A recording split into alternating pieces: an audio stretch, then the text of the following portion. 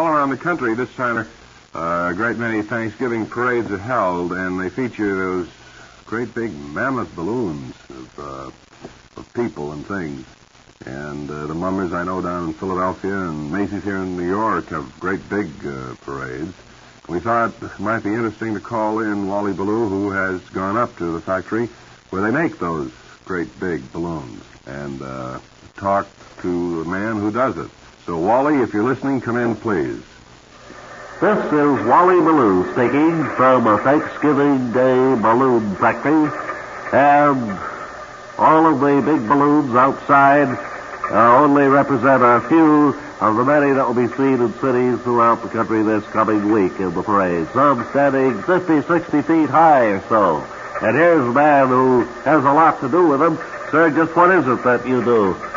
First of all, Mr. Ballou, I design them, and then I get together all the rubber and put them in molds, and then, of course, the final job is to paint them and then blow them up. Now, this one that we're working on here is a great big balloon of an elephant. This will go almost 80 feet in the air, go up 8 floors. You hold it down there by those strings that you have on the end of it, huh? That's right, and as they go up the street, these strings are all tied to a truck. And they pass through the streets. It causes a great deal of amazement, particularly with the young ones. When you feel that this would fill an entire city block, you can imagine how much air goes into one of these babies. That's right. You certainly couldn't blow them up by hand, could you? Oh, no. No, indeed not. No, you have to blow these up with machines.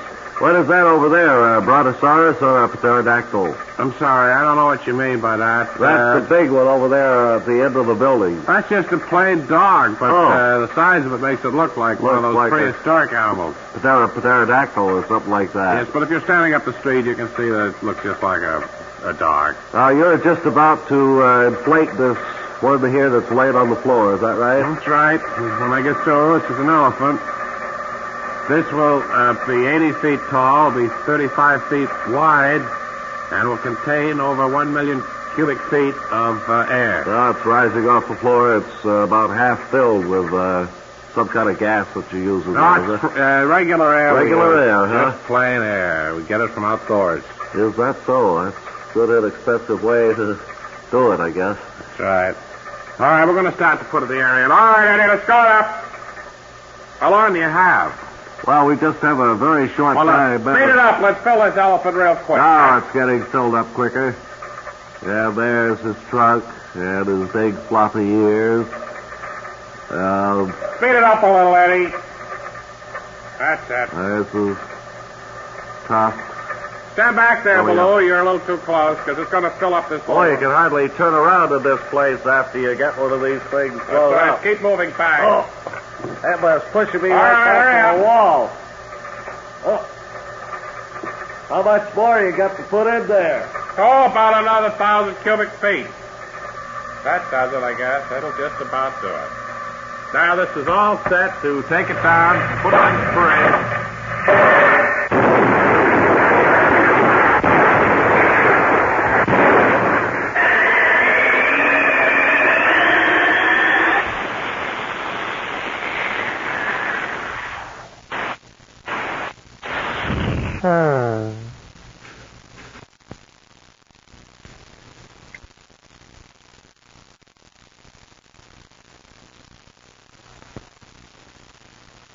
Well, it's eating time. That's right, Arthur. And Tony, who are you? My name is Fred. Well, where's Tony? He's usually here. Well, Tony is sick, and they sent me over to replace him for you, Arthur. Well, did they tell you what you're supposed to do? That's right, Arthur. Your duties will be here? That's right, Arthur. They told me to say that a lot. Well, this is our eating portion with all of the guests. That's right, Arthur. You don't have to say that quite so often, Fred. That's right, Arthur. All of our guests handed out little luncheons to help them get through the day. And what do we have today, Tona, Fred? Well, Arthur, the first thing, everyone has a little paper cup filled with grandmother's mincemeat sent over from the... Don't do it quite so fast. You've got to make this thing last for about 3 minutes. That's right, Arthur. If I were you, I wouldn't say that too often, fella. I've been on the show a long time. All right. Trouble. That's right, Arthur. I'm sorry. They also, for each and every member of the audience here, Earmuffs from the Earmuff Institute of North America. Earmuffs, that's all right for a chilly day, huh? That's right, Arthur.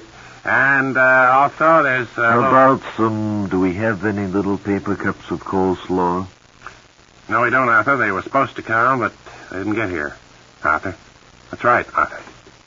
Arthur, that's right. I told you once, and I'm not going to tell you again.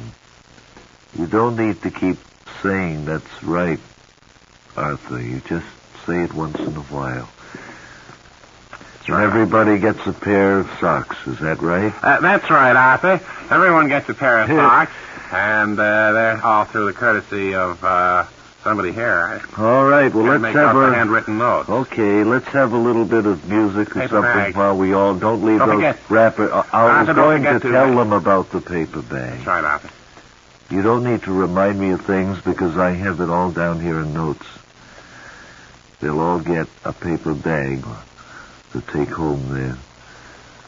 Don't forget Ooh. to tell them not to put anything on the floor, Arthur. I already have told them not to put anything on the floor. What I mean, You they... just go over there and sit down.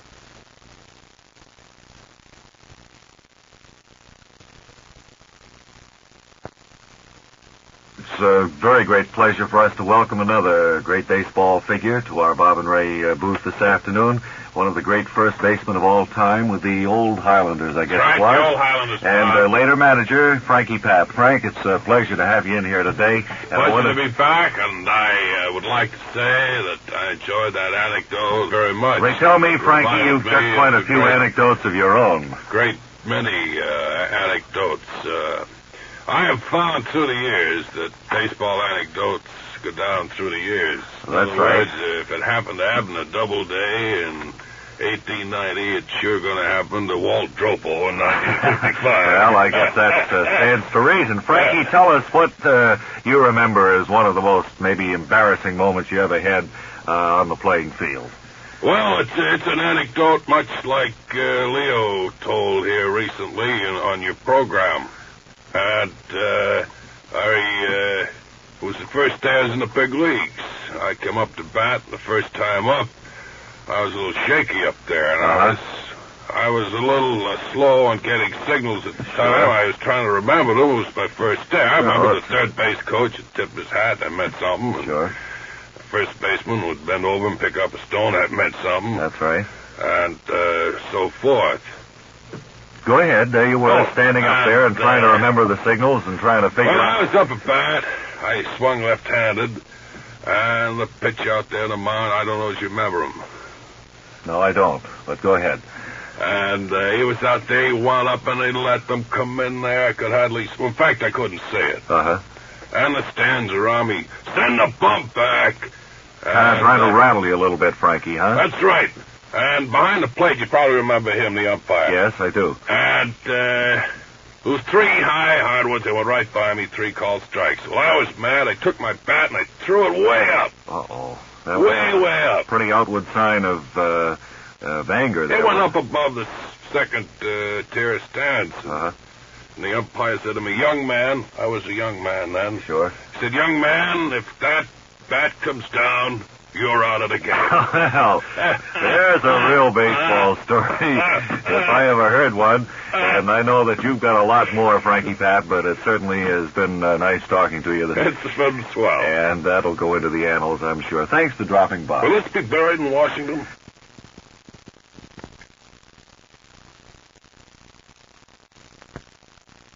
Say, friends, here's a very interesting interview that we made just a day or so ago, not far up the Hudson River from New York. There's a fellow who has dedicated himself to bunny exterminating, and we thought it was very interesting, and we might take a few minutes to talk with him. Would you spin the tape, please? Hello, everybody. I'm speaking just up the river here from New York, where we're talking with a bunny exterminator. His name is Robin Pickett. Robin, isn't this a rather inopportune time to be engaged in such activities? I mean, it was Easter Sunday, so close. Yes, but we don't try to really exterminate them. We just try to scare them.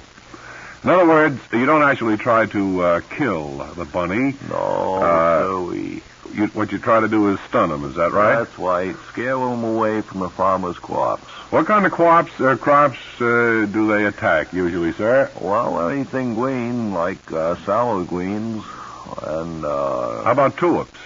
I mean tulips. What's that? Tulips, yes, cowards.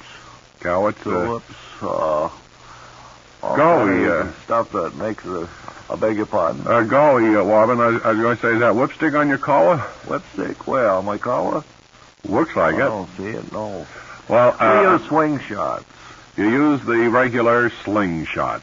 That's right. And this more or less stuns the bunny, is that it? No, we don't hit the bunny unless we take particular good aim, and that's by accident. We only try to scare them away from Farmer Brown's strawberry patch.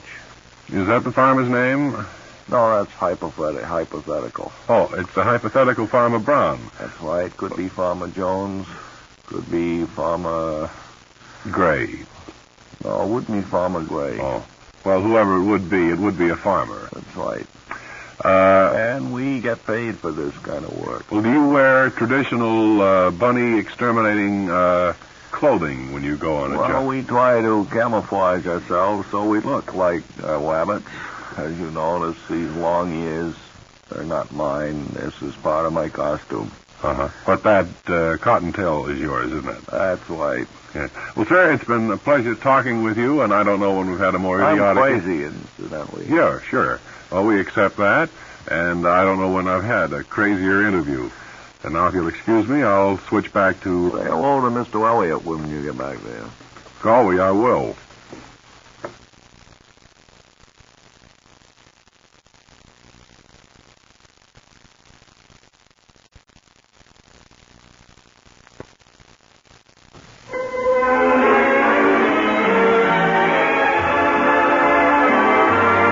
Welcome once again, ladies and gentlemen, to the Bob and Ray Insomniac Theater.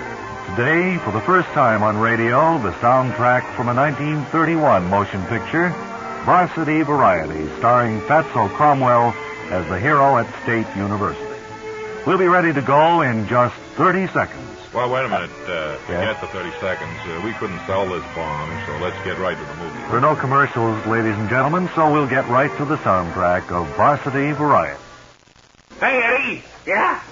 What dorm are you in this fall? B7. Oh, yeah? I'm over at Muldoon Hall. Hey, you going to play in the big game Saturday? I don't know. All depends on what I get in my grades. Yeah, well, the You coach know- has been pretty strict about that. Yeah, the new director of athletics.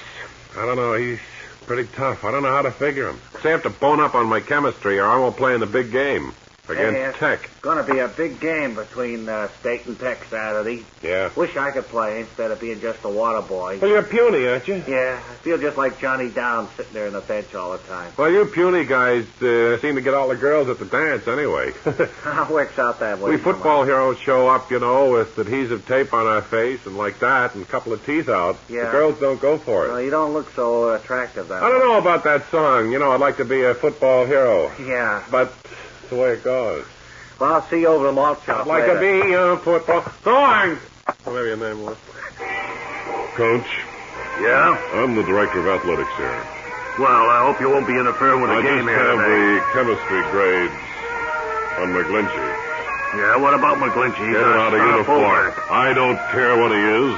His chemistry grades are not up to snuff. You They're not mean- up to the standards of state. You mean McGlinchey can't play today while we'll lose the game? He not only will play, he'll be on the 5 o'clock train home. Bum.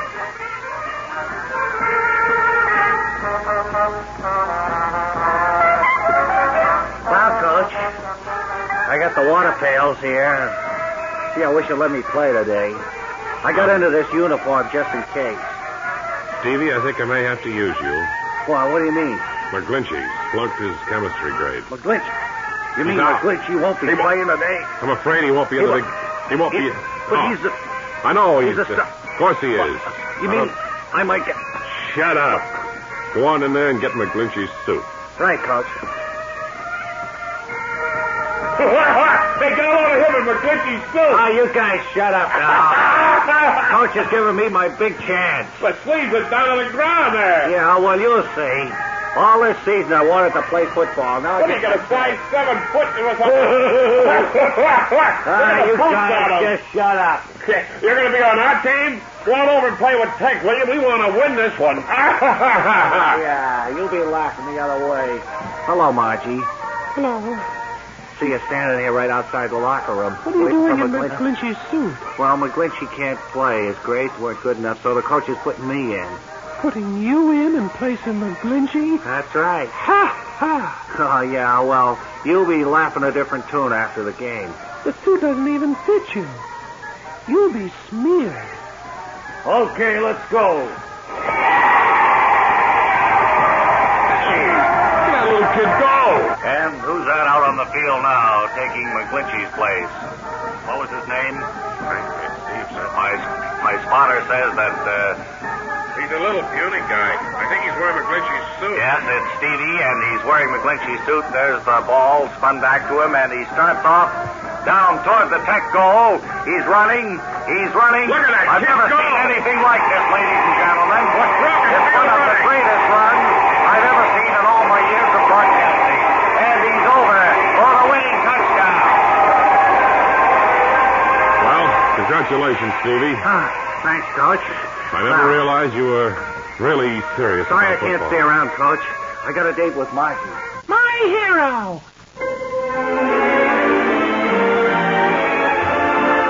And so ends today's soundtrack at the Insomniac Theater, Varsity Variety. Next week, another exciting first-run feature, this time dealing with the underworld, entitled It Came From Out of the Sink.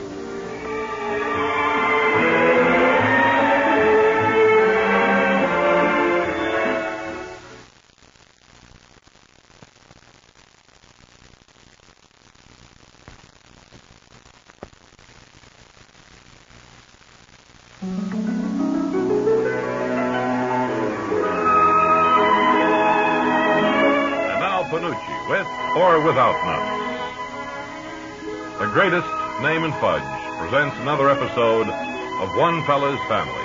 Today's episode, entitled Fixing the Family Sandbox, is taken from Book 11, Chapter 14, pages 19, 20, 21, and the bottom of page 7. As we look in on the family, we find Father standing just outside the kitchen door, and Fanny, too. And we see Fanny. Andy, have you seen my hammer? You what? My hammer. There's a loose board on the sandbox. Well, I believe it's down in your toolbox. It's where you always put those things when you get through with them. If you put it back when you got through with it last time. Nonsense. I always put my tools back after I use them. That's the sign of a good mechanic. That's what? Huh? I said that's the sign of a good mechanic, a good carpenter. Oh, well, yes. Any good workman. Well, yes, but if it's not there, then I where was would it a be? cement mason, I'd put my trowel away. If I was a carpenter, my hammer and saw. If I were an automobile mechanic, my Stilson wrench. You know, you're really an awful bore sometimes, Daddy. You do take up more time with some of these things that you really shouldn't. All I I'm know trying to those do is things. find my hammer, Fanny. Well, if you put your hammer back the last time you used it, it would be, if you were a good mechanic, as you say, it would be in the toolbox, would it not? Here it is right here. What was I going to do with it? You know, you've been standing on my foot now almost 5 minutes. Oh, sorry, Fanny. My mind has been busy with thoughts of filling the sandbox. Getting it ready for the children for this weekend. What? Getting the sandbox ready for the children. Oh, yes. Well, Hanky that and would be Panky. nice. Yes, that would be nice. They're coming down from the ranch to visit us for the weekend. Why don't you move the sandbox over to the shady spot? There's a bit of sunshine never did anybody any harm, Fanny. Do you want to fight about everything I say? But the sandbox is heavy. Yeah. Take a team of horses to pull it over to that shady spot. All right, then. By the time we get there, the sun will be past the shady spot. Yeah. Get the picture? Oh, now don't get smart. I've got the picture all right. Just do what you want to do and don't bother me none. Fanny, Fanny, Fanny.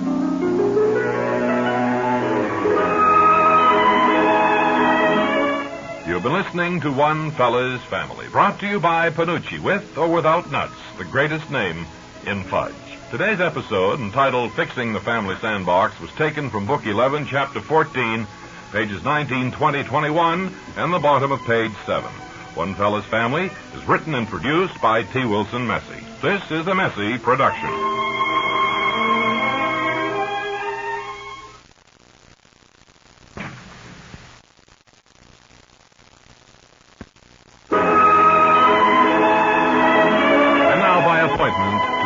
Prince Ludwig, we bring you another episode of One Fella's Family. Today's episode, entitled Wrapping the Gifts, is taken from Book XXXI, Chapter XI, pages X12, X111, and X1V, and the bottom of R15. As we look in on the family, we find them standing just inside the bathtub door. Well, we're right in the middle of wrapping all of the presents that we purchased. And I, for one, will be happy when it is all over. Here. Send me some more of that ribbon, Fanny. What did you want? Some more of that red ribbon. Red ribbon? Red ribbon. Well, you get me talking like you. Yes. Honestly. I hope we have enough stickers to last. Yeah. What's this peculiar package over here that you just wrapped? What is in it, you say? Yes. Well, it's for you. Looks like a garbage pail. Well, now, do you think I'd give you a garbage pail for Christmas, or is that your idea of a Yuletide joke? Of course not, but what's in there?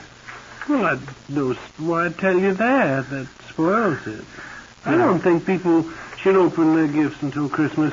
There are more and more people who just do not have the patience to wait until Christmas. Yes, I know what you mean, Fanny. They open them on Christmas Eve. Well, they open them before that, even. Some people I know. They're better to exchange them, I reckon. Whoop. Well, now, look. Now, that's very expensive wrapping paper there that you're using as filler. I didn't mean to tear that so. Why don't you run downstairs and do something down there? Because you are getting in the way. All right. I'll be right back. I'm downstairs now. Well, do something. Yes, there's nothing to do down here, Fanny. Well, come on up, for the land's sake. That was just a figure of speech. Yes.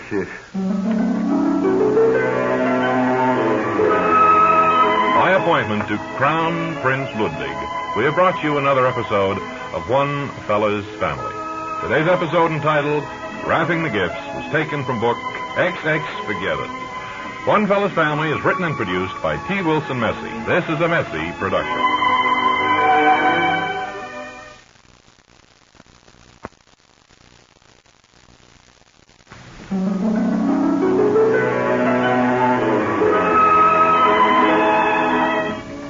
And now, instead of skiing information, we bring you another episode of One Fella's Family. Today's episode, entitled High Noon at Home, is taken from Book 11, Chapter 7, 8, 9, and a footnote on page 15 of Chapter 9. As we look in on the family now, Father is standing by the grandfather clock, and it's 5 minutes before noon. Well, Fanny, Yes? pretty near lunchtime. 5 minutes to high noon. That's right. Well, at noon we always have our lunch, Yes. don't we? Yes. Kind of soup do you want today? Well, I think beef and vegetable would be very appetizing. All righty. Want Yes. any sandwiches or a salad? Or... Oh, maybe a peanut butter sandwich. Oh, really? Now, peanut butter sandwich with your beef? Have you noticed Soup? how the sun has been bringing out the buds of the rose bushes? What? Huh? What'd you say? Felly. I heard that, but what did you say? I said, have you noticed how the sun is bringing Bringing out the out- buds of the rose bushes? Buds on the rose bushes. Yes, I what I noticed said, that. Well, Sandy. why don't you talk more plainly? All a result of good pruning. Well, the Why? way you talk, I can't hardly understand you from If I time to had time. pruned those rose bushes when I did a month ago, they wouldn't be budded now. There wouldn't be what? Budded. There wouldn't be budded in it? Budded now. Hmm. Well, why don't you talk to... You going downtown That today? will burst into full bloom. Oh, land see. My word, I find you more difficult every day. Are you going downtown today? This afternoon, Fatty. Why don't you drop in and see the dentist there and see if he can tighten up your diction? Nonsense. Fatty, that was back in book 6. What? Oh. Have you noticed the clock is pretty near ready to strike high noon? High noon. High noon at home. You've been listening to One Fella's Family, brought to you instead of skiing information at this time. Today's episode, entitled High Noon at Home, is taken from Book 11, Chapters 7, 8, and 9, pages 12, and a footnote on page 15. One Fella's Family is written and produced by T. Wilson Messy. This is a Messy production.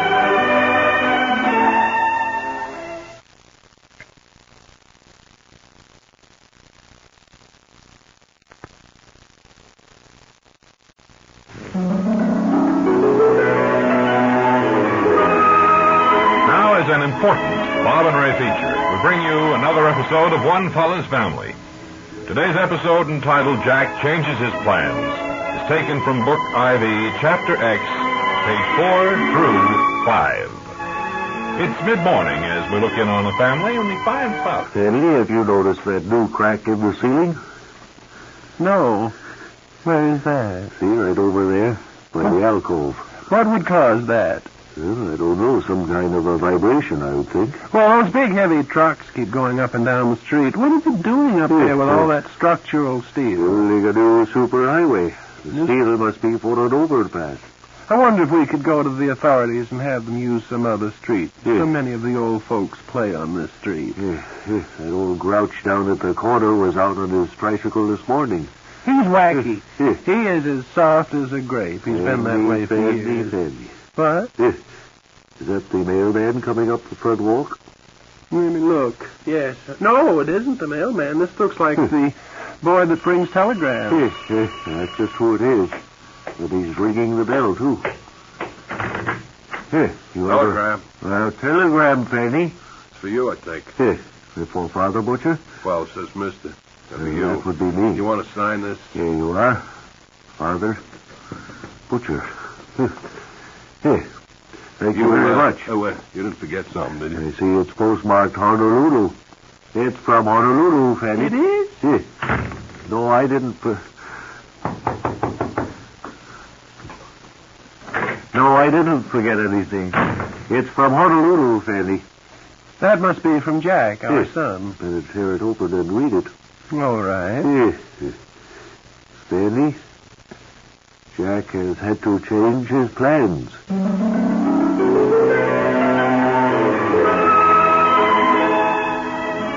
You've been listening to One Fella's Family. Brought to you as an important feature of Bob and Ray stuff. Will you hold up the ears, please, so let me finish? Today's episode, entitled Jack Changes His Plan, was taken from Book IV, Chapter 11, pages 4 through 5. One Fella's Family is written and produced by T. Wilson Messy. This is a Messy production. Picture Messy.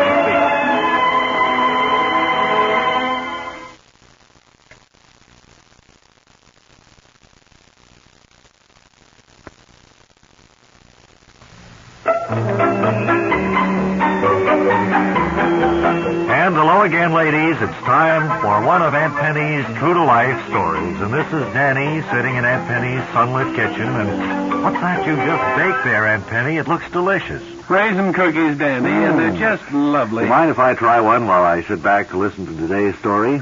Well, you certainly can, and that's one thing about these cookies, ladies. As with anything made with chicken fat, it's completely digestible. Oh, Aunt Penny is right, ladies. You know that whenever you use chicken fat and you're baking or deep frying, you're really deep frying and baking. That's right, and it is so digestible. They don't sit in your stomach like a $50 piece. I'm going to have a couple more of these raisin cookies, Aunt Penny, while you tell us what today's story is all about. Why don't you have some cookies, Danny, and I'll tell all the folks about today's story and what it's all about. Is that sunlight filtering through the Venetian blind too strongly in your face, Aunt Penny? No, but doesn't it show how spotless our kitchens are here, Yes, Danny? and how light and golden brown those raisin cookies are, too. Aren't they wonderful? They are delicious. There's Well, not going to Danny, be you many of can them. help yourself to these and eat as many as you want, because if it's in chicken fat, it's digestible. Well, now, what's today's story about, Aunt Penny? Today's story... I'm just going to have one more cookie before Why we don't start. you, Danny? Help yourself. That's what I say to all my friends. When you do cooking, if you cook with chicken fat, you'll find that it is digestible. And the things you cook with chicken fat won't sit in your stomach like a stopwatch. That's right. Don't forget Aunt Penny's famous words, ladies. Help yourself. And now, Aunt Penny, today's story. Today's story, Danny, is about two retired folks who live in a small town in New England. And the story concerns a Mr. and Mrs. Eugene Spatz. And what happens to Mr. and Mrs. Spatz, Aunt Penny? Well, Mr. Eugene Spatz, for many years, was a trusted employee of a bank in Boston. After he had accumulated enough money, he decided to retire in the northern part of New England. In Metropole, Aunt Penny? In Metropole? No, why don't you dry up now, Danny? All right, Aunt Penny, let's get to the story. So they decided to retire, and they went to a small town in New Hampshire. Well, that was only the beginning of their troubles, because... Well, here's a small town in New Hampshire, Ms. Spatz. Going to retire here? Looks like as good a place as any. Well, all right, let's pull up. First, we'll have to go to a real estate office, I guess, and see what's available. Got all our life savings there in the glove compartment of the car. That's right. So maybe one of us had best sit in the car. Good idea, Miss Spatz. I'll sit here and you go on in. All right. Miss Spatz? Yeah? Go on in where? We're parked right out on the highway here. No buildings around. What do you think about that? It confuses me to think. Well, it kind of threw me a curve, too, Miss Spatz. You were all set to retire so nicely. And... Maybe better drive right on into Metropole and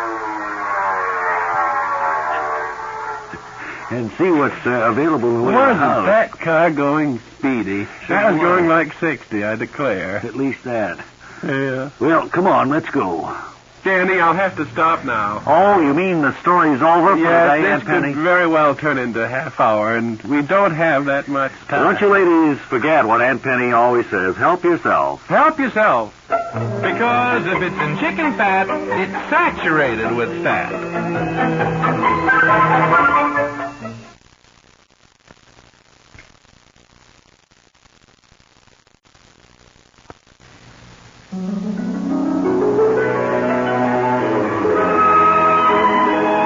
Now, instead of the Rose Bowl game, we bring you One Fella's Family. Today's episode, entitled Afternoon Event, is taken from Book 5, Chapter IX, page 12, and the foreword. As we're looking on the family, the afternoon event is about... Fanny? Yes? Have you seen another red checker man? I seem to be one short here.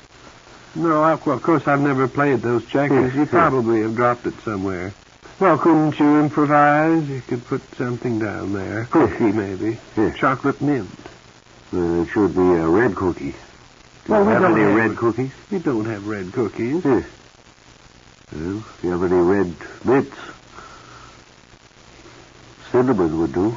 Sometimes you exasperate me. There you sit playing that game all by yourself. You always win. Yes. Well, one way or the other, Fanny.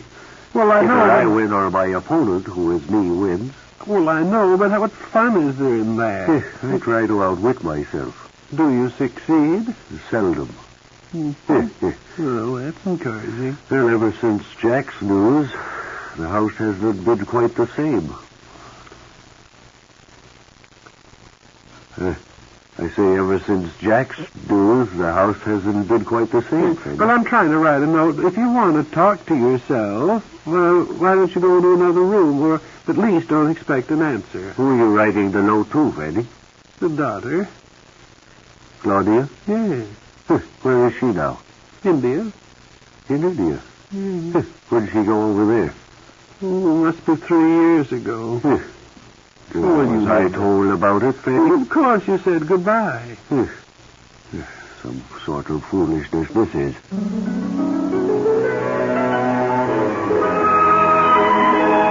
Instead of the Rose Bowl game, we have brought you One Fella's Family. Today's episode, entitled Afternoon Event, was taken from Book 5, Chapter IX, page 12 in the foreword. One Fella's Family is written and produced by T. Wilson Messy. This is a Messy production. Raoul Messy.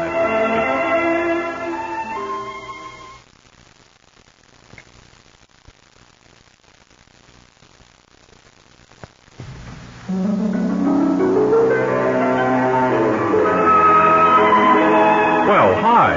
Time again for another episode of One Fella's Family, brought to you as an important part of the Bob and Ray Stuff. Today's episode, entitled Vacation Plans, is taken from Book 13, Chapter III, pages 10, I think. Yes, 10, 11, 12, 13, 14, 15, 16, 17, 18. 18, What's he doing, 19. Fanny? It's not that important, announcer. As we look in on the family now, Yes. we find Mother and Father standing just inside the door. Announcer. And we hear... I completely lost the name of the title of this episode. What was it, announcer? Vacation plans. Fanny, we've got to get busy making vacation plans pretty soon. Soft old duffer. Huh? What? You're too old. I've been on this program for 28 years now, and I certainly am no judge. Never mind him. Get along with the script, will you, Daddy-O? Get the loot and get out of here. Fanny. Well, what are your vacation plans, Daddy? Well, I was just thinking it's about time we decided where to go on our vacation. Well, I don't have any idea. We went to the mountains last We year. went to the seashore the year before. Then we went to the mountains the year before that. And before that, we went to the seashore. In the mountains. Doesn't leave in the seashore before that. Doesn't leave much place to go this year, does it, Fanny? We could go to the mountains or the seashore. We went to the mountains last year, and the seashore the year before. In the mountains before that, I think. And the seashore before that. Where's Hazel going? Who? Hazel. Your daughter, Hazel. Oh, Hazel. That's a good idea, Fanny. Maybe we'd better find out where she's going. Then we can make our vacation plans. Plans. You've been listening to One Fella's Family. Today's episode, entitled Vacation Plans, is taken from Book 13, Chapter 11, and several pages of that chapter. It's better. Thank you. One Fella's Family is written and produced by T. Wilson Messy. This is a Messy production. Since the day we get paid, announcer. Yes, let me get it.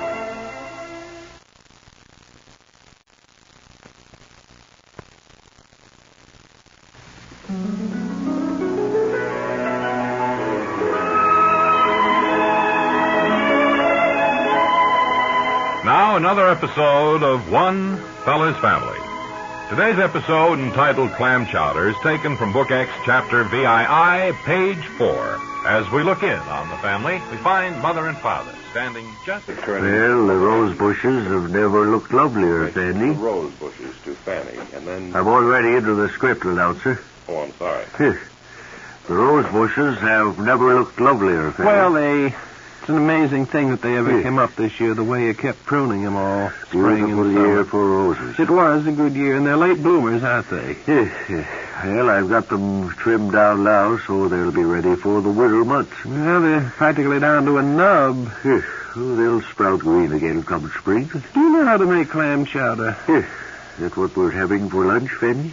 Well, I thought maybe we'd have it for dinner. Clam chowder. Depends on whether you want it New England style or New York style. What's the matter with our style? Yes. West Coast style. Don't believe I've ever had any of that, Fanny. Well, why don't we make New England style? With milk and cream, you mean? Yes. Sounds all right to me. Well, how is it you go about making that? Well, first we've got to get some clams, I suppose. You trying to be funny?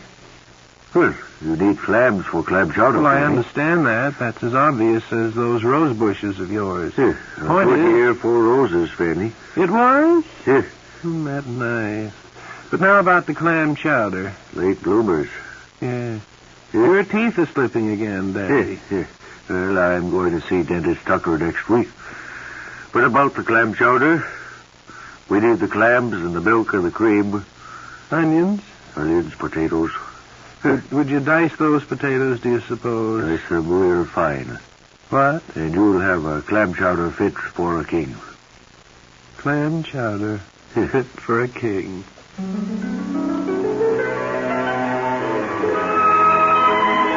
You have been listening to One Fella's Family. Late bloomers indeed. Today's episode, entitled Clam Chowder, was taken from Book X, Chapter VII, page 4. One Fella's Family is written and produced, definitely.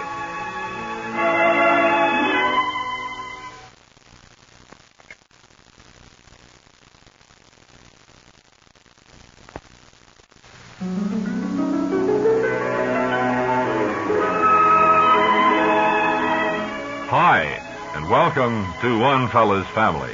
Today's episode, entitled Heartburn, taken from Book 6, Chapter IV, page 12 and 2. It's mid-morning as we see Mother and Father preparing to... Fanny, you know that sunbird I got a while back? Yes. And the windbird I got a while back? Yes, I do. I got heartburn now. Heartburn. Yeah. What did we have for lunch, Fanny? I'm trying to think. What would give you heartburn? Well, I was trying to think, too. I had warm mush. And jelly? Yes, and tea. Well, that certainly shouldn't give you heartburn. Not at all. I wouldn't think so. I haven't been eating between meals either. No. Yeah. It came on while I was out trimming the rose bushes just a few hours ago. You haven't been nipping. Oh, Fanny.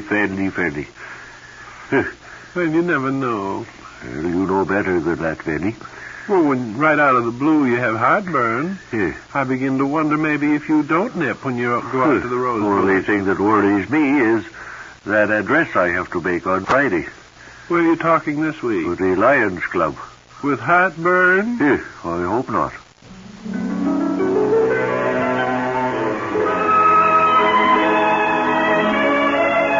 You've been listening to another episode of One Fella's Family. Today's episode, entitled Heartburn, taken from Book 2, Chapter IV, page 12 and 2.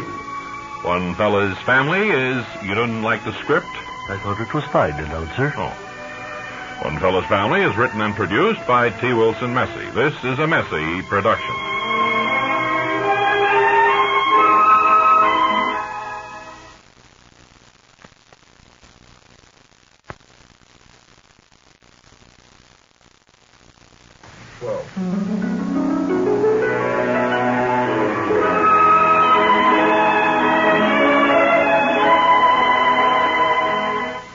And now another episode of One Fella's Family, an important part of Bob and Ray's stuff.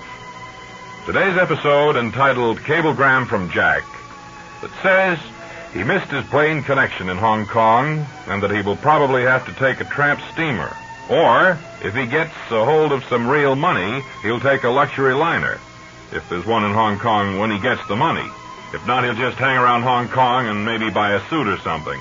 It's taken from Book 15, Chapter 11, page 3 through 7.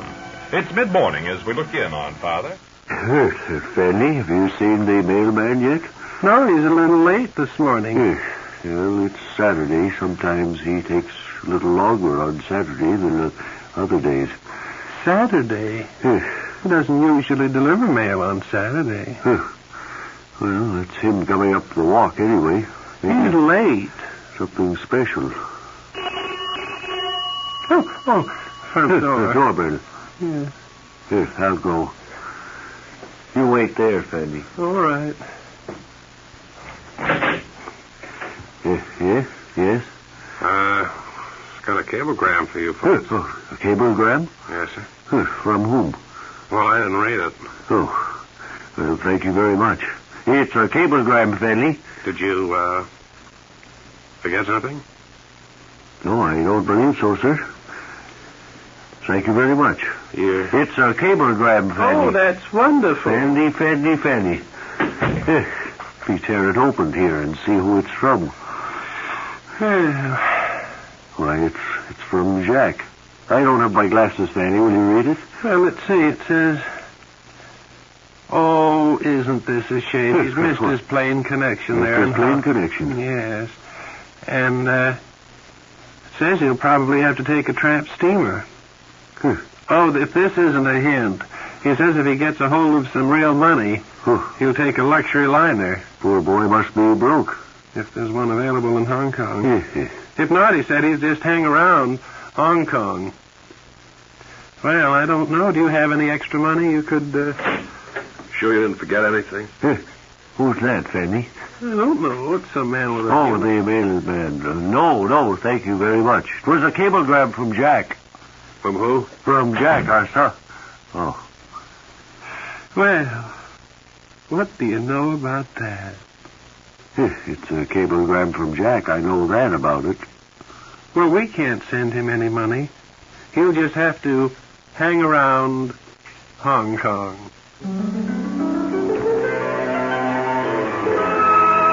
You have been listening to another episode of One Fella's Family. Today's episode entitled Cablegram from Jack that says he missed his plane connection in Hong Kong and that he will probably have to take a tramp steamer. Or if he gets a hold of some real money, he'll take a luxury liner. If there's one in Hong Kong when he gets the money. If not, he'll just hang around Hong Kong and buy a suit or something. It'll cost him a fortune if he does. It's taken from Book 15, Chapter I, page 3 through 7. One Fella's Family is written and produced by T. Wilson Messy. This is a Messy production.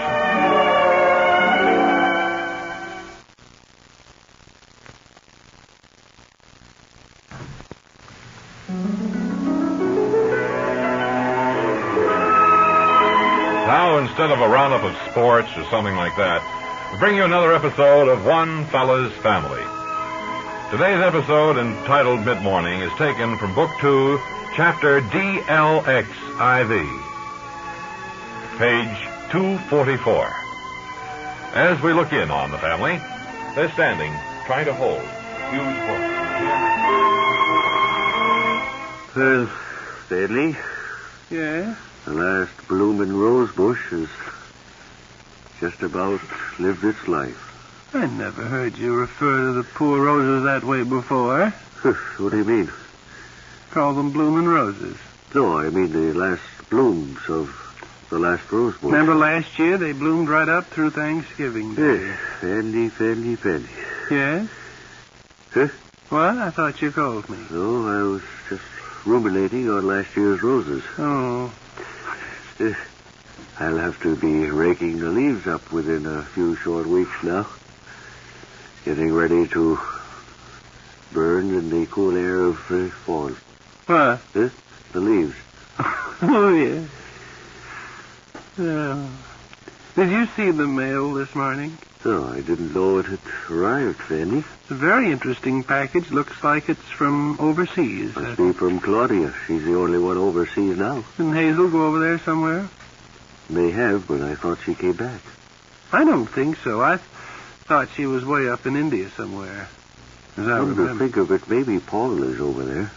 I haven't heard a word from the attic for several days. Well, he went out one Friday not too long ago, you remember, but I did think he came back.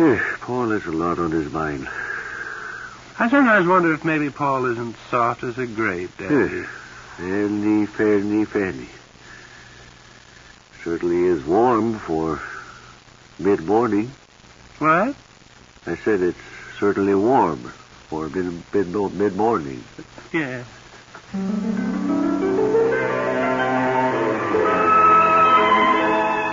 You've been listening to One Fella's Family, brought to you instead of a roundup of sports or something else like that. Today's episode, entitled Mid-Morning, was taken from Book 2, Chapter DLXIV, page 244. One Fella's Family is written and produced by T. Wilson Messy. This is a Messy production. Alexander the Great speaking.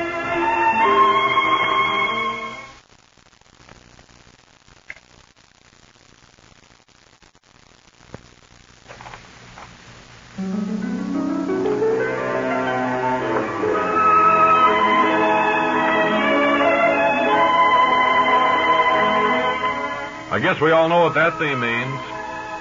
Another What, episode. sir? You know what it means. You've been on the show for years. 28. Another episode of One Fella's Family. Are you a little sick of it, sir, if I may ask? Speaking as a... No, as a not professional. really. I've kind of come to believe in the character that I play. Yes? Okay, well, let me get along with the announcement, because I'm getting a hurry-up signal from the engineer. Today's episode is entitled The Children... Well, that's not what he means. It's on fire here? What? Well, what do you mean by that? On fire. Well, I was going to say that we better cancel this episode altogether. Oh, can we go ahead with it? Fine. It's called The Children Return Home. It's taken from Book V, Chapter II, no special pages. As we look in on the family, we see Father standing in the kitchen. Sandy, What? you seen my rose bush trimmers? Oh, for the land. Yes. Rose bush trimmers. Just It one must or be... two bushes more to trim, and I'll be all through. You have trimmed those roses right to a nub. It's a beautiful morning here on the Pacific coast. It certainly is lovely, but Yes. don't go near the rose bushes. We didn't have a rose all summer. Yes. Fanny. Every day you go out and trim them. Well, I suppose now that fall is just around the corner, the colder weather will be setting in. Well, that's a profound thought. Yes, and of course with that comes the opening of school. Well, school's opened, you know. Huh. Opened this past week. What did you say, Fanny? See, school's opened this past week. Well, what about the children at camp? Didn't they come back from camp? Huh, I don't think so. I haven't seen Hanky or Panky or Spanky or any of the others around. How about Nicky or Huh. Ricky? Well, they're too old for a camp. Yes. Hanky, Panky, and Spanky are Nicky and Pinky's children. You don't say. Fanny. You for the land. And they never did come home then, did they? Not that I know of. Probably got a job up there at the camp. It's very possible. Yes. Yes. Well, it'll be a happy day when the children return home.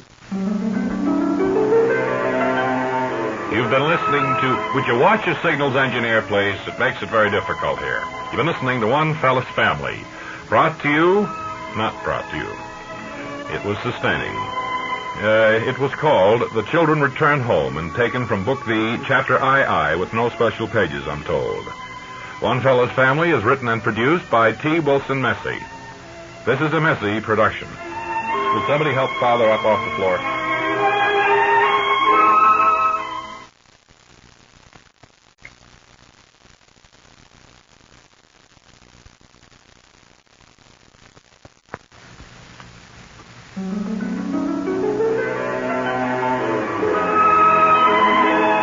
Once again, it's time for One Fella's Family.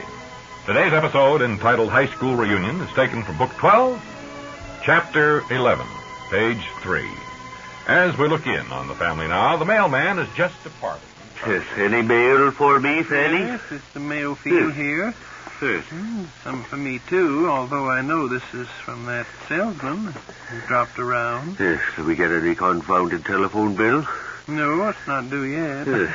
Well, Now, you sure watched that telephone bill like a beaver. well, we had trouble last week. Well, I know, but you shouldn't be so petty over a little phone bill. Life is too short, Father. Fanny. Oh, you're always crabbing about the phone bill, and I don't want any trouble today if we can avoid it. Look at this. Oh.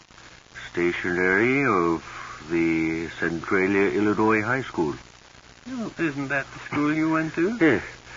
Many years ago, Fanny. It, What do they want at Centralia? Checking on your grades? I think it's a subject for levity. Well, I'm only trying to make a little fun here. Life can be such a bore with you that I try to lighten it up a little bit. Yes. Let me read what it says. Oh. Dear alumnus. Well, that's not your name. Well, it's addressed to me. Look at the envelope. Well, maybe they put the wrong letter. Henry W. Butcher. But maybe they put the wrong letter in the envelope. I've heard of that happening so many times, where a fella writes 2 letters and has 2 envelopes and puts the wrong letter in the wrong... Nonsense. Sure. It goes on to say, you are invited to a reunion of the high school class of 1895. Holy cats, is that when you got out of high school? Has it been that long? 1895. I guess they did get the letter in the wrong envelope. Well, certainly. It was a class of 1890... Great Scott, Fanny. It was 1895. You graduated from high school in 1895. Where are they going to get together? Back there, I guess. Back in... What's it say? It's being held at the Peppermint Lounge? That's a disgusting turn of events.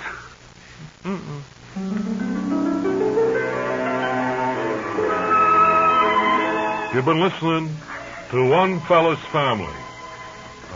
Today's... Just a minute, announcer. Where's the real announcer? You're the engineer. He got sick. I'll be engineer when I come in to sign it off. All right, go ahead. This thing was called High School Reunion, and was taken from one of the books that the fellow who writes these things has written heretofore. T. Wilson Bessie. T. Wilson Bessie. Heretofore. T. Wilson Bessie wrote it. It's a Bessie production. And this is Gilarian, your engineer, saying so long for now.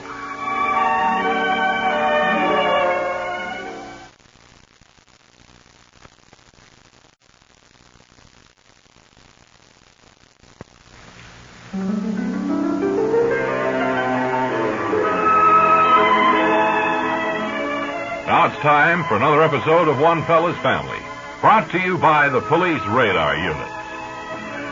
Today's episode, entitled At the Seashore, is taken from Book 16, Chapter 5, page 11. As we look in on the family now, Mother and Father are preparing for a picnic. Yes. You got the stuffed eggs, Fanny? What? Have you got the stuffed eggs? No, they're deviled.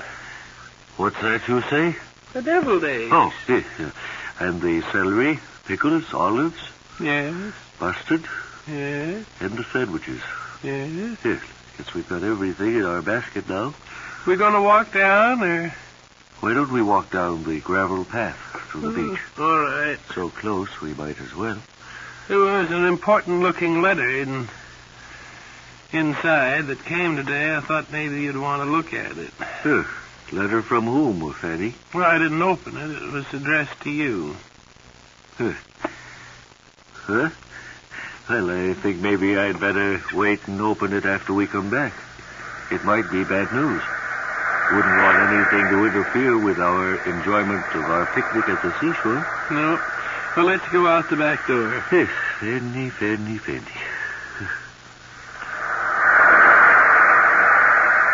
Water looks mighty blue today.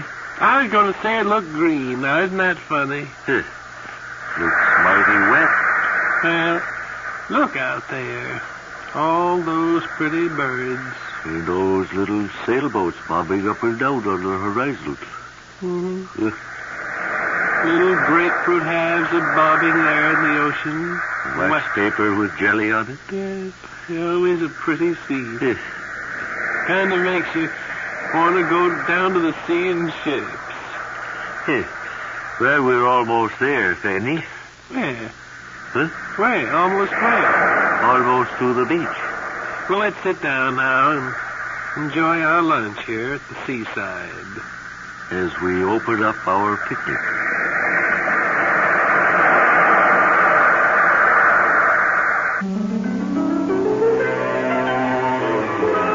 You've been listening to another episode of One Fella's Family.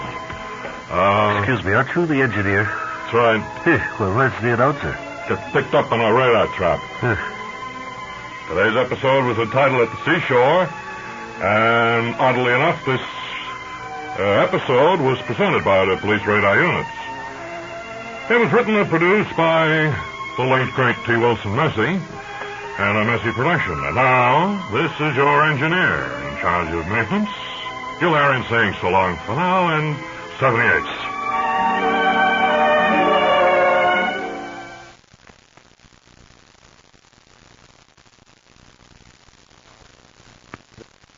By transcription, we have a tape here of an interview we made earlier this week. It's what we call an open-end interview with the star fullback of the Little Rock, Arkansas professional football team, the Lancers. Is that right?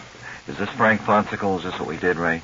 That's right, and he's a quarterback on a professional football team. All right. You have? I had fullback. No, he's a quarterback. He calls it play. Please start the tape, please. Frank, it's a pleasure to have you here in the Bob and Ray isolation booth. How long have you been playing pro football? Well, that's when the end goes out, and you take a beat and draw in the tackle, and then go through, and for the first down, you hope you don't get more than 2 or 3 yards on a play like that. No trouble.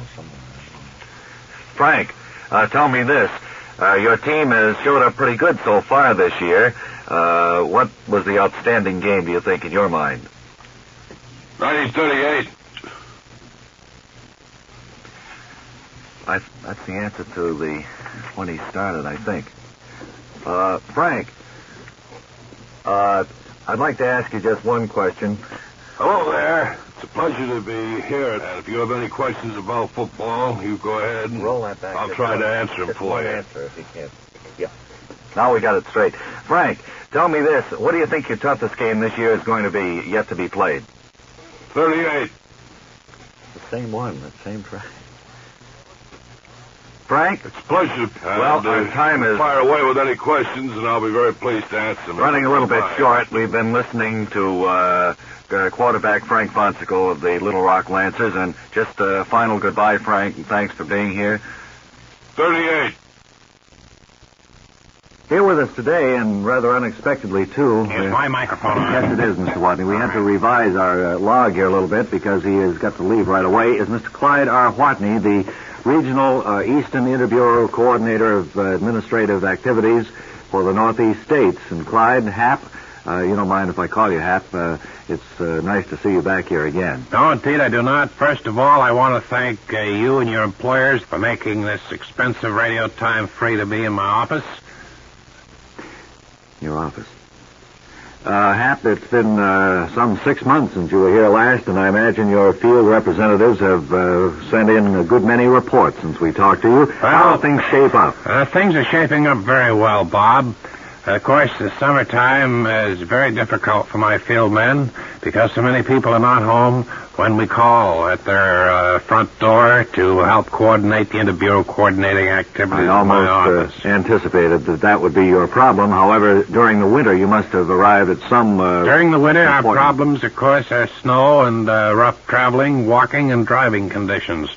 Actually, we find that in the early and late fall probably are the nicest times, or in the spring of the year, to contact the people that we must contact in order to fulfill our duties as interbureau coordinators in the bureaus. Well, what does the latest bureau consensus seem to point to? In other words, what, according to your last survey, shapes up as the thing to look for this summer? Drafts that we're making now, of course, all have to be put onto paper.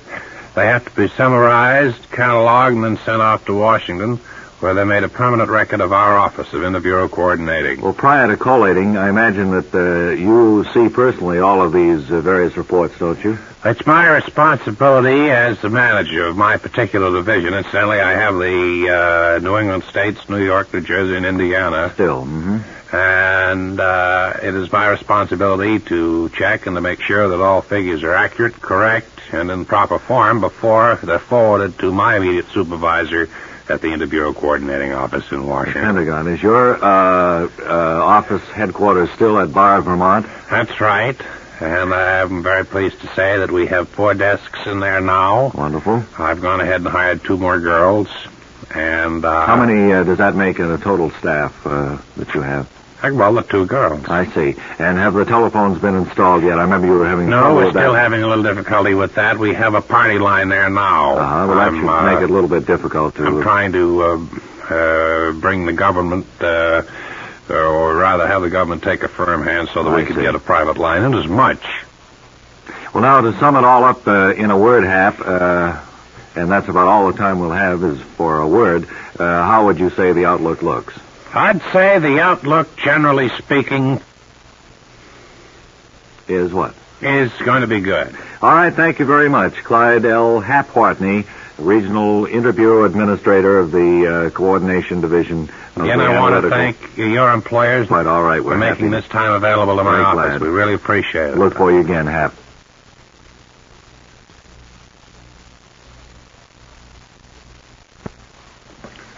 Well, it's been a long time since we've checked on our private weather forecaster stationed atop Mount Washington in New Hampshire.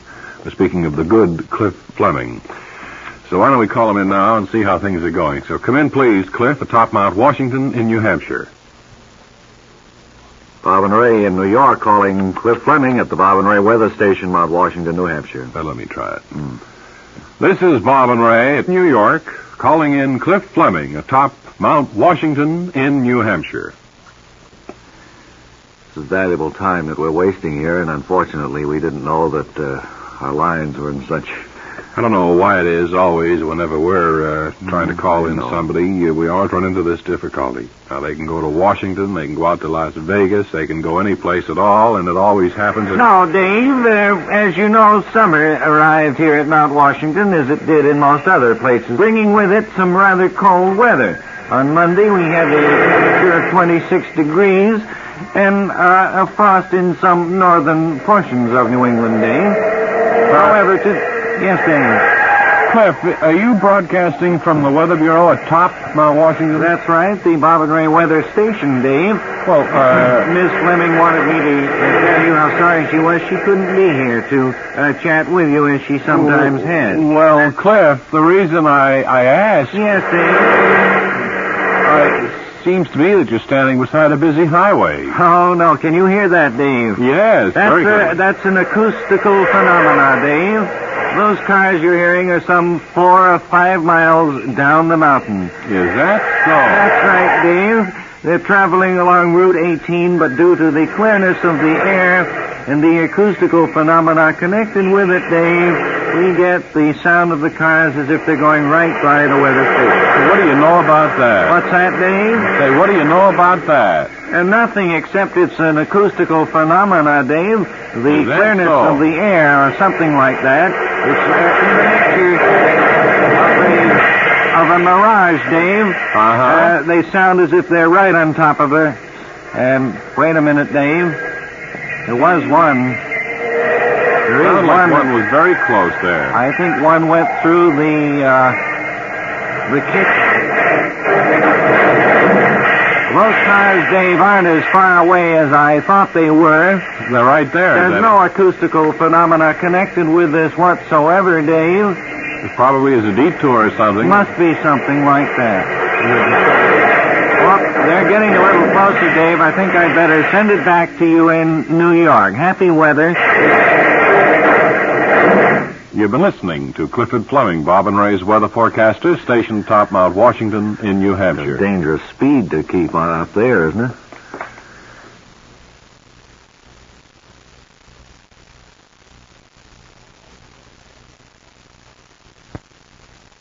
Wally Ballou today is covering a great event that we thought would be very interesting to most of you people, and that is the now famous submarine races held along the eastern shoreboard up there somewhere around Maine. But Wally will tell us exactly. So if you'd come in, please, Wally Ballou. This is New York calling Wally Ballou along the coast of Maine. Please, come in, Wally. This, of course, is regatta time all over the country, and this is something a little bit different, I think. Second, Bob. Yeah. I thought he was coming in. Go ahead. Let's try it once more. Ballou, off Bath Bay, where in just a moment you'll hear the starting signal, the throwing of a rock into the river, which signifies the start of the submarine race. They'll race from the point where we're standing to some half a mile up the beach, and where Artie Schermerhorn is standing by with his portable microphone. Now, one of the officials is ready to drop the rock. And in a moment, you'll hear the rock drop, and the submarines will submerge as this crowd of some 1,400 people. There it goes, and there they go under. They've submerged, and you'll hear the cheers. They start on their way. They're both now completely submerged and heading for the finish line. A race against time. Here's one of the spectators standing over here. How do you like so far the race today, sir? This is a lousy spectator sport. I paid $1.10 including tax to sit in the grandstand, and all I do is go out of the water. I see them start, and that's the end. Well, how else is who the submarine wins. going to race anyway? Well, they could race on the top, couldn't they? Well, that would prove the true prowess of the submarine under actual conditions. Well, I think it's a miserable spectator sport. Now, down at the other end of the finish line, Artie Schermerhorn, my broadcasting partner, and his portable microphone. Schermerhorn here at the other end of the line, where just a few moments we expect one of the two submarines to cross the finish line first. It's very hard for me to determine from my particular vantage point just who is in the lead at this moment. Can you see anything, Artie? Hello, Artie. Pete Schermerhorn back. Don't interrupt me, please, Wally. You ruined the thread of my... Well, I was wondering if you could see anything from where you're standing. I was just saying, it's very difficult for me to see anything from where I'm standing. The water, I would estimate, here is probably 30 feet deep, and just enough for the submarines to... I might point out, too, that the tide is coming in. When I first went on the air, I was on what appeared to be dry land. I'm now in water halfway up my legs. However, I shall stay here until... Hello, Artie. Sorry to cut in here. I hear a mighty cheer going up from the crowd along the bank, so they must have seen something. I think periscopes are up, and we should have a winner at any minute now. Can you see it? Tide is running very high here now. I only hope you can hear me. It's up to my shoulders, and as I understand, along this particular part of the Atlantic Ocean, this particular shore, they have some very high tides. But I'm going to try to get out of here now. Artie Schermerhorn seems unable to announce the winner, and since we can't see it from here, we'll return you to New York.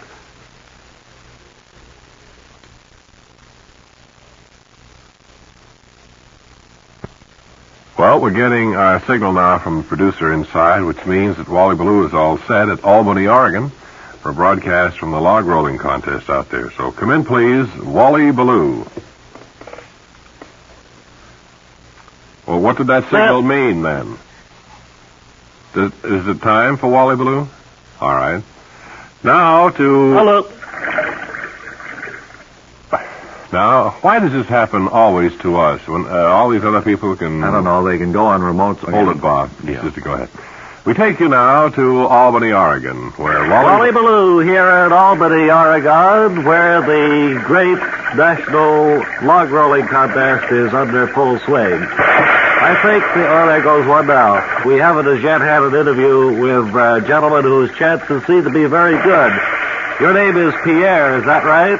That's right there, Pierre, the half-breed. And, Pierre, I understand that you hold some sort of a championship. I was stay on top of the log there the longest. How long was that? Well, I was about, I don't know that. I was about, I was stay on there about a day there once. Well, what happens now to find a winner? These fellows just keep rolling logs all day until they all fall off but one? What's that? Let me put it a little more plainly, Pierre. You stay on the log until you fall off, right? You stay on the log there until you go by the finish line on it there. You was try to move your log. I see. Stay on top and not go in the water. If you was get your feet wet, that's okay, though. But you get your shoulder wet there, means you fall down on it. You can't and get your feet wet, ladies and gentlemen, is one of the rules. Your feet can be wet, but your shoulder can't. Well, if your shoulder gets wet on it there... Then you're already in. It would be that you've fallen over. What do you do for training for this kind of work, Pierre? You train on top logs there. What else you think? I mean, how else can you train there? You've got to practice on top of the log and with the water. Well, the cascades was run by there. Now you're going to put your log in the water and start out. Is that right? And they'll time you from the time you start. That's right there. They put the log on top of the water, and then I will step on it and keep it spinning. Oh, Pierre has put the log into the water here at the side of the river. How deep is the water there, Pierre? The water here is so deep there, it's about 2 feet on it. 2 feet. It was go out and come very deep, though. You go way out there, it was on top of the head. I understand, Pierre. Now, how do you go about getting out of the log? By that I step on mean, there. how do you depart? I was using these hobnail boots there. It was grip the bark on it. All right, now you're going to get on it, right? I'm on it now. Oh, he's standing on it now. Now I'm spinning. Now the log starts Good luck to on spin. top of me there. And there he goes down the river. He's disqualified there. He's disqualified. The champion is disqualified. And now this is Wally Ballou returning you.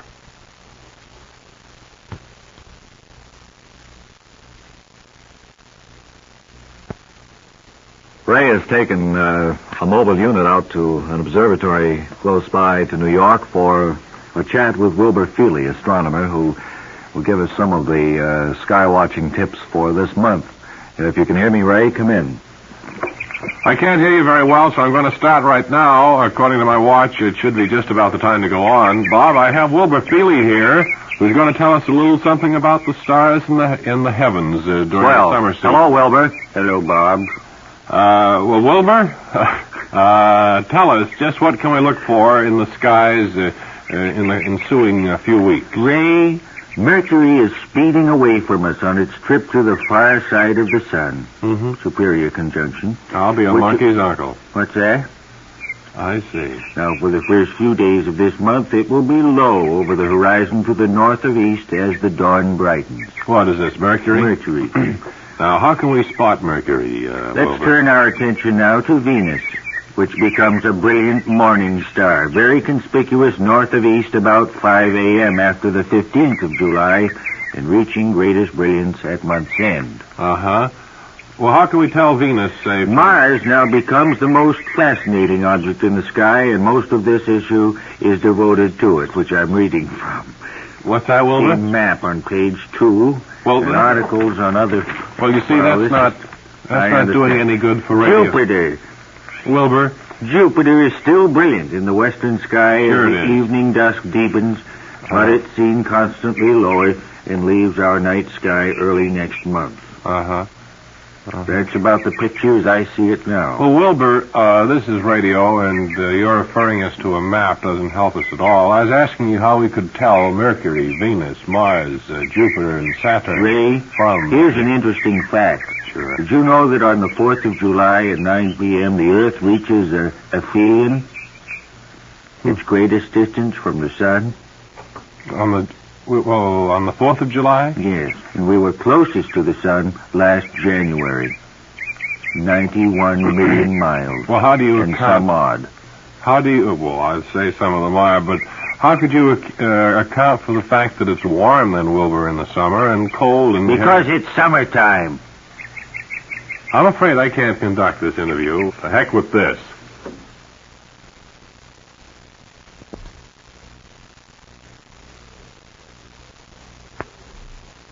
Some of you may remember, I think a year ago, we had a guest here on Mother's Day whose hobby was writing songs. He wrote a very beautiful tribute to his mother on that date, and because Father's Day was prominent this week, we asked him to come back again and see if he's added any songs to his repertoire. Mr. Claude R. Yogi Hathaway, it's a pleasure to see you again. How are you, everybody? I'll never forget that day that you recited your song, the words to it, to your mother. Yogi, why do they call you that, incidentally? I don't remember. Well, I got hit by a screaming foul ball off the bat of Yogi Berra. I see. It changed my appearance considerably. Mm-hmm. And so now they call you Yogi, is that right? That's Mr. right. Hathaway? It's kind of a little gag. Now, you know what we're all looking forward to is to see whether or not you have come up with a song for Father's Day this year, as you did for Mother's Day last year. Well, I have. I won't sing it because I couldn't do justice to it. I'm not a very good singer. Remember, your Mother's Day song is My Old Lady is One Heck of a Gal. That's right. Mm-hmm. Now, this one is called Listen, Dad, with all the palaver aside, you're okay. That's the title of it, huh? That's You right. want to go through part of the chorus? Yeah. Of it, Yogi? Listen, Dad, all the palaver aside, you're okay. Because when the gang goes out at night, and you wanted to go along, Sometimes you didn't, and you stayed home with Mom and the kids, which is a little bit of okay, dear Dad. Another thing, Dad, you're all right. Well, that certainly sounds like a comer, and one that we may be hearing on the hit parade in the months to come. I certainly hope so, Claude R. Yogi Hathaway, and maybe next holiday you'll drop around with another. Gray in your hair, Dad. Oh, there's more. Well, yes. It's matched I don't think we have the time right now. Can you just wrap it up with the last line? With the gold in your smile.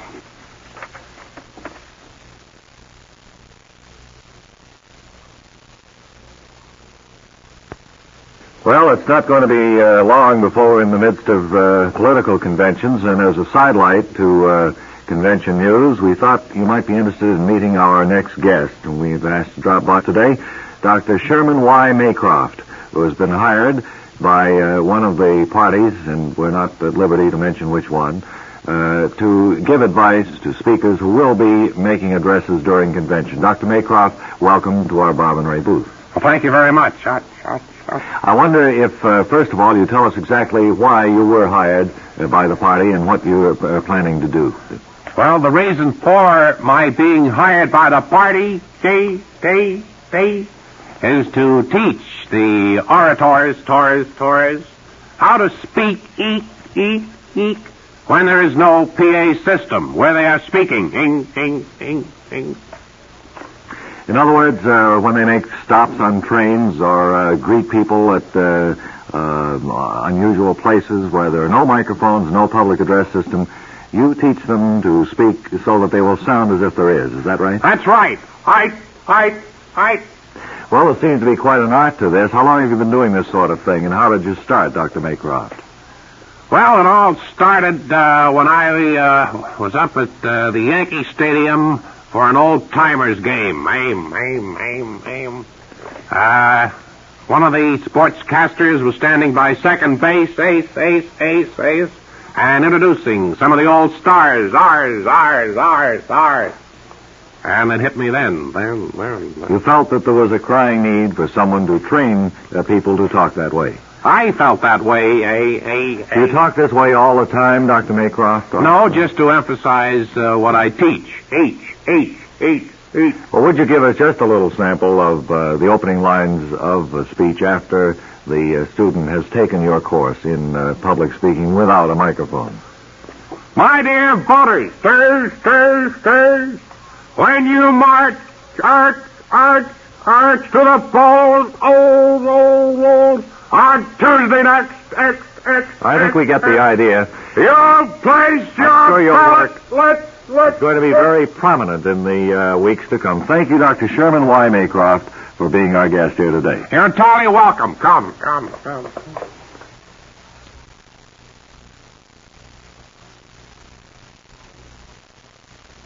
Now then, it's time to call in our good correspondent, Walden H. Ballou, or known coast to coast as the beloved correspondent Wally Ballou. He's up in Herkimer, New York, again to check with the good Professor Groggins up there.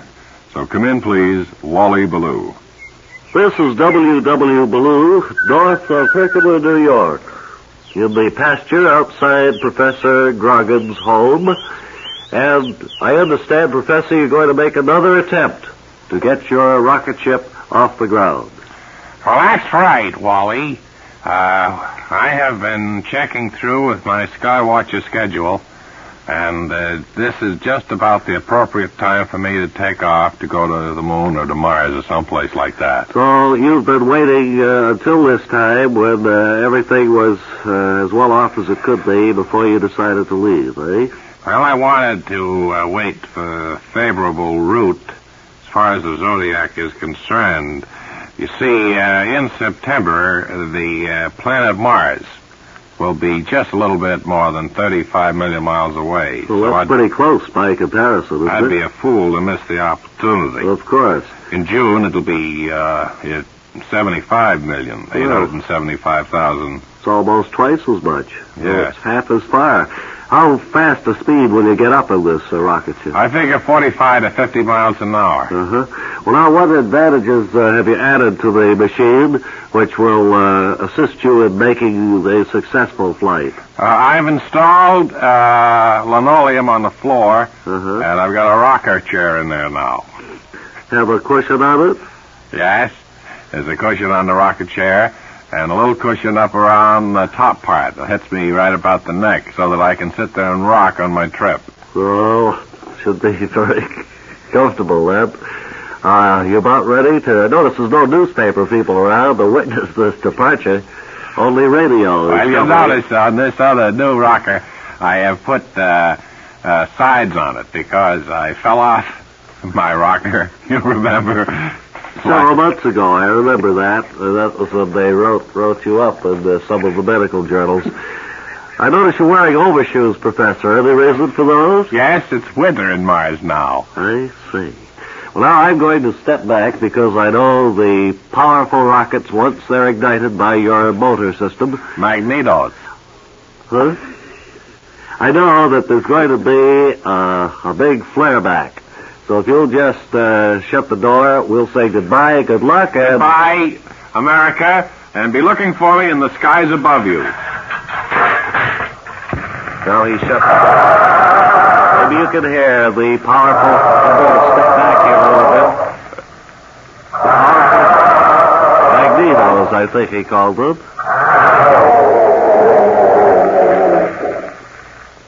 He's rapping on the window of the rocket ship now. Boy, Carl, open the door for me.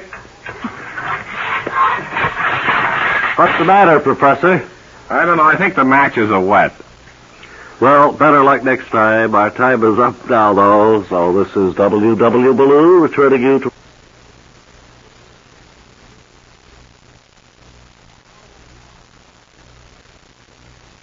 Now over to our sports desk and our beloved sports commentator, Biff Burns. Thank you very much, Ray. This is Biff Burns, fans, and I've just flown in from the Armitage Country Club in Millinocket, Maine, to bring in my special guest. As you know, this is National Golf Day around the country. I thought it might be good to get a look at another phase of golf, and an important one, too, the caddy. And we have with us here at our sports microphone the world's oldest lady caddy. And I wonder if you'd come in, ma'am, and tell us your name. Well, my name is Miss Bernice Douglas. Miss Douglas, you've been caddying now for some 38 years, almost as long as golf has been popular in this country. Oh, well, golf has been popular, excuse me, for longer than 38 years. But it was certainly just starting to grab onto the fancy of the person who had more leisure time, in order that he could probably, with the increased leisure time, get to the golf course, and thereby, with leisure time, to... What prompted you to become a caddy in the first place, inasmuch as that job had been handled by boys or men up until the time you entered the field? Well, there was... Well, with increased leisure time, you found that there were more people going out on the golf course, and they were paying caddies to tote around their golf bags and so forth. And I was a strong lady. Have you ever had any unusual experiences on the golf links as you've carried the bags for some of the world's top players? Well, now, whatever you'd consider interesting experiences, I don't know. You see, with increased leisure time now, you find... I think you went into that, lady. Now, let's get to another phase. How many miles do you think you walked in your 38-year career as a lady caddy? Well, I carried a pedometer one weekend, and back several years ago, and then I just tried to use that more or less, because, you see, with leisure time, you're finding many more people outdoors, generally on the golf course. Become a very popular sport, of course. Because of the increased leisure time. And the pedometer that I carried showed that I walked over 30 miles one weekend. Have you ever caddied for any famous golfers, like Bobby Jones or anyone we've... The most famous golfer I've carried is Mickey Rooney. 'cause he was small. For all of the young girls listening into our sportscast today who may hope to grow up and become lady caddies, can you give them any advice? Well, I'd say now's the time to start when you're young. Get to know the different golf clubs. Get to know what clubs are to be used in certain times. Get to know, you see, with increased leisure time. Well, I see our time is just about up here now, and we want to thank you very much for flying in from Millinocket, Maine for a very interesting interview. And this is Biff Burns saying until next time, this is Biff Burns saying so long.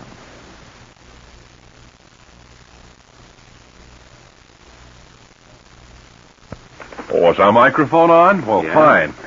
We have dispatched Wally Ballou up to the huge Coliseum here in New York, where I think this National Home Sewing Contest gets underway. All these women, we understand, are going up there and sewing things with big prizes. So, Wally, if you're standing by up there, come in, please. Engineer, would you we check have more again? trouble every week this way. Wally Ballou, please, at the Coliseum in and right in New York, too. In New York. It's not more than a mile away. I don't think it's that far. No. How do you like that? Again, this is Bob and Ray. Ballou here at the Coliseum, and we're not going to talk with one of the lady sewers, but instead a gentleman who has entered in the seamstress contest here. Well, it's not exactly seamstress, is it, Mr. Clancy? Well, not for me, and I don't like the way you keep winking at your engineer, you know, fella. Well, it was just that I was surprised to see a man sitting at one of these sewing machines and What's so funny about it? Well, it's supposed to be for women, I understood. Ladies who sit at home and make dresses and make the family's clothes for themselves, thereby qualifying for a first prize of $25,000. Well, what do you keep winking at your engineer Well, for? it's this ruffled apron that you're making on your sewing machine. What do here. you think, I'm a sissy, something like that? Because No. I'd just soon hang a fat lip on you as look at you. But how did you ever get into this competition? Well, you sewed all your life? Yeah, one time, the sewing machine went on a blank at home. The old lady asked me to fix it, and I fixed it, and I discovered it's kind of a lot of fun getting them their patterns and making aprons and suits. Did you make that suit you have on? You're winking at the engineer again. No, it's very nice looking, so what is it? Well, I'm telling you, made fella, out of dimity or something, isn't it? It is dimity, and I didn't come here to have somebody make a monkey out of me, you know. Scalloped lapels and everything. What are you going to make for the competition here? What are you entering as your big project? I'm going to make, Now, you're if you winking. do something funny, fella. I wasn't saying anything. You winked at me when you said it. I'm going to make an apron. An apron. Have you picked out the... No! I warned you about that, fella. I'm going to sew, and I don't want anyone making a monkey out of me coast to coast. They seem to have cut the line to the Coliseum just when the story was getting interesting. Maybe we'll go back for a follow-up later from Wally Ballou.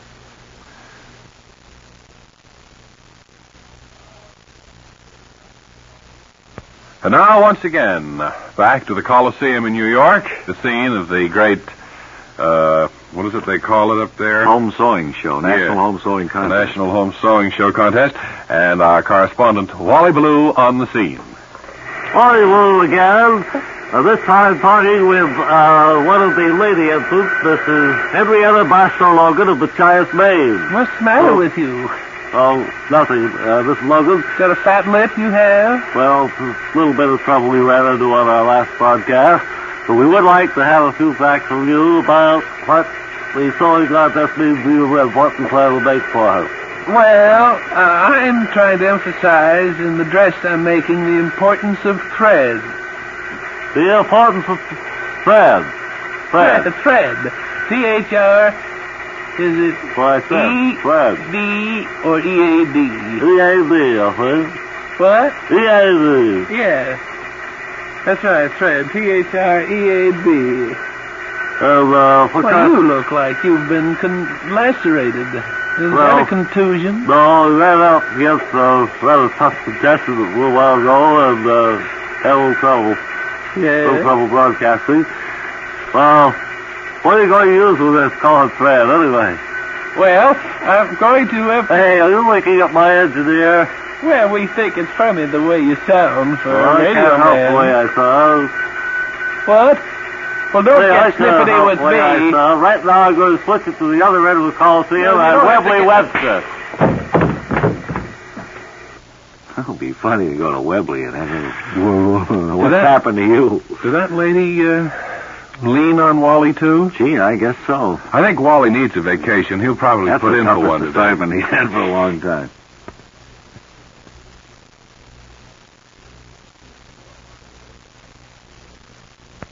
You know, hardly a day goes by now that you don't read something about these tranquilizers in the newspapers or magazines, and so we sent our highly controversial Wally Ballou out to cover it. The story on tranquilizers, and today he's at a tranquilizer factory somewhere in eastern United States. So come in, please, Wally Ballou. From Brattleboro, Vermont, this is Wally Ballou at the Sleepy Time Laboratories, where we're going to speak with some of the men who are helping to calm down the people of the United States. First, Mr. Thurston Perdue. Mr. Perdue is the plant manager here at Sleepy Time. Yes, sir. And I'd just like to say hello, Mr. Perdue, and say hello to all of our listeners. Hello! I notice you're going full tilt here at Sleepy Time, turning out tranquilizers by the carload, I'd say. That's right. We turn out, about, Oh, you don't need to be nervous, sir. We're just on the radio. Yes. No cameras or anything. Oh, here comes Mr. Perdue's assistant, Mr. Oh, I'm sorry. Berkeley. Hey, boss. Where's that first kite you made this morning? Now they're checking I don't know. Don't look at me. Carton I don't made know. this morning. Well, it came down here, didn't it? I don't think so. Sleepy Time is one of the leading producers of... shipping.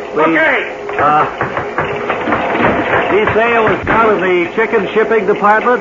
What do chickens have to do with tranquilizers? No, shipping. Oh. Shipping department. I was going to say that this is one of that the... shadow on the wall scared me.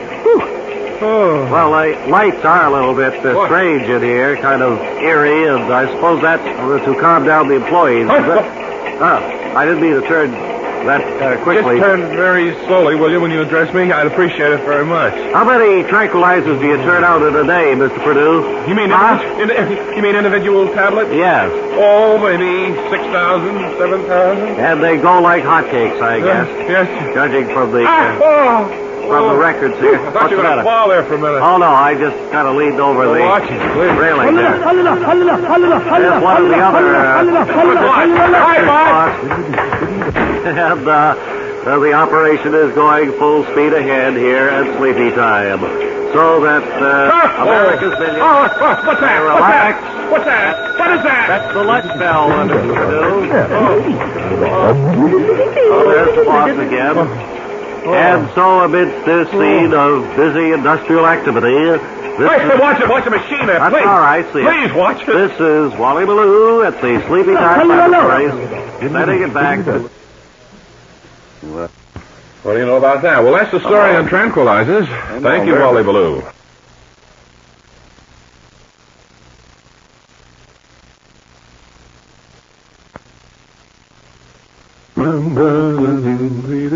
Well, we haven't heard any music from you for quite some time now. You're still practicing every day? Well, You're still practicing on the Hammond organ?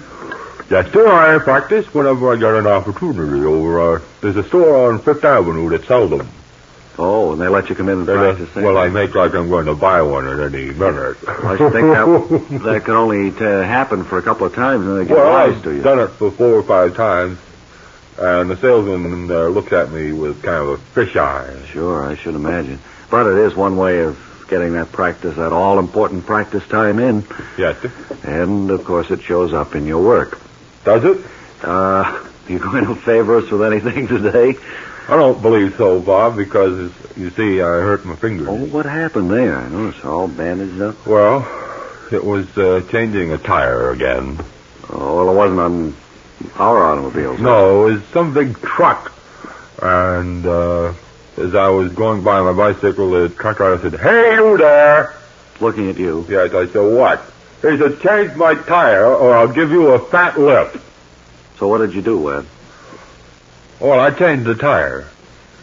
Just, and you'd never seen him before? Never seen him before. He just scared me. He must have been real grateful after you finished that. Yes, he was. He thanked me very, very much, gave me a dime. Well, it wasn't a total loss then, huh? Those are very big tires, you know. Sure, I know they are. And you hurt your hand pretty badly. Yeah. That's too bad. Mm-hmm. Well, drop by the Bob and Ray dispensary. Maybe Well, you see, the truck was loaded with scrap metal. Mm-hmm. Well, you better relax then. And he didn't have a jack. I had to hold it on my back. Oh, that makes it more difficult, Yes. of course.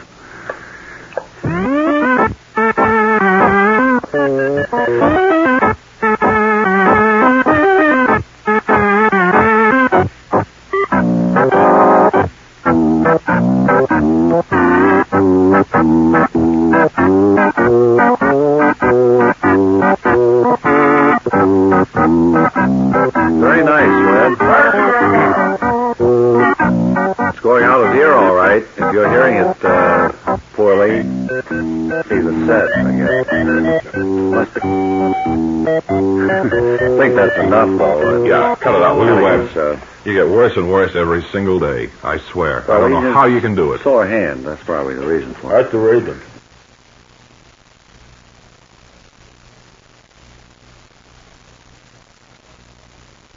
And now it's time to call in correspondent Wally Ballou, who is in Barberton, North Carolina, with another one of his interesting interviews. So let's call him in right now. Come in, please, Wally Ballou in Barberton, North Carolina. Oh, doesn't this get your Nice goat? weepy down there. Come in, Wally Ballou. Doesn't this get your goat? He knows the cue as well as you and I do. Is it Wally or the fellows in the control room? Again, Bob and Ray calling in Wally Ballou, Barberton, North Carolina. Ballou in Barberton, North Carolina, the heart of the tobacco country. And little of us realize that along with the making of cigarettes, the manufacture of filters is a big product too. And we've taken our microphones today to a cigarette filter factory. And I'm speaking with Mr. Prowse, the manager of the factory, who's standing over here in Warehouse 6. Mr. Prowse? Yes, sir? Tell me this. L.E. Prowse, initials only. What's that? L.E. Prowse, initials only. I see. You don't have any first name then, Mr. Prowse. Well, L.E. L.E. Initials. Well, I'll just call you Mr. Prowse if I may. That's what most people call me when they know me, yes. Sure. Now, these filters that you're making here, they're made out of, what is this, spun glass or something? No, it's cotton candy. We make filters here for candy cigarettes. Oh. Well, I was under the impression you were making them for the regular tobacco kind. No, these are completely edible, and they're sweet. They're mostly spun sugar. Well, I've Much in the manner of cotton candy that you'll find at your carnivals throughout your summer season. Misapprehension down here, then. I see. Do you have any testimonials from doctors about these candy cigarettes you're making? No, we're just about ready for our advertising campaign. We're going to call in a few doctors, and we're going to use a lot of kids who have doctor kits to endorse them. I see. Rather than professional doctors. And how are the sales? Are they pretty good this year? Yes, we find that with the increased consumption now of candy cigarettes, naturally there'll be a bigger market for candy filters to go on the end of them. Suppose they're switching over to... However, we haven't lengthened them too much. The cigarette itself, we're trying to keep that down. I see. You got to cut out... That's a money thing there. Sure. Well, the filter cuts a little bit off the candy, actually. It's all edible, all the way around, except the cardboard around it. Uh-huh. Now, I'm afraid a lot of kids will go ahead and eat it. But that's their worry, you know it? I suppose it is, Mr. Prowse. Not mine. Well, look at it that way. You're covered Can't hang legally me with it if they're going to swallow the cardboard around it. It's not my fault. Once it leaves your hands... And I can't print on it. It's too small. The print don't eat it on it.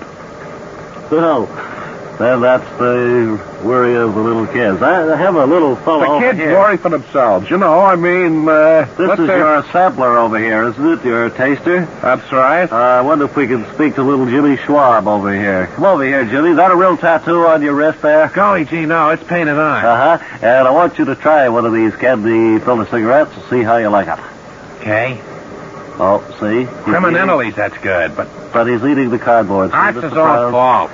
Well, I know, but, He's a nitwit of a kid. Okay, well, thanks very much. And it's so long from Barberton, North Carolina, and the Candy Filter Cigarette Factory, Wally Ballou, bringing you the description. Now back to radio.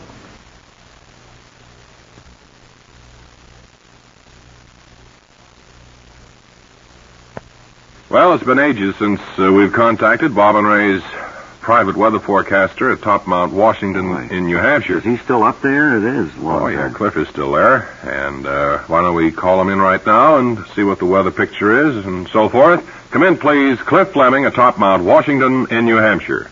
Fleming, Dave, and good to talk to you again over the radio. Been a long time since we talked with you, Cliff. The weather picture is good, seasonable weather, and actually is being outshone, Dave, by the fact that an eclipse of the moon is in prospect for November 17th. Oh, is that so? I wanted to give you a little bit of advance notice of it, Dave, because the next one won't happen until April 8th, the year 2024. Is that so?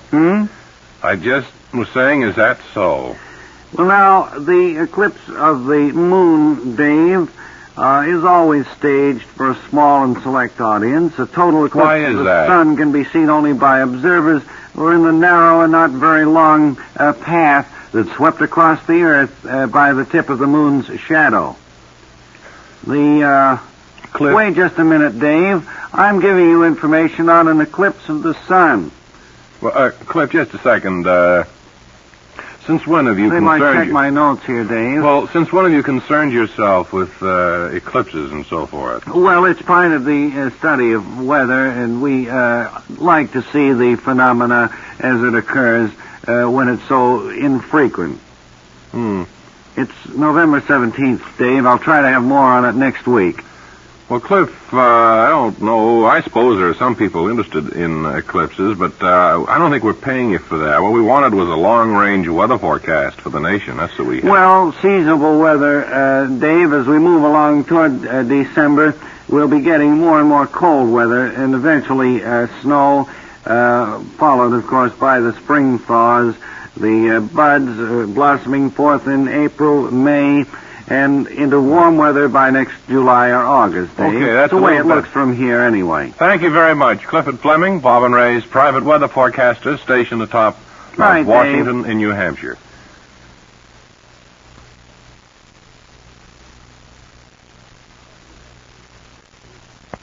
Now to Methuen, Massachusetts. That's Methuen, right? Oh, Methuen, Massachusetts. Weren't you born about 5 miles from there? Yes, isn't that funny? Oh, I've done that all my life. Now then to Methuen, Massachusetts, and Wally Ballou.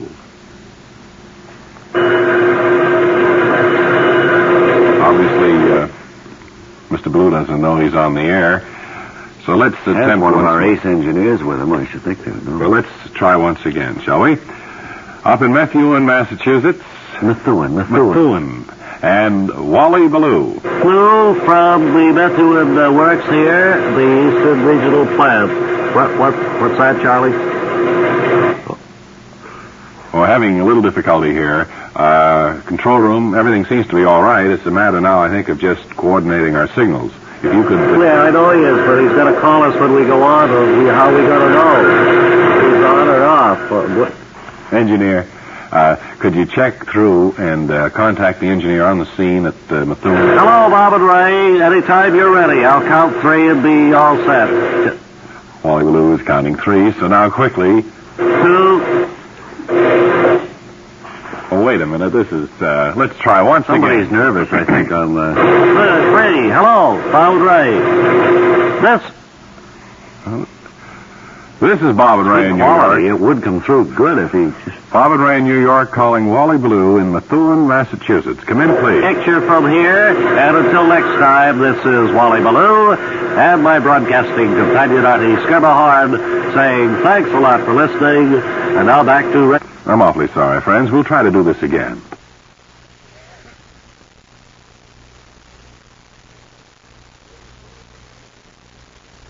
There was was very interesting. Now, let's see what this is. Take time out to enjoy a little refreshment. Tony, what do we have for the folks today, huh? Well, that's right, Arthur. This is eating time. We have some rye bread for everybody sent over from the Rye Bread Institute. That's good, that's good. What else? Jelly donut, Arthur. A jelly donut, huh? That's right, Arthur. Sent over from the Jelly Institute. So it shouldn't be a total loss. What right, else? Arthur. This is National Antifreeze Week. Everybody get a little paper cup full of antifreeze? Well, we forgot that, Arthur. And this is National Save the Horse Week. That's right, Arthur. We got a couple of beauties I want to bring out for you now. Would you lead that Arabian stallion out here, please? It's a beautiful horse, Arthur. Isn't he a beauty?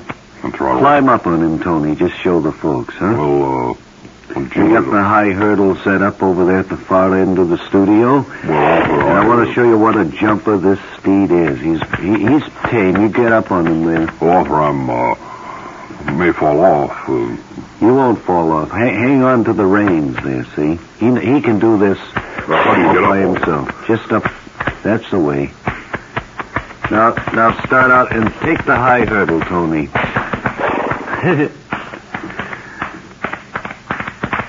Missed it that time.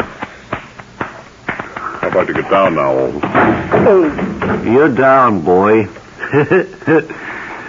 That was all right. You notice how that horse just seemed to know how to take the hurdle there all by himself?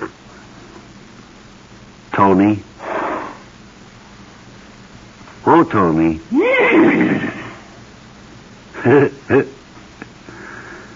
Well, let's get on with the show then, huh? Somebody get him out.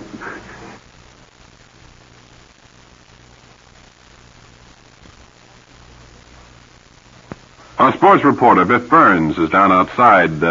Something interesting going on down there, so Biff, if you read me, come in, please. Thing indeed, Ray. This is Biff Burns speaking from Rockefeller Plaza, where a group of sports car enthusiasts are warming up their motors, preparatory to taking an afternoon spin. We're going to speak with one or two of them. Lance? Lance Turlinghausen. Is Turlinghausen your last name or your first name?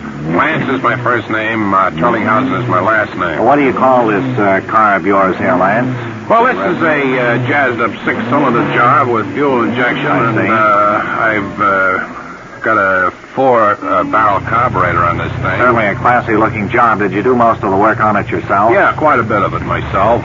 Some work I can't do. I don't have the equipment. I imagine the body was formed by a professional. You imagine wrong, fella, because the body was designed by myself and built at a factory according to my own specifications. It certainly is a smooth, streamlined effect you've got there. Well, no, very low. actually, it isn't what we're striving for in this little baby. It's kind of a square-up model. Well, not so much speed here. It's just what I want is consistency in this motor. How come the flower pots there and the old lady insists on that. You can probably hear the hum of the powerful motor there in the background. background. It's not a hum. That's a bad sound. It sounds like one of my main bearings is on the cooch here. How much speed can you get out of this, Lance? Steadily, I go get a good 45, 50 steady. I mean, country town traffic. As I pointed out the thing I want here is just, steady performance, not so much record-breaking speed. I see. Well, you certainly have got what you wanted, I guess, and we wish you a lot of luck with this car. Okay, Biff. Let's give the motor a real good turnover. Let's hear it before you. Well, hold your microphone down there by the hood. You can get it real good if you want to. All right. Let me get this thing all revved up.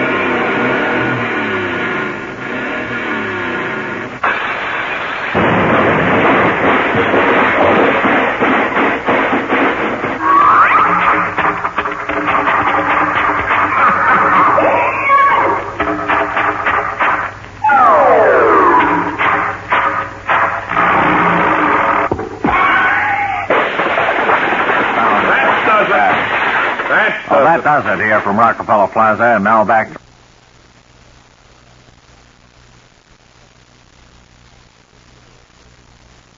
Well, to get serious for a few moments, we have a guest here to represent our scientific department of Bob and Ray Enterprises, a gentleman who is the field director of one of the largest observatories in the East. We're going to turn our attention to astronomy now as we present Dr. Arlington Garment. Dr.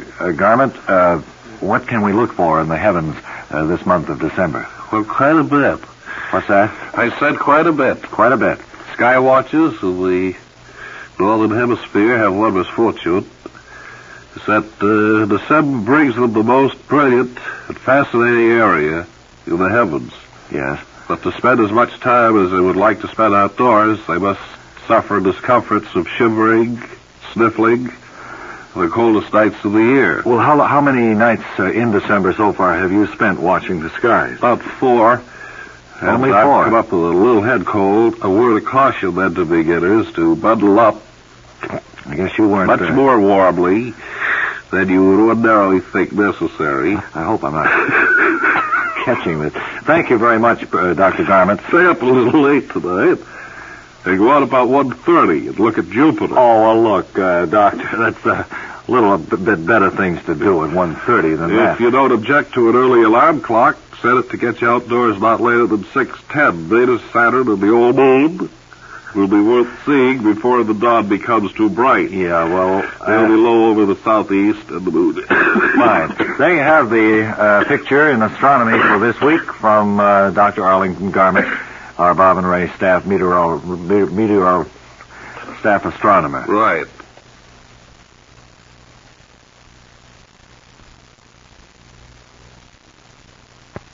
Well, we thought it might be nice right now. Is that light blinking on the phone there? Yeah. Well, we'll have to hold off what we were going to do. This could be important. Hello? Hello, Bob? This is Bob. Hey, Ray, how are you, fella? Oh, this is Steve Bob. Bosco.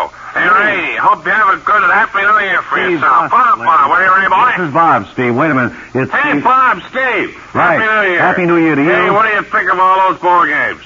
Oh, they were real good. How you doing, fella? They Hey, did you have a Happy New Year? Yes, wonderful, Steve. Hey, that's Haven't Steve. heard from you for several weeks Hey, now. Bob? Yes? Happy New Year, fella. Yeah. Hey, look, Bob. Yes. Steve here. Right. Hey, look. I need some money.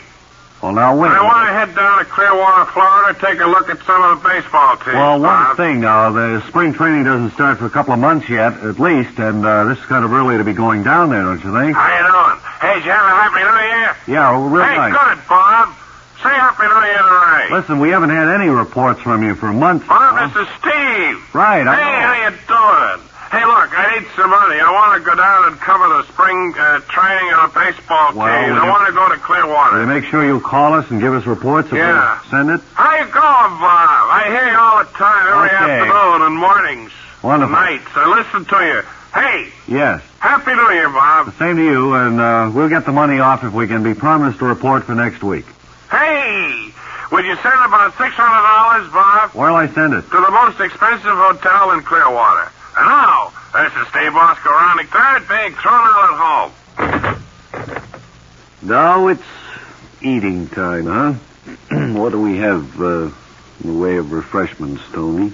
Raisin toast, Arthur. Raisin toast. That's right, Arthur. Isn't this National Donut Week?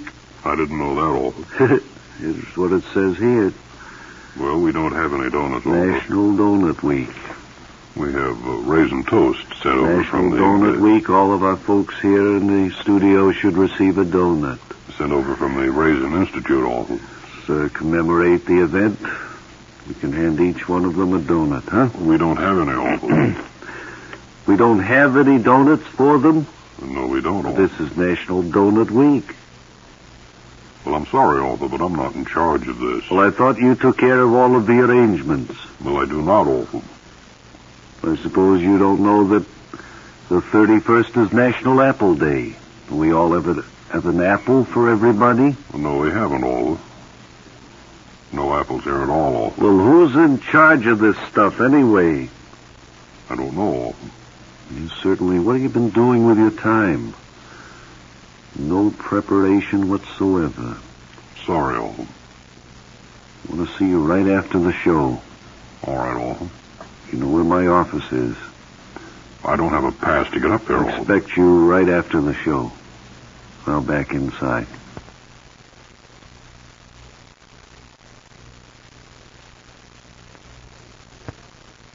Well, Tex, it's good to see you back Yeah. in here at our little isolation booth, as they call it. Get time to do the poem there before. How many, what do they call them, stanzas do you have to that? Yeah, I don't know. There's just a few. Bucktooth Calhoun wrote this for you, didn't he? He wrote it and at different times. He wrote a couple of stanzas of it one year, and then during the year he wrote a few more. Mm-hmm. Well, I tell you, why don't you run through a few of the stanzas now? We have Webley at the console of the organ, and he's prepared to give you appropriate background.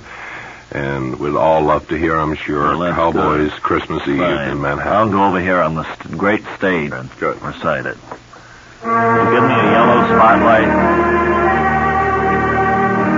He was stranded in Manhattan on the night of Christmas Eve. He was in a strange new country, was the cowpoke known as Steve. And he lugged his heavy saddle down Broadway, this young cowpoke. He had no horse, he had no dough. This youngster, he was broke. And as he struggled bravely against lights green and red, he wished it once, he wished it twice, he wished that he was dead. Steve missed the mesquite and the brush, he missed the desert grim, and many, many times by Providence the taxicabs missed him. He lost his way on Broadway when the evening it got dark, and soon he lugged his saddle to the avenue they call Park. The limousines kept whizzing by, filled with women wearing jewels. And Steve kept thinking bitterly, them city dames is fools. I'm sorry, I didn't quite understand that. Jewels and fools. Oh, all right. Poetic license. There was one dame among 'em who was kind and sweet and clean, and when she run over the cowpoke, she said, "Stop the limousine." And she stopped out in the muddy street to see if he was kilt. And as she mopped his fevered brow, she seen how he was built, for he was a strong young cowpoke, built like a Douglas fir. She fell in love with him at once and took him home with her. That nice. So they was happily married, and this thought with you I leave. Go get yourself a saddle and get lost on Christmas Eve in Manhattan. Had that left over. Well, I think that was very nice, Tex, and I hope you do have a happy Christmas here in Manhattan. And a Merry Christmas to you, too.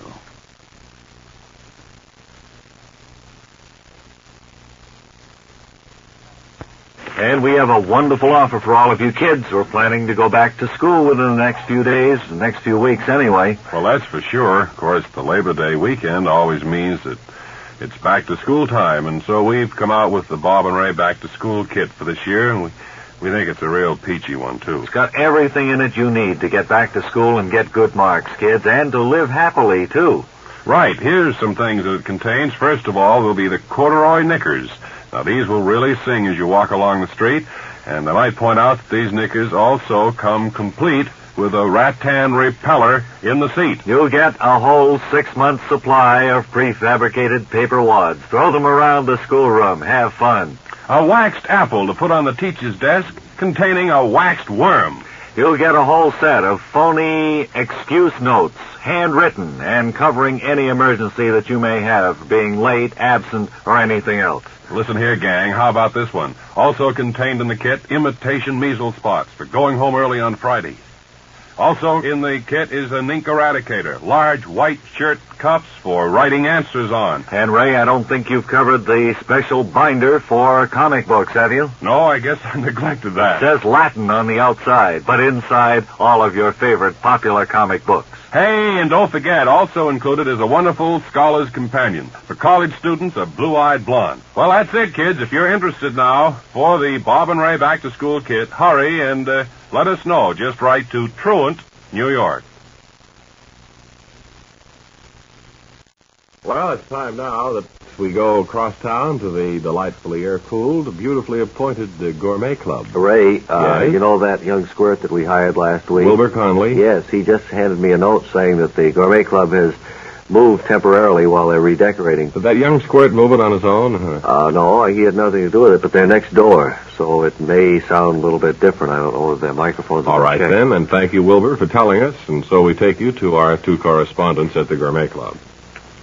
Good afternoon, and good morning, and good night to you. We are broadcasting from a Gourmet Club. Not the regular one, however. We have had to move because the heating plant broke down at the beautifully appointed regular Gourmet Club. And while they're repairing that and painting and other decorations, we have kindly been given the facilities of a restaurant next door. All of the regular members of the Gourmet Club are here, together with quite a few others, and everyone seems to be enjoying themselves.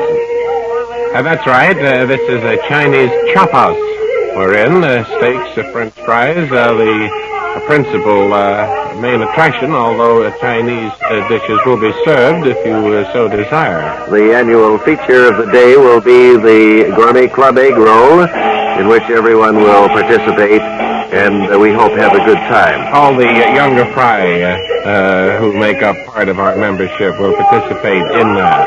Looking about the room, I notice, let me see, Charlie Chan is here. Sabu is here, too, today. Von Monroe has joined in the happy singing at the stage.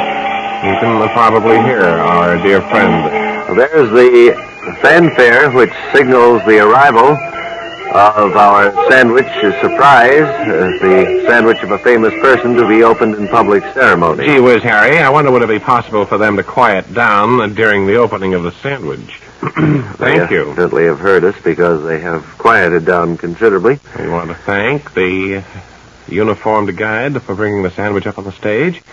It's in a brown paper bag in waxed paper. We open that. And first of all, do you have the envelope, Harry? Yes, the envelope has been torn open, and the sandwich belongs to Bill Boyd, Hopalong Cassidy. Fair enough. His sandwich is beaten biscuit and ham. Well, congratulations to Bill Boyd. You can hear a buzz throughout the Gourmet Club at the announcement of the sandwich belonging to Bill Boyd. Now, as everyone resumes their gay festivities here, the dancing begins once again, and it's just about time to say goodbye. And on this happy, pleasant note, sincere wishes from the Gourmet Club to you all.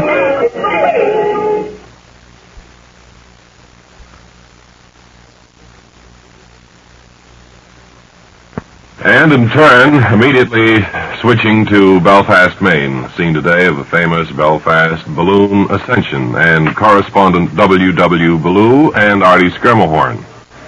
W. Ballou with Artie Skirmahorn speaking here from the town park in Belfast, Maine, where the annual Balloon Ascension is about to take place. The balloon over there is being inflated right at the present moment, and I think Artie Skirmahorn is in a better position to see just how far it has gone to this point.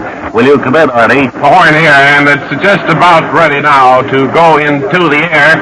I was talking with the chairman of the get-together today. He tells me that there will be approximately 100 pounds of stuff going into that balloon. He didn't say what type of chemical it is. Hello here. Excuse me, Artie, but I think it was 500 pounds because anybody knows that they couldn't get the balloon off the ground without sufficient pressure. Well, back here, don't mean to interrupt you again, Wally, but I am of the opinion that it's less than that. However, maybe you have figures a little later than mine. Well taken. Ballou, and I can see from here that I think they're about to wave the flag, which means they have inflated it to the extremity they had planned. The fellow is looking at the basket. wasn't that too bad. What do you see from there, Artie? Anything? It just disintegrated completely. Nobody's hurt or anything, but it's just ruined. They have a spare, I'm told, and they will get to work on that right away and start inflating the second one. The townsfolk are now walking slowly toward their home.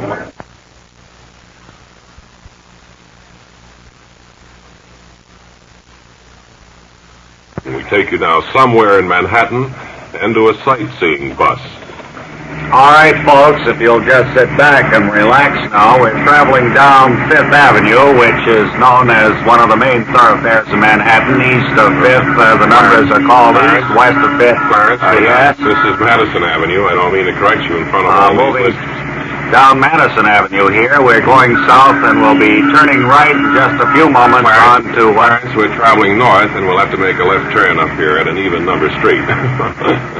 We'll make a left turn on a westbound street. All of the westbound streets go west, and the eastbound streets go east. Therefore, if we're going north, we make a left turn. I'm afraid you're wrong. I have a little rule of thumb I use, even east. Will you tend to your driving, please, Harry, and let me tend to my sightseeing thought? I know, but I can't. Over there, you'll see the site of one of the most famous restaurants here in New York, and I don't remember the name of it. Well, I don't think the sign could be much bigger, Clarence. The sign was taken down, Harry, to be repaired earlier this week. Well, we've only passed it every day of our lives. Now we're almost crossing 15 Fifth years. Avenue, ladies and gentlemen. Up to the right, you'll see Central Park. It stretches for a good many blocks from 59th Street north, and not a good many, about 3 blocks from 5th Avenue west, I think. I'll check that for you. If you'll just slow down a little bit, Harry, you're going a little too... You describe what we're passing, I'll do the driving, Clarence. I think that would be a fair arrangement. That's what I've been trying to do, Harry, ever since we set out on this trip. You're absolutely the worst person to work with on one of these sightseeing tours that I've ever had the... I think if you describe to the people who have purchased No, tickets just what we're doing here, I think they'd think they were getting more for their money than listening to you argue with me, Clarence. We're turning left into what is known as the Great White Way. This is not the Great White Way. It will be 10 blocks before we're at the You're Great right, White. Harry. You're right. I did make a mistake on that. It looked like Times Square to me, but it wasn't. It was Columbus Circle. And over there you'll see the preparations for a great amphitheater and That's a statue of Christopher Columbus, everybody. The circle is named after Christopher Columbus, obviously, and anyone who'd ever seen his picture or his statue would know who is that fellow in the statue. Hold on to your hats. I'm going to make a right turn. We're turning right now.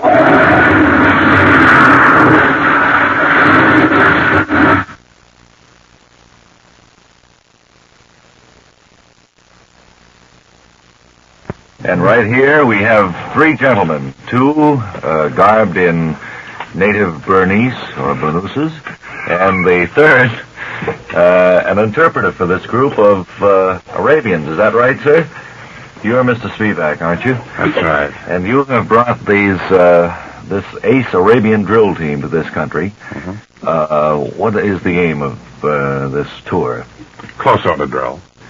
And they do some of the most unusual close-order drilling that I've ever seen. I'll say that for them. I saw them rehearsing. They do all the customary left-right faces by the right flank, column rights, column lefts, with a few to the wind's march. You're the interpreter for them. You do speak Arabian, is that right? Yes, I do. I'll give the commands and tell you what I just said. All right. Well, now, how many are there in this drill team? 18. 18. And they're all lined up? A small platoon. Standing at attention there. And what is the first thing we will hear, Mr. Spivak? This. Report! The leader just given the order. Forward march. Report! That was by the left flank march. Report! Well, two on each end are going off to the wings. Report! That was Hope hit forward. Yes, sounds a little familiar. I noticed that the 2 on each end, now there's 2 more on each end, have dropped off and gone into the wings. Well, that was my fault. That leaves 10 on... There are 10 of these 8th Arabian drill team members. Or rather, 8 left on stage there. For point! By the left flank, Barnes. Now, 4 to one side. All right! A very complicated maneuver here, I should say. Keep and step. Well, now, there, 4 just went off the stage right there, didn't they? Yes. It's a very small The 2 stage. members of the team are still marching here on... Fire! Where did that other one go? Run off to the wing. I'm all alone here. I gotta bring myself to a halt. Oh, that's you. Fire! I just said halt to me. Well, very good. I understood that last command there. Where do you expect to take these people? Well, just before we went on the air, we had a call from Ed Sullivan, like it's on his... On the show? Television show. Oh, well, swell. Well, I hope that you have a great deal of success if you can find them. They'll be all right. Right. Thanks, Mr. Spizak.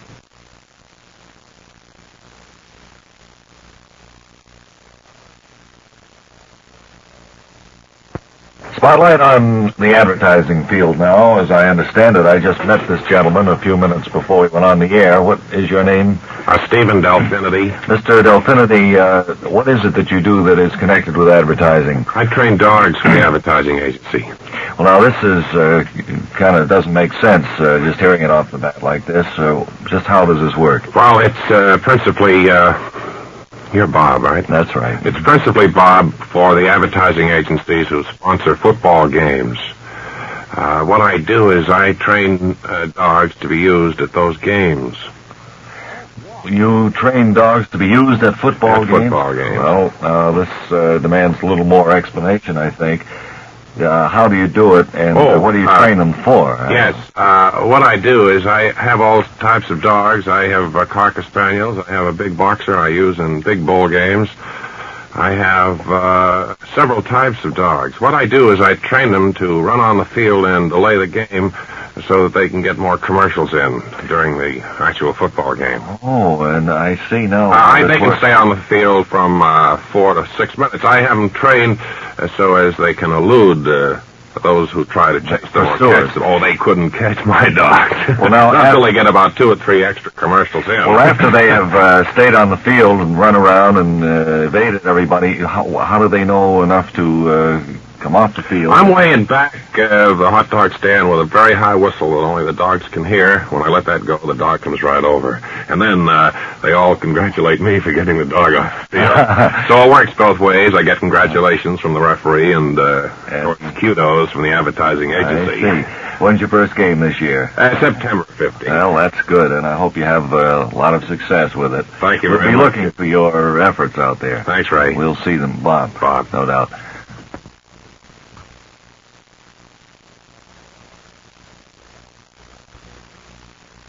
Our agricultural spotlight is one of the directors of the Lackawanna Field Station, our old friend Dean Archer Armstead. Thank you very much. Dean, if you'd just swivel the chair around so that you're facing into the microphone, I'm sure we get a lot more out of this. Oh, thank you very much. Heaven knows it's difficult enough. I have just recently returned from a Hayes seminar that we held up in New York State. And I was going to ask you about that because I know that they introduced a great many of the new innovations in haying. One is that square baler. That's right. We're trying to show the advantages to the farmer of using this machine.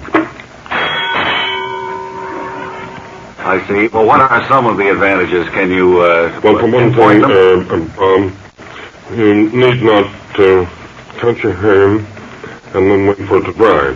What you do is you let your hay dry naturally on the ground before you cut it. But there's one machine. And don't move that. In other words, they cut the hay, they leave it on the ground as it's cut, and then this baler goes around. This machine cuts it, bales it, and then stacks it neatly as it goes along. It saves so many steps and makes the hay farmer's life a lot more easy. I should imagine. Well, now, of course, we're coming into fall, and this is going to be mulching season. Can you give any tips on that for the farmers who... Well, I'd like to sum it up this way, Bob. When in doubt, mulch. By that I mean you can never overmulch. And now certainly is the season when another 3 or 4 weeks when the summer will definitely be on the wane. Sure.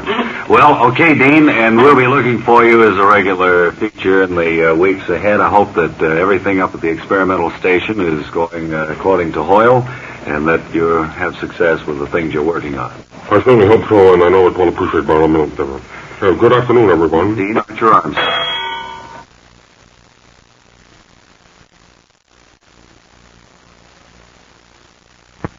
Well, this week, I suppose you're wondering, where has Wally Ballou gone? Well, we'll tell you. He's in Grand Junction, Colorado, where he's interviewing businessmen, small businessmen.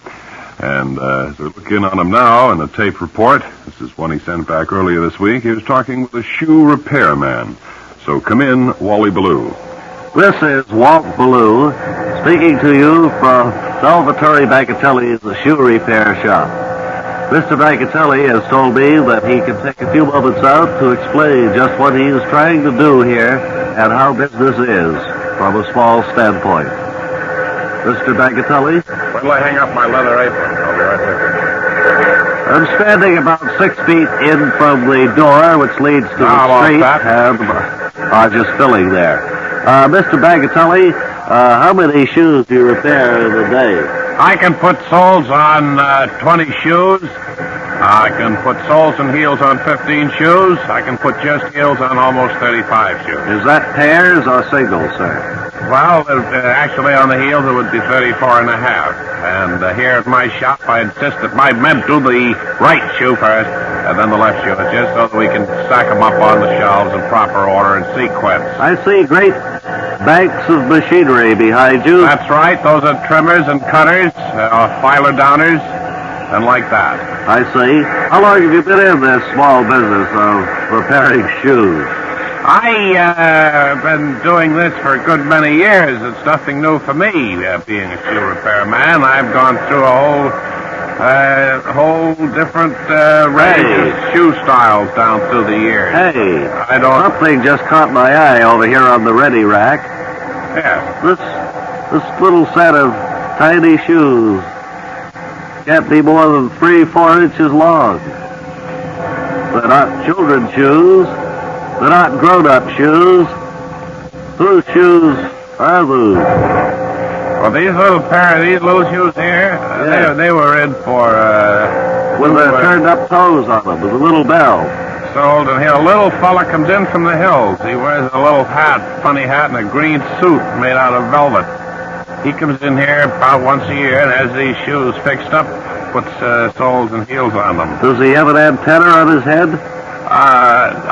He has a funny thing on the top of his head, yes. Well, have you noticed anything unusual about him? By that I mean... Well, he doesn't speak English, I know that. He just comes in and grunts a few orders to me, and he has an unusual-looking gun, sidearm type of thing. It looks like a flashlight, but I see him wither a lot of flowers as he walks down the street with it. Might be kind of a disintegrator ray, huh? I don't know, whatever that would be, but he's a funny little fella, and I don't mess with him. Well, you mind your own business, Mr. Bagatelle. You mind your own, too, No, fella. I didn't mean you. I mean that's a good philosophy to follow. And now this is Walt Ballou returning you to Bob and Ray in New York.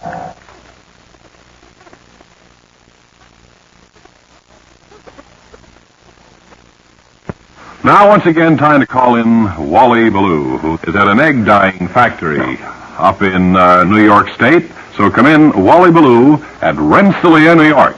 Lou at Rensselaer, New York. And here it's a scene of activity as eggs are being dyed various colors in their fine shells.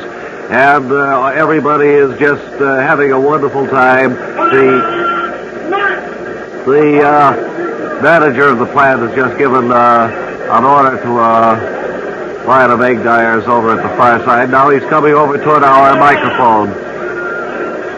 How do you do? I'm Marvin Naismith. Mr. Naismith, we've just been marveling at the activity of the gay panorama of colors that greeted our eye when we stepped inside here. Well, it's a happy scene as we dye these eggs every year. I'd like to point out, of course, that the dyes we use are quite poisonous. That is probably something you don't want to advertise too strongly. I'd like to keep this just between you and myself and whatever network you're on. I might point out that I've invited along the stockholders in my organization for this broadcast, and obviously they approve of my straightforwardness in announcing promptly that the dyes we use are poisonous. Well, your eggs then aren't sold for consumption in any way. No, they're more for just rolling on the lawn or for just looking at about 20 feet. I would not advise... You mean they're dangerous if you get within 20 feet of them? You should not handle them unless you're wearing gloves, and I would recommend steel gloves of some sort. Well, I noticed that all of those people over there are wearing coverall-type uniforms with headgear that covers their whole head. That's all lead-lined, all the uniforms. You can't go near these eggs unless you're very well protected from them. That's right. Do you find you have quite a lot of satisfied users for your product? Yes, we have... We have a list every year. We send out about 12 people buy these who own, fortunately, lead uniforms that enables them to have fun with these eggs at this time. Well, now here is the familiar ceremony, which I understand is stat here at your factory. The ceremony you pull off every year about this time when you toss the eggs into the moat outside the factory. Is that That's right. And then they float down across the pond, and are gathered over there by a group of co-workers who ship them in lead automobiles and trucks down to New York and other large metropolitan population centers here in the East, Midwest, Far West, South, North. We've certainly enjoyed talking to you, Mr. Naismith, and I hope that we'll be able to come back and find next year that your business has increased a great deal. Good luck to you, too.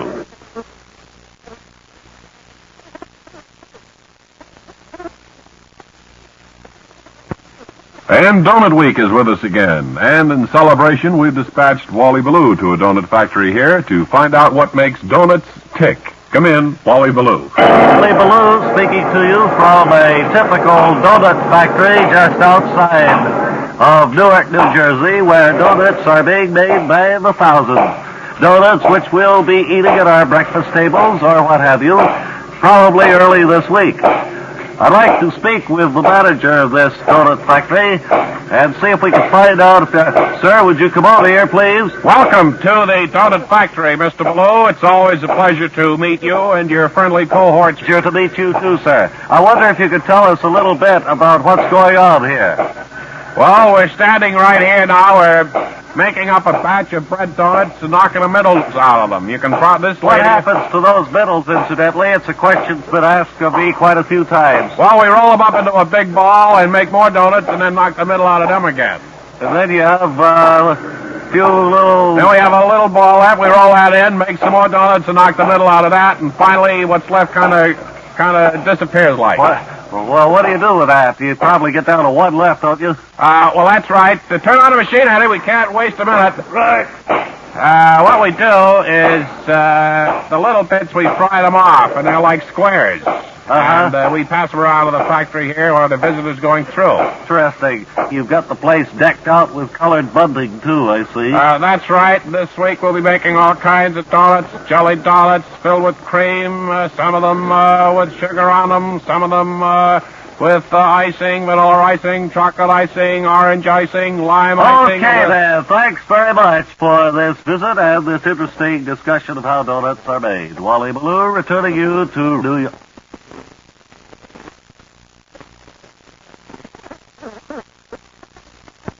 Well, we thought it might be nice and interesting today to get a cross-section of views on the coming holiday down on the street. So. That's right, and so we thought we'd call in correspondent W. Ballou, who's down there.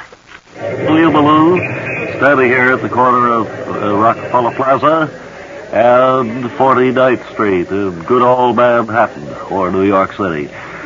Going to see if I can take somebody out. The traffic is pretty well styled up and not moving whatsoever.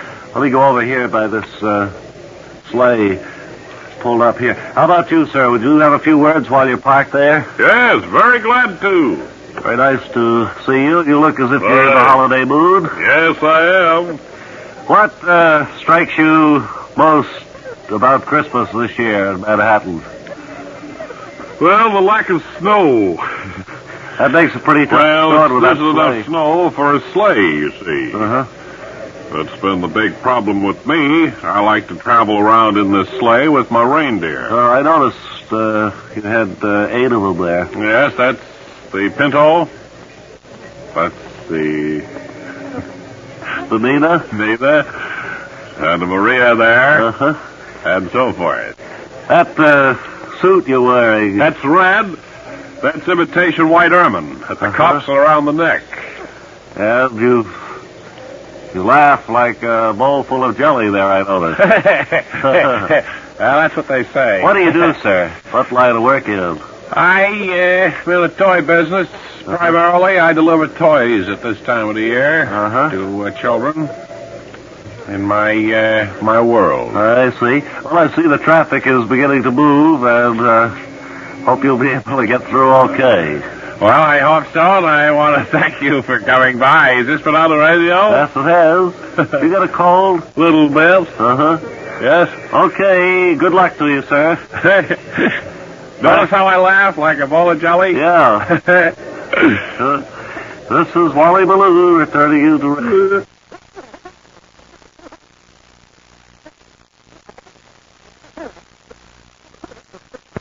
I wanted to say order a glass of beer. How would I go about that? Well, I think that's very simple. You'd indicate to the gentleman behind the bar your desires. I think that would be the easiest way. If he didn't hear you, then you might yell to him to get his attention. All right, does that answer your question? Yeah. Any other questions? My question is this, like after I've been overhauling a cable, like, and my hands are all dirty, and I meet a lady, do I shake hands with her? You know?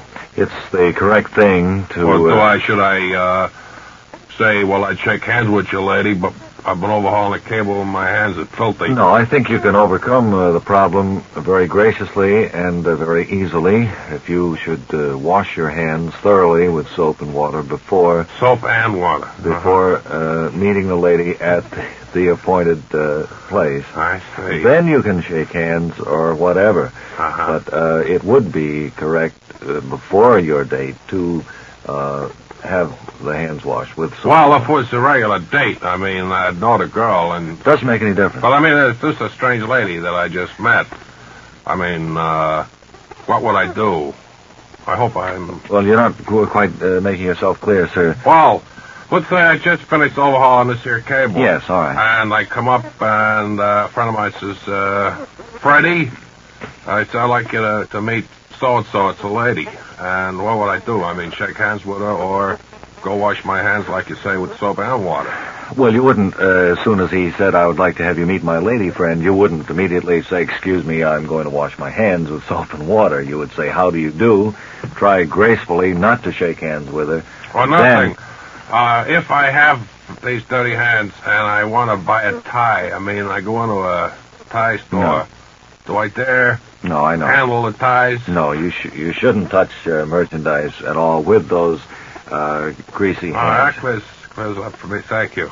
Now, it's about all the question time we have, but if you'll be thinking of any more, the next time we're back here, we'll try to answer some more.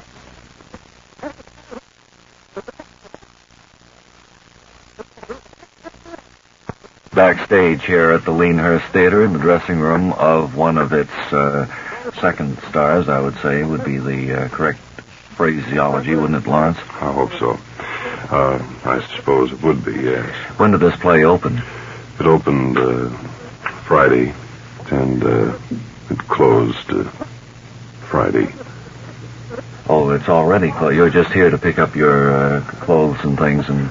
Oh, that's right. Well, we have to leave the costumes here because they don't belong to us, but... How long have you rehearsed for I this? have to get my shaving equipment and my own makeup kit. How long did you rehearse for this play, The Good Seed? Well, we went into rehearsal in February, And we rehearsed all summer. I see. And then you had the part of a butler, as I understand it, didn't you? That's right. The whole play, the mystery, hinged on a speech of mine in the third act. Could you recall that speech for us?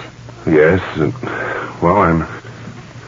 I couldn't recall it during the play. Well, I remember reading about that in the reviews. They said that you and quite a few of the others of the cast forgot lines. Well, that probably was the biggest fault with the production, was that we all forgot our lines. And didn't the opening night performance run something like 5.5 hours? It was a little longer. The curtain went up at 20 minutes to 9, and the show didn't let out till 10 after 1. Well, now, you don't remember right now what that line was that the whole play hinged on that you forgot. I'm trying to remember it now. I couldn't remember it at all. That's why the play was such a dismal failure. You were supposed to come in and say who did it. Yes, and I came in, and I pointed at all the suspects on the stage and said, they all did it.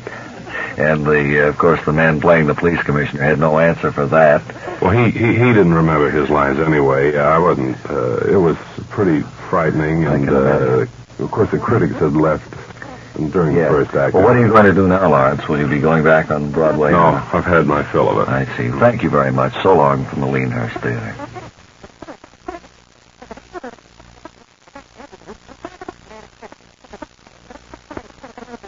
How'd you like to make extra money in your spare time? For a profitable hobby that can develop into a lucrative business, it's alligators, the small, clean, scaly animals that are literally worth their weight in gold. Now, they can be raised in a spare room, basement, or garage. It takes only a few minutes a day to care for a pair, and it costs only a few pennies a day to feed each animal. Alligators breed once a year and have 1 to 5 eggs at a time. They white clean with a damp cloth. Now, the pair that you're going to get from Alligator Industries are completely guaranteed producers, all pedigreed and registered. Now, we would like to point out that you can make all sorts of things from these animals: suitcases, shoes, watch bands, many other expensive articles. Now, we'll help you get started, folks, and show you how to make substantial profits in alligator raising. We'll supply you with 2 alligator eggs and complete information on the feeding, raising, housing, and breeding of alligators. Oh, and don't forget, Ray, alligator eggs are sturdy, they're easy to handle, and they're as light as ping pong balls. Now then, for the free booklet on alligator raising, with no obligation whatsoever, write to Slimy, New York. And as a special bonus for the first 100 to order alligator eggs, we're going to send absolutely free a 1-week supply of vitamin-enriched alligator food. Remember, no alligator salesman will call at your home.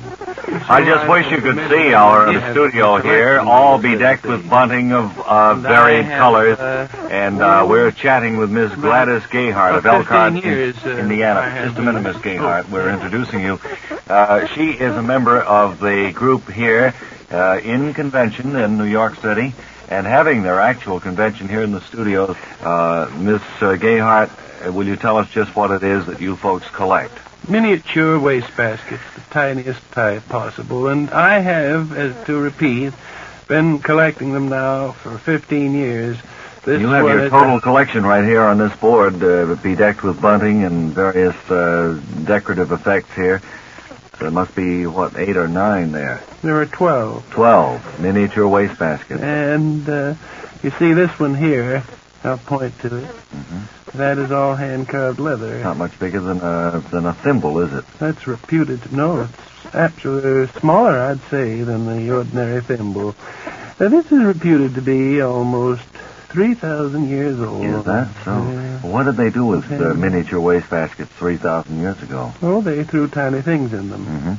Well, now, how many of you are here in convention at New York for this Well, weekend? there are 4 of us who collect these. 4 from various parts of the United States. And how 3 many? from the United States, 1 from the British Isles. Is that so? And what does the total collection include? How many miniature wastebaskets do you have? Well, about 19, including. And we think that there are 2 more somewhere in the world.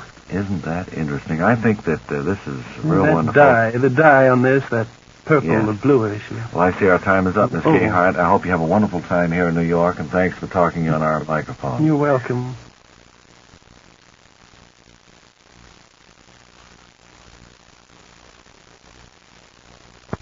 let's go to the Kalamazoo Zoo and W.W. Ballou. W. Ballou at the Kalamazoo Zoo. And you may remember a few weeks ago, Captain Bart McAllister was our guest. The very same Captain McAllister, after a rather unfortunate accident with a boa constrictor, out of the hospital and back here with us today. Captain, how do you feel? Pretty good, Bob, or what's your name? Wally. Wally? You look as if you're in peak condition and fine shape. Well, I'm still a little weak, but what I want to do is get my nerve back if I possibly can. This is my first day out of the hospital after letting that boa constrictor wrap himself around my chest. And usually I can throw them off by expanding my chest, but that fellow was particularly That was Long John, if I remember, was his name. That's right. And you do this 3 times a day at the Kalamazoo Zoo, is that right? That's right. This is my first time back, though, and I hope to the first show. First show, and then that's all for the day, and then tomorrow I'll take the regular tree. All right. Well, now, Long John is in this big crate over here. Do you want to open it up, and we'll... All right. Well, it's good to see you again, Long John. Long John is nodding, and Captain McAllister is... He's wrapping himself around my chest now. He does that automatically, doesn't he? That's right. He's applying a little pressure now. Soon I'll expand my chest and flip him right off. Well, this is one of the most daring feats of bravery in the... Any minute now, I'll just... in any zoo that we've seen. Sorry that Marlon Perkins isn't here to view this today, too, with us. It's a scene of panoramic beauty as I stand here. Long John is... Captain? Help me. Captain. Get him on. Captain? Get him on me. W.W. Ballou returning you. Get him on. Get him on it.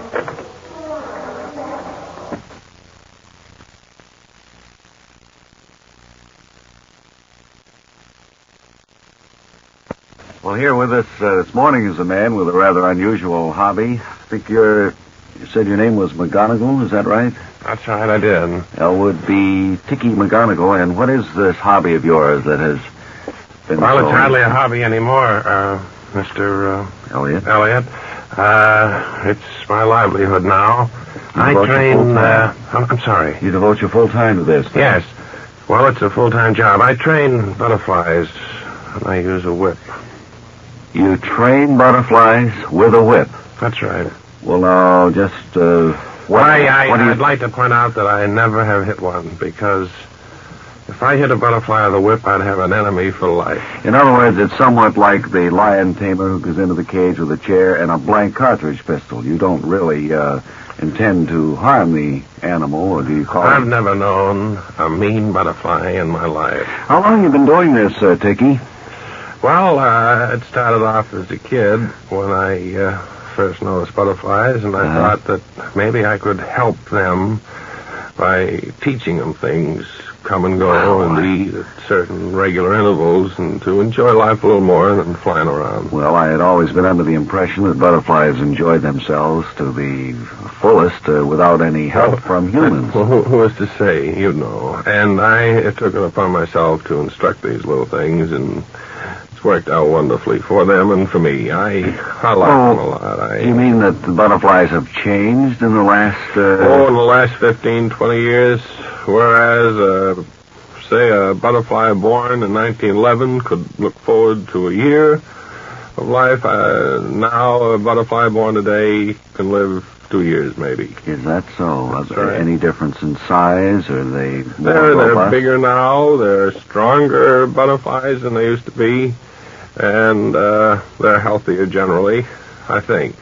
As I've You told me watched just butterflies. before we went on the air, too, that you thought they were taller now than they used to be. Oh, yes, they're a good deal taller. Well, what is all this stronger? They withstand winds a lot better than they used to. They used to flop around in them.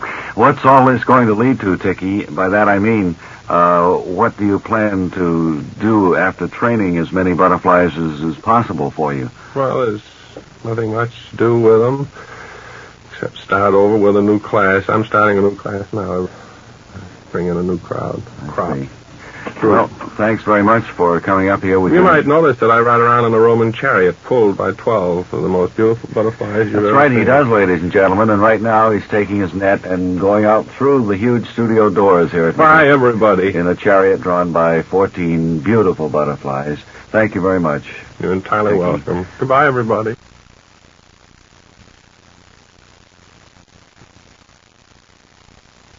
Just before we went on the air today, we selected a member of our studio audience who answered the question, what is my most exciting experience? And I think we have a lady who's had a very exciting one, Ms. Flannel. Is it Ms. or Ms.? It's Miss Flannel. All right, Mother, well, will you tell us... Now, just a moment. Do not call me Mother. I hate this patronizing manner that so many radio and television masters of ceremonies have. I understand. If they have a lady over 30 years... immediately call her Mother. Well, it's gone back through the history of radio. I would much prefer you call me Miss Flannel. Well, all right, Miss Flannel. Thank you. What is your most exciting experience? Well, it happened just barely 10 months ago. I was on a train between New York City and Albany, New York. Yes? We were gone about 15, 20 minutes, just up above West Point, riding along, when suddenly I couldn't believe my eyes. Riding down from the hill country to our left, I could discern a group of Indians. And they were armed with rifles. And they had passed the train. Indians attacked the train? Everybody seek cover! Red down as low as you can. Get away from the windows. We were so excited. Oh, there she. Come along, Ma Flannel, now. Oh, there's Come the along, nice doctor. Well, Bob and Ray, I have to run along now. Say goodbye. Come along. Goodbye, everybody. Right this way. Who was that fella? I don't know, but he sure ruined a perfectly wonderful dramatic bit there. She had me really believing that for a while there. Me too, and she had the dramatic department all warmed up with sound effects and everything. Oh, well.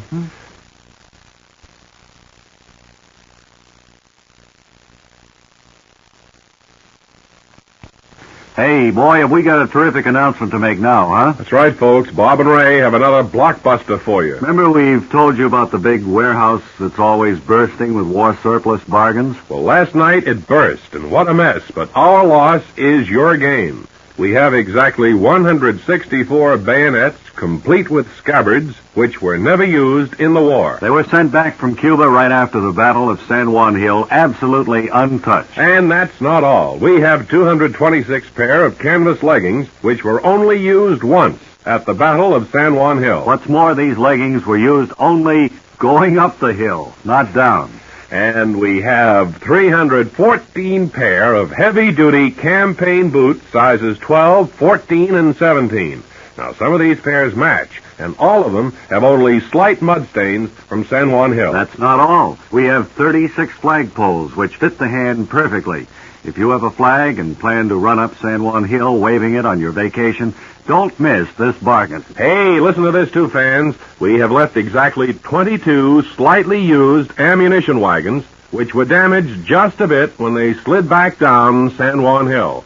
A few nails here and there, some bicycle tape, a coat of paint, a little grease, and you can take your own ammunition wagon with you during your vacation. And finally, we have 124 full cases of canned corned beef, which are clearly stamped San Juan Hill 1898 on the tops of the cans.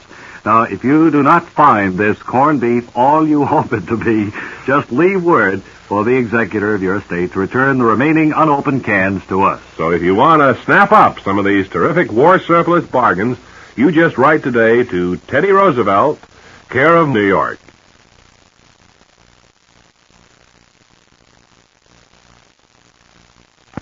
Once again, it's Bob and Ray Lucky Phone Call time when we select a number scientifically from our phone books of various cities throughout the United States and call the lucky one who is selected. Ray, have you picked out the city first of all? Well, the lucky city, Bob, is right here. Looks like Lancaster, Pennsylvania. Lancaster, Pennsylvania, eh, Ray? And if you'll hand me the number there, I'll dial it. Our operators are standing by ready to put the call right through. 668-2. Okay. And it's buzzing now. I hope they're home because this is a lucky phone call. Hello? Hello. this Mike Zemer? No, this is Leo Plumeritis. Well, we were calling Lancaster 36682. That's right. Have we the right number? That's right. I just moved into this house just Oh, recently. I see. Well, Mr. Zemer must be out then. This is my house. Oh. This is the Plumeritis household now. Bob and Ray calling from New York.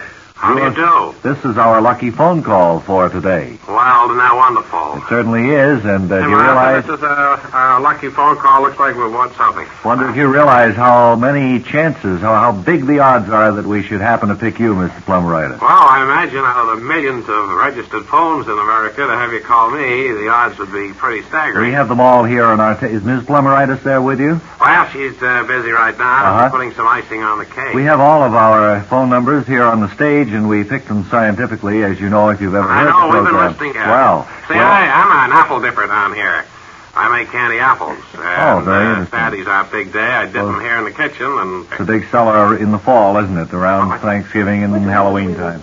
my wife would like to know what we won. What? My wife, she wants to know what we won. We're Well, you lucky. didn't win anything, sir. We just happened to call you, and the odds are so great that you are lucky that it was you. And we want to wish you all the very best, and thank you for talking to us today over the telephone. Been a real pleasure, Mr. Plumeritis, and you'll hear from us by mail.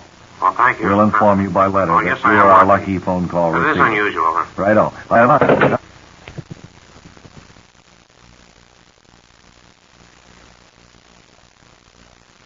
Well, you know, there's been an awful lot of talk about the government projecting off into space a new satellite, a moon type of satellite.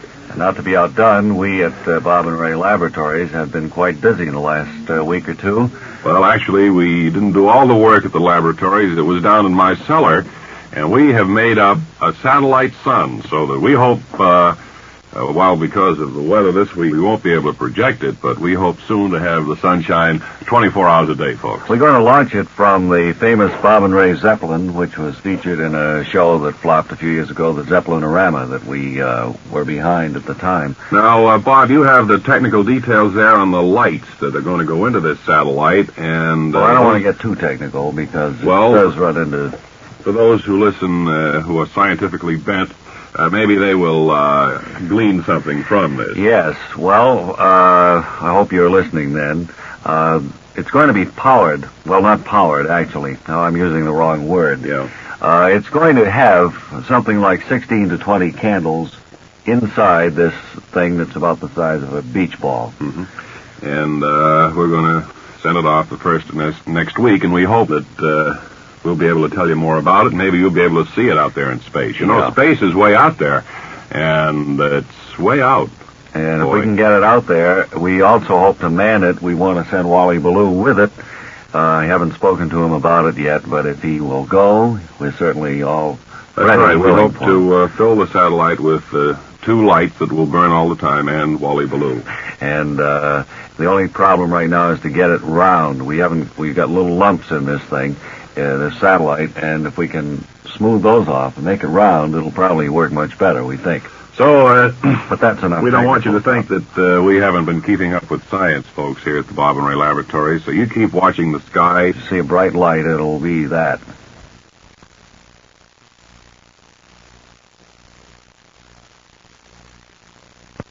Child psychology from a Zickening point of view. Dr. Horace W. Zickening here with us in our studio. We have quite a lot of mail that's piled up here, and I want to get right to the questions from Tucson, Arizona. Mrs. Leipzig McGee writes that her son would like to become a movie star. He's 4 years old. How can I explain to him just why this would be impossible? Well, maybe you don't think it would be impossible, Doctor. I'd tell this woman that this child of 4 years has hardly reached the age of reason. So she would have to talk slowly, and this I recommend in all cases. Never raise the voice when you're speaking to a child. It only frightens him.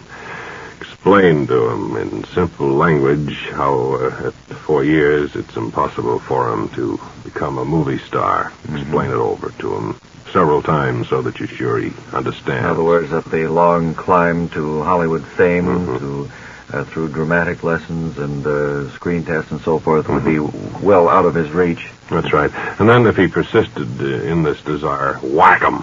All right. Well, Doctor, I think we have maybe time for one more here. This is from Mr. Farbinger Thurkel, who says his son, Farbinger Thurkel, Jr., this is similar to the other case, would like to become a sheep herder, and all the time is talking about that. What can he do? Certainly that one has humorous overtones. How old is this young fellow? He's 8. Wants to be a sheep herder. Here again, it's a simple case of explaining to the boy that sheep herding isn't all that it probably is painted to be, that the remuneration probably isn't too great, and that there are other handicaps of being a sheep herder, as we know. Explain to him also that probably by the time he reaches 21, he probably wouldn't be interested in it. Explain to him in a quiet voice and try to make as much sense as possible to him. And then if he still persists, whack him.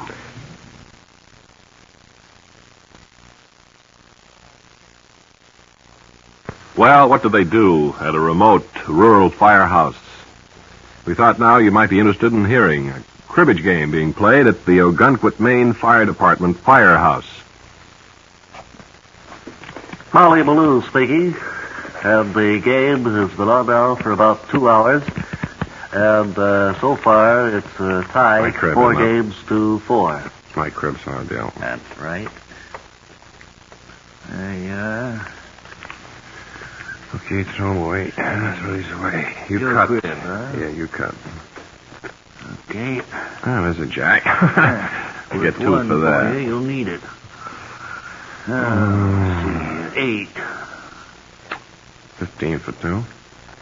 And another 7, 22 for 2. 25. 31 for 2. I got 15, 2. I get 1 for the last card there. Oh, yeah. 15, 2, 15, 4, 2, 8 or 12. 15, 6. You don't need to look at mine. You can take my word for it. 19. The 2 players of the playoff here, 19 on that counting one. each other's hands. The left-hand player just got 19, and that would make him... You can't have 19. Somebody said he can't have 19. That's my wife, Mr. Ballou. What do you have to butt in on it for? Well, it looks as if the fight may start at any moment. See, I'll count again. 15, 2, 15, 4. Just counting it up again. 58, 6. Round of 3 is 9. 2 is 11, and 10. 7, 8, 9, 10, 15. No. You don't know how to count. That's your big trouble. Well, let's see. 15, 2, 15, 4, 15, 6. A run of 3 is 9. 15. All you got is 8 there. Now let's see. 15. And I got 12, and that puts me out. Wait just a See minute. him? Count them. Go on, count them there.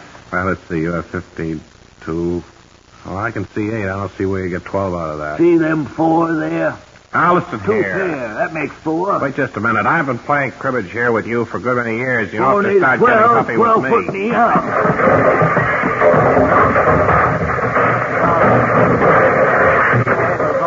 We'll have a further report on who the winner was at a later time.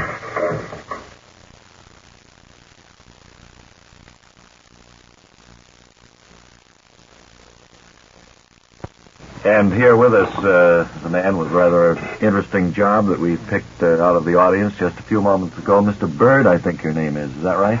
Yes. B-Y or B-I-R-D? B-Y. What's your first name?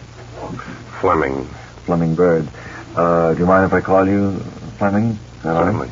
Mr. Bird, you work in a fingernail clipper factory, is that right, as a tester? That's right, sir. I test the fingernail clipper itself, the edge, the sharp edge, see if it cuts. I've seen these advertisements saying that each clipper has been tested. How do you go about that, sir? How do you do it? Well, I clip. Don't use your own fingernails. Yes, I do. Do you really? Yes. I, of course, can only test 12 a day that way. Well, clippers. I see. And you're going to... that doesn't make very much of an output, then. You're not the only tester there, are you? Yes, I am.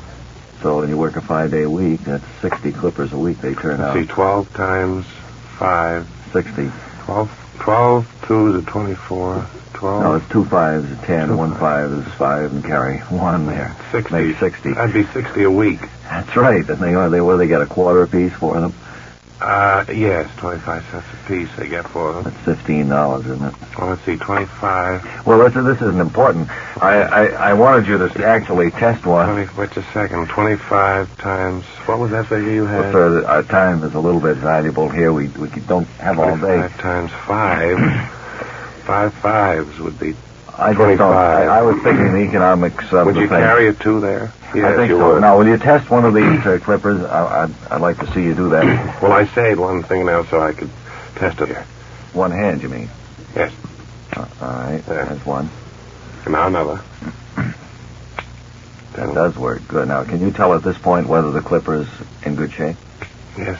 These 3 have been fine. Now, right. the 4th one. Mm-hmm. Now the 5th one. And the 6th one. Well, there you have an actual demonstration of how these fingernail clippers are tested. Thank you very much, Fleming Bird. What's that, 25 times 5? Yeah, I'll get with you a little later.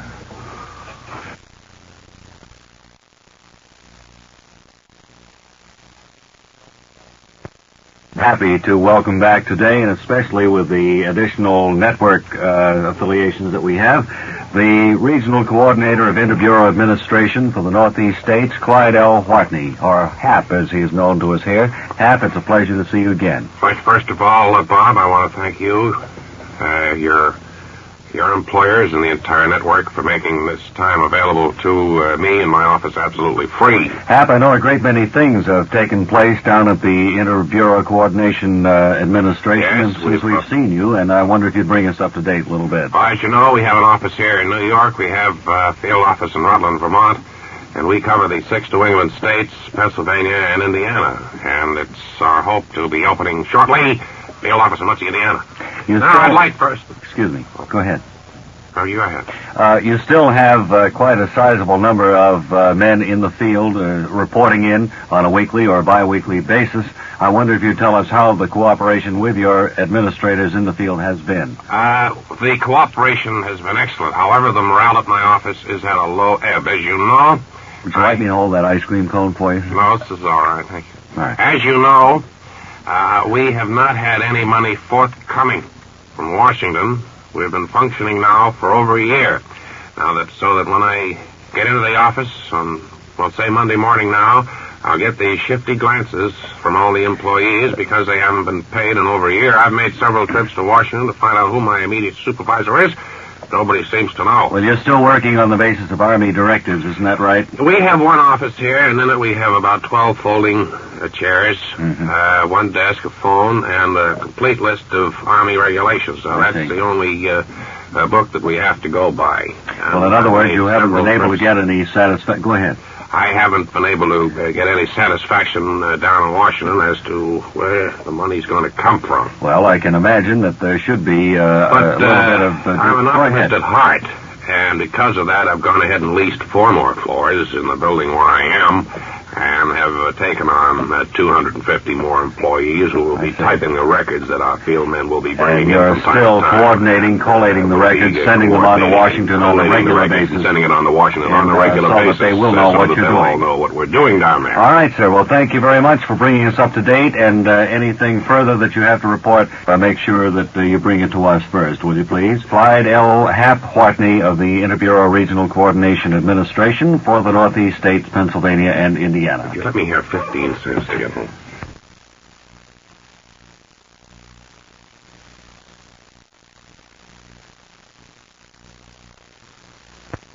We call in correspondent Wally Ballou at the Detergent Box Derby, Uphill Falls, Oregon.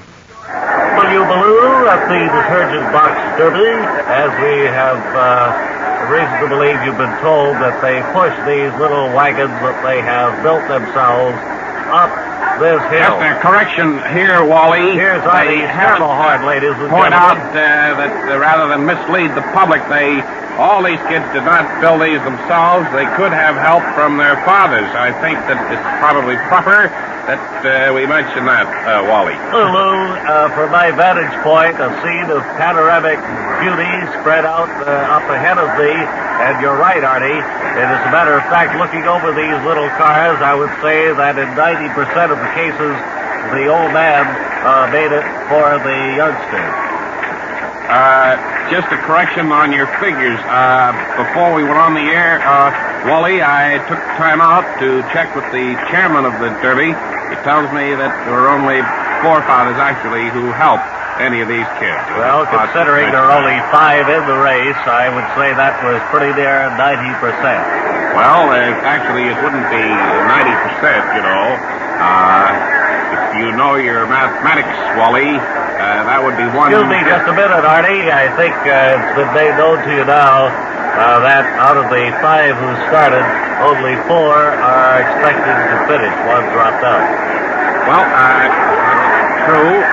However, I think I was still correct, Wally, in saying that there were 5 contestants vying for the honors here at the Detergent Box Derby.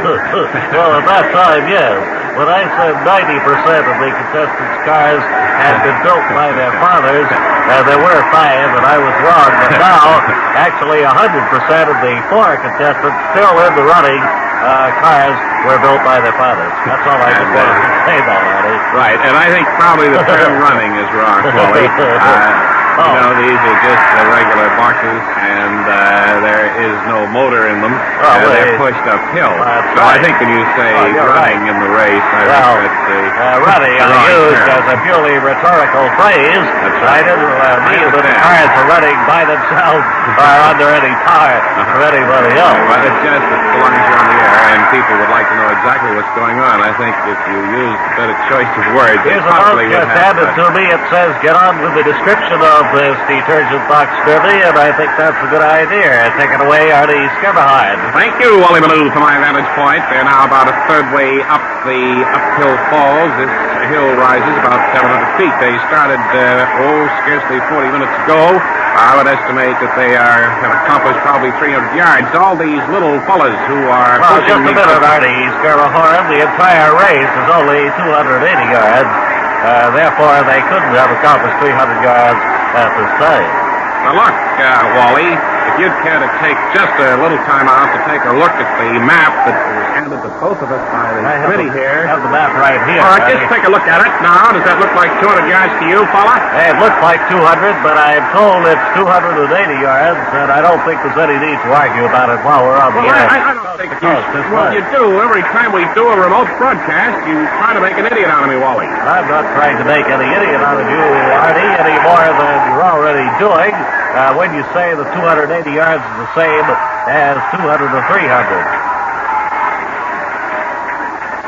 Go ahead, Wally. That's all I have to say from my vantage point. Oh, that's all you have to say.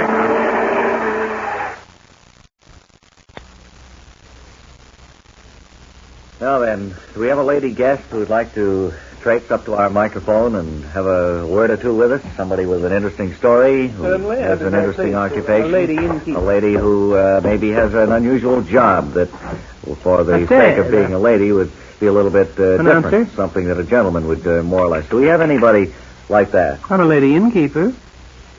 All right, ma'am. Fine. I formerly was a lighthouse keeper. Mm-hmm. And where are you? Where's your inn? In Vermont. In Vermont. That's one of the most beautiful of the New England states. Don't you think so? What? I say, don't you think that's one of the most beautiful of the New England states? Well, there's only 5 or 6. They're all pretty much... Once you've seen one, you've seen the other, as far as I can make out. Do you run this inn on the old style of with yes. The stables and pay right on the nose. What? You pay. Well, of course you pay, but I mean, do you keep the old traditional inn atmosphere? We try to. By that, I mean we don't have any central heating. Oh. And, fireplaces, things like that, huh? Not so much a fireplace, But we just have one little, well, like a hearth in the kitchen there where the people, if they get chilly, can warm themselves. Well, that would prove to be a little bit of a problem if you had a good many people staying at the inn, I should think. Now then, what is the background? What's your experience in this particular business? Have you run other inns? Well, I have always thought that it would be nice someday to own a little inn of my own. Mm-hmm. And I shopped around and finally decided that the old Dutch Cupboard Inn up there in Vermont would be the place for me. I wish you hadn't mentioned the name of the place, because that constitutes what we call in this business a plug. Or a commercial. And 500 and some odd stations, ma'am, I didn't get your name, but it could well run up into the $30 or $40. You understand that, madam? What? He was just trying to explain to you the commercial structure of the program. $30 or $40 for just saying the name of my inn. That's right. And you said I'll be a monkey's uncle. You said it from coast to coast almost, and we'll have to see you after the program. You'll speak to Mr. Conway, our young squirt over there. You'll make out the bill. All right. Thank you very much. Thank you very much. Isn't it funny to invite you up for thing you know, talk to money. A mean lady.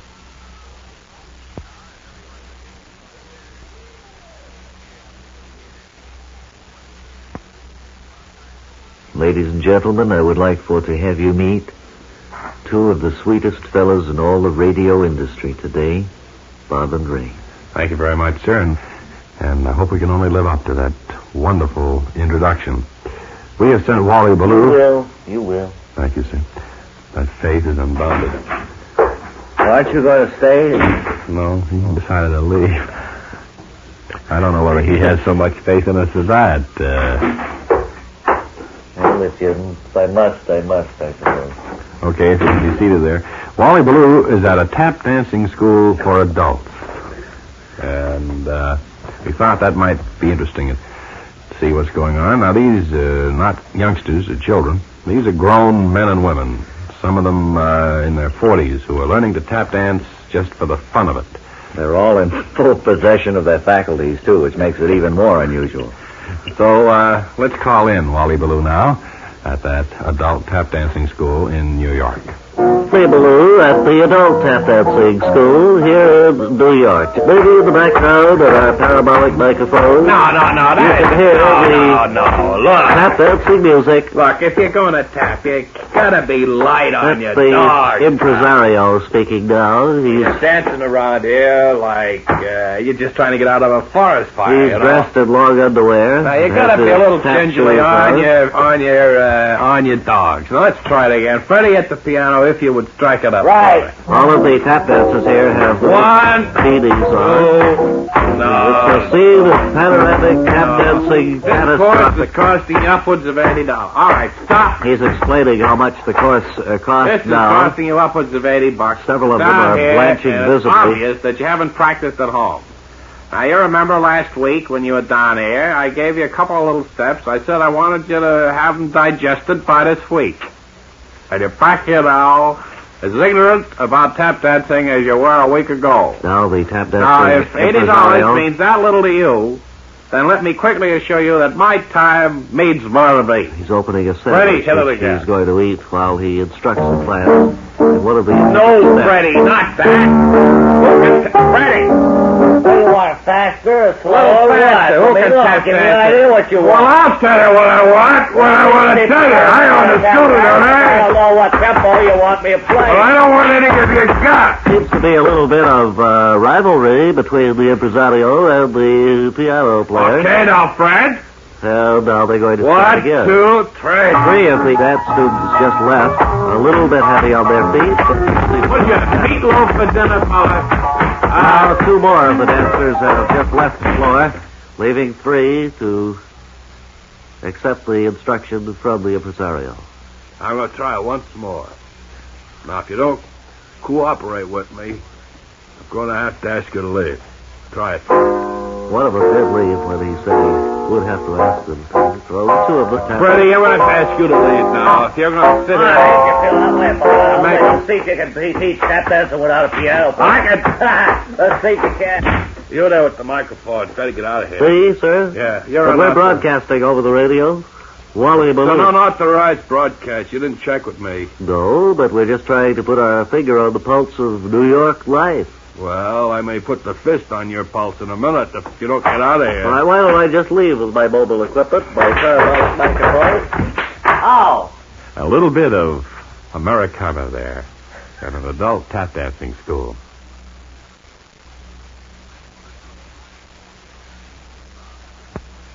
Now then, I'm here. I'm the author that Mr. Wilbur Conley invited up here to... you are Bonfilio Rumpelmeyer, is that right?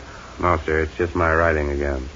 What is your name then? Alfred E. Nelson. Alfred E. Nelson, who is our author guest on this session. And the book that you have just written, Mr. Nelson. History of the United States. History of the United States. I imagine this is quite a heavy work, quite a lot of pages, Well, it has over 1,100 pages.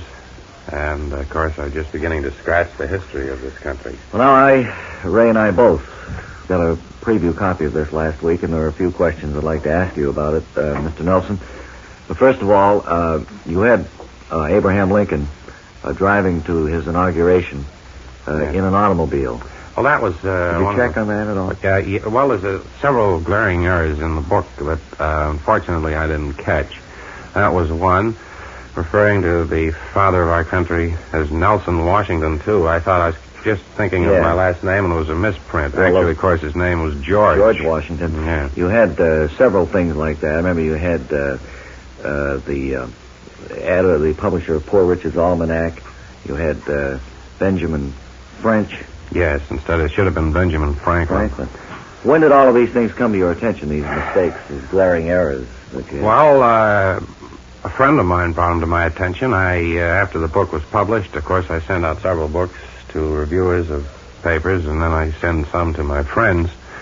And he no sooner got a hold of it than he called me at home and started to point out several little errors that unfortunately got through. Yeah. Well, here now, like on page 820, you have the first capital of the United States in Bailey's Mistake, Maine. Mm-hmm. Well, what prompted you to do that? Well, that was just carelessness on my part. Did you do any research on this book of American history at all? Yes, I did considerable research, and of course what happened was I relied on my memory a great deal. And what you learned which has school. How far did you go in school, incidentally? I went through the 8th grade. And you wrote we had 1,100 page we had very intensive history courses. Well, I know, but an 8th grade education in American history is not enough to qualify a person, be he genius or not. That's what you say.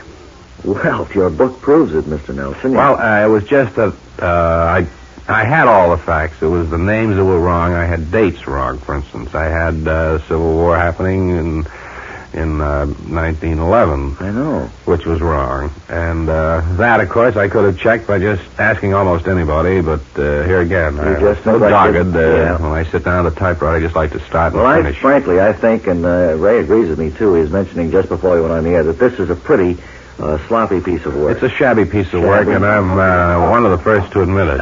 It sells, I understand, for $24.50, which is a ridiculous price for an 1,100-page work. It's a leather-bound book, and the publisher, of course, I don't care about the tied. binding, Mr. Nelson. The binding means nothing. It's the book inside. The binding does mean something because it's leather and it's very nice glossy paper. The book must weigh 8 or 10 pounds. All of that. Here's a. Would you like a copy? No, I don't want a copy of it. It's no use to me. I'm not going to show this to my children and say, when they ask me about history, I'm not going to look to this for a Let reference. me put it this way. I'll never appear on your show again, either. Well, that'll be perfectly all right with us, Bye. Alfred Nelson. So long, sir. And sign out on your way out, please.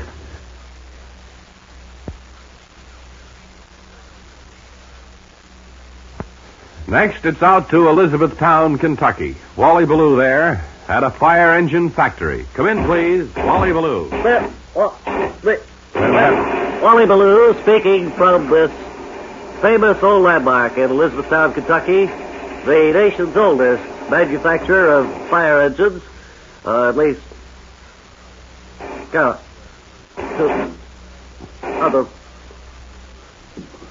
around here. And to tell us this unique story is the manager of plant number 7, who's standing next to me, Bonfiglio H. What is that last name? Blanton. Blanton. And Mr. Blanton, how long have you You been call me with... Smiley, everyone else does. Smiley, how long have you been manufacturing fire engines? Well, I myself have manufactured fire engines since I was 22 years old. My father before me manufactured fire engines for years and years. I see. And we turn out a nice product here. And, of course, it's quite a job selling one of these things. Well, I should quite imagine, because fire engines are known for their lasting qualities. They don't ever run up too many miles, I guess. No, that's right. The average mileage on a trade-in job would be about 1,100 miles. 1,100 miles. Well, your business has certainly been quite extensive here. How many are you making right now in production? We're making it. You're making what? We're making it. We make about one a year. And if we can sell one fire engine a year, then it's a big year for the company. And that's a fully equipped engine with fully ladders, equipped with your hose, your ladder, your helmet, your gauges, your steering wheel, your whistles, your sirens. That's right. Your everything. Have you ever thought of trying to sell these things to other businesses like tree surgeons or something? No. We have been thinking lately at the board of directors of turning out other things that we could sell, such as stand-up trucks. I can't hear you, Smiley. I say we have recently been thinking of turning out other... You smell smoke. Yes. We have been recently, as I was saying, trying to develop a new product. Is that smoky smell a normal thing around here? No, it is not. How about those billowing clouds of black smoke? No. We have for years been trying to think of some new product that we could make. I see Flame there looking at the workbench. We've been in contact with the Davy tree surgeon people. The entire end of the building has just caved in, Smiley, and for safety's sake, I think we'd better take our microphones out of...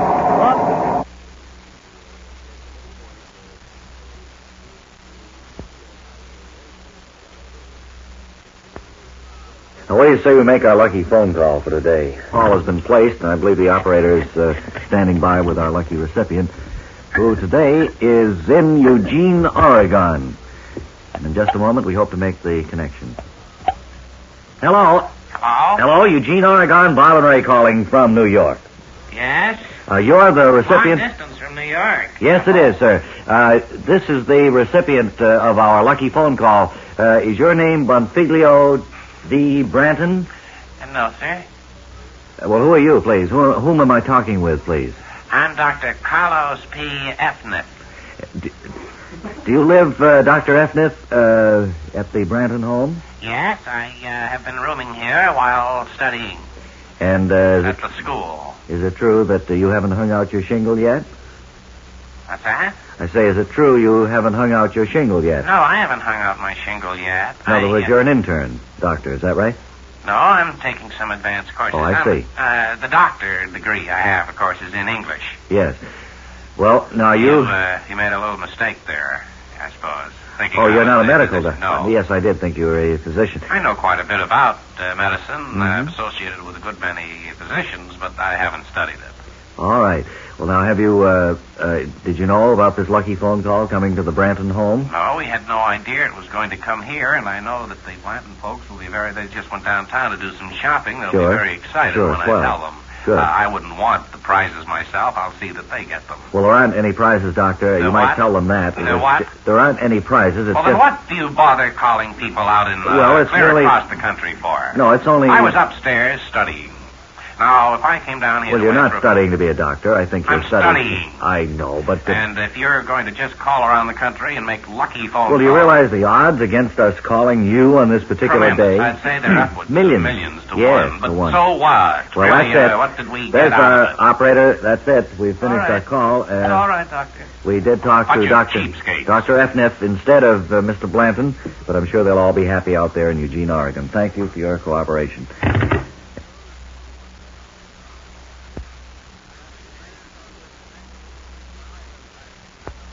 Are we going out to Hollywood first today? for those rushes that we promised to show. We are going to show rushes? Well, we sent Baloo out there to the set. You mean work for all of us, I suppose. Yeah, to the set of a new motion picture. Oh, who's been playing with these earphones? When we call in Wally Blue, we have to put on earphones to hear what he's saying at the other end. And gee whiz, it caught my wig. And now it's on sideways. I hope members of the studio audience will not be too shocked. But the part goes from your left ear right over to behind your right ear. How do you like that? I ran out of spruce gum this morning and had to use spearmint. Now on to Hollywood and Wally Baloo. This is what? Wait a minute. Is that right? Is everything right? Let's try again, Master Control, shall we? To Hollywood and our correspondent, Wally Baloo.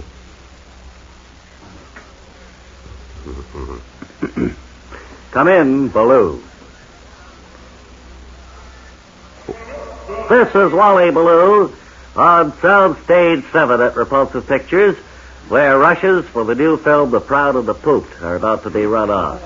I'm speaking here with the star of the picture, Rock McGurk, who is just about to film the final scene. Is that right, Rock? That's right, Mr. Baloo. This is the barroom fight scene. That's right.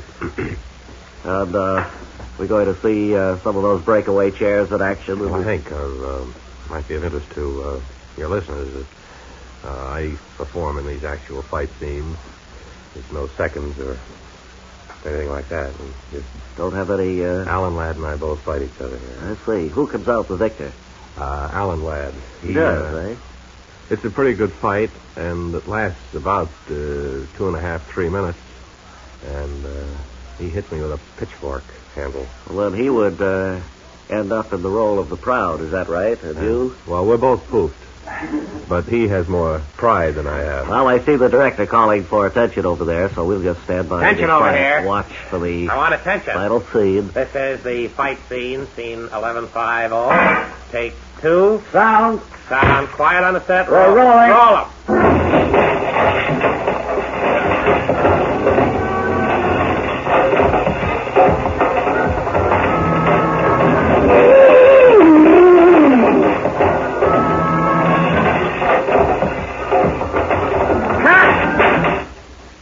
That's it, ladies and gentlemen. Now, the first aid people are coming over to examine Mr. Ladd. Seems to be okay. Mr. McGurk, how do you feel? He shouldn't have hit me that hard. It's only a movie. I noticed that breakaway chair was a real chair. It was a real chair made out of oak. And I'm telling you, that hurt. Well, that seltzer bottle wasn't made of candy, was it? I'll get you later, lad. This is only a picture, you know. Oh, with a threatened warning. Punch you in the nose when we get off this set. Rock McGurk walks off the set in a huff. Oh, there's another little fight stemming up. Get that! Roll him! Get that! Get that thing!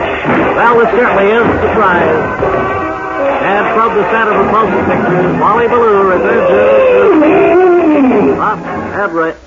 Thank you. Back here in New York. That was very exciting, wasn't it?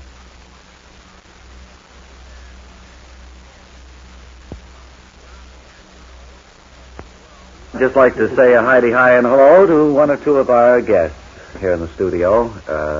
This gentleman here in the cocked hat. What do you do, sir? I'm in the packaging game. Programs, you mean, for radio and television, things like that? No, packaging bags and cartons and things like that. I see. I just designed a brown paper bag that will completely disguise a bottle of booze. Well, that probably will be the first time that I don't know whether it's the bottle or how you carry it, but you never can disguise that. That's a pretty good contribution, I think. Well, I've been working on it a good many years. Of course, it all started from embarrassment, like any good invention. Yeah. Every time I'd carry a bottle of booze somewhere, people would know it was. Well, I think so we've all heard necessity is the mother of invention. Well, I was going to say, we've all heard the expression embarrassment is. So is this a sample of it here that you have? Yes. Has a little handle on it there. It doesn't look like looks like it might be a container of ice cream. I thought it looked like a jug of wet bait. Mm-hmm. But it looks anything like what you would think it should look like. That's right. Very good. And what are you wearing the cocked hat for? Well, it wasn't cocked when I came in, but I hit my head coming through the doorway and put it cocked. Uh-huh. Knocked it cocked. Okay. Well, are you enjoying the show here today? Quite a bit. I like the girls a lot. Mm-hmm. Oh, we'll have them back, of course, for the finale number. They're changing costumes right now. And just a word for you, ma'am. Yes? Welcome to the Bob and Ray Show. You know, it's been quite a few days since we've talked with anyone in the audience. And we'd like to just find out where you're from, what you do, what your interests are. Where are you from? Dover, Delaware. And you, What was the second one you asked me? You work or go to school or what? Go to school? Well, Great Scott, I'm over 60. Well, it's just kind of a... School I'd be going to. I've gone to the School of Hard Knocks, let me tell you, young man. Are you married then, ma'am? Yes.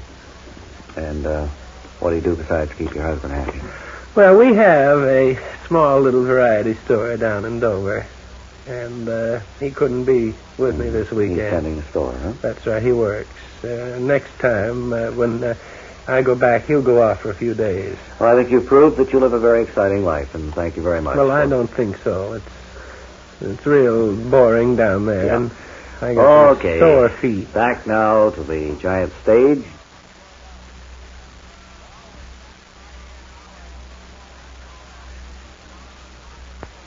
And right now, for a few seconds, we've scheduled a chat with some of the people passing through on tour here this bright day. How about you, ma'am? What about it? Can I have your name and where you're from, please? Yes, Miss Ethel Douglas. Mrs. Ethel Douglas, is it? Ethel Douglas. Where are you from, Miss Douglas? I'm from Rochester, New York. Very nice Who's place this up there. fool that's been on the tour? I was going to get over to him. I noticed... Scott, he's ruined it because they take you on a very interesting tour here. Oh, and they do? point out things that I would have been very interested in. Yes? This fool dragging Why all don't we these talk to animals him along and, and made so much noise. Let me just move over if I have enough wire here. Sir, may I ask your name, please? Certainly. Yes, you may. What is it? My name is Harvey Atkins. Are these your animals that you have here with you? Right, every last one of them. Roosters and so forth? Roosters, there's hogs, there's cows, there's goats. Just how come, Mr. Atkins? By that I mean, I take it you're a farmer. That's right, I am. I'm probably the only farmer left here in Manhattan. Oh, you're from New York City, is that right? Yes, I am, and I'd like to take... Does this go across the country? Oh, all over the United States. Well, I'd like to say hello to my fellow rubes. Oh, you run a farm here in the center of Manhattan. Where do you have this thing? I can't imagine. Up on top of the building. Well, what do you got all the animals with you for? What's the point? Well, I tell you, I'm the only friend they got. They follow me around all the time, and I'm used to it. Now, you know, you look pretty ridiculous in a tour here with a bunch of grown people, and you a grown man, with cows trailing along behind you and chickens and roosters and that stuff. Well, I didn't come here to be upbraided. All right, then. Whatever that may. Apologies, will you? Come on, fellas. What did they like most, incidentally? Color television. They loved it. All right.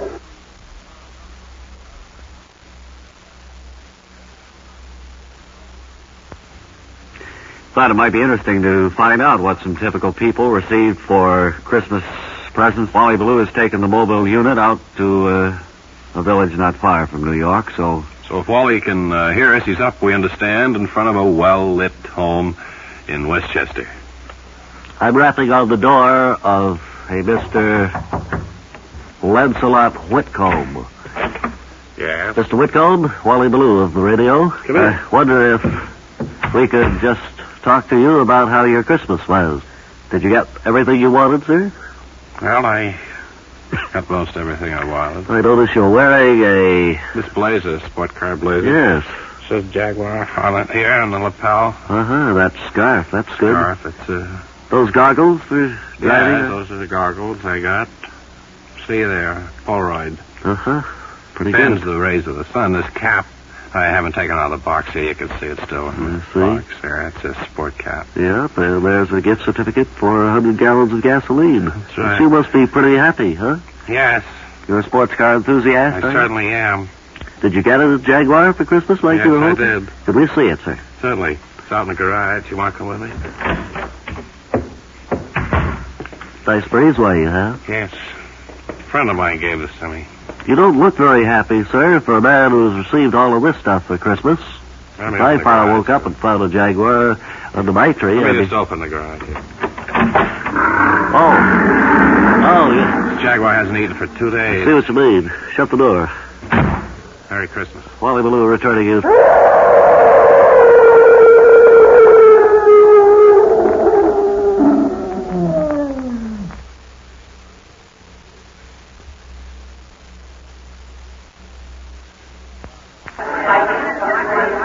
This is Bob Elliott at the main information desk of Crumliff's department store.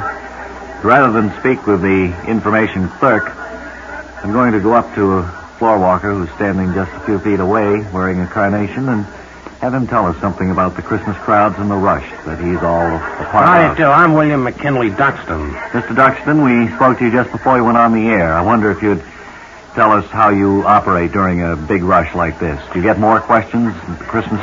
Yes, but you see, the funny part of all this, of course, is that I am not an employee of this store. You're hired just for the Christmas time, is that I'm right? not even hired at all. Uh-huh. I'm more or less self-employed. What I do is, of course, arrive at the store, and I come down without a top coat or overcoat, and I have a flower in my lapel. Yes, I don't sir. wear a hat. So that when I come in the store, I look like an employee, You're and I wearing look like a floor walker. Striped morning trousers there, too. That's right. I bought these years ago for a wedding I went to, and they fit in very well now. But I just mean, what I do you fit do into in- them very well now. How are you self-employed here if you're not a floor walker? Well, when a lady comes up to me, for instance, and says, "Do you sell minks here?" I say, "No, we don't, madam." But they have a big mink department here. I at know, Crumliff's. I know, but it's a joke. I see her go flying out the door to another shop. And then I'll have some lady come up and say, "Where's housewares?" I'll say, "It's up on the 11th floor." Uh-huh. And up she goes, and they're in the basement. Well, I know that. Well, this is kind of a mean thing to do, especially at Christmas time. It must make people a lot more work, a lot more time. Oh, in the sure shop. it does. They get blazing mad. And I keep changing. I don't stay around the same spot too long, because when that lady gets up to the 11th floor, and finds out that they're in the basement, well, and the fur will fly. You and can't give it- be in the same place. No, I huh? keep moving. Well, that's kind of an unhappy thing, but I put guess out you that get fun cigarette, out of no it. Oh, I'm smoking. sorry. Which way is the main exit? I've got to leave. 3rd floor. Take the escalator. Thanks very much.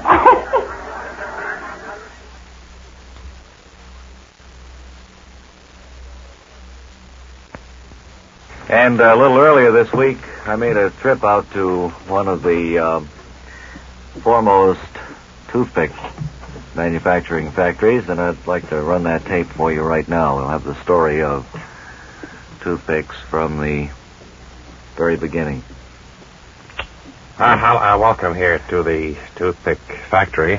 Sir, this is your lunch hour, is that right? That's right. All the machines have stopped here Uh-huh. while we enjoy our lunch. We all usually bring our own sandwiches here to the toothpick factory. We're very proud of our factory, young man. We were one of the first to institute putting points on both ends of a toothpick. That's so what I that you could understand. put the toothpick, say, in a cantaloupe ball, and then put a little sandwich on the other end. We were instrumental in that. I Who hear the started machine. that machine? Well, it's 1 o'clock. I think they're back from lunch Oh. now. Over here, we're standing right where the giant logs come rolling into this factory. And what happens to them Well, after these they... come down from the northern part of the state. They come down floating down the river. We take them out one at a time, bring them up here on this arrangement that you see, and the logs come in through that window light, and then they're shaved down. I'd like to point out also that each and every one of these toothpicks is hand sandpapered. We're very proud of that. I think you're the only manufacturer that does that, and I might point out that their slogan is not a knot in a box full. That's right. We try never to have a knot in any of our toothpicks. It's just a matter of pride with us. We could get away with it, I suppose, by painting them, but we just don't bother. How about these new plastic toothpicks that Oh, don't mention the word plastic to us. Well, They just won't stand up like a wooden toothpick. didn't mean to bring Oh, up... an I don't like that unpleasant term at all. subject. How many people are employed here, George? We have about 25 men who work at whittling down the points on each one with a scout knife. Uh-huh. Then we have about 20 sandpaperers who sit there with little pieces of sandpaper and sandpaper them down. Then we have the girls who put them in a little box. And then we have big men who put the little boxes in the big boxes, and bigger men who put the great big boxes onto the truck. And there Then they we go. have very, very big men who push the truck. I see. How many do you turn out in a day's time? Oh, we put out about 40 to 50,000 of these every day. And 40 that's and keeping 50. right moving all the time on an 8-hour. I have 11 men working days here. I have a night shift of 16 men who do nothing but tear down the logs. Well, there's the toothpick story, and the next time you use one, you'll know just where it came from, how it was made, and so forth, with our thanks to That's right. George. Everybody's back from lunch now, and factory is going at full rate of speed here. And our thanks for the cooperation shown. Now back to...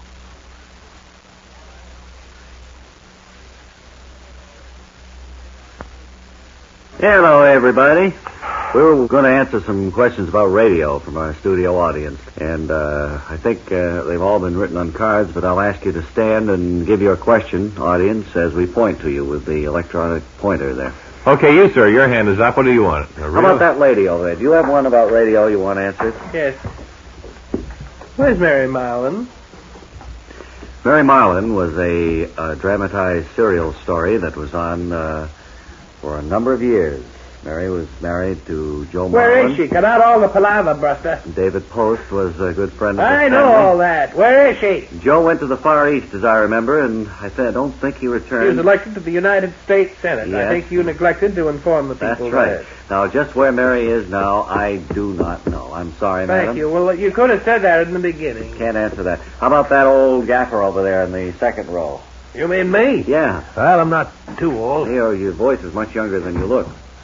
You can answer any questions about Well, we it? don't say we can. We'll try to. We'll attempt. We'll endeavor in every way to give you a satisfactory answer to a question about radio. Okay. How come this station comes in on this particular spot on the dial? Well, the way it's arranged. If there were a lot of other stations on this spot on the dial, why, well, it would be pretty... You're not answering the question, pal. Cut out the palaver. Just straight... Well, I'm answering it to the best of my ability. Well, you set yourself up as an authority, and I've thrown a question at you, and you've muffed it. Well, you see, each station is assigned... I know that. I'm asking you how come you're right on this particular spot. Yeah, let me put it this way. Can you imagine the confusion if you had 3 or 4 stations on this particular spot? I know the confusion. I can understand that. We I want to know is why you never waver. You're always right at the same spot all the time. How come? How do you do that? Because we like it here. This is the I know. place How do you keep your radio signal from going all over the place? Because we aim it here. You can't aim it at a spot that... Oh, don't give me that. You don't know, do you? No, I don't. Okay. Sit down then. Any other questions? Me?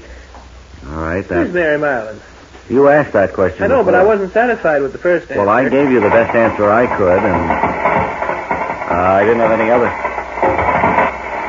I think there's another station coming in on this frequency. Hey, that's right. Sorry, sir, that we couldn't have answered your question because it probably would have helped us. Well, yeah, there's sounds 2 like stations. a pretty good show. Yeah, it's too bad. This is the Bob and Ray Show, so stand by.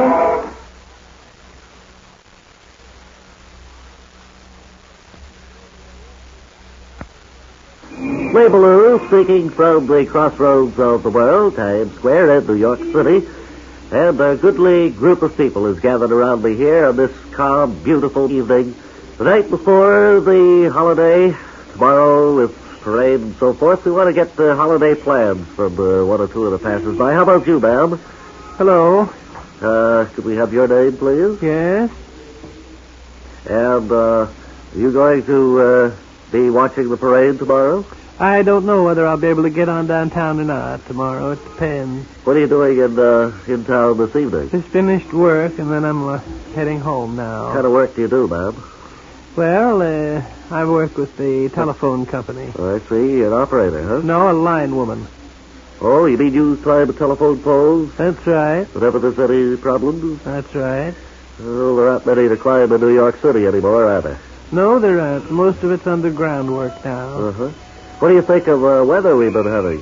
Yes, it certainly is very springy. Very spring-like. The evenings have been cool. Sun sinks west.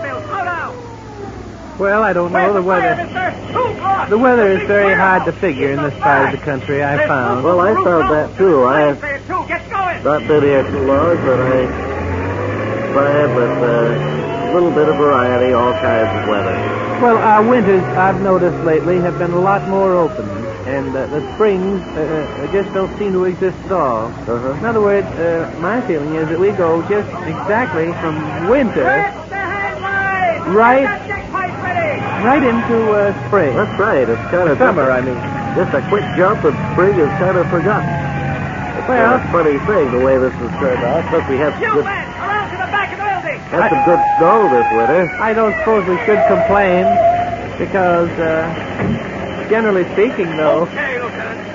Get that deck pipe going onto the roof. I don't think we should complain See if you because get in through the window up there with your hand line. the weather has been what I'd call Man, I'm over the roof with her. Well, Very I think temperate. like today we had a very pleasant day, sunny in the morning, and throughout the day, but with Get a a, ladder up there. with a Now, good you breeze. Get up on that roof. yes. Open that Well, roof. and it's been so windy. Have you noticed that for this time of the That's year? right, a little more We're of going a to need it here. little normal. Where do you plan to spend your vacation? Where will the weather be good? Did we cut that line from Times Square? Good. Thank you, Wally Ballou. Excellent job again. This Gee is whiz, I think there was more going on there than he was broadcasting. I think so too.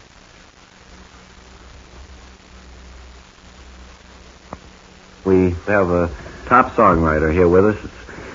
We don't play records on the show, but we like to have contact with the musicians, the men who make music, the men who write it. And that is the case here because here is Harold Frelinghuysen. James M. Frelinghuysen. James M. Frelinghuysen, who has written some of the great all-time songs of the past. I just can't even remember one.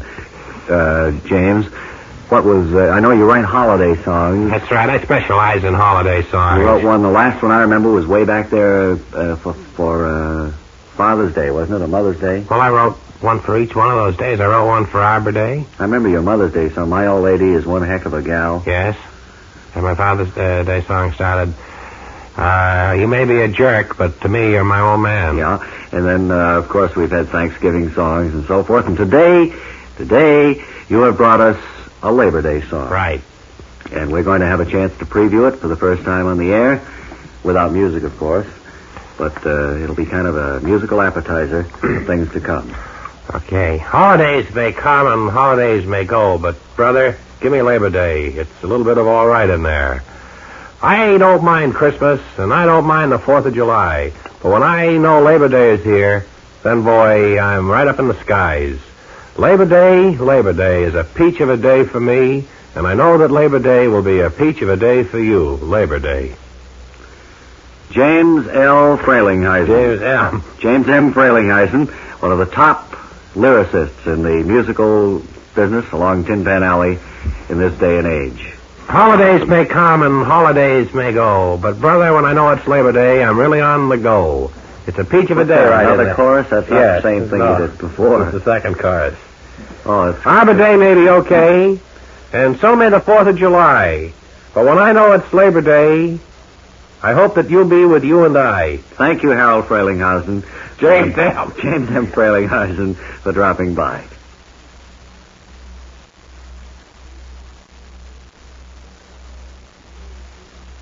Here at our Bob and Ray microphone today, Mr. Waycroft U. Fergus, who has the most unsuccessful success story to relate to us. He was here yesterday for the program, and unfortunately time ran out. We had to put him up at the Bob and Ray Hotel. Mr. Fergus, welcome to our show, and I know that you have a very sad and unsuccessful story to relate. Well, I am a complete failure. A what? Spell that C-O-M-P-L-E-A-T. That's rather the archaic, isn't it? The archaic way of spelling it. Yes, but it's complete. Well, now, Waycroft, if you don't mind me calling you that, you hail from the Midwest somewhere, I understand. Yes, I started off when right after I flunked out of school, as the president of a bank in my hometown. I see. After 2 weeks there, they saw through me immediately. Yeah. And I was demoted to vice president, where I... Within 2 weeks, you became vice president, is that right? Yes, and then after not distinguishing myself there for a week, I was put over on loans. Well, of course, that was a position of trust, a position of envy among the other employees, I should imagine. Yes. After 5 days at loans, I made several mistakes. First of all, I didn't secure any of the loans. Mm-hmm. And, well, this is a familiar story. You were then made chief teller, isn't that right? That's right. I was made chief teller. And then my Where did you go then on your way down? Well, after I displayed my complete lack of knowledge of arithmetic and bookkeeping, I was put into a uniform and made guard. In other words, you had a position of responsibility and trust on your next step downward. While cleaning my gun, I shot off one of my toes. And I was then put in charge of cleaning the window on the outside. In other words, you now were on the outside of the bank rather than inside, although still being paid by the bank. Yes, after accidentally setting off the alarm, I was promoted then down to keeping the sidewalk clean and neat. Picking up cigarettes and things like that otherwise would have made the bank. And scraping gum off the sidewalk with a stick with a nail on it. Well, you certainly had proved yourself quite unsuccessful at that point. What was your next step downward, sir? My next step downward was to go back downstairs and be in charge of sweeping down by the vaults. Well, then you still were with the bank at this point. No, I was not, and... Oh, you decided to sweep around the vaults, although you had been discharged by the bank. Yes, right? And at 3 a.m. in the morning. I see.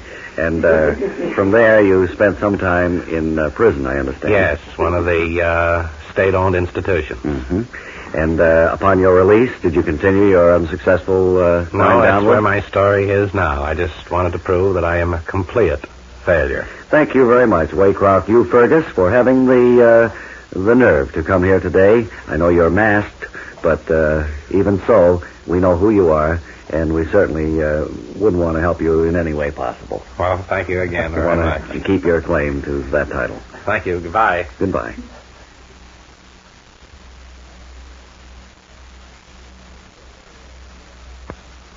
We have a little surprise planned for today. The two people all sat in opposite studios, Ray. Mrs. Worley and her brother, Mr. Worley, whom they haven't seen. They haven't seen each other for 67 years. And we've flown Mrs. Worley here, and Mr. Worley lives right here in New York. He took a bus to get here. We have them in separate studios, and we think that they're going to really have a big surprise in store for them, thanks to us. Why don't you talk to Mrs. Worley first? All right. Well, would you bring in Mrs. Worley, please? Come on in, my dear. Come on, step lively, lady, will you? Oh, wait, she's 87 years old. Well, I don't care, Bob. We only have I know. 45 Let's be kind to her. Right over Come here. on, lady. Step along. Come on, Mother, right over here. Scott. Sit down, if you will. You are Miss Tabitha Worley, is that right? Tabitha. Tabitha Worley. A lot of people make that mistake. And where do you make your home, Miss Worley? I live in Bondurant, Wyoming. That's a wonderful country out there, I know. Yes. And you are 87 years young, is that right? That's right. And you were flown here by Bob and Ray. And do you have any idea why you're here in this studio today? I don't have the remotest idea why I'm here. Is there anyone... Speak up, lady, please. She's speaking up, Ray. Don't... Great Scott. Do you have anybody that you would particularly like to see after, let's say a great number of years? Someone you used to know? No, I don't suppose. Anybody in your family, Miss Worley, that you particularly... My family, let's see. No. No, it's been so long since I've seen any of them anyway. I don't suppose I'd know them if I fell over them anyway. Do you remember your brother, Frank? Sure. How long is it since you saw him? Oh, let's see. It must be about 70 years. 70 years. We thought it was only 66, but it's 70. It's 70 years. We have a little surprise arranged for you, Miss Worley. We like to do this now and then with the excess cash that we have from our expense account. And I wonder if you'd open the door over there and bring in our next guest. All right, come on, will you, pal? Step along. Now, Mr. Frank Worley is facing his sister Tabitha for the first time in 66 years. Let's hear what they have to say. Well, what'd you want me here for? This is your sister Tabitha, Mr. Worley. Oh, hello, Tabitha. Hello, Frank. All right, now will you go over and sit down in our studio audience, please? Knowing that we've made two people happier. Now they haven't... Why don't you sit together in the same row? They're not even sitting in the same row. No, you probably have a lot to talk over, don't you, Miss Worley? Well, I suppose, but it's been so long. Mr. Worley, you have anything to say to your No. sister? No, you've changed. Uh-huh. Well, I know that we've... You mind if I sit in another row? No, you can sit anywhere you want. Where do you live now, Tabitha? Bondurant, Wyoming. And so, as they exchange anecdotes of days gone by... Wait a minute, I'd better get out of here. I have an appointment. I have to have my teeth fixed. Would you mind if I run along? No, you go ahead. All right, and so we have rejoined the Whirlies, and we know that we've added a little bit of human kindness. Is that why you threw me here? Yes, you can go back any time now. Well, I might as well run along home now. There's probably a plane leaving. Bye. Goodbye, Miss Hurley. Isn't that heartwarming? It certainly is. It did something to me.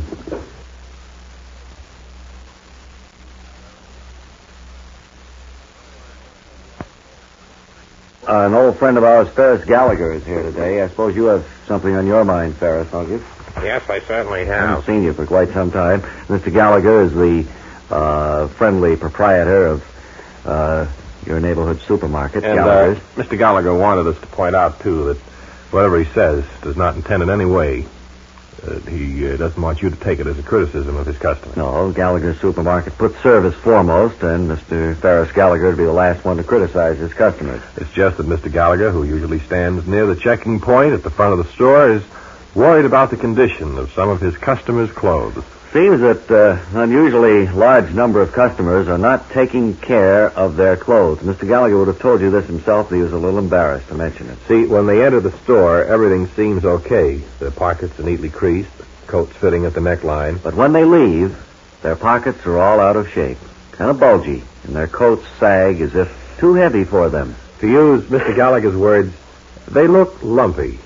Now, it suddenly occurred to Mr. Ferris Gallagher the other day that maybe some of his customers at the supermarket were thoughtlessly putting tomato cans and floor mops and 5-pound bags of sugar in their pockets instead of their shopping wagon.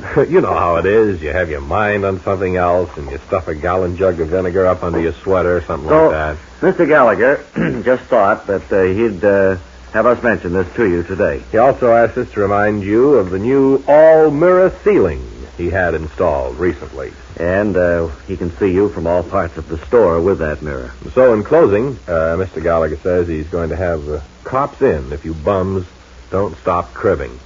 His specialty for tomorrow, 2 cans mulligatawny soup, 27 cents. That do all right for you, Ferris? Now it's fine. Thank you. Okay. Goodbye. Goodbye. Thank you very much. La-da-da-da-da-da.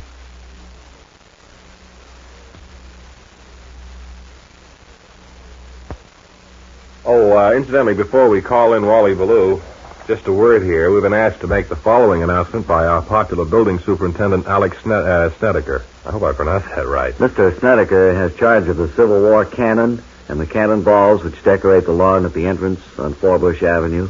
Now, part of Mr. Snedeker's duties are to keep the cannonballs and the cannon painted a nice shiny black. He cannot do this if the tenants continue to climb up and down on the cannon. And if the tenants keep rolling the cannonballs up and down the space in front of the apartment. So please don't touch the cannon or the cannonballs on the lawn at the entrance on Forbush Avenue. Okay, now to Wally Ballou, somewhere in America. No, you got the wrong thing, Master Control. There's a Let's try it patch again. cord there. Molly Ballou, the Klazuski Kazoo Company in Kalamazoo, Michigan, where today we're speaking with the greatest name in kazoo makers, the Klazuski folks.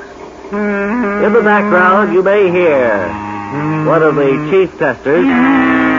As these kazoos come off the assembly line, he tests them with a standard tone kazoo. He's picking them up as they come by. Can we interrupt you just a minute, Mr. Salisbury? What? You're Mr. Salisbury. I have on my card here I'm supposed to talk to you about That's right. kazoos. Can you hold up just a minute? Yeah.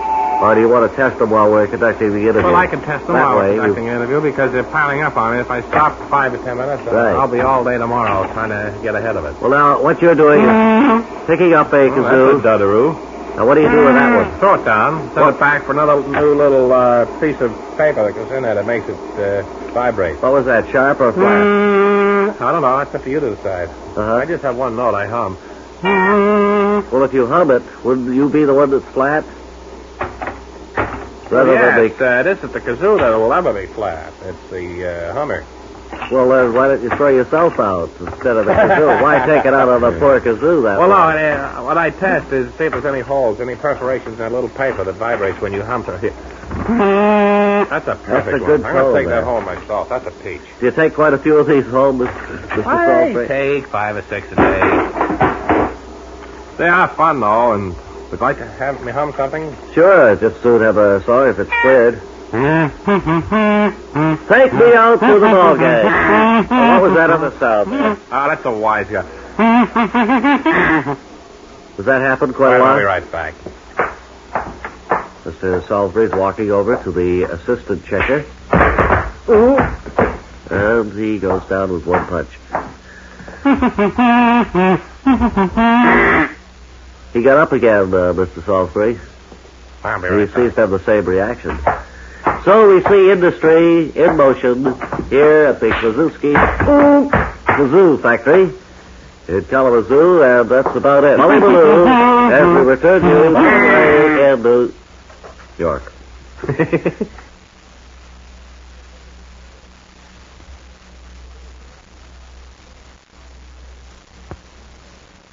The question man is here with another stack of mail in which there are questions to which he will offer the answer, I hope. How do you feel today, Mr. All right, let's get to the mail quickly. All right, here's the first one from a man in Massapequa, Long Island. He says, my friend and I are having a fight. How can I win as he's much bigger than I am? I'm afraid it was Bill Terry in 1933. Here's another one from all the way down in New Bern, North Carolina, from a lady who writes, my friend and I are having a fight. Did the United States ever have a woman president? No, I believe it was in the late 1800s at the Delaware Water Gap. A young married couple, Mr. Question Man from Philadelphia, writes, we're having an argument. What kind of a guy was Francis Scott Key? I'm afraid that your friend lost that argument. No, that's the Amazon River. A pupil in junior high school 93 in Brooklyn, New York, writes, my teacher and I have a bet. Did Eli Whitney or Elvis Presley invent the cotton gin? No, 3 cities. Paris, Rome, and London. And a nice lady in Duluth, Minnesota, writes, I like your voice, Mr. Question Man. Can I come up and meet you sometime? Oh, I'm afraid you won that argument. You can tell your friend that it flows northeastward and empties into the Atlantic Ocean at Newburyport. And there's a second part to this question. P.S., Mr. Question Man. Ted Williams. Finally, a Marine in Camp Lejeune writes to ask, what time of the year does the yellow-shafted flicker molt? Cumulus clouds, always. So we hope that the Question Man has answered some of the problems bothering you listeners. If you have any, send them along. Next time, he will answer such questions as, I know how tall Mount Everest is in feet, but how many inches high is it?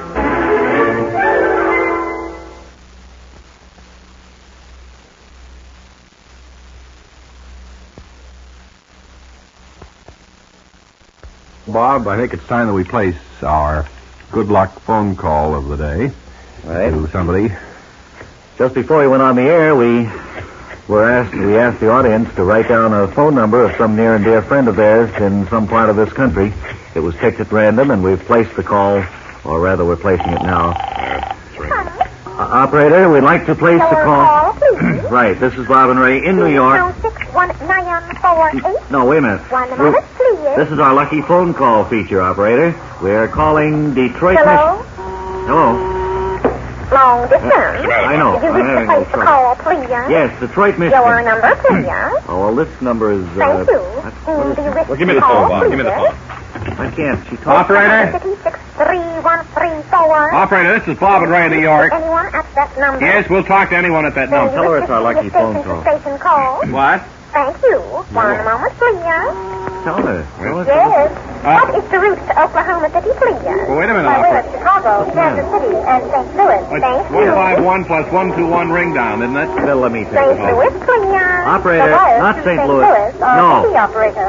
Let me have Kansas City then. No. Detroit, Michigan is where we're calling. Our lucky phone call of the day. New York is calling Oklahoma City. No, we're not, operator. Hang up, Bob. Oklahoma City. I Great. don't know a soul out God. there. Now we'll try again, won't we? Just dial this, Ray. You can dial long distance now in a lot of places, you know. Hello. Hello. This is Bob and Ray in New York City. Are you our lucky phone call receiver for today? What do you mean? Are you Mr. Herman Rutledge? That's right. And you live at 4460448 Spruce? That's right. Well, sir, this is Bob and Ray calling, and you are lucky. What? This is our lucky phone call, sir. We do it every... What do you mean? What's that? It's lucky. Do you realize the odds out of all the millions of people in this country of picking your number out of a hat? Well, I was down cellar. I got oil burner trouble. I was working on that. Tell us a little bit about yourself, Mr. Rutledge. Dry up and glass, fella. I got to get back to that. Well, all right. You're lucky anyway. Do you feel okay? Boy, don't ever come out to my house. Well, happy, huh, Bob? That was our call. He didn't seem too happy. No, I think we disrupted something out there. It's guest disc jockey interview time now, and here in our studio today, hailing all the way from the great Southwest, is Proctor L. What was the last name, Proctor? Pops. Pops? I thought that was a nickname. I noticed that in the car, and I wanted to be sure about it. Proctor Pops. Proctor, what do folks call you there? Do you call yourself Proctor on the show? Is that all? Yes, they call me Proctor. Or you say this is old Pops again? No, I say this is Proctor Pops, everyone. No, you have a very good show called Tops and Pops. Well, on Saturday night, I have Proctor Pops' Lid. And that's kind of a gag show. I use gimmicks and play a lot of rock and roll, a lot of waltzes, a lot of hillbilly and western country style music, and a lot of marches. Well, you know, Ray and I love to meet disc jockeys from other parts of the country. 385th Field Artillery Band. They have a couple of peachy records out. Uh-huh. And then you have an early morning show out there, too, don't you? Yeah. Proctor Pops Rise and Shine. Proctor Pops' Toaster. That's kind of a morning show. Breakfast show. Yeah. Well, I have a light morning banter, play wake-up music, marches, a lot of semi-classical music, and I insert, oddly enough, correct time signals. Well, you really run the gamut, Proctor Pops. Don't you have a farm show at noontime there? That's right, I do. Proctor Pops' Flowers. Uh-huh. And I know that all of them have real good ratings. It really blankets the area out there. And if anyone wants information on how they can buy time... I have a quarter-hour show every night right after the news where I sell hair tonic called Proctor Pops' Wig. And it's a direct 15-minute sales pitch on this hair tonic. But you make it interesting. Guaranteed to grow hair on a billiard ball. Have you had any proof that it will? I have had several billiard balls sent into me with hair on them, but I don't know whether it's a gag or whether it really did grow hair. I don't know. I see. Well, thank you very much, guest disc jockey Proctor Pops. I'm on my way down to Washington now at 3 of those billiard balls with hair on them. Give them to the Smithsonian Institute. Fine. Well, thanks for dropping by. Another step on our pathway to guest disc jockeydom around the country. Thank you very much. It's a real pleasure, and I just wonder if I could put the bite on you.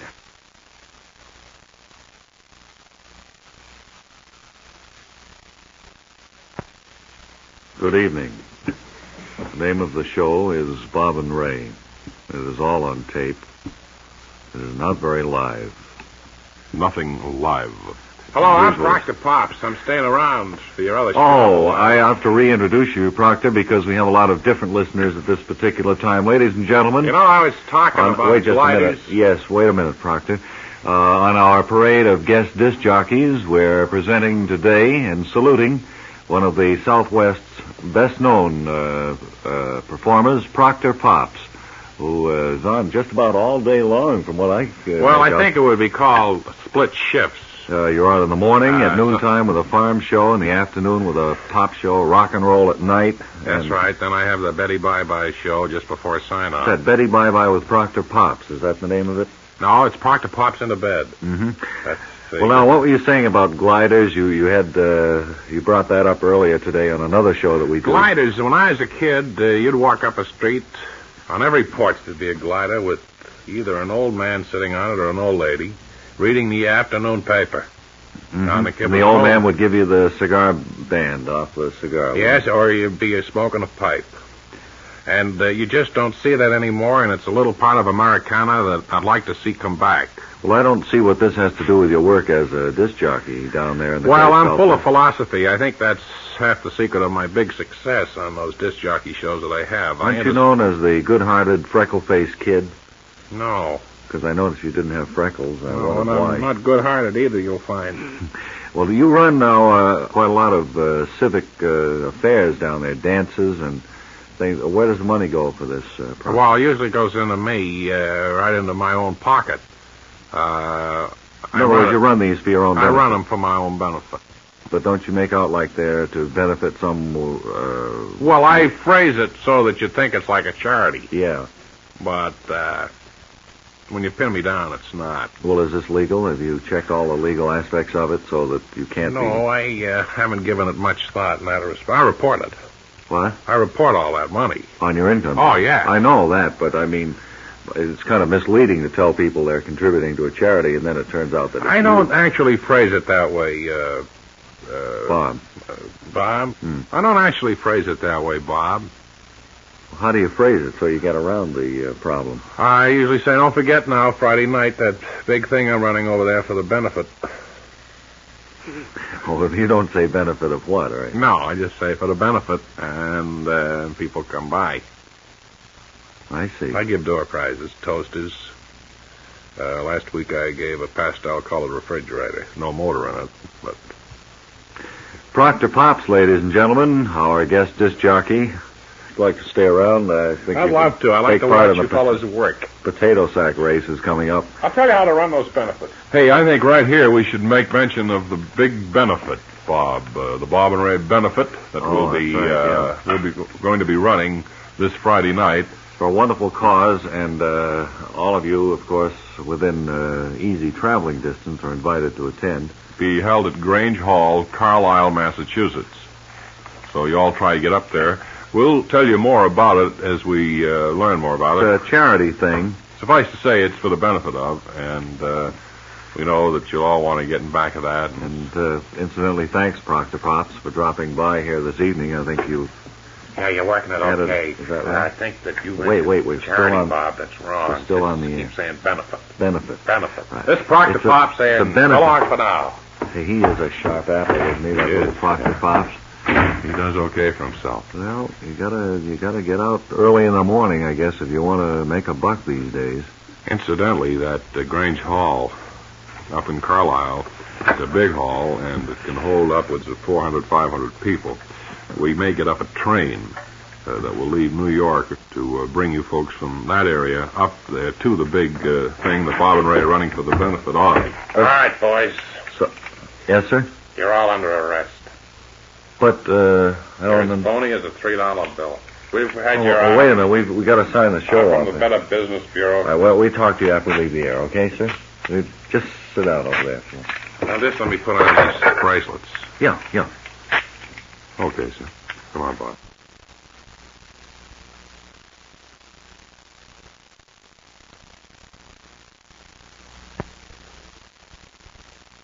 Where is the gentleman who was picked just before we went on the air by our assistant Wilbur Conley, young squirt who works for us? I do. Why were you selected, sir? Would you tell us? Because I know the standings of all the minor league baseball teams as of this date. Do you want to rattle them off before we... Texas League, Dallas, Houston, Fort Worth, San Antonio, Tulsa, Shreveport, Austin, and Oklahoma City. Swell. That's as of today, Tuesday. Southern Association, Atlanta, Birmingham, Memphis, Mobile, New Orleans, Nashville, Chattanooga, Montgomery, in that order. Boy, you really have a wealth of baseball information up your sleeve. I don't know the American League, though. Mm-hmm. Well, why do you concentrate more on this than on the American National League? No, it's just a quirk in my nature. Mm-hmm. Where's your home, Ed? Here in New York. What is your name? Ed. Mm-hmm. And you've made it a practice to study up on statistics, have you? No, it's just that I just like to rattle off the standings of the minor leagues, that's all. I do it at the slightest provocation. Well, where would you have an opportunity? Does anybody ever ask you? Subway stations, You find it pretty easy to get a seat on a bus if you start rattling these off? Yes, I can clear the bus pretty quick. I get on the bus and stand up there where you put the coin, I say... Indianapolis, Denver, Omaha, Minneapolis, and they all think they're on a cross-country bus. They all jump off, and I have a bus by myself. Bus to yourself. Sure. I suppose the driver would get a little bit upset at that, Well, too. I've even known drivers to get off. Mm-hmm. But, of course, they went for a cop. Yeah, but this way have you accumulated quite a few buses? No, I wouldn't want to become involved in anything like that. That would be a little shady. Shady, yeah. Mm-hmm. Well, you enjoy yourself today here? Yes, very much. Good. Swell. What do you think of... Schenectady, Binghamton, Reading, Allentown, Albany, Syracuse, Williamsport, and Johnstown, in that order. Eastern League. I'm going to step outside. Where you going? Well, you cleared the studio as far as I'm concerned. Well, I don't know what to say. I'm here all alone, except for that fellow over there.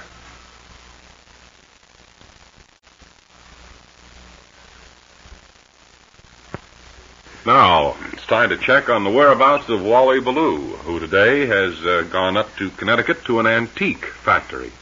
There to talk with the owner and manufacturer. So come in, please, Wally Ballou. Lou, here at the antique factory, which seems to be going at full tilt here today as we walk through period furniture of an old and bygone day. Mr. Furtnall, is that your name? Furtnall, F-E-R-T-N-A-L-L, Furtnall. I've never known a Furtnall before. You're probably the first Furtnall that I've ever come across. Well, there are some other Furtnalls here in town. There are, I don't know, I imagine there are Furtnalls somewhere else in the country, and I would assume they're all relatives. Kind of an antique name, in other words. And so Randolph Furtnall came over here many, many years ago. Uh-huh. About 1911. Tell me this, what are you manufacturing most here today? I noticed... We're making 16th century colonial antiques here now. Old beds, and, old tables and chairs, closets, That's things like television that. cabinet there, isn't it? What? Is that a television cabinet? That's right, yes, sir. Well, is it authentic antique, or...? Yes, it's reproduction. But we won't tell anybody that when we sell In other words, you sell these for the real thing. Oh, sure. It's awfully hard. We put our own scratches on it, and we wax it, re-wax it. We wax it, I think. Yes, we do. And then we ship them out. How about these wormholes in here? How do you simulate the effect of wormholes in the wood? We use screwdrivers. We also use little drills, and sometimes if we can find a good termite, we'll put them to work on a piece of wood. Uh-huh. And these pieces, I understand, bring a pretty good price. Yes. Oh, yes. There are, antique fanciers who will pay quite a bit of money for one of these phonies. Uh-huh. And without even knowing that it's not the original piece. No, but they have just as much enjoyment as though George Washington had actually sat on the chair. Well, now, for instance, this television cabinet, do you tell people that this goes back to 1600, 1700? No, we don't. We don't mention it at all. Does anybody ever raise the point that they didn't have television back then? Yes, but we say that it was... when the old folks used it, it was to keep dishes in or something like that. And we have hired 4 gentlemen to actually sleep in the bed one night, or to sit on a chair, or to look in the mirror, or some such. We have a Benjamin Franklin working for us. We have a George Washington. We have a James Madison. And we have a Roland E. Fluring. Uh-huh. And these fellas actually, now you take George Washington, he comes up here and he sleeps in the bed. And we can actually say that George Washington slept in that bed. Here we've seen the actual bed that George Washington slept in. That's right. This George Washington is an 11-year-old kid from Skinneapolis, New York. Here at the Furtnall Antique Factory in Furtnall, Connecticut. It's been a real pleasure to talk to you, sir, and I'm sure we've learned something. I hope so, and it's always a pleasure to have you come by here from your great radio program. I hope so.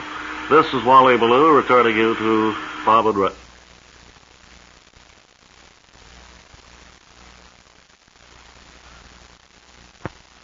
It's now to Dover Foxcroft, Maine, and radio's Wally Ballou, who has another industrial report. So come in, please, Wally Ballou. Dover Foxcroft, Maine, where we're visiting at the Ace Bullfighter Cape Manufacturing Company, and we're speaking right now with the owner of this establishment. How do you do? I'm Matthew Ted Weldon. Ted, if we may call you that, how long have you operated this factory that makes capes for bullfighters? Well, I started it on a shoestring, more or less. Right after I separated honorably, I might point out, from the service, with a GI Bill, I opened up a bullfight tape manufacturing plant. Seems a little bit off the beaten track to be manufacturing these here in Dover Foxcroft, but I guess you ship them all to Mexico and that sort of place. Mexico and Spain, they use a lot of them. I understand you've just opened up a new outlet in Providence, Rhode Island. That's right. Well, that's where we put the trimming rod. Up here we make just the cape. Down there they put the fancy work on it. I have 60 men employed here, and I have just 12 ladies putting the fancy stuff on them down in Providence. Well, how did you happen to decide that this was to be your life's work, what you wanted to go in for? Well, I don't know. It just hit me one day what to do. I had a whole life ahead of me. And I started to write down a list of papers what I'd like to be. Doctor, lawyer, cape maker, shoemaker, automobile manufacturer, owner of several banks. And I checked over and talked it over with my family, and we decided I'd be a cape maker. Well, you certainly have a bright array of them here. They're all sorts and types. Do you make them different sizes for different size bullfighters? Yes, that's right. You take a 6'2" bullfighter.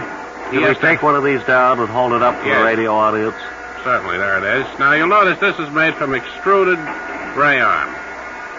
We put the wet, gooey rayon through a process. Here, you hold it. What are you doing there? Well, you said to hold it, and it just came away in my hands there. Well, that's a $65 job you just tore there. With fancy work, it'd be $85. Certainly didn't mean to ruin a finished piece of merchandise like this. This here, if you'd be careful from now on, Mr. Ballou. Over here, this one is made from just plain extruded sackcloth. And that's probably for the fellow who's just starting out in bullfighting. That's right, a fellow who doesn't want to spend too much money until he knows whether he can fool in their bulls. And there's no sense in going out there and having an expensive cape torn to ribbons by an angry bull.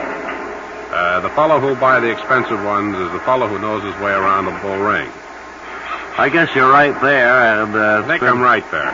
Nice talking to you, Ted, and all good luck in the future with your business. Well, if you want to talk to the ladies down in Providence, you can take your equipment down there. Thanks again.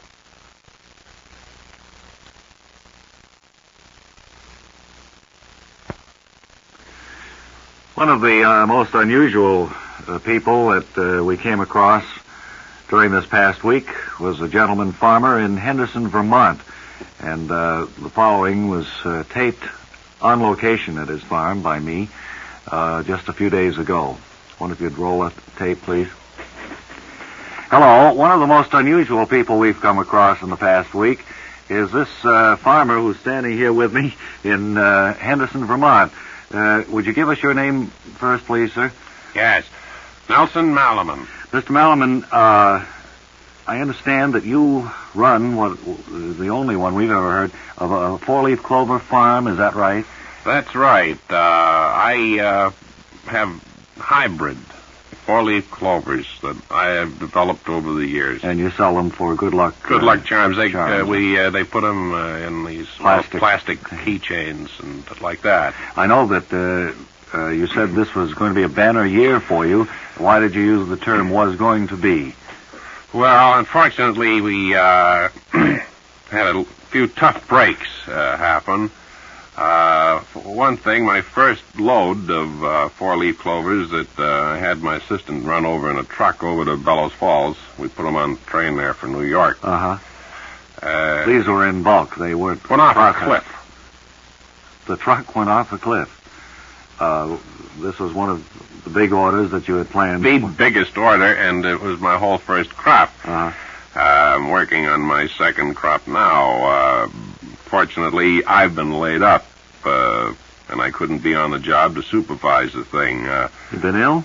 Well, I suppose you could say that. I was coming in the door of the greenhouse one day, and the horseshoe fell down, hit me on the head. I notice you still have the bandage there. Cocoon. Now, you certainly have what looks to be a good growing crop out there, although... Well, it was going pretty good. You were telling me just before we went on the air that the crop dusting plane crashed. Yes, it Wednesday. did. The pilot was okay, but the plane is beyond repair. Well, what were you dusting the crops for in the first place? Well, because the deadly thrips. It's what? Deadly thrips. Thrips. If they attack your four-leaf clovers, they eat them off right at the root, where the root comes up out of the earth, the ground. Ruin your Humus. crops. Mm-hmm. Humus. Well, now, this crop then is pretty well shot as far as... It's pretty bad. The whole year will have to be written off. But you are starting some potted clovers there in the greenhouse, I know. That's right. That's the only hope now is to grow them inside. That will save you. It would it will put you through. It will even out a year. Uh-huh. What was that? That's tough luck. That telephone pole just fell over and through the greenhouse. Right through the center of the greenhouse. Yeah. I don't think you could pick the clovers out of that. Not without cutting yourself. No, I guess I better forget it for this year. Well, it's been interesting to talk to you, and a lot of good luck to you, Mr. Malaman. Thank you. I'll need it.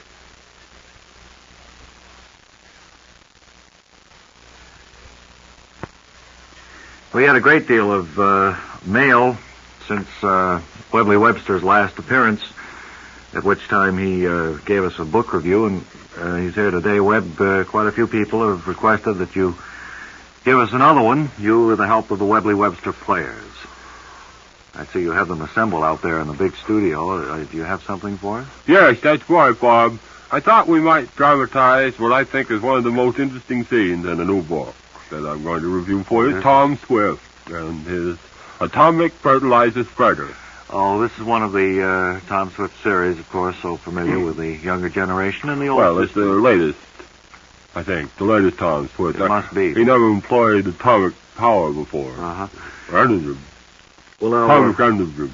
Where does this scene take place? In his laboratory or in... No, they're about 4 days out at sea as we look in on the players now, and they'll dramatize, I think, the most dramatic part of the whole book. Begging your pardon, Captain. What be ye want, matey? Well, we're 4 days out, and we still don't know where we're going. Isn't it time you opened the sealed orders? Why,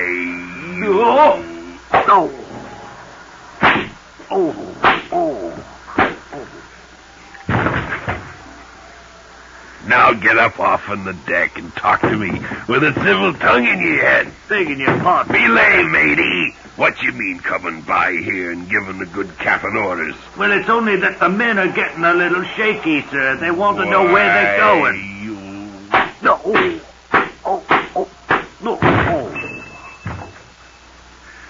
Begging your pardon, sir. It was only a civil question I was asking. Get up off the deck. All right, sir. Have ye all had your grog today? That's right, sir. Why...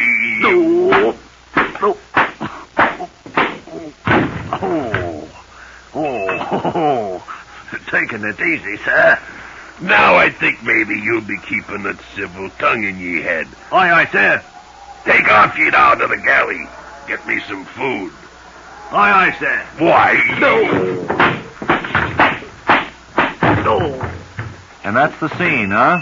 That's it. I think that's the most dramatic thing I've ever heard or read about. Where was Tom Swift? I recommend it to everybody from 6 to 6'ers. Well, that's all right, but... Tom Swift and his Atomic Fertilizer Spreader. Another Webley Webster book review.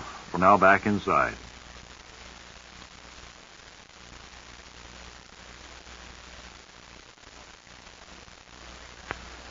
Farmer takes a wife, the farmer takes a wife, hi-ho the dairy-o, the farmer takes a wife. Once again, with his distinctive theme, it's time for Agriculture News with our Bob and Ray expert, Dean Archer Armstead of the Lackawanna, New York Field Station.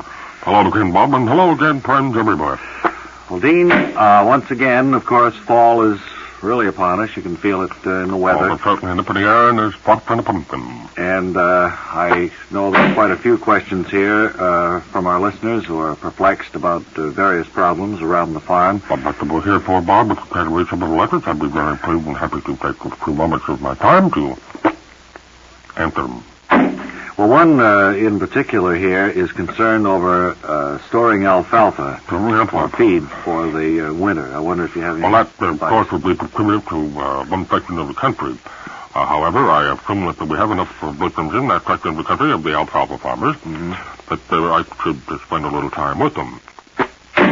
Go ahead. Excuse me, go ahead. To store alfalfa, it would be best to get it in from the elements, because you get a lot of film bugs.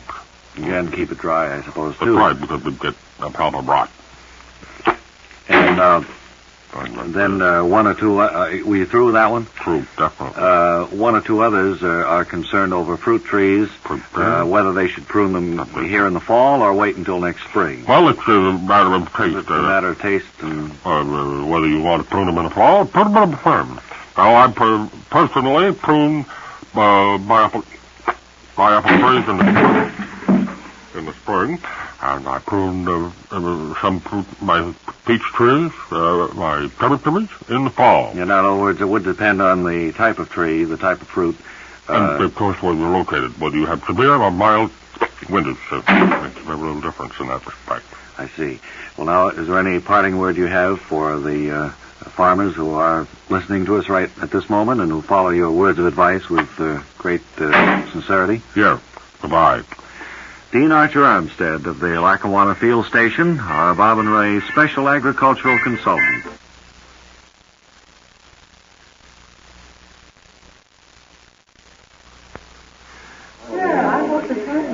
We're speaking to you now from the sound stage in Hollywood where the new motion picture All or Nothing at All is being filmed.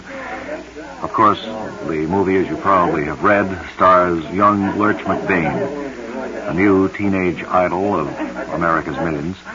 Lurch has kindly consented to give us just a moment or two to chat about the picture and himself before the climactic scene of this highly exciting film is shot. I think they're almost ready over there, Lurch. We won't take too much of your time. I would like to know just how it feels to become a star overnight. Well, it takes a little getting used to, of course, Bob. But it's a thrill, and I'm excited. Of course, I'm just ecstatic over this wonderful vehicle they've given me here and All or Nothing at All. I understand this is a wonderful picture and that this scene that we're about to actually see being shot is the most exciting in the picture. Is that right? Well, there are, of course, many high points in the movie, but as you say, this is the climactic scene. Well, we're certainly looking forward to it. Have you noticed any change in your life since becoming such an overnight star? I mean, money-wise? Well, of course, money is important, and when I got my first big check not too long ago, I went right downtown, got a haircut, and had my shoe shined, and bought a shirt. And do you find that you're behaving any differently toward your friends or family? I think so. I think I have a little swelled head. Gotten a big head over the whole thing. Well, now they're calling for you over on the set, and I think that we'd better quiet down because any moment now the climactic scene of this motion picture All or Nothing at All starring Lurch McBain will be shot, and we will hear it as it is being shot, as you will see it on your sound. Quiet on the set! Orchestra, this is a take.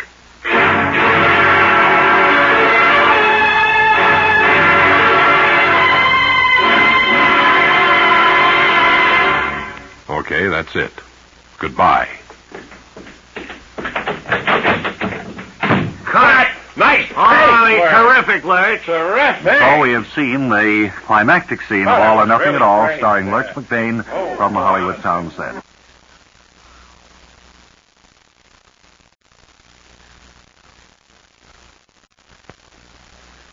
In this geophysical year, Bob and Ray's scientific department has been following very closely the activities of Professor Onslow Groggins in Herkimer, New York, who is about to attempt, within the next few weeks, a trip to the moon. And we brought our microphones here again this week to chat with the professor. I understand, Professor, you've added a few new luxuries to your spaceship here. Hello, Bob, and welcome back. It's awfully good to see you again. Could we go inside, first of all? I'd like to see what changes you've made. Sure. Let's go right in through the hatch. It's the heavy automatic catch, which you probably can hear in the background, enabling us to... Better let me go in first, All right. Bob. I'll climb in after you there. Okay, now we'll close it down.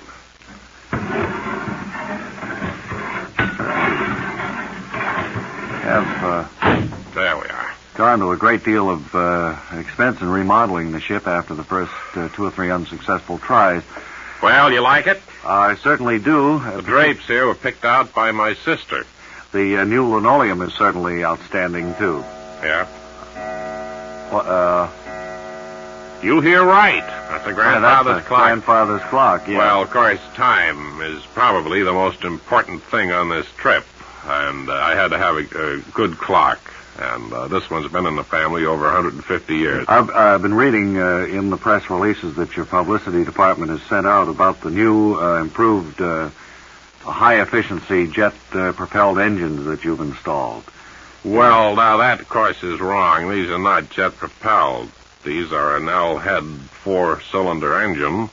Well, I think maybe you'd better speak to your press department then. Well, I don't have any press department at all, Bob. Well, someone is sending out releases about you.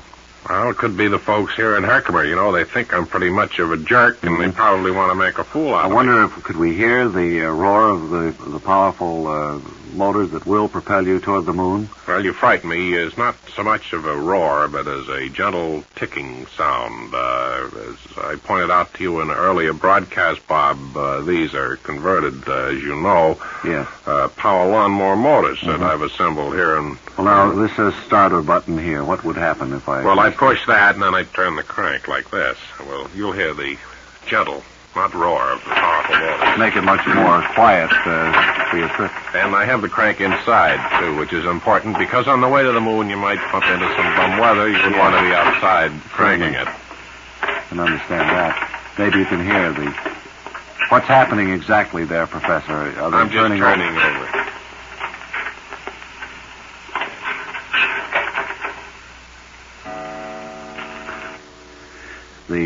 Something has stopped.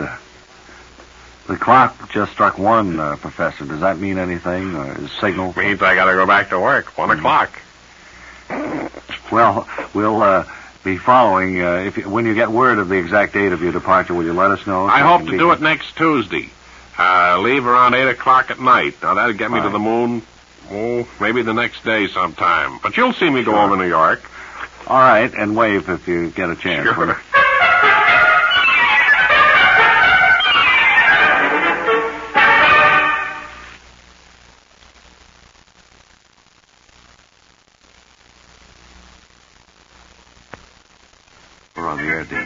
Hi-ho, the dairy-o, the farmer in the dell. Here once again is Bob and Ray, Agricultural Director, Dean Archer Armstead of the Lackawanna, New York Field Station. Dean, so you brought Rob and I Pickett along with you. That's right, Robert, of course, works with me up there at the field station, Bob. Has something to do with the subject of your talk today? That's right. Yeah, not exactly. What? Not exactly. Today we're going to take up the question of whether the burn leaves are turned into a compost pile. Well, of course, that does present problems year after year. Well, I suppose it does. You mean from a safety point of view, whether it's safe to burn leaves? Well, of course, there's always a fire hazard as far as that's concerned, but... supposed to get permission in a lot of places, I understand, from the fire department. Well, I'm not concerned particularly with local fire laws. I'm thinking now of the efficacy of either making a compost pile, because leaves turn into rich humus. Yes, of course. Leaves, other grass clippings, and so forth, when used. Well, grass clippings will turn into humus too, but very good. I think the best humus is leaves, as you know. Good in the forest, you can take down and get wonderful humus. And, tell them what you recommend, Dean. I recommend they make a compost pile out of it. So it's don't burn, but just pile it up. That would be my advice, yes. But I think put a piece of burlap over it. But just a moment, you go ahead, Mr. President. Put a piece of burlap over it so that we can hold in the heat. Well, that is a good idea, I suppose, putting a cover over it so the heat will stay in there. Don't forget to put a little lime down. Put a lime down. It'll keep it sweet. All sweet right. compost is the best, as you know. It will take the soil. If you have a high acid content soil, with your humus and your black Good luck. I hear our theme sneaking in over there, so that means our time must be up, Dean, but I think you've given quite a lot of good advice to those who have been writing in. Next I week, don't give up, Tom. Next week, I wonder if you would talk about your trailing arbuters. All right, I'll be glad to talk about the Thank you trailing very arbuters. much.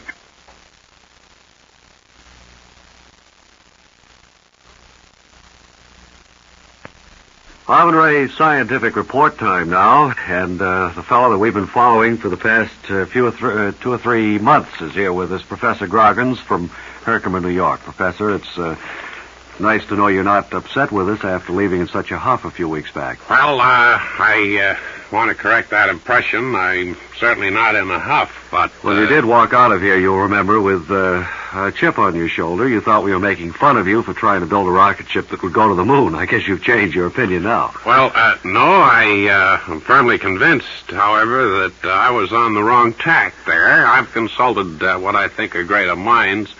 I went down to Washington in view of the recent projection into the atmosphere of Yes. And you're going ahead with your own plans. What means now that, of course, we have to increase our pace. We've been plodding along up there at Herkimer, thinking there was no great urgency to it. But now I think it's Well, you full say we. steam. You mean you have been plodding. You Myself. haven't had any help with this. Well, in other words, you've changed your design for the I- spaceship. You've made some... I learned years ago it isn't polite to keep using I all the time. And Use when the I editorial we. That's right. When I say we, I mean me. Well, now, what changes exactly have you brought about in your spaceship, and why do you think that it will be more practical now? Who, we? You, yes. Well, we feel that we were on the wrong idea. For instance, we I had want you to everything... just say I, because some people in Herkimer might not want to be associated with you. You understand? I understand. Well, I thought that the way we were going, we would never make it. For instance, I realized that we were tremendously underpowered. So I pulled out the lawn power mowers there, or the motors of the lawn power of the... You were using lawnmower motors. Lawnmower motors is right. We pulled those out, and I went ahead and put in a V8 engine, generating 115 horses. Well, you were telling me something just before we went on the air about the front porch that right. you had on that. What about that? Well, the porch will be more or less our first stage. When we reach an altitude of 18,000 feet, that porch will fall off.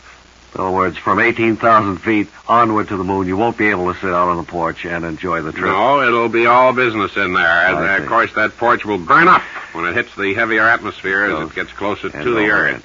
And it'll burn up and probably fall as charred wood. I see. Well, that's about all the time we have, Professor, and I think now you're on the right track. And I think so. Look forward to another report. We're very happy with it. Thank you, Professor Groggins. Good luck on your trip back to Herkimer. That's the closet you're walking into. Oh, I'm sorry. The other door.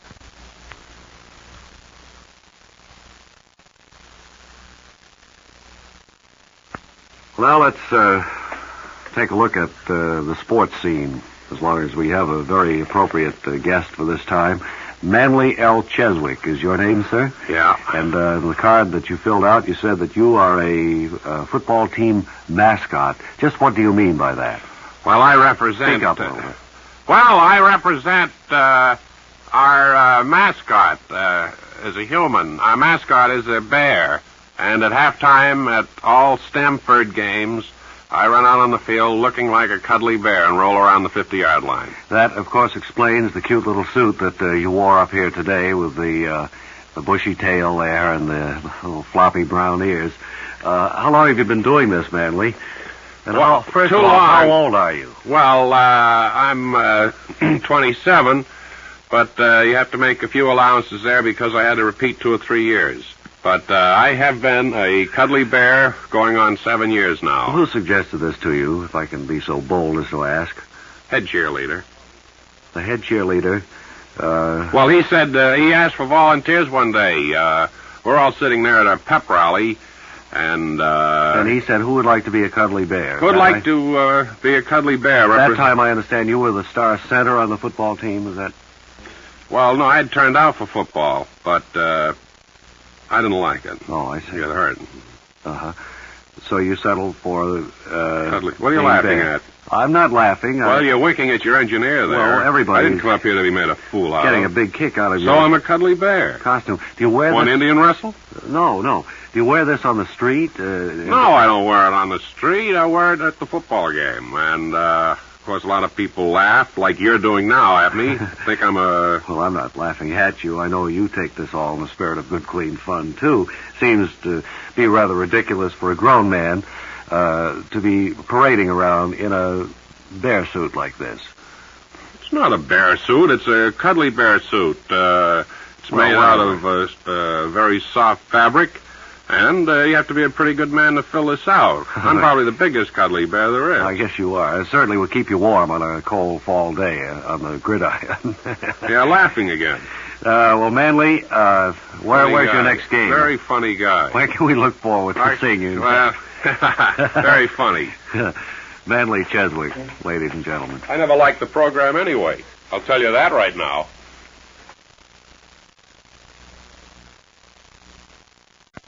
Hello there. Hello, Natalie. It's Remember me? song-saying time, I guess. Natalie Attired, ladies and gentlemen, with our accompanist Eddie, and with what kind of a song for this warm week? Well, typical, wonderful summer song. In the good old summertime?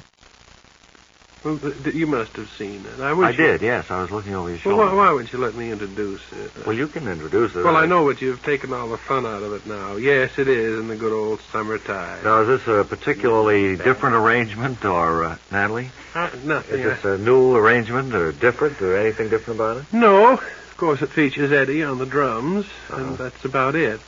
So if you're prepared for it, let's swing, Eddie. All right.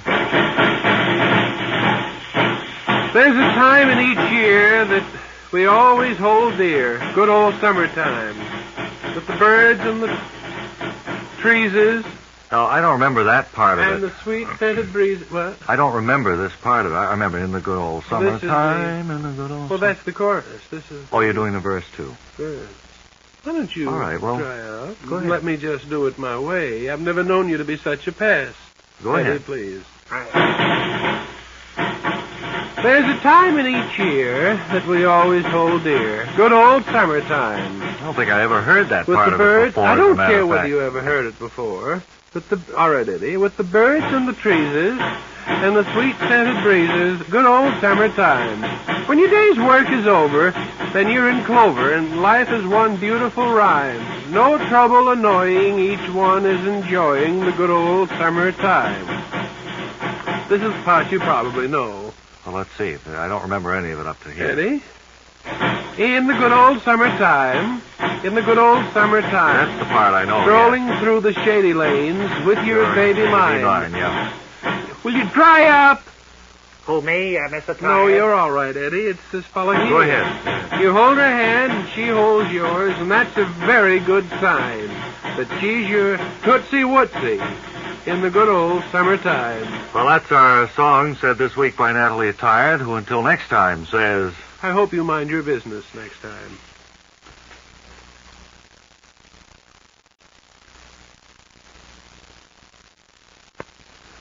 Wally Ballou, our radio reporter, has stationed himself up in Rehoboth, Massachusetts, where he's at a factory.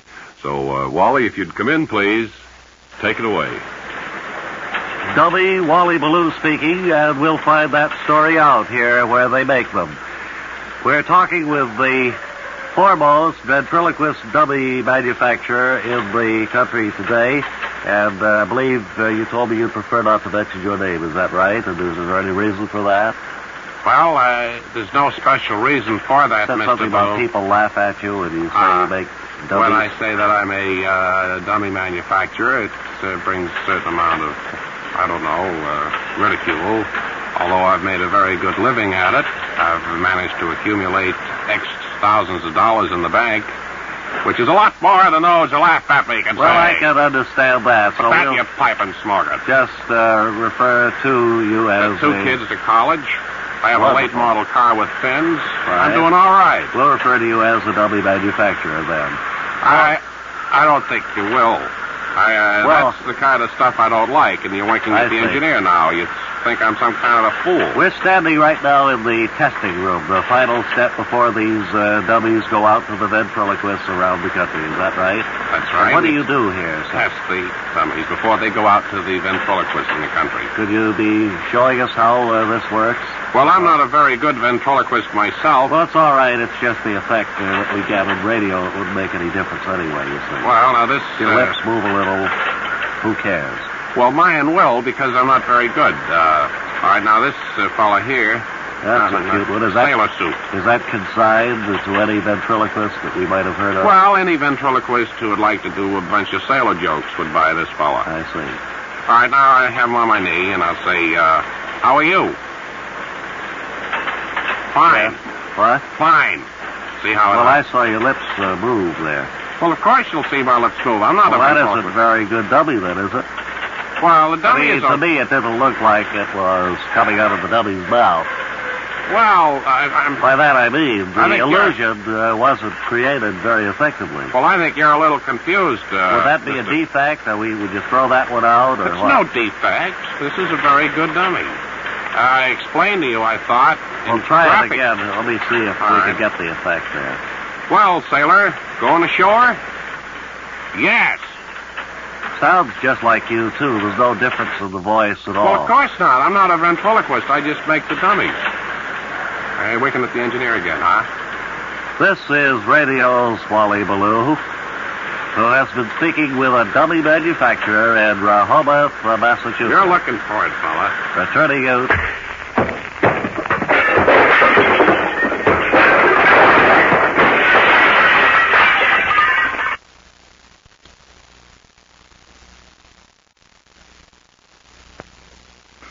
Judging from the questions that have poured into our wall-to-wall carpeted offices here in New York, you folks are asking Bob and Ray to help you with your gardening problems now that fall is here and there's certain things to be done. And our garden expert, Dean Archer Armstead of the Lackawanna, New York Field Station, is here with us at this time. Dean, it's a pleasure to see you again after a long summer. I hope you had a good vacation, did you? Well, Bob, we had a very nice vacation. But now I think that probably we should get right to the questions that have come into the office here so that we may answer them for you. Well, a lot of folks, of course, have asked just what is the first step to be taken in getting the garden cleaned up for the fall and winter. Well, let's cover first the lawn. Do you have any questions over the lawn? Yes, a lot of folks say, is there anything I can put on crabgrass to kill it over the winter? Oh, well, of course, it's too late. That's a big problem around here, of course. Of course, there's crabgrass in this particular part of the country. Now it's too late. Too late bad for I what? didn't come down here 2-3 weeks ago. Well, what do you mean? I'm supposed to get after that before it goes to seed. Oh, I see. In other words, if it has gone to seed, If it's gone to seed, it's going to come up again. It's going to be up next year, and of course, come next August, then you can cloud it. There's quite a lot of comment here about the proper way to begin a mulch pile. I wonder if you could go into that in just Well, I think detail. for any farmer or anybody who's interested in the ground and what the ground can produce for it, that you must have an adequate mulch. Well, is this the time to mulch? Are you telling us that in those words? Well, I'm saying now is the time. You're nodding your head. I assume that's an affirmative yes. Well, you're nodding your head. I don't know what that means at all. No, I just mean this is the time to start This is the with the time grass to clippings and that sort of thing. With the grass clippings and that sort of thing to mulch around your bushes. Remember, you can't mulch too much. Well, I guess that's If anything, you can mulch not enough. about it. And from our agriculture expert, the Lackawanna, New York Field Station, Dean Archer Armstead, a big thank you to you, sir. And a very big welcome to you.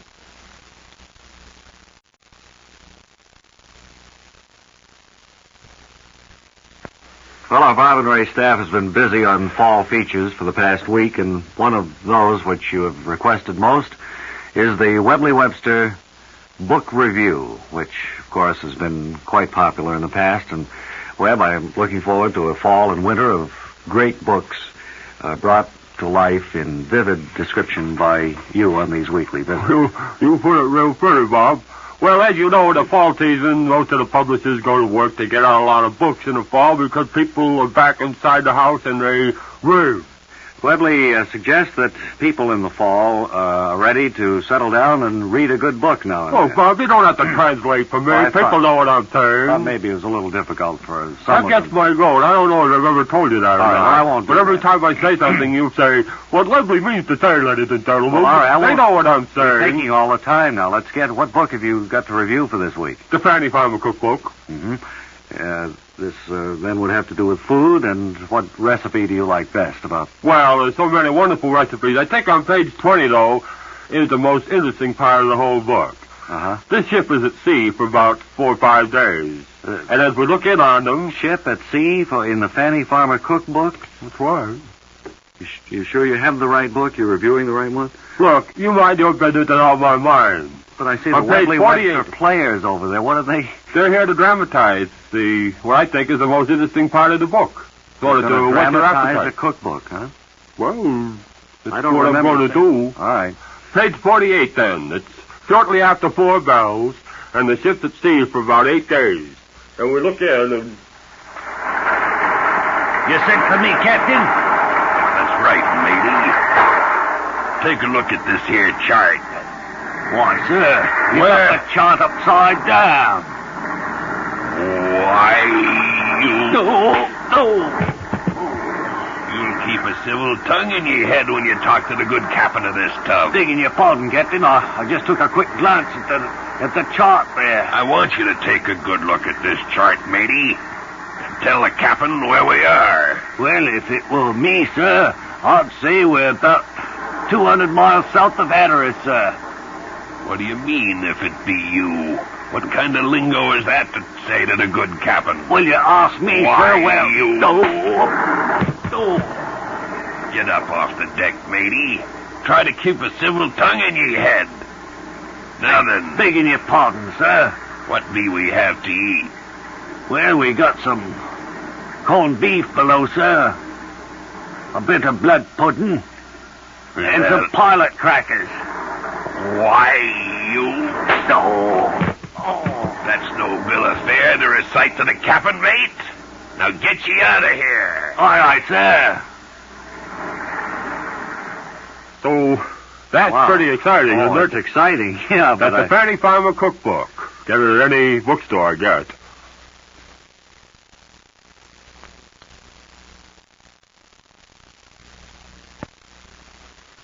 Right now, we're speaking from Hobby Corners with Mr. Standish Obermeyer, who you may remember was with us some months back and told us of his odd and unusual collection of wrong labels for various products. I remember, Stan, just say hello if you will. How do you do, everybody? And Bob, it's great to be back here, and I might point out, here, let me get my... You've added quite a Suitcase few up to your here, yes. past collection. I remember you told Oh, us you sample. found some bean cans where the word beans is spelled B-E-E-N. That's right.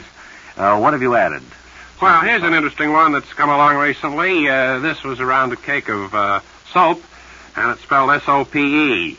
And I don't know how That many is of a these rarity, got I out. guess. Couldn't have been too many of those This is before a they real spotted it. collector's item. I have here a glass jar, vacuum packed, of course. Never been opened, has it? No. Contains Harvard beets. But notice how the beets are spelled. B-E-A-T-S. Yes. Very interesting. Is that the mistake. first one of that type that you've come across? I've never come across a beets label misspelled before. Mm-hmm. What's this one that looks like codfish cakes here? What's so unusual and different about that? Well, it is codfish cakes.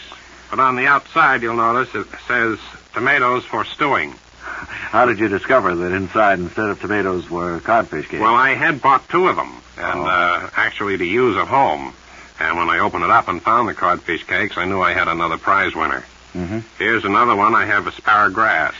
And here's another one in the fish variety. I see canned perch, and it's spelled P-U-R-C-H, huh? But I think this best one here is ketchel, tomato ketchel. Tomato ketchel. I'll put an L on there. Hardly instead of know a what P. that would be. Well, good luck in your continued search for these strange Bob, as rare I get labels. them, I'll hurry back here and report to all your many listeners. Thank it's a you. pleasure to be here. Standish Obermeyer.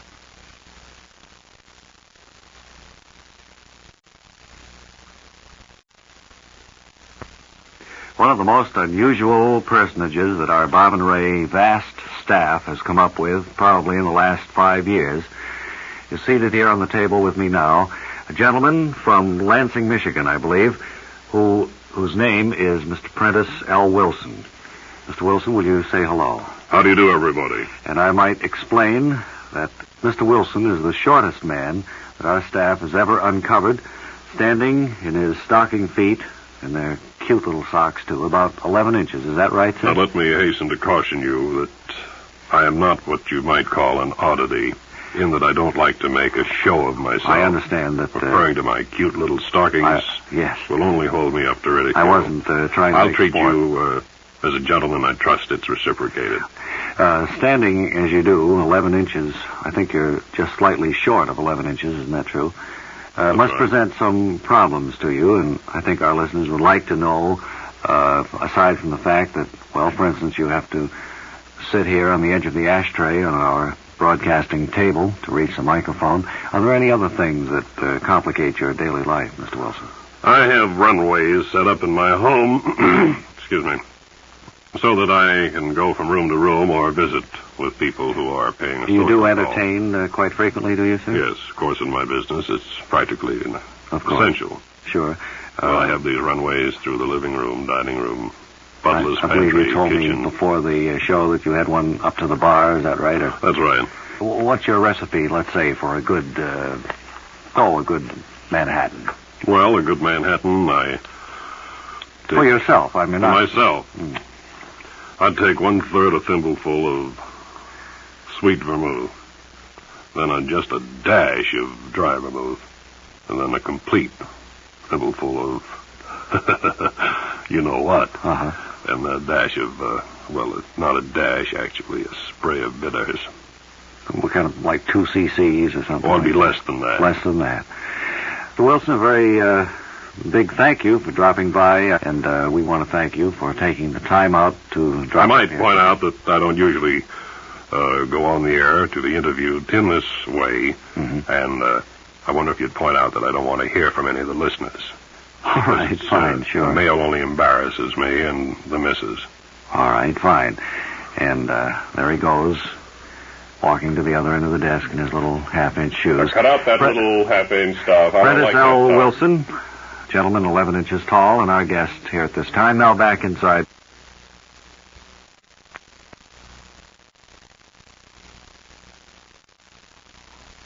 And now it's over to the Bob and Ray Sports Desk and Biff Burns. Sports fans, this is your eyes and ears of the press box, Biff Burns, and with World Series time just around the corner, today we have a very interesting guest, not of the ball-playing variety, but a gentleman who plays a big part in any World Series. His name is Mendelssohn Bach, and he has agreed to chat with us briefly about his work. Mendelssohn, it's a pleasure to see you. I know I've seen you work many, many times.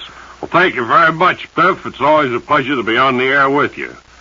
And I wish you'd fire ahead with your questions there, and I'll try to answer them as honestly as I can. I'm going to fire away a lot of questions at you, Mendelssohn, and I'm sure that you'll be glad to answer them as I fire them at you. The first thing is, of course, are you busy on this year's World Series yet? Well, of course, my work is being held up this year, Beth, because we don't know which way to turn. In other words, the National League or the Senior Loop is still up in the air.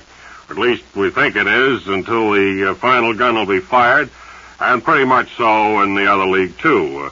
So we've had to go to some great expense this year and print up some extra tickets. You work more or less undercover, I'm told, Mendelssohn. Your work seems to seep out through strange sources. Could you go into that a little bit deeply? Be very glad to answer that. That's right.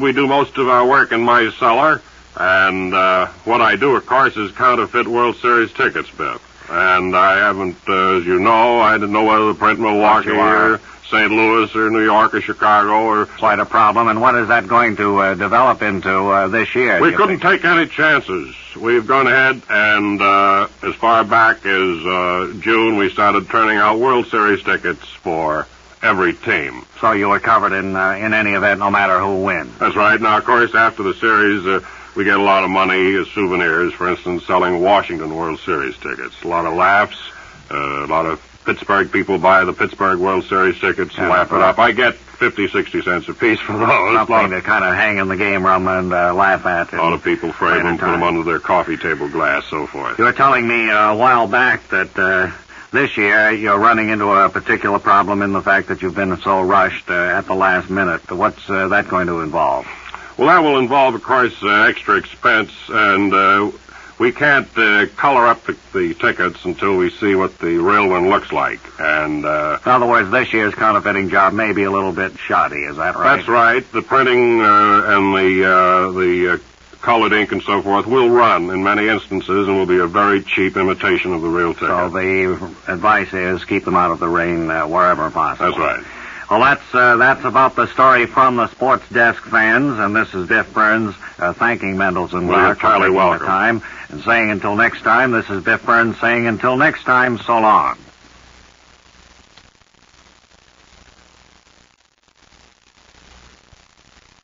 Ray, did you notice that familiar figure outside there trying to get in? Where have I seen him before? You know who it is. It's Captain Parker Gibbs, the Fish for Thanksgiving man.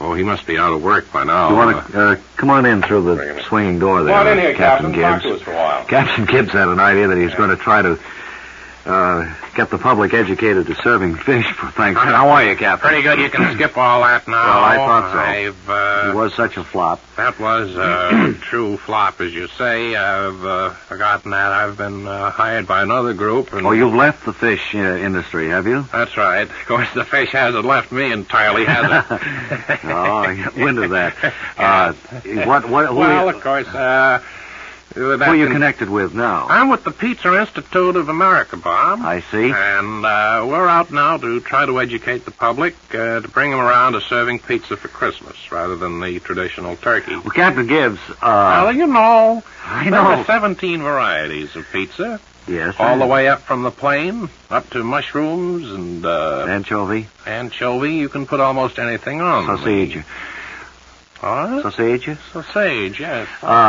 But look, these things you've been associated we think that, with have been... people like pizza. Why? People do, but they, for Christmas, it isn't. It's like fish for Thanksgiving. It isn't a practical thing to. Well, it can be served piping hot, and you can have as many pizzas as you want, depending on how many people you're entertaining at your festive table. And you can drink almost anything with pizza: water and milk and coffee, or anything else. Any of your other beverages? Well, I don't know. We're happy to... But it is festive. It's holiday. You can color a pizza so that it has more festive meaning than a brown turkey. Put it that way, Buster. All right, but whoever ate a green pizza, I mean, couldn't want to do that either. You could, of course. Yes. You could. There are many wonderful, harmless food dyes on the market now. Well, it wouldn't be too appetizing, I don't think, Captain. I wish you could direct your energies to something a little more, Well, all I'd like practical. to say is just let the idea out, let the people think about it for a while. We'll see how it goes over. Swell. Think Okay. of pizza for Christmas, You've will done you, it. friends? Captain Parker Gibbs from Gloucester, Massachusetts. And now back inside. Where's Mr. Lawrence Welk of Hollywood, California? Is he here in our... Right here. Would you come over here, sir? Ladies and gentlemen, Lawrence Welk, and certainly a wonderful thrill today to welcome you here to our microphones. Presume you're in town for a short stay, maybe a TV show or two? Well, I'm going to try to get to see a couple of TV shows. Tell me this. Ray and I remember years ago when we both did record shows, 15, 16 years ago, and one of the old World Transcription Library strong points was Lawrence Welk and his orchestra. And you don't seem to have changed much in all that time. I wonder if you could fill us in a little bit on it, Larry. What? Well, I mean, it was known then as champagne music, and of course it still is today. Isn't that so? Well, I had piano lessons as a kid, but I didn't have much aptitude for music. And When did you take up the accordion, actually? I never took up the accordion. You mean it's played by somebody else? What do you mean? You fake it or what? What do you mean, fake it? Have I got an accordion with me? Well, no, you don't have one with you. Fake an accordion. No, I don't mean now. I mean when you're up there on the stage and when everybody's looking at you and the band is playing. I don't know who what plays you the mean. accordion for you? The only stage I've been up on, as you say, was back home at the Elks Club. We gave a little thing the other night. Well, understandably modest is Mr. Lawrence Welk, but you've certainly had phenomenal success, Well, thank Larry. you. Well, it went over pretty well, what we did there. What was that, your TV show or what? No, it was just for the members of the club. We put on a little party. It was very good. It went over very well. I didn't know What how you about know about it, though. Champagne music and all that? I don't know what you mean. We had the orchestra, the Elks Orchestra, but that's just a piano and a drum and a trumpet. It wasn't Lawrence Welk? No, it isn't my orchestra, no. Andy McGill has the orchestra. Andy and Freddie and Sam, they... Well, now, aren't you the popular band leader whose music has made everybody sit up and take notice? Gee, I don't know what you're talking about. You're talking... Tell us about the little champagne lady, will you? You mean the wife? Well, is she a wife? Well, I don't know who you're talking about. My wife, I could hardly call her the little champagne lady. She stands about 6'2", goes Wait about a 300 minute now. pounds. You mean you are not the recording and television star, the prominent band leader, Lawrence No, Welk? I'm Lawrence Welk. I work in a haberdashery. You're not Lawrence, well, the Lawrence. I'm Larry Welk, really. And I'm Lawrence, Laurence. Oh. Well, here again, ladies and gentlemen, and unfortunately we have made rather an error. We thought, looking over the audience cards, that we had Lawrence Welk here in our studio today. Unfortunately, the Lawrence Welk in our audience works in a haberdashery store. That's right. And I can only say that we're chagrined beyond words. Well, I'm very sorry about that. I just came in to watch a show, and you suddenly make me an Look, idiot. it's not your fault. How can I help it if I'm not Lawrence Welk? You know, I am Lawrence Welk. I know but I'm you. not Lawrence Welk. You're not the Lawrence Welk. I'm the Lawrence Welk, as far as I'm Well, I concerned. know, but you're not the one we were thinking of. That's what I mean. Oh. No hard feelings. Okay. Sorry to have taken all your time up.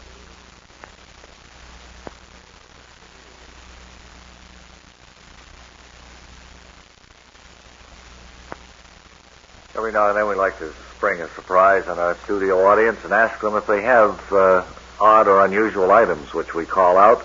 If they do, they're in for a group of wonderful prizes. And today, we're going to go down into the audience and see if anyone has a Gornickel. Is anybody here? I have a Gornickel. I wonder if you'd But come I'm up going to with have it off next Tuesday. The doctor says he wants to get it off. No, I'm talking about the nickel-plated kind. Would you come up here on our stage, please? We don't have enough lead to get down there to you, sir. Okay. And sign our guest book, if you will. Matthew E. Chair. Mr. Chair, where are you from, please? Staten Island, New York. And how do you happen to be here in a radio studio just off New York's famous Times Square, the crossroads of the world, possessing a Gornickel? Well... Would you like me to repeat the question? Would you? I didn't quite hear. I don't know. I just wonder how you happen to be here today from Staten Island and sitting in our studio with a Gornickel on you. I mean, we just happen to want to ask that question of our studio audience, not figuring anybody would have one. And you do, huh? Yes, I do. Have you had it long, or? Oh, before I went in the Army. You got it before you went into the Army. Armed Forces. The Armed Forces. Army. And that was in the Second World War, was it? It's in the first. Well, you're older than you look. You certainly don't look as if you're more than 32 or 3, sir. That's all I am. Oh, well, that explains it then. But now, getting back to the Gornickel, do you find it comes in handy to carry this with you? No, I should think if you left it at home, it'd be more use to you. Well, you never know when you'll need it. That's why I always carry it with me. Have you ever been asked by a quiz show, Master of Ceremonies, if you had a Gornickel with you? No, I never had. This the first time anyone asked, and I was so happy that I had one. I noticed there's another fellow here with a Gornickel, too. You mean there are 2 people in our audience in one day? Another fellow raised his hand when you asked if anyone had a Gornickel here. We can probably go a whole year without having an audience that any member would possess a Gornickel in. And here's one day, and there are 2 of them. I'm That's gonna right. see if that gentleman will come up here, okay? All right. I also refuse to go out. Yeah, well, you raised your hand, and that was unfair to us because Wise guys. we thought we had Kind of bring two. that out, would you, that I refuse to go out? He refused to come up on our stage. We're not ashamed of that, sir. Good many people do in the course of a year's time when we ask them for a few minutes of their time to come up and talk with us. But we were successful in finding that one man, Why and did you can it? he's now gone back to his seat. Guys keep yakking away there all the time.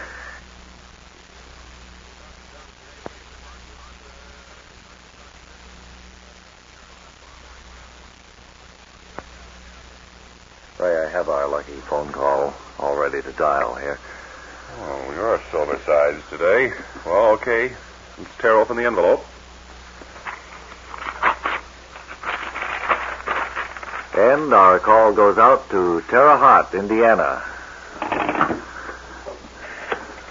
Number is Number, please. Terre Haute, Indiana, 238, ring 7. Must be a farmhouse. Whereabouts, Indiana? Terre Haute? Terre Haute, I think. None of my business, but I think you're mispronouncing it. Haute. Two. What was the number again in Terre Haute? I'll have to look again. Wait a minute, I think I wrote it down. 347, ring 7, I think, isn't it? Yes, that'll do. All right, I'll put the call through. Doesn't make any difference, I promise. Give me the route, Terre Haute, Indiana, please, will you, operator? Newark, Ohio, ring down 3. Cleveland round Derby. Pronounces it up Terre to New Haute. York, over to New England, down, over there. Thank you. The operator's getting the number in Terre Haute now, and in a very short time we should be... It's ringing. I can hear it ring out there. Hello? Hello, is this Terre Haute 347, ring 7? Yes, it is. This is Bob and Ray in New York calling you, sir. Yes? You Mr. Granby H. Frampton? That's right. Do you live on a farm, Mr. Frampton? Yes, I do. That's what we assumed when we saw that ring 7 number there. This is our lucky phone call. Mm-hmm. From the Bob and Ray Show. It's the Bob and Ray Show, Alice. He's telling his wife, Alice, that it's the Bob and Ray Show calling from New York. Well, I don't know who they are. she's saying she doesn't know who She doesn't they know are. who you fellas are. I don't either. Well, What is it all about? Well, it's a radio program, sir. A radio show, huh? We make a lucky phone call. What? Didn't say anything. Go ahead. And you were selected from our phone books. Clambering up for rain. Fine. You were selected scientifically from our phone list here in New York City That's fine. to be called on today's program. Certainly appreciate you calling. All right. Good to talk to you, Mr. Frampton. Goodbye. Goodbye. So we've made another lucky telephone call, this time to Terre Haute. That was very Yeah. good, wasn't it? Yes.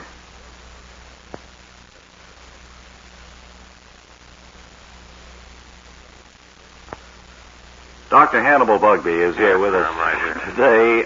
Yesterday we ran out of time, hand, and I'm sorry that we didn't have a chance to get you up here to our microphone, but we did put you up overnight at the Bob and Ray Hotel. And how are things over there? We always like to check. Yes. You know, the fleas are flying on this little cur, and I've had some trouble with them. Well, you're the man with the talking dog. I guess I neglected That's to say right. that. He's right here. Rex. Up here, Do Rex. you have a boy. last name, or is that just his only name, Rex? It's his holy name. Well, we'll call him Rex, and for the purposes of the interview, he's seated up here on our table. What kind of a dog is this? It's a combination of a boxer dog Mm-hmm. and a little bit of English bull in him. Kind of a mongrel in a way, Yeah, huh? he's a homely thing, as you can see, but it looks vicious, but very, very They kind say that animal. type of dog is great with children. That's right, they are. They're very kind with kids. How long have you how long have you had this particular dog? This 54 years. 54 years. It's quite old for a dog, isn't it, Dr. Bugby? It's the equivalent of it's 7 years. 108-year-old parrot. Well, figuring that out quickly in my head, that would be a 28, 35, be a 365-year-old man, about. Yes. Wouldn't it? Because it's a year to 7 in a dog's life. Where is your home, Dr. Bugby? I live over in New Jersey, in Secaucus. And have you ever trained any other talking dogs like this one? Or I didn't train him. I just met him on the discovered- street one day. and struck up a conversation, I suppose? No, he put the bite on me for a dime. Is that so? Well, of course, And, he has seen better days since, because I know you've appeared at theaters and places all we over. played the Radio City Music Hall, Roxy. We played the Rivoli. Rivoli? Oh, is that how you pronounce it? We've Yeah. played the You've all the performed. You've taken your performance. BFT.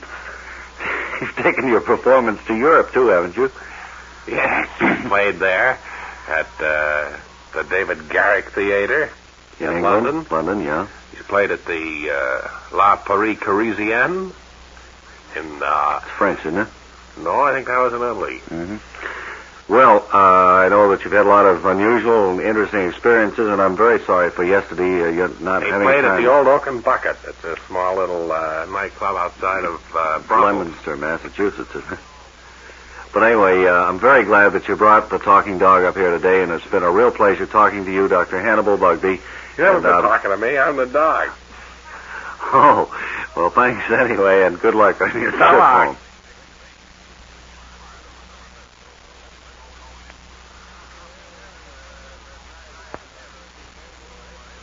My name is Sherlock Sage.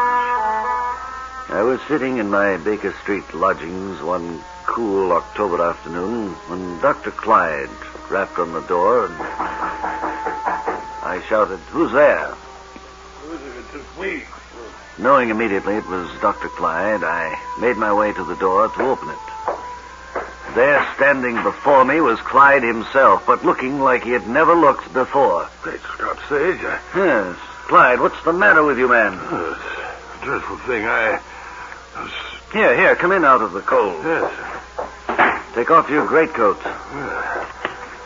A dreadful thing happened to me, Sage. No, tell me about it, Clyde. Here, maybe you'd better sit down first.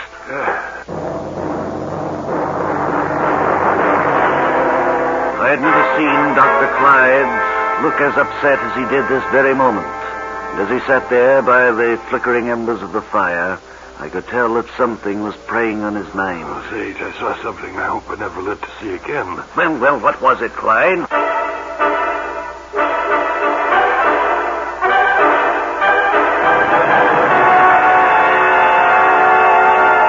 I was taking a canter through the park just an hour and a half ago. Yes. I pulled up short there by the statue of Lord Delson. Lord love it, Duck Sage, what happened then would frighten any human being.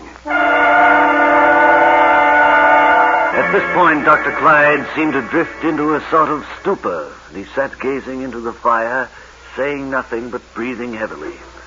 And about a half hour later, he came to enough to say, Would you have just a spot of port, Sage? "Yes, I'll get it for you, Clyde." What I saw today. Hello, what's this? What, Sage? There's not a drop of port left in this decanter, Clyde. It was full this morning. There's some funny things going on here. Sage, look there by your collection of ancient firearms. Now, Look. what is it, Clyde? Hanging over the collection. Look.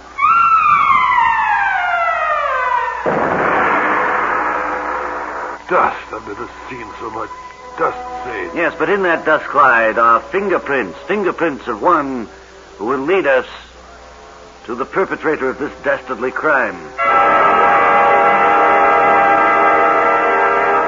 Sage. Yes, Clyde? Over here, look out the window. Man standing by the lamppost below. I've been watching him all afternoon, Clyde. I think we'll find that he has the answer to our problem. Look, keep staring at this window.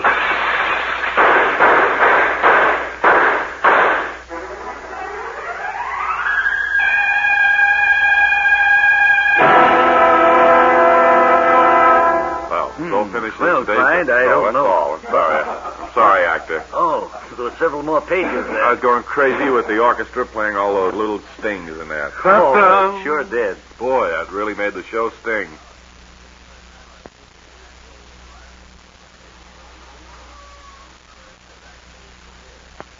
Well, we have a Hollywood stuntman with us here in the studio today. Captain Bart, what was the last name? McGran. McGran. And Bart, I know we've seen your work in a lot of movies without knowing that it was you. Would you trace some of your unusual career in Hollywood and some of the unusual things you've done? Well, I've been a stand-in for many of the great stars. Stand-in for the dangerous feats, like falling off a cliff, falling off a horse, falling down stairs. Your work pretty much is athletic. Mm-hmm. Getting sacked with the billy club and things like that. Uh-huh. Do you like this kind of work that you're Well, in? it's always paid me very well. Now, how much, for instance, would they pay you for falling down a flight of stairs? $11. And how many flights would you fall down in one day, say? Oh, one. Oh, just one? Yes, because there's a danger I might break a bone. Well, I've heard that on a lot of these fight scenes, the furniture is made of easily breakable material. They Doesn't use really hurt. breakaway chairs in many instances that are, arranged so that the slightest pressure they'll fall apart. However, unfortunately, the movies that I was in, they never used the breakaway furniture. They used the real thing. Use the real thing for authenticity. Mm-hmm. And I notice you have your arm I in was a hit with sling a right heavy oak bench one time, and What was the result of that? 8 months in the hospital. I notice your arm is in a sling now. Is that from a movie scene you took part in? Yes, this is my last big fight scene, and I'd like to show it to you. We're going to see it on our portable screen here in the studio, Yes, huh? if you'd like to look at it. Turn the studio lights out, please.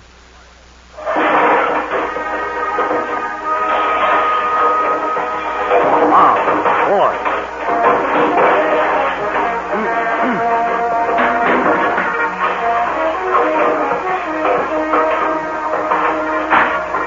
Who's that hiding under the table there in that That's the star. Uh-huh. Well, that certainly explains why you have a broken arm there, and I hope you'll be back to work real soon. Get back. Thank you, and it's been a pleasure always to appear in your show. We certainly enjoyed Captain Bart McGran's visit today. Well,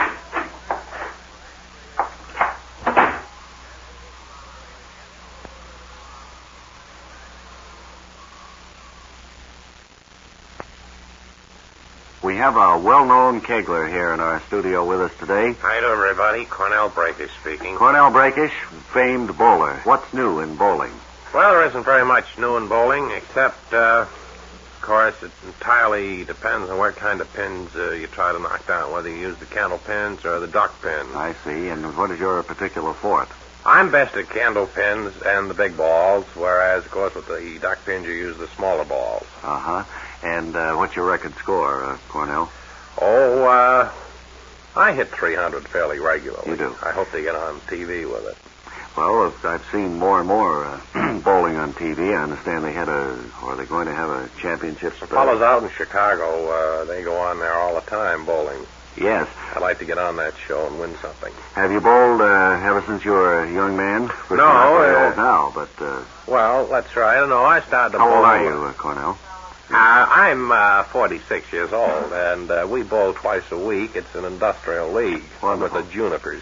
And, we Junipers haven't lost a championship in 4 years. I notice you're wearing a gold watch there on your keychain. Is that a prize of some No, sort? it was a Christmas gift. Mm-hmm. Well, I wonder if we could have a demonstration of your technique and All right, prize-winning form that you've I've played. set up the candle pins at the far end of the studio. Now, of course, this floor isn't as level nor as highly waxed as now, the wait a hardwood minute. of Don't a start bowling alley. talking down our studio. It's kind of a cheap floor. Well, There it just is. go ahead with your demonstration. All right.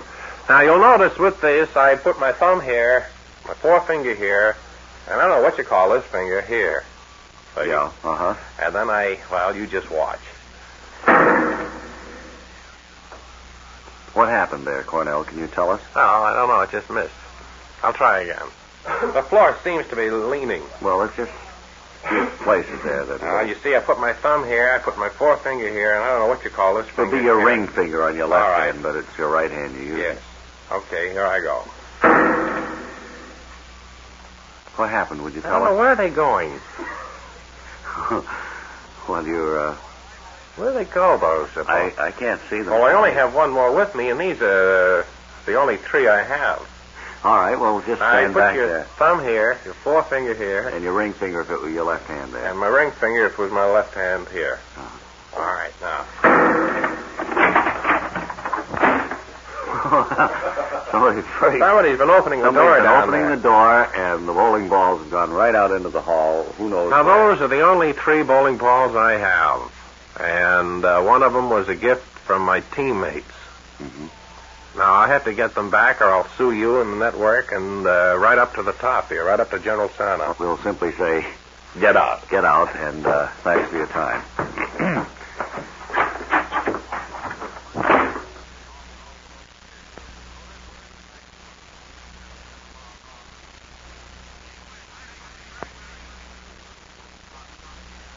Now, what was that? Play a little game with the I audience? just thought maybe we could have a little fun with it. We have an exceptionally large audience here today, albeit a quiet one.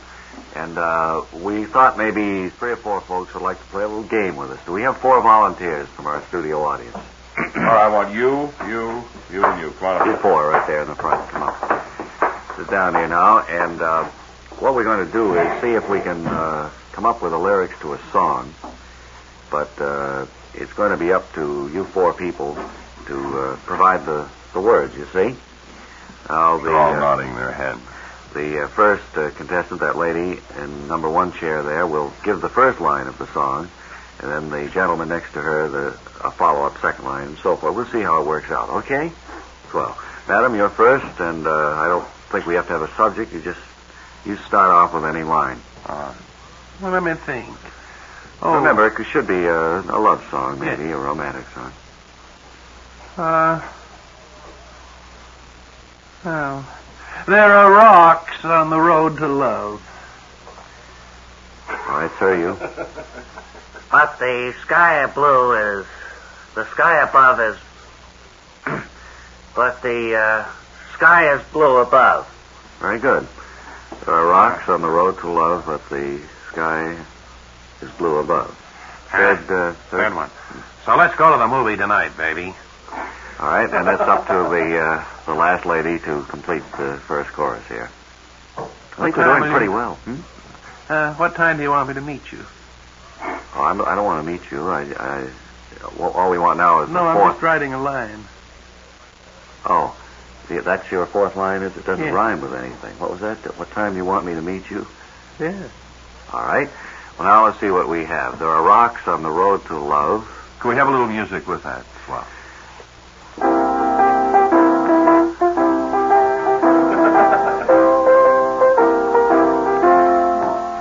There are rocks on the road to love, but the sky is blue above. What's your line, sir? How about going to the movies tonight, baby? All right, madam. And what time do you want me to meet you? And so we've made 2 more people happy here in our studio audience as they walk arm in arm out of the door. And I don't think they'd ever seen each other before, have they? No, but interesting enough, one of the big record companies has called. Oh? They would like to go ahead and make a pressing of that. Wonderful. And we've given them an okay, so you watch your record shop for The Rocks on the Road to Love. That's it. They're going to try to get Percy Faith to provide the music for it. And maybe get some big singer, I haven't mentioned anyone in particular, to record the song. Well, this is where songs are born on the Bob and Ray Show.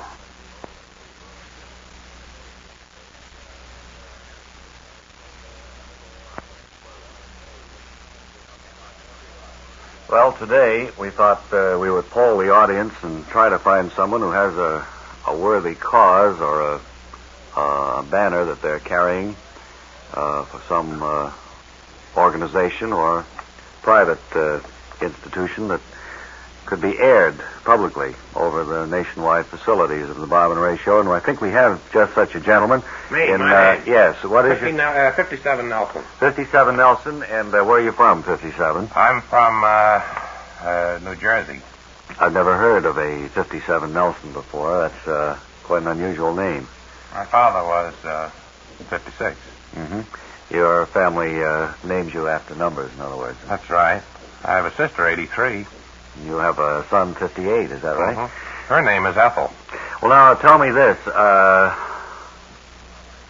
You're here to champion a cause that is near and dear to your heart, Mr. Nelson, and we have a few minutes here that you could explain to us what it's all about. Well, it's all about this terrible expense of putting bridges and tunnels underneath the Hudson River. Oh, well, of course, there is an expense involved, but it Why does don't- save money in the long run by No, getting from one I- side to the other. You can either go over Au the... contraire. What? Au contraire. I don't think that the people realize that the Hudson River doesn't need a big bridge over it. Well, or all how the else tunnels. are you going to get from New Jersey to Manhattan or Manhattan to New Jersey unless you either go over it by bridge or under it by tunnel? You realize that the Hudson River isn't even ankle deep? Pair of rubbers you could walk across. What? That's a fact, and it's a thing that's been put over on the people for too many years. That's not a deep river. You mean the water is less than a foot, maybe, in depth? You can't get your feet wet. I walked across this morning. Well, your feet don't look too bad. A little Well, I got muddy. a shine. I got a little muddy because there's a lot of mud there. Yeah. But for all the silly expense of putting bridges and tunnels, I'm against them trying to get the public to realize that the Hudson River isn't deep. They just look at it and figure it's deep. Nobody's That's gone right. out to measure it.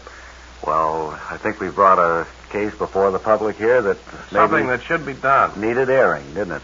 Certainly did. I wonder if you'd stay around for our grab bag, Mr. Nelson, a I'd little love bit to. later.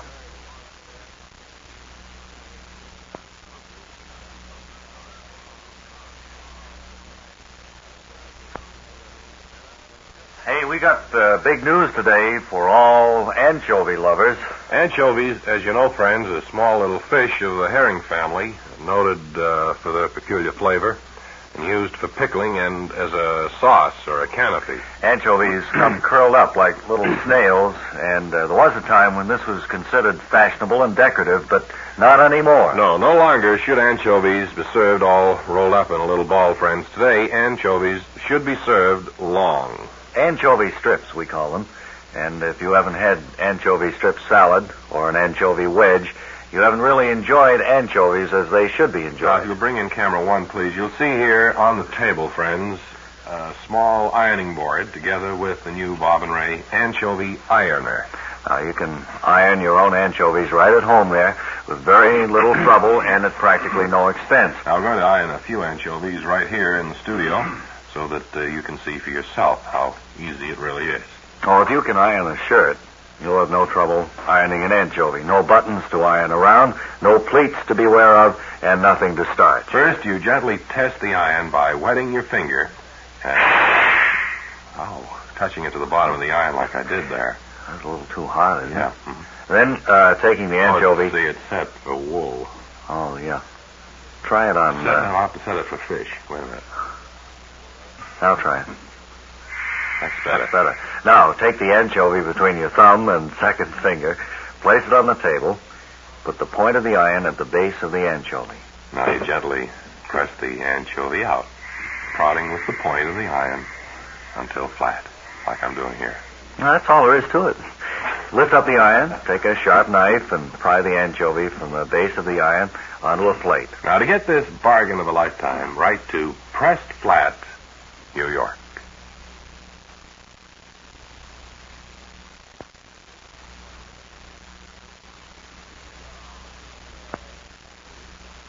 Now, I think Baloo is out somewhere today, isn't he? Baloo is out at an airport close by to talk with one of the fellows who takes your luggage off the plane and brings it in for you. A little interesting sidelight and travel, and probably it's a little more complicated than the average person would think. So come in, please, Wally Ballou. Why do you feel? Wally Ballou speaking.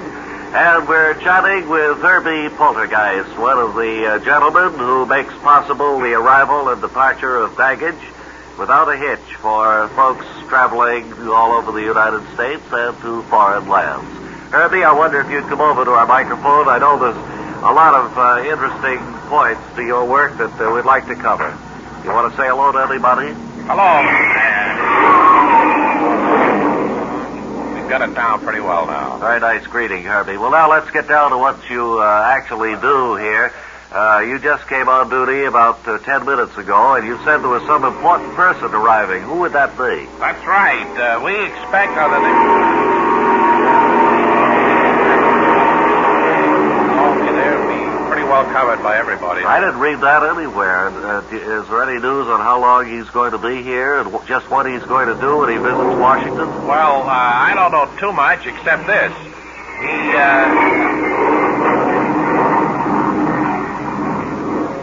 Hardly tell. Well, it's certainly something to follow up, and I'm sure there'll be some earth-shaking announcements come out of it. I noticed that there was a piece of luggage over here marked danger. Could you tell us what's in that and what you have to do with it? Yes, there's a set routine you follow when you see...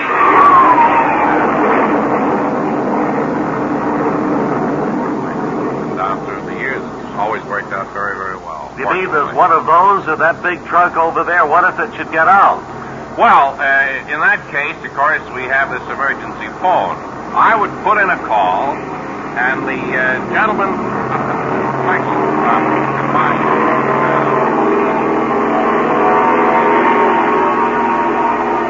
clear the whole area. And is it possible that could happen within the next couple of minutes or so? Well, I wouldn't want to say.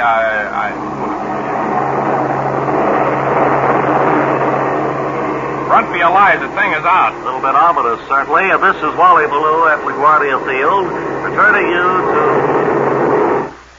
Thanks, Wally. Nice interview. We'll have to go over that tape again, see if we can maybe we hear a little more of the answers there. Clean it up a little bit. It sounded like there was something exciting happening out there.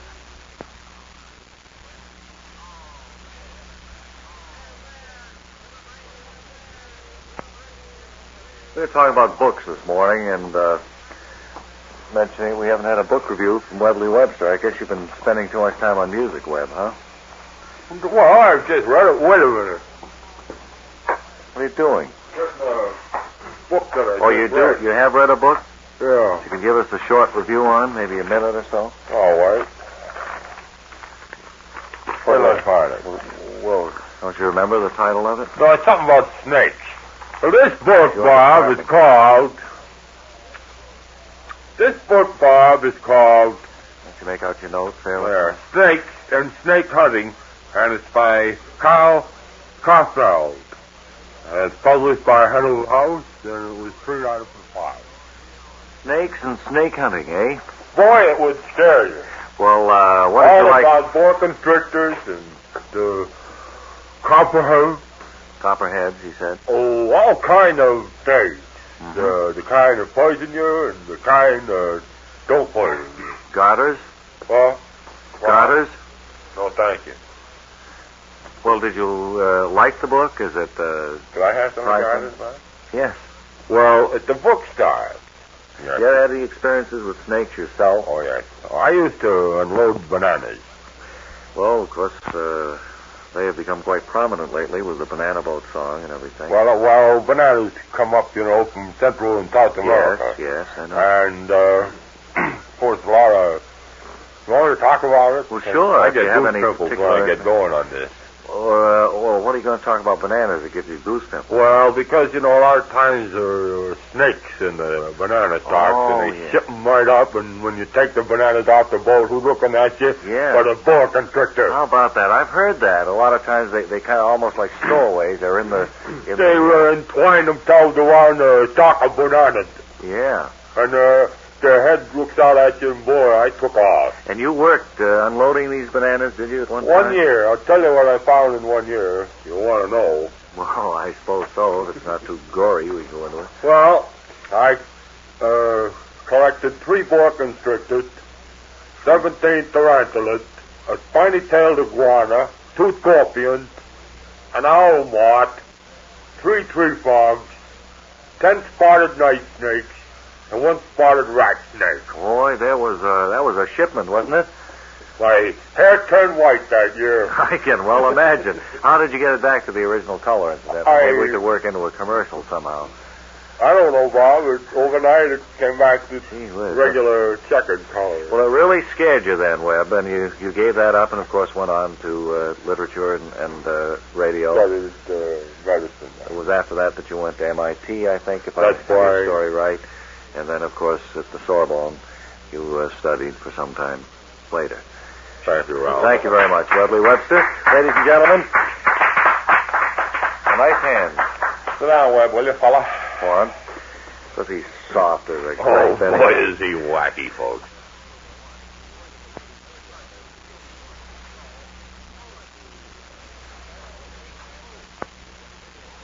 Well, here's something we think may interest you. Wally Ballou is at an earmuff and mitten factory to see what they're doing during the summertime. So come in, please, Wally Ballou. This is radio's Wally Ballou at an eastern earmuff and mitten factory. The middle of summer, we thought it might be a little contrast to take our portable radio microphones here. All right, Now that's fine. That's okay. What were you doing with those earmuffs on your head there, sir? Testing them. I stand in front of a air tunnel, and they blast wind out, and at approximately 12 degrees above zero, and I see if they nip my ears. If In other they words, don't, I pass them. you simulate winter weather here in the middle That's of right. We can blow wind, snow, hail, anything through that tunnel. Sounds like a pretty grueling job. Don't you catch cold quite a lot? No, I don't really. I guess just that I'm used to it. I've been doing it for so many years. Well, what's the sign of a good earmuff? One that keeps the cold off your ears so that they won't get nipped by Jack Frost. You really believe in that? What do you mean? That Jack Frost stuff, I mean. Of course, Jack Frost, if he goes around and lights on your ears... You mean you really believe there's a Jack Frost? With that little wand, you've had it. You mean when he touches you and the star comes out? That's right. If he touches you with that wand of his and the star hits your ear, then your ear has been nipped. Well, here's a quaint old custom being It means quaint old custom. Jack Frost, he'll be around. He'll be around come November, December, something like that. Now, if you found a faulty pair of earmuffs in the production line here, how would you know it? By that I mean, what would make a pair of earmuffs faulty that you'd have to throw them out? Well, they could be some sort of a mistake in the manufacture. There could be a hole in them. There could be some kind of a stitch that went wrong. Uh-huh.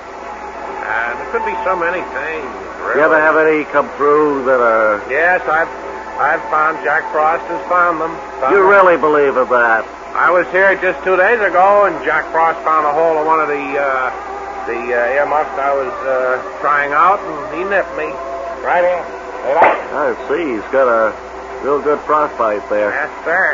And I suppose the mitten part of your factory is the same The mitten thing. part is the same thing, only we make snowballs with them. Make sure they don't get all hard and crispy afterwards. Have snowball fights, things like that. Well, huh? not so much that. We have wet slush. We have 4 or 5 testers there who make snowballs and then throw the snow up against the wall, and then we dry them on a radiator. They get crispy, and out they go. We'd certainly like to talk at greater length with you, but I think our broadcasting time is up for now. Well, it was nice to talk to you. I think Well, it's the good first night. time we've ever been on the air in here. Nice to get out of the heat, and now we'll send it back Are you radio's Wally Ballou? That's right. I've heard you plenty. Going to send it back to Broadcastingdom's, Bob. This is Broadcastingdom's Bob and Ray. Thank you, Wally. Nice interview there. Very interesting. You wouldn't think that something like that was going on.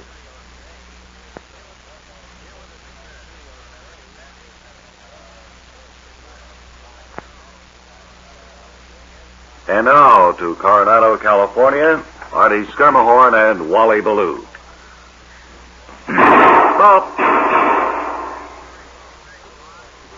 Come in, Wally Ballou and Artie Schermerhorn in Coronado, California. This is radio's Wally Ballou speaking to you from the deck of the pilot ship, which is helping in the filming of this motion picture, 30,000 Leagues Under the Sea. The crew is at the far end of the vessel, and so is Artie Schermerhorn with another microphone. I'm going to ask him, if he reads me, to come in and give us a picture from that end of the boat while I get over the side onto the submarine to bring you an on-the-spot description from there. Hello's broadcasting partner, Artie Schermerhorn here. I think it might be interesting to point out that the cast, of course, have been trained so that the minute they get into the water, filming can begin. They have aqua lungs and so forth, and they have all this heavy undersea equipment. The camera is in an airtight sort of box that will enable them to film this under the sea. It's very quiet on the deck of the pilot ship now, as you probably notice. There's a great deal of, well, now they're going There's over. Wally Ballou speaking from my mobile point of view here with my water wings on, and I'm going to talk to one of the men who is responsible for the underwater seas. We're now about, 15 feet below the surface, sir? Yes, sir, about 15. And what is your job with this picture, please? Well, in this picture, I'm a bad guy. And I come swimming in, and I try to punch one of the good guys. Uh-huh. And then one of the other good guys sees me, and then the other good guy comes over after me. And then there's another... Wait just a minute. I think there's a leak in my diving suit. Yes, water is pouring in. And I'm going to have to surface, I think. And then another bad guy who's in with me, see? Uh-huh. Well, I've got to get to the surface as quick as I can because... Well, let me tell you about this. Well, I don't have... Another bad guy, he sees the two good guys coming after What me. I mean is the suit's half full now. And then the bad guy comes over. This is radio's Wally Ballou on the surface again, into the fresh air just off Coronado, California. Artie Schermerhorn seems to be down at the far end of the pilot ship, so I'll ask him what's new down there, Artie Schermerhorn. Hello's broadcasting partner, Artie Schermerhorn. Nothing new here. Back to you, Wally boy. Hello, here with Artie Schermerhorn for the filming of 30,000 Leagues Under the Sea. Until something else happens, we'll return it to New York, and this is radio's Wally Ballou, returning it.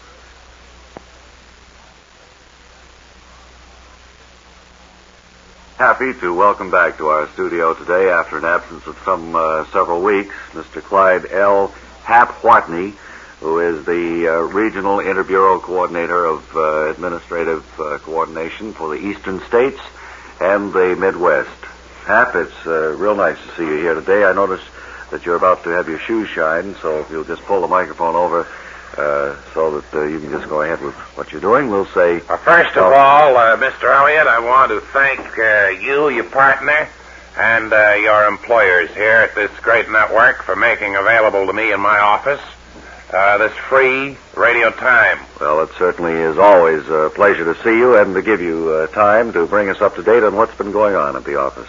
I presume now, Hap, that, or by now, you have straightened out the trouble with the desks and the payroll. I know that you were covering the payroll yourself for several months. The office staff and field representatives were being paid by you yourself. No, that's not true. I wasn't paying them. In fact, they haven't been paid in almost 9 months. And that's why, of course, there's a morale thing there.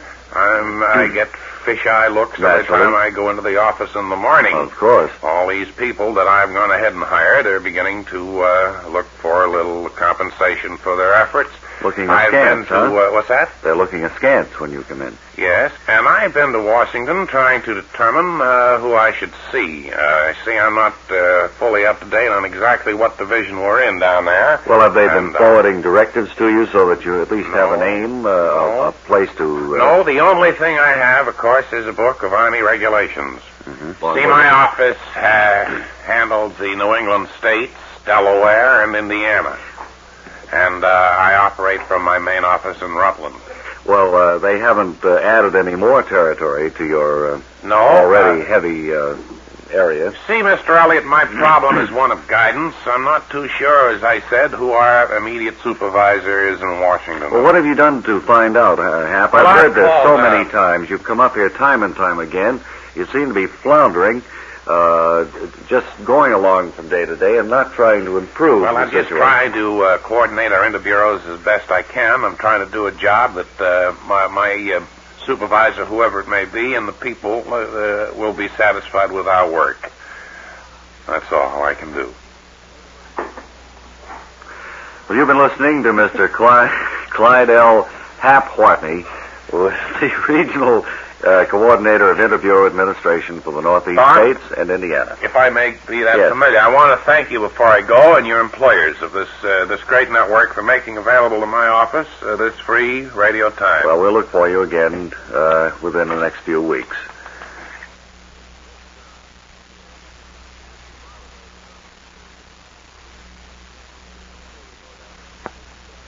This is the day we're going down to the sea in ships, wasn't it, for a wonderful bon voyage party? With Captain somebody. Yeah. Captain Bartlett, was it? I don't know who it was. Do we have the lines open over to Pier 29? Once again, we're down to the sea in ships, and today our touring microphone takes us to a pier on New York's west side, where we're speaking with the captain of a converted barge, I guess you'd call it. Garbage Captain. scow. Garbage scow. Now one of the foremost luxury liners working out of New York Harbor. How far out of the harbor do you go, Captain Bartlett? We go clear out of the... You don't go to Europe by that. No. We stay pretty much close to shore. Well, now, who ever in the world got the idea to convert a garbage scow into a luxury liner, and how is it done? Well, I think it was a friend of mine over in New Jersey who had the idea originally. Uh-huh. And then I capitalized on it and got the old garbage scow for a song, cleaned it up. Well, I should imagine it would have taken quite a bit of doing there. Well, and we sprayed the whole joint with deodorant. And then, as a topper, my whole crew put a strong deodorant on the end of their nose so everything smells good. Well, now, how about the passengers? Have they seemed happy with the... We give them a little deodorant to put on the end of their nose when they come aboard. I see. And you've made these sightseeing tours... It's not sightseeing, really. Bob, we go right out down the North River here, through the Narrows, and we go... I notice the seagulls are hovering over the ship here. Well, they remember the ship from the old days. You say you go down through the Narrows? Through the Narrows, and then out along the Atlantic Ocean on the south side of Long Island, out around Montauk, and then come back. It is bad, isn't it? And then come back. Figure whether that was the salt... It's not salt air. No, it isn't. No. And then you come back. You're out the mountain. One of the crew there jumped overboard. What are you doing, fella? Well, he's getting off the top, he said. Well, he's swimming back to shore. I can hardly blame him. As I say, this is a converted garbage scow, and we do have that problem. Well, I mean, it's an aesthetic problem. It's a smell problem, to be frank. There goes another one. Hold on, Freddie. I didn't think he'd last. He looked like a weakling when he signed the board. How many did you have in the crew to begin with? Started off with 18 men, 18 deckhands. We had a matey, and... now you have 60, or rather 15 now. That's a deck bosun. It is? Sure it is. Now, he shouldn't do that. He's a good swimmer, He's though. He's been a seafaring man for years. Getting away fast there. He's not a good swimmer, is he? Oh, that's... Oh! It's really too bad. I throw him a grapefruit hat. You have a crew of 13. That's a joke on a garbage scow. Throw him a grapefruit hat. Those seagulls are still hovering overhead. Yeah, well, it's a little more around here than we thought. While they're doing that, I think we better return it to the studio for some kind of business there. We've been down to the sea and ships today. Captain Bartlett, thank you for... Oh, the captain just dove overboard. That leaves us with somewhat of a problem on getting back.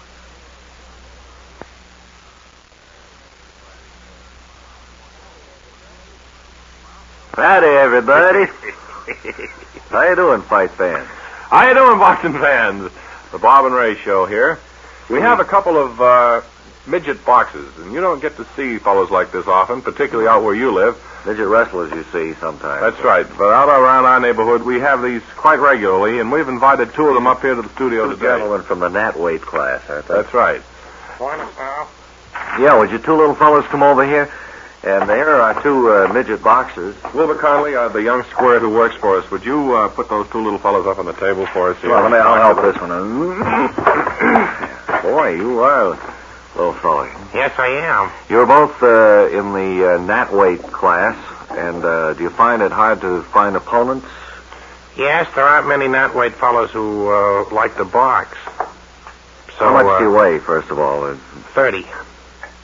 Pounds? Pounds, yes. And how about your sparring partner there?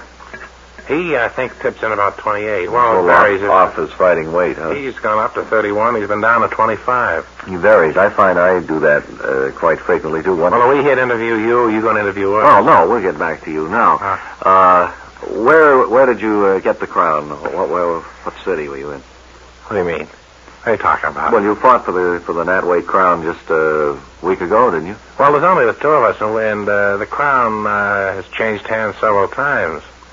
Oh, you mean you haven't found anybody else to fight? Two of us. I mean, we fight each other all the time. Oh. Even when we're not fighting, we fight each other. I mean, like on a subway. Just to kind of keep in trim. He'll kick me in the shin, and then I'll let him have one. I'm not choppers. I didn't think you'd get stepped all over on the subway. You do, but you can cause a lot of damage when they don't spot you like that. If it's real crowded, how do you get up to hang on to one of those straps there? Well, I asked a nice lady to pick me up and hang me on one of the straps. And then you just ride up. I suppose you could sit right in the strap there, couldn't you? I've done that sometimes, but that's dangerous because if they hit a curve, you're apt to land on somebody's hat. Yeah, and I don't think that would be very good. Well, I landed one time in a paper container full of coffee a fellow was drinking on the subway. Mm-hmm. Well, what were you doing? My suit. It was an Italian silk suit. What were you doing climbing into our engineer's breast pocket there just before the show? I know you were rummaging around in there for something. Well, he asked me to look for a pencil. Mm-hmm. Well, it certainly has been real pleasant talking to you and your sparring partner there. And where can we see you next? Where will you... What's it on this card? You're going to be over at the Flea Circus in Times Square? We're appearing there through Monday. Exhibition match, huh? That's right. Thanks. Oh, do you want us to run along now, or what? I think you better, because we have... Well, get me down off the table. There you are. Say, I'm heavy. Yeah. Careful of that ashtray. Don't step in that on your way.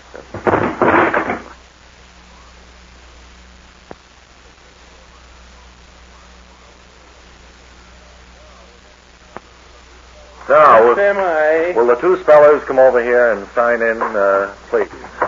You are Ms. Ruth Grepley, is that right? Grepley. From Chelsea, Massachusetts. And who's the gentleman here with you, your finalist contestant here? Well, I don't know. He's from out in the west someplace. I think he's from out Oregon or Washington. I don't know. I better ask Let me look at the card here. Well, I'm from out there, yes. Is that Harvey L. Updike? Yeah. I see on the card. Well, Mr. Updike, Ms. Grepley, you know, of course, what this means. You have been brought here at our expense, having won the spelling championships of the West Coast and the East Coast, respectively. And what word did you win the West Coast championship on, Mr. Updike? Oh, not funny. I can't think. Machinery. Machinery. Thing as important as that. You would remember. And Ms. Grepley, what was the word that you won the East Coast championship on? Do you know? Healthful. Healthful. Healthful. Well, how do you spell that? Healthful. Healthful. Well, you look askance. What's the matter? Well, I'm afraid that I shouldn't be here. I didn't why is spell that? it that way. How do you spell it, then? Helth. Oh, that's wrong. They must have overlooked it. Ful. I don't know whether this... Well, I'm sorry, but I... Okay, then, you want to get up on the platforms. You, Mrs. Grepley, over there on that one, and you, Mr. Updike, on that one. Well, as I say, I don't know whether I'm doing the right thing or not, Mr. Bob. Well, we can declare a default if, in the opinion of the judge. Because I don't want to lose my amateur status, and I don't want to be... All right, well, let's spin the big barrel and see just which word will go to which contestant. You spin the barrel, please, Al Schaefer.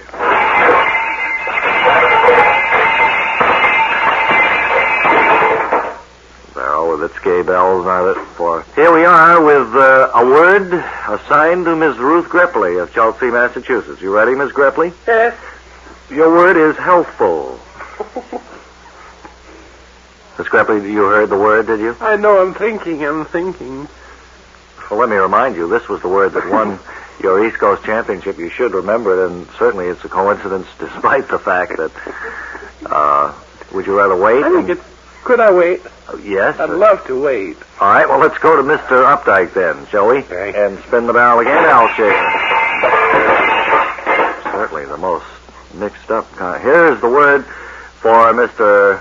Updike. Your word is machinery, sir. Oh, machinery. Aye, that's the one. That is the one you won. The one I won with. Machinery. Machinery. Machinery. You want to let it go at that? Leave it that way? No, that isn't right, huh? Well, I didn't say that, man. I just wanted to be sure that was your definitive answer. I don't have much confidence in myself when you say... You want to try spelling it just once more, Mr. Updike? Well, when you Just say you want to leave it that way, I get scared. Machinery. M-A-S-H, mash, E-E, N-A-R-Y. I'm machinery. terribly sorry. That is wrong. And if you go down on this round, Mr. Updike, it should have been spelled M-A-C-H-I-N-E-R-Y. And we'll be back with our next round in just a little while, so be sure and stay tuned.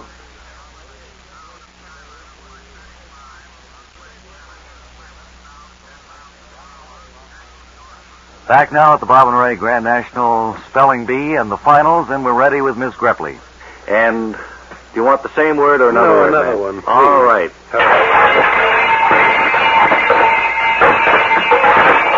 Here's the word for Ms. Ruth Grepley. It is health.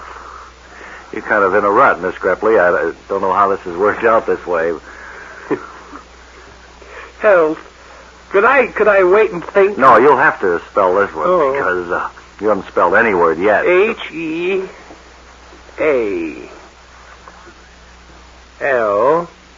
T T H H H. H-E-A-L-T-H, and Miss Grepley is the winner. Oh, wait. And you're coming down off the I've platform. been down off the platform for about 5 minutes. I'm gonna. Hi, Mr. Updike. I'm gonna hang a fat lip on you, there, You have Mr. Bob. you have a beef of some kind? You bet I do. You didn't help me, and I had it spelled right I'm in the not first supposed place. to help any of the contestants. But you sir. did. I think you know heard that. you helping that Miss Grepley there, or whatever her Well, name is. just with a couple of letters, but I Well, know a she couple knows of I'm letters, trying to that's the speed whole up. thing. I was only trying to speed up the program because we were lagging there for a bit, and we have time limitations, as you know. Miss Grepley, you're the winner. You Thank receive you. this beautiful silver loving cup, and of course your 1 week all expense vacation in New York. Oh, Hope you have that's a wonderful wonderful. time. And then what does the gentleman get? Nothing. Very glad that you both were able to come. Thanks for being a good sport, Mr. Updike, and better luck next year, sir. Well, I'm not going to enter your contest next year. No, sirree, Bob.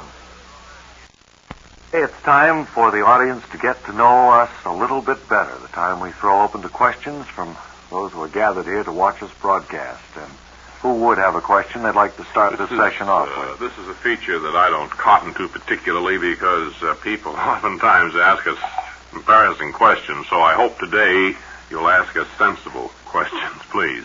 Okay, now... I have one, if you don't mind. Is there anyone in the audience? How about you? I have one, yeah. Oh, all right. When are you going to have the famous Eskimo Dog Act, Muck and Luck's famous Eskimo dogs on your show?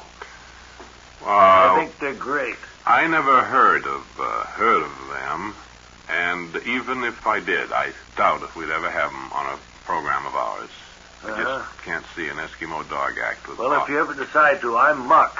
You can get in touch with me if you want to have the dogs on. I see. All right, sir.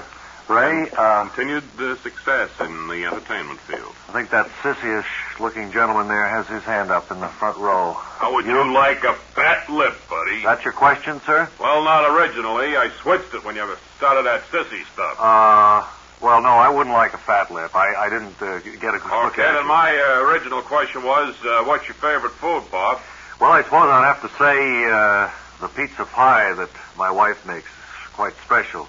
She substitutes cream cheese for the mozzarella and orange marmalade for the tomato sauce and white toast for the crust. And it's great that way. How would you like a fat lip? Ray, why don't you pick somebody out there? Okay, let's see. Who shall we take? Him. Him? You? Him, you? Well, no, you have nobody with their hand up. No, sir. How about him? No. Him, he's all right. Okay. You have a question, sir? Yes. Right now on television, they're showing a lot of silent films. Was there ever a time when we had silent radio? Yes, the period immediately preceding the invention of the radio was silent.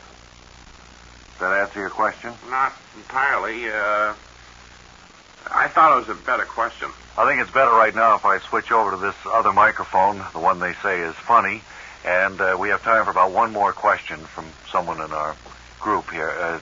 Did you have one, sir? Quickly. Yes, I wanted to know if Either one of you. Either one of us. At any time. At any time, yes. An Eagle Scout. Was an Eagle Scout. I never was myself. Ray, how about you? Were you ever an Eagle Scout? No, I never was. No, he wasn't. Fortunately. That solved the problem Well, you for didn't ask me. We didn't have time to ask you, ma'am. And this microphone definitely isn't the funny one, so I think we'd better go back inside. Why don't you use the other microphone? It's They have too a late now. cubbier sound to them. I like them better. It's too late anyway now.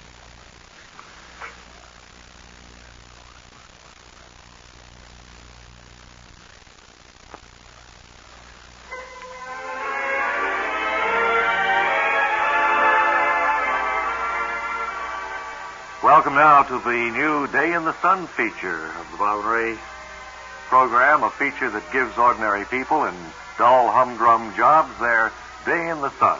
Chance to do what they've always wanted to do. And let's meet our first lucky guest, Miss Ima Goulding from Bismarck, North Dakota. What? Aren't we all, I was going to say, Bob? Miss Goulding, are you any relation to Ray? Yes, I am. He asked me to come on. You couldn't get any guests. Uh-huh. Well, this happens. I gave you another name to use, too, you idiot. You look a bit wan. Are you all right? I'm always pale in the presence of celebrities. Well, thanks for putting us in that category. Yeah, you've got to train well. Are there many celebrities to pale you back in Bismarck? Hundreds of them. They all live around there.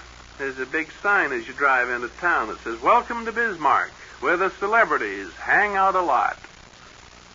I never realized Bismarck was a mecca for showfolk. Oh, not only showfolk, but authors, and painters, politicians.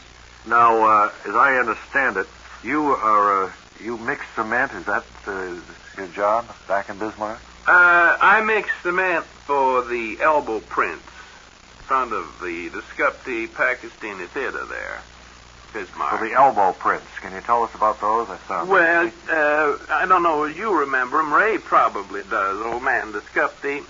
He buttonholes all the celebs that come to town, and he gets their elbow prints on the sidewalk. Has this become dull for you? You got bored with elbows, is that it? No, it's not the elbows so much, but the cement gets me down. Concrete mixing is strictly a man's job, I always say, and frail person like me, I find it dull, boring, well, now it's time for you to tell our listeners what you'd like to do here on your day in the sun. Well, all my life I've wanted to be a lady trolley car conductor, Bob. Yeah? And drive one of those old trolleys down Main Street with the bell. Well, I'm afraid that's kind of out of... You mean you're afraid of that? You knew from my day in the sun letter that I sent in what I wanted to do. Yeah, well, we found out I told you too, Ray. See, we only found out that the one trolley line... Don't drag me in there. ...still around has just been condemned, so we tried to get in touch with you, but you're already on your way. Well, there's nothing else I'd want to do except maybe sue you for dragging me here in a wild goose chase. Well, we'll make some kind of a cash settlement,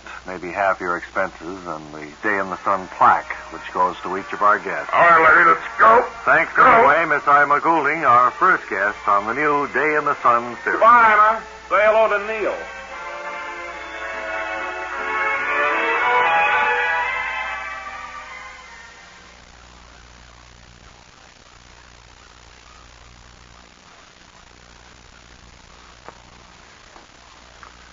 Friends, you probably recall that here at the Bob and Ray show not too long ago, we had Kent Lyle Birdley drop by, one of the great announcers of past years, who has more or less been retired, I guess, for a good many years. Hello, Ray. Hi. Yes, that's right. I have been in semi-retirement for the past 18 or 19 years. He has been spending his time mostly reading, boning up, so to speak, on information. He's I guess, a veritable walking encyclopedia. We thought that he could fit in somewhere in our show if we were to conduct a chatty-type program. Like when we ran up against a sticky subject where we didn't know too much about the subject, we could call on Lyle, and he would be here. In other words, Kent would be the knowledgeable announcer who, if we can't think of the right word or the right phrase, he has that information at his Well, I'm happy to try, and it's quite the compliment that you paid me, Ray, to say that I would be have all of the information available that you might need. Kent, Bob and I thought we would talk about deciduous trees and fir trees here as a demonstration. Kind of a kickoff show. And just see how you could work in, work out, so to speak, on the show. All right, Ray. Well, you just go ahead until you get stuck, and I'll try to help you out. Bob, I was reading recently where deciduous trees is a phrase. That phrase, deciduous, is not thoroughly understood by a lot of people. I must confess I must be one of them. Kent? Well, I sure am, too. Do you have any idea what deciduous tree... Well, of course, we distinguish the two types, deciduous from the evergreens, Ray. Your evergreens, your pines, your hemlocks, your spruce, and your deciduous trees whose leaves drop off in the colder winter months. Your oaks, your elms, your maples, your walnuts. You sure? That helps a great deal. Couldn't we get a better subject, one that we might know a little about, so that we wouldn't have to...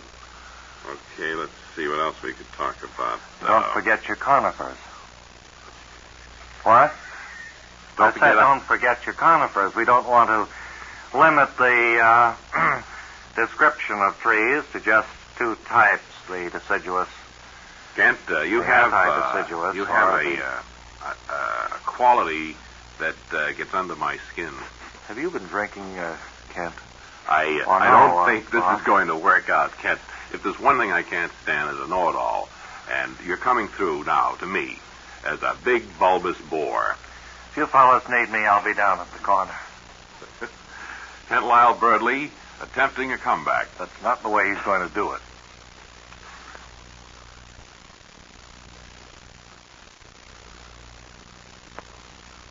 We have with us today a rather unusual show business personage. Unusual in the sense that we've never had anyone who called himself one on our show before. He's known as Manny the Mime. Tell me, Manny, what's the difference between a mimist and a pantomimist? Well, a pantomimist is skilled in mimicry but does not use words, only gestures. From the Latin panto, to be out of breath, panting, too poop to speak, and the Greek mimer, pantomimer, a panting buffoon who mimics things. Mm-hmm. Whereabouts in New Jersey are you from? Because your accent gives you away. Newark. Wonderful. In other words, you're a mimic. No, a mime is a mimic with class. Well, what do you mean by that? Well, I don't do Jimmy Cagney, Peter Lorre, and the mimicry of that ilk, which, by its mere commonplaceness, has become a cliche. I can imitate Walter Brannon. Would you consider that a cliche? Quite. And I hope you'll spare us that wonderful experience at this time. By way of returning the compliment, I'd like to say that you do as good an imitation of a stuffy person as I've ever heard, sir. Thank you. But to continue, it would seem to me, by your alleged class act, that you'd entertain a lot of crowned heads as sort of a court jester, is that right? Well, the one time I tried my hand at court gesturing, it was a dismal failure. I was up for speeding, and I tried softening the judge with a few of my comic mimes, but it didn't strike him too funny, and he threw the book at me. Well, judges are known for their dour mane. You could prove it by me. If I ever do, I'll cite your case. Well, I'd rather you wouldn't. I've been touring the country without a driver's license, and any undue attention drawn toward me could cause the sudden cancellation of my schedule. So, let's have you now and your mime. Hello, Manny the Mime here. Have you ever noticed when you go to the movies, the picture has different actors in it? I'm sure all of us have. One of my favorites is Jimmy Stewart, and I'd like to mime him now. Hi, I'm Jimmy Stewart, and it's a great pleasure to be here today. Wait. Is that it? The highlight of your classy act? That's it, Ray. I hope you liked it. Like it? Not only was your imitation dreadful, but Jimmy Stewart is the tritest, the most clichéist of all impersonations. It's the first one any mimic learns. Well, I hadn't realized it was being done. Does anyone else do Edward G. Robinson, Barry Fitzgerald, Arthur Godfrey? No, only 99 out of every 100 of them. Well, you've just put me right under a dark cloud. I'm sorry I ever came today. On the way out, mime a man leaving a radio studio with his tail between his legs. That should come easy for you, sir.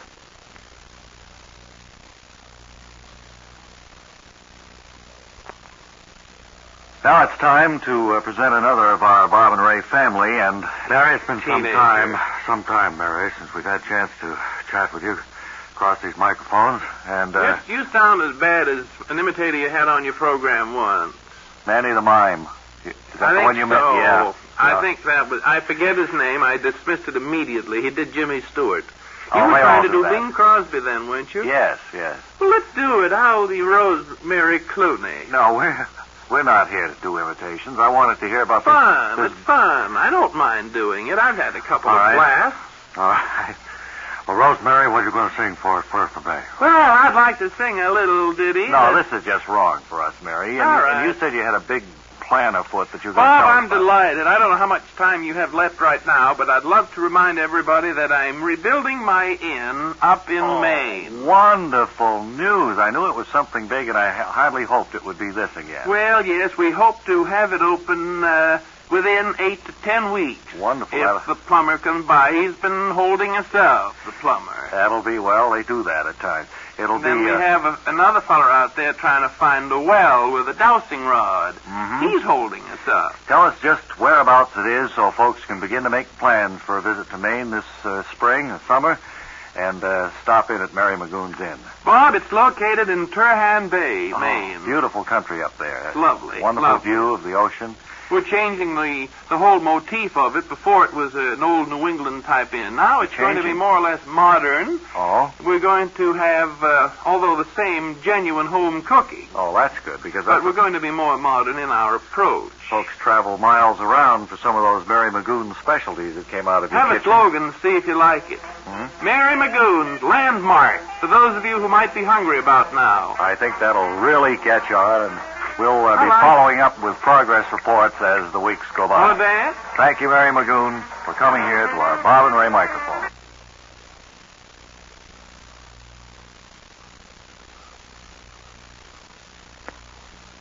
Thousands of companies across the land are known as government contractors, supplying the nation with everything from mess kits to missiles.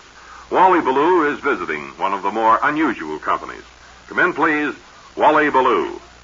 Lee Ballou, four-time winner of the Oxford Grammar Award for talking good on the radio, standing here with young Tommy Cricker, production chief of the Stripling Computer Company of Manitowoc, Wisconsin. Tommy is proudly holding in his hand another fat government contract. Gosh, you're ready. It's not as fat as the last one we got, though. Well, it looks pretty fat from here. I'd say about 150 pages of fine print. Jeepers, the last one was about 200 pages. But I guess being as they know us better, they could cut out a lot of legal phony baloney stuff about Statutory verbiage. Yeah, Well, looking about me here, it's a scene of panoramic youth busily tending to the nation's needs. Well, we're proud of these kids, Wally. We range in age from 8 to 16 years old, and upon our 17th birthday, it's automatic retirement bill for us. On a pension? Oh, no, it's an allowance. $1.18 a week for life. I see. Well, what I wanted to ask you was, how did a bunch of kids manage to snare a large government contract? Well, we were low bidders. On account we don't have to pay many salaries. All the kids are co-owners. We're plunking all the profits into a big kitty to build our own amusement park. That's a wonderful idea. What's it going to be called? Well, Adult Land. It's going to have all the things adults have. Excuse me a second. What is it, Barnaby? Jimmy Partner's mommy is on the phone, and she says Jimmy can't come to work today because he won't make his bed. Tell her I'd like to talk to her. She says she wouldn't talk to you because you're a rotten kid. Yeah? Tell her I'll fire Jimmy so that he can stay home every day and nag her. That'll get him here. Do you have much trouble with your health, Jimmy? We scrap a lot. Suppose it's bound to happen with a couple of hundred unsupervised children making high-velocity digital computers. Hold it. We don't make high-velocity digital computers. We make an advanced abacus that the Air Force uses in case they have a loss of electric power and have to figure something out. You folks hear that? The abacus, ancient adding machine of the Orient, has been modernized by American youthhood. Tell us, Jimmy, what's so advanced about your abacus? The plural of abacus is abacuses, not abacuser. Right. And they're advanced abacuses because beads are in all kinds of pretty colors and shapes and like that. Better refinement of the old abacus. Abacuses. Not Abacais. Mrs. Portnoy was right. You're a rotten kid, and with that, this is Wally Ballou. Don't you want to hear about our contract to make tiny gyroscopy to fit in the helmets of infantrymen who fall down a lot? Gyroscopes. It's gyroscopes. And now back to our main studio.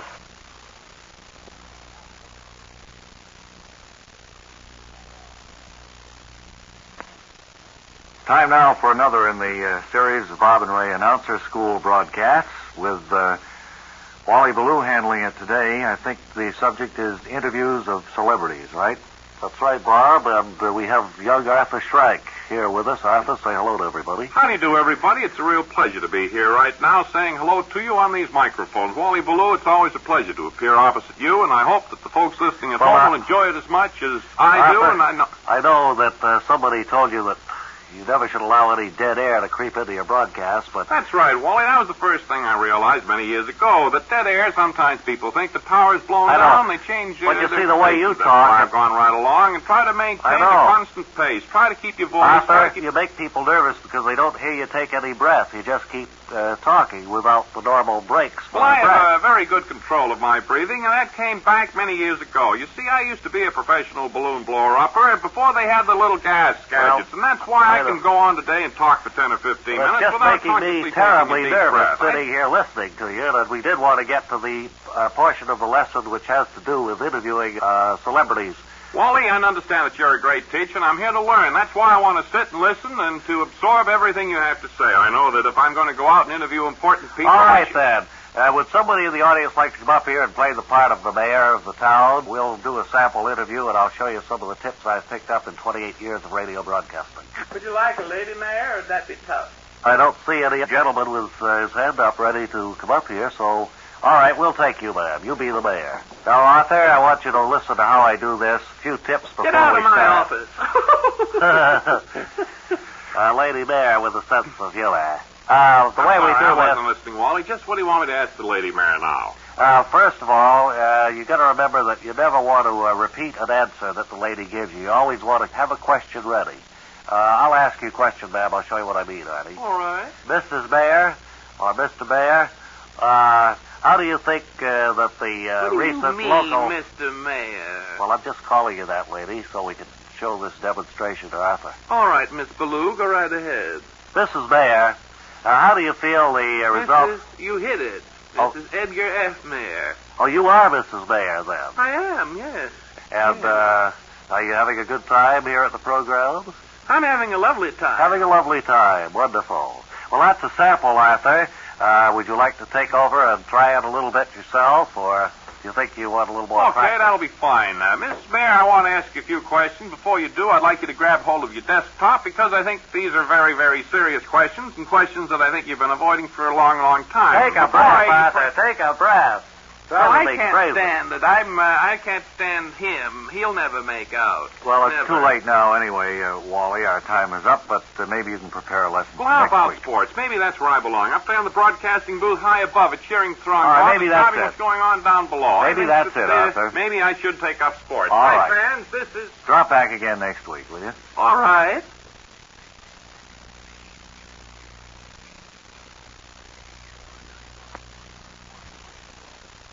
Well, I guess it's time to take our portable microphone and step off the great stage here down into our studio audience. Let's see who we'll choose for our first chat. Him, me. Oh, I take him. I talked to you How last about week. me? Him. Him? Him? All right. Not you. Him. I think we decided on him. You, sir, you are here with a group of conventioners. I tell by that button on your lapel. That's right. You are a calendar maker? We're a group of calendar manufacturers, Bob, and we get together every year just after we make our deliveries. And it's all over. I mean, the year is up, and the new calendars are being used. What we do now is sit down and go over our lists of pictures and set scenes for next year's batch. Of course, you worked way ahead. I suppose already you've got next year's pretty well planned out. Will there be anything new that we can look forward to in calendars next year? I mean, the dates are going to be pretty much the same. Yes, I think... The pictures will be about the only thing that could change, right?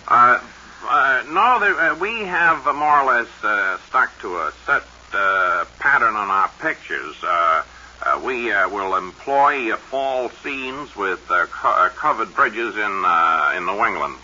Who would go for that now, for instance? Well, I mean, oddly enough, a funeral director might like that. Uh-huh. And an insurance man might like that. Yes. Then we have just scenes of water in the ship. We've discovered that a sea-land seascape, I believe you artist fellows would call it.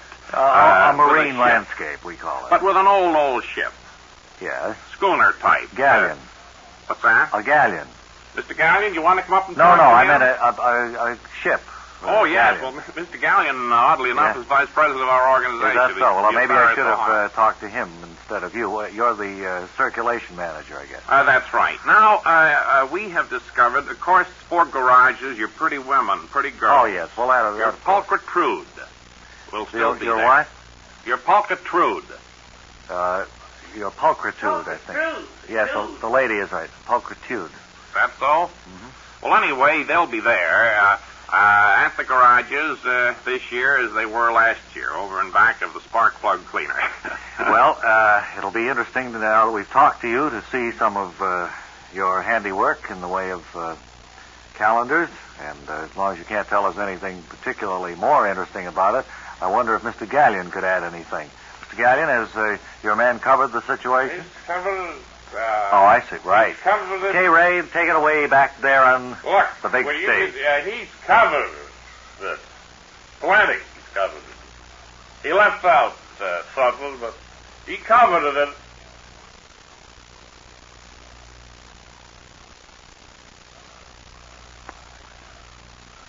Another of life's embarrassing little moments coming to life now as we stop in at a neighborhood supermarket.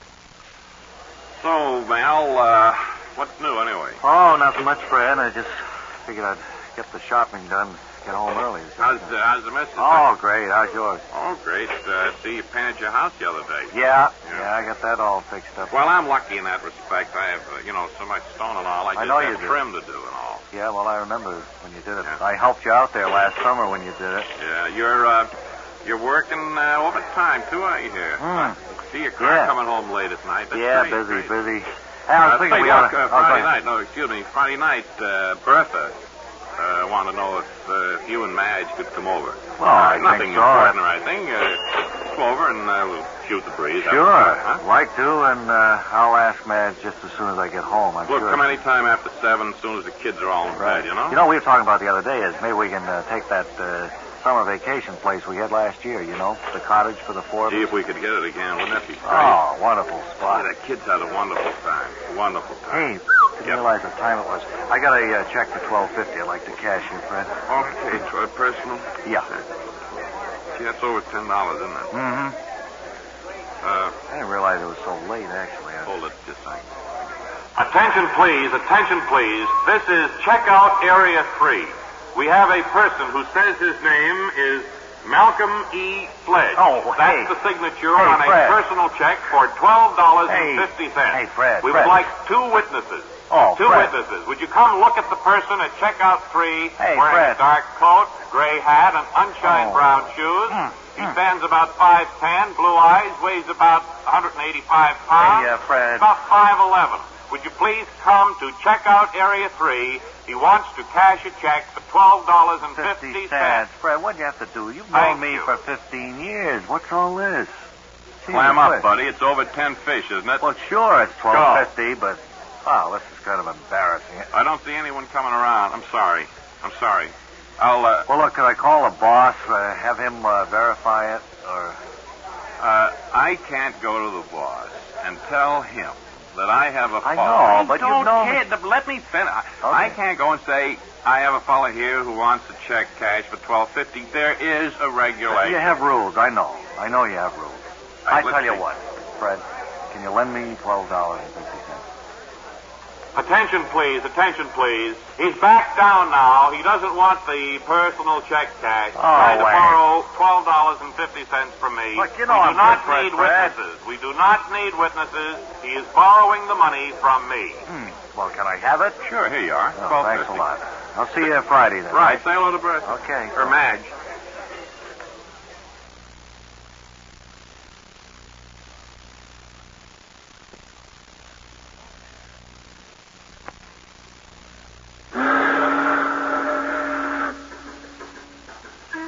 That sound, what does that remind you of?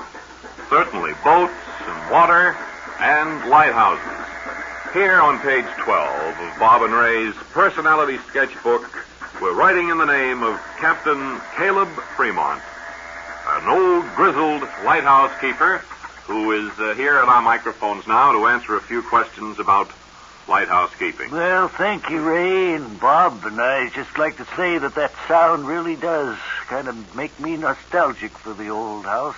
Your lighthouse is some mile and a half offshore, and I wonder if you could tell us just how long you've lived at the lighthouse and how you overcome ennui or boredom out there. Well, man and boy, actually, for some 32 years.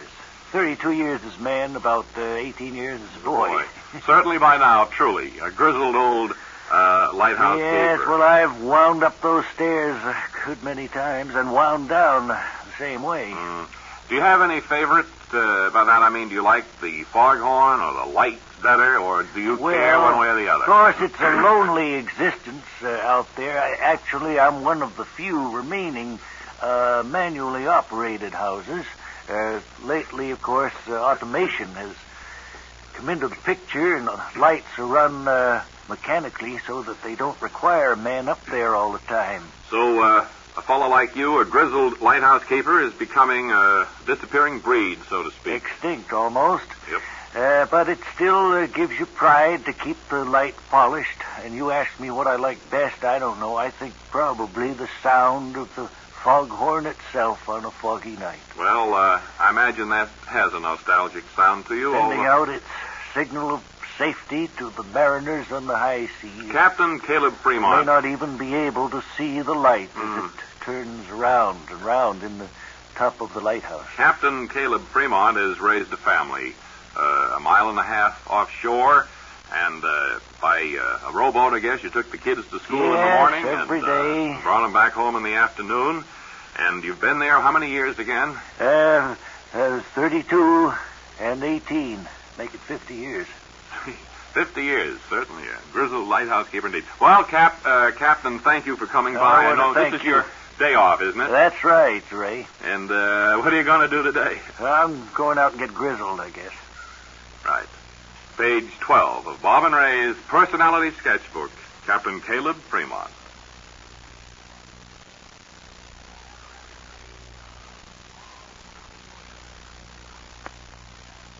Here with us, once again, after rather a stormy last month, with probably one of the biggest flops Broadway has ever seen, is Mr. Barry Campbell. Barry, you're planning a comeback. You've got yourself lined up for a job, you told me, and that's the reason we asked you to come on the air today and kind of fill us in. That's right. My movie has been a tremendous bomb. It was, So it closed that night, didn't it, when you... I took not so much myself, but my friends and relatives took such a financial bath, so to speak, that we'll be years getting out of it. It was another case of my misgauging what the public wants at a particular moment. I goofed.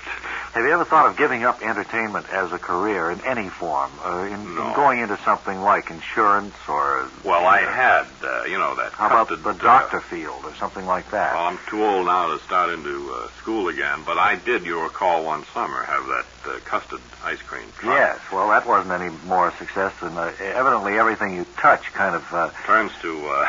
kind of folds up in your hands. I'm turning to something now that will be solid for me, will ensure me a steady income, which has probably been my biggest Well, that's what we're trouble. looking forward I've had to. my ups and downs and my peaks and my valleys. Now, the missus was telling me to straighten out the peaks and valleys or get out altogether. I see. And you're just taking a position as a Hollywood stuntman, is that right? Well, a particular type, Bob. I'm specializing in falling down stairs, and... Well, our time is running a little bit short. I understand you have the padding on that you wear under your clothes there. Bob, I'm going out to Hollywood tomorrow. I'm playing the part of a very wealthy banker who's loaded, stiff, that is, and he trips at the top of the stairs at his mansion. Falls the whole flight. Falls the whole thing. We have constructed a set here in the Okay, studio. well, I'll go on up. All right, if you will, Barry. Tell me, I can't tell when to go, Bob. Just yell. I'll tell you as soon as I've set the thing up. We have a flight of about 22 steps, I believe. A good flight running the height of a floor and a half. And Barry is going to demonstrate his technique of falling down this flight, showing us how he'll be doing it in the movies. You'll be seeing him do it, although you won't know it's him. Barry, can you hear me? Are you up there yet? Can you hear me up there, Barry? Very faintly. Okay. Barry Campbell has reached the top of this flight of 22 steps, and in just a moment I'm going to give him the signal to demonstrate this remarkable talent for falling. Okay, Bar, anytime.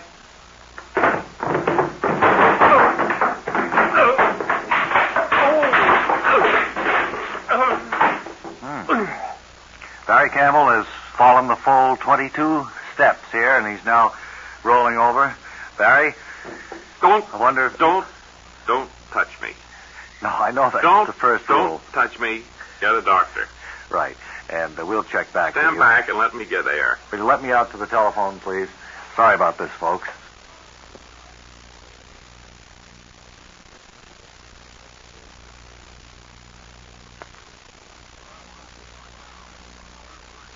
Well, hi again, everybody. Here at Bob and Ray's Personality Sketchbook, a person you haven't seen or heard from in a long time. And, naturally, we haven't either. Welcome back to our microphones, Wilbur Feely. Thank you very much, Ray and Bob, and it's a pleasure to be here. Well, you seem very nervous, Wilbur. Well, I've always been nervous. You may have remembered when I was in the bomb deactivating business, I was nervous. I understand. And I did that, of course, just for... just a second. This jumping and ducking your head and neck and pulling away is... I never used to do that, did I? It's a reflex type of movement. Now, where did you ever get this I got it with this new job that I have, working for the Great Bolo. The Great Bolo? Isn't he a clown who plays cartoons on TV? No, this is a fellow who has a knife-throwing act. Oh, and I'm the... target for him. For goodness sake. He feels it makes the act look better to have a live person there. Well, why did you turn to this type of work? The insurance company beefed about my bomb deactivating. And you said I should get into something safer. Yeah, you're making me nervous, right? Well, do you think something safer is being a target for the Great Bolo, who is known to be very erratic? It was the only thing I could do, Ray. Would you get me the theater book encyclopedia, please? Because I want it. It seems to me that he has gone through 5 or 6 human targets since 1954. That's what he told me. Huh? That's what he told me, yes. And they all seem to... they all quit, did he say? He didn't say whether they quit or not. He just said that they're not with him anymore. Not with the act anymore, he said. He said. Don't do that, please, Wilbur. Well, have you told the insurance company that you're with? No, I'm on my way over to see them now to get the new policy signed. Good. And I think they'll be happy to know that I'm working again. Well, Wilbur, I don't know, but I would say this, that the insurance company is going to be very, very unhappy with your new line of work. Seems to me... Well, I certainly hope not. I don't think they're going to think that this is one bit safer than deactivating bombs. What well, you do all we'll summer? Just see about that. What you do all summer? I worked at a golf driving range, picking up golf balls out there, you know. Oh, boy. Wilbur Feely in our personality sketchbook. And, what, would you sign your name, Wilbur? Yes. Kind of shaky writing. I don't know. I could never make that out. I could never make out Wilbur Feely. No. So long, Wilbur. Goodbye. Goodbye, Ray.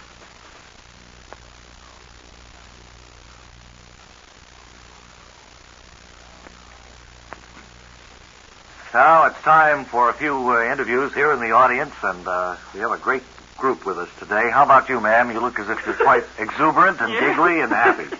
I would like to Ask us anything you want, because we're here to allot this time to answer. I wonder. Oh, come on now. You'll have to straighten up if you want to. What is it you want to ask? Well, what is the matter with you, ma'am? Well, I always get giggly in front of famous people, although I've never met anyone. Well, our thanks for putting us into the famous category, but so silly. Try to get hold of yourself. We'll come back to you later. Anybody else have any questions? I do. All right. A friend of mine really sold me a bill of goods. He told me to buy a copy of your new book, Linda Lovely and the Fleabus. Oh, yes. And that's not so new now. No. But I thought it was a real bomb. Uh-huh. Now, what should I do about Have you tried brooding about it, sir? No, I haven't. And have you ever tried reducing the swelling on a fat lip? No, but if you want to wait around till after the show and see our complaint manager, Slugsy Swenson, I'm sure he'll be happy to make some sort of adjustment for you. I read it, Bob and Ray, that book he speaks of. Oh, yes? And I think it's an outstanding contribution to contemporary American literature. Thank you, sir. Your good taste is only exceeded by your plain appearance. Now, if that lady is, with the giggles, has composed herself, I will come back to you, ma'am. Ray? Wait a minute. That gentleman back there has his hand up. Bob, would you stand up, sir? Is it Bob or Ray who owns the vintage 1923 Bugatti convertible? It belongs to Webley Webster. Webley Webster, right. Our educational director. Well, is he here now? Sure I am. Would you like me to tell you all about my Bugatti? No, I'd like to have you move it. It's triple parked and has the traffic on 49th Street backed up for 4 blocks. I'm sorry, Doctor. I was in kind of a hurry. You'll have to come along with me. I'd like to see your driver's license, too, mister. You call me Webb. Oh, that's too bad about Webb. It's the 4th one this week. And I don't think there's enough time left for that nice lady's question. So well, we'll have to make it some other time, ma'am, I guess. Could you quickly ask us what... How much do you and Ray make a week? Together or separately? Both together. Well, it's none of your business, ma'am. And I see our time is up, so... Well, I need to have that information. You see, I'm a lady estate planner, and I have a little policy here. Well, we're well taken care of. That will enable you and Ray to retire at a very early age with an income that's considerable. Yeah. And it'll only cost a few dollars. A few dollars a week. I think we're... You to sit down with me for I think our affairs are well taken care of. I could explain in simple terms. Well, you got serious all of a sudden, ma'am, when you got control of those giggles. Yes. Now, do you see, this is our actuary table. Look, can we take this up later? We've got to go back to... all right, would you come right back out?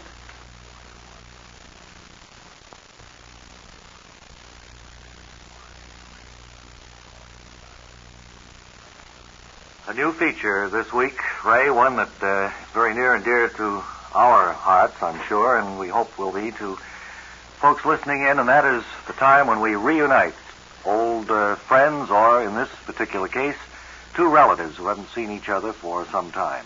This is a new feature, and if it works out nicely today, then you can look forward to many more of these. Would you please, audience, give a great big round of applause for a lady from Encino, California, Miss Carmela Defarge. Welcome, Miss Defarge. Thank you very much. Really a thrill to have you here, and to know that in just a little while we're going to surprise you with a member of your family that you haven't seen for, well, pretty close to 50 years, I think. 45 or so. Well, I arrived, and I want to thank you for the bus ride. It was lovely. We wanted you to have a good trip here, and we hope still wearing this small baby orchid that was given to me as I left Encino by your man. Have your accommodations at the Bob and Ray Hotel here in Big Town been comfortable for you? So far, there's only the one blanket in the room. I don't know whether you know that or not. No, I didn't. It's a thin blanket. Time's a-wasting, Miss Carmela Defarge, and we want you now to meet for the first time in 45 years your elder brother from Le Havre, France, Monsieur Yves Defarge.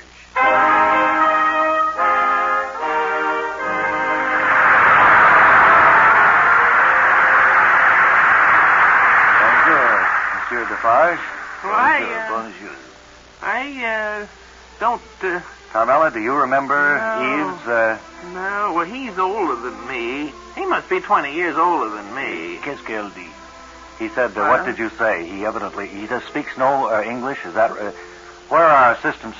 Did we get a translator? It's apparent this gentleman... We don't have any translator. I think he... Je ne vous comprends. Je ne Don't you comprends. speak English, Eves? Qu'est-ce qu'elle dit? She said, do you speak English? I don't know. Parlez-vous anglais? Oh, no. Well, anyway, how's the last 4.5 decades been going for you? Je ne parle pas l'anglais. Well, this I is mean... rather embarrassing for us after all of this expense. Mr. Defarge was flown here first class on Plummet World Airlines. He was flown first class? Yeah, well, he had to get here from Le Havre, France. Well, I had to get here from California. Je ne comprends pas rien. Good He doesn't grief. understand anything that's I going came on. on a Conestoga wagon, practically. Well, I'm afraid that we have made another Well, look, I'm going to rather run bad along. mistake. So long, Eve. Eves, if you'd just go back to the station. Bob, car is waiting for him to take him right to International Airport. Wonderful. To return him to his native France. The Plummet World Airlines terminal, and good luck to you, Yves Lafarge. And thanks for being here for this. I wonder, could that car take me over at the bus? We'll try to arrange that if you don't mind riding in the same car with I your want brother. to get back as quickly as possible. All right, thank you, Mr. Storm, too.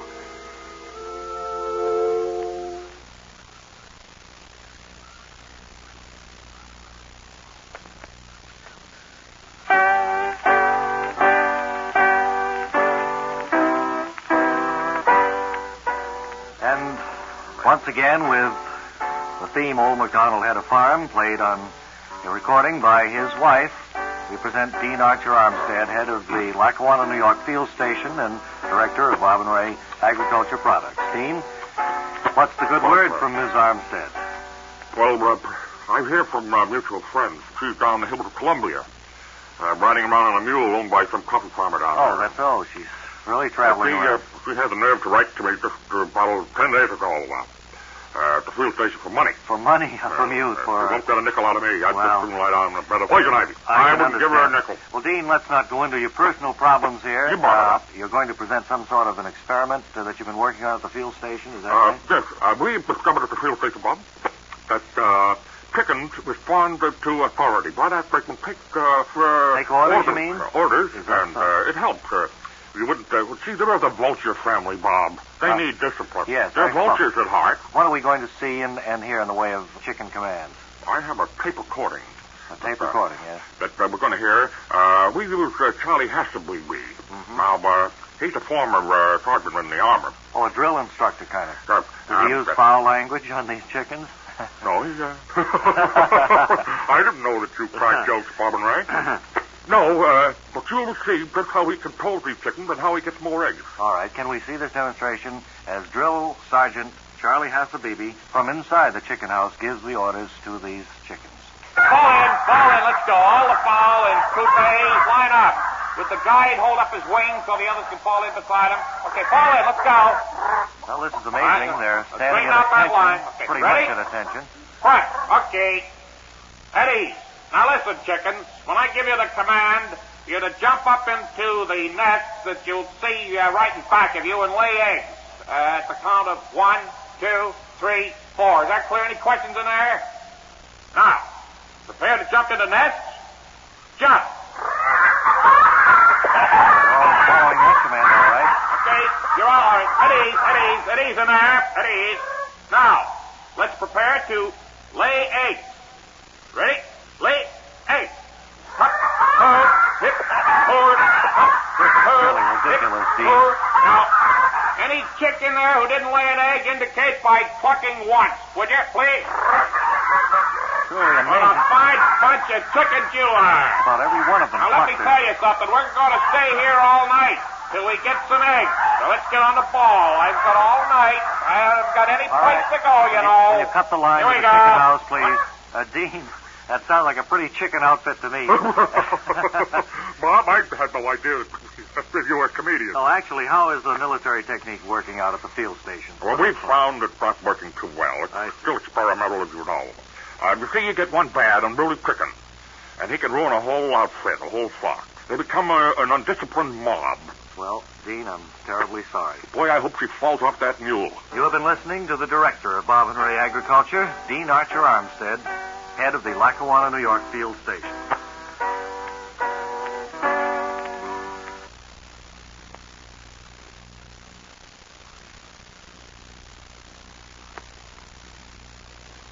Wally Ballou is stationed at one of New York's newest and most complete canine headquarters. It's called Mutarama. Come in, please, Wally Ballou. Lee Ballou from Swank Mutarama, located on New York's Park Avenue, and chatting with the founder of this unusual institution, which gives complete dog service from A to Z, Mr. Hiram Hensinger. Hiram, if I may call you that, we're standing right now, I understand, in the canine clothing and jewelry department. That's right, Mr. Ballou. Here you can spend anything from a few cents up to several $100s on collars for your dog and dog coats and gowns. Really amazing. We have, as you can see, lovely imported silks for the girl dogs. We have some conservative tweed coats for the males. We have shoes here made by, I won't mention his name, a prominent bootmaker. The fabrics range all the way from the drip dries up to Vicunus's. And they're all designed exclusively for us by the famous Izzy of Paris. Yes, and I was noticing particularly these rain booties that you have for keep the doggies' feet dry. Yes. They're lined in cashmere, aren't they, for winter? Yes, that's right. They're winter booties because dogs don't like to get their feet wet any more than you do, Mr. Ballou. And, of course, this dog perfume that seems to be quite popular, lamp pole number 5. This is the beauty parlor we're stepping into now, Department 2. What goes on here, Harry? Well, we have... Hiram, brother. That's all right.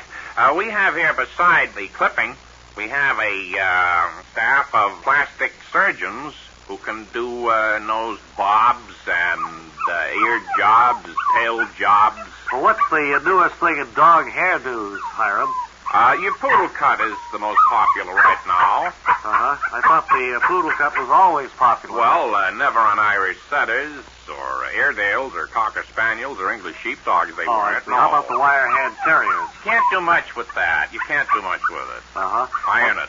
One of the most amazing features of Mutarama is the breeding kennel. We've developed a new breed for people who want a watchdog with a good loud, vicious bark, but do not want such a big animal around the house. Now, most of your smaller breeds have a bark that wouldn't frighten a bunny rabbit.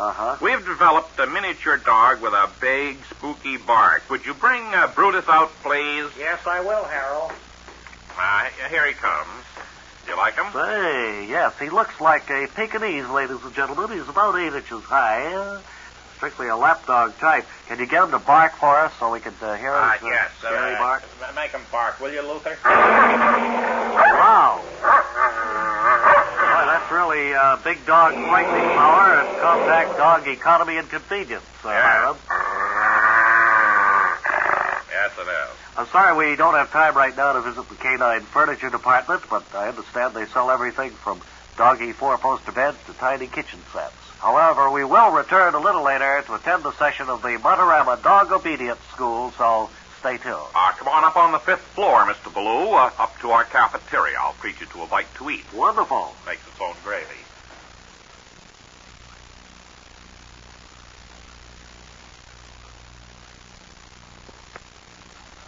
Well, time now to return to Mutarama on Park Avenue and Wally Ballou.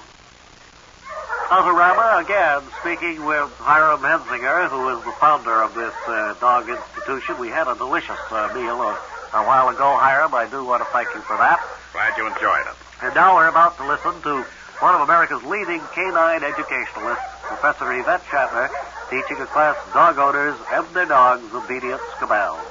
The white French poodle with the show cut, please sit down. You talking to me, Teach? Well, are you the white French poodle or aren't you? I'm Mr. Wilberforce. My dog's name is Ace. Sit down anyway. Okay. All right. Will the German Shepherd come out, please, in the center of the room now? Yeah, boys. All right. Fine. Now, you all notice how he came right out with the dog. Will the black Scotty dog come out? Good, Mom. All right, I will.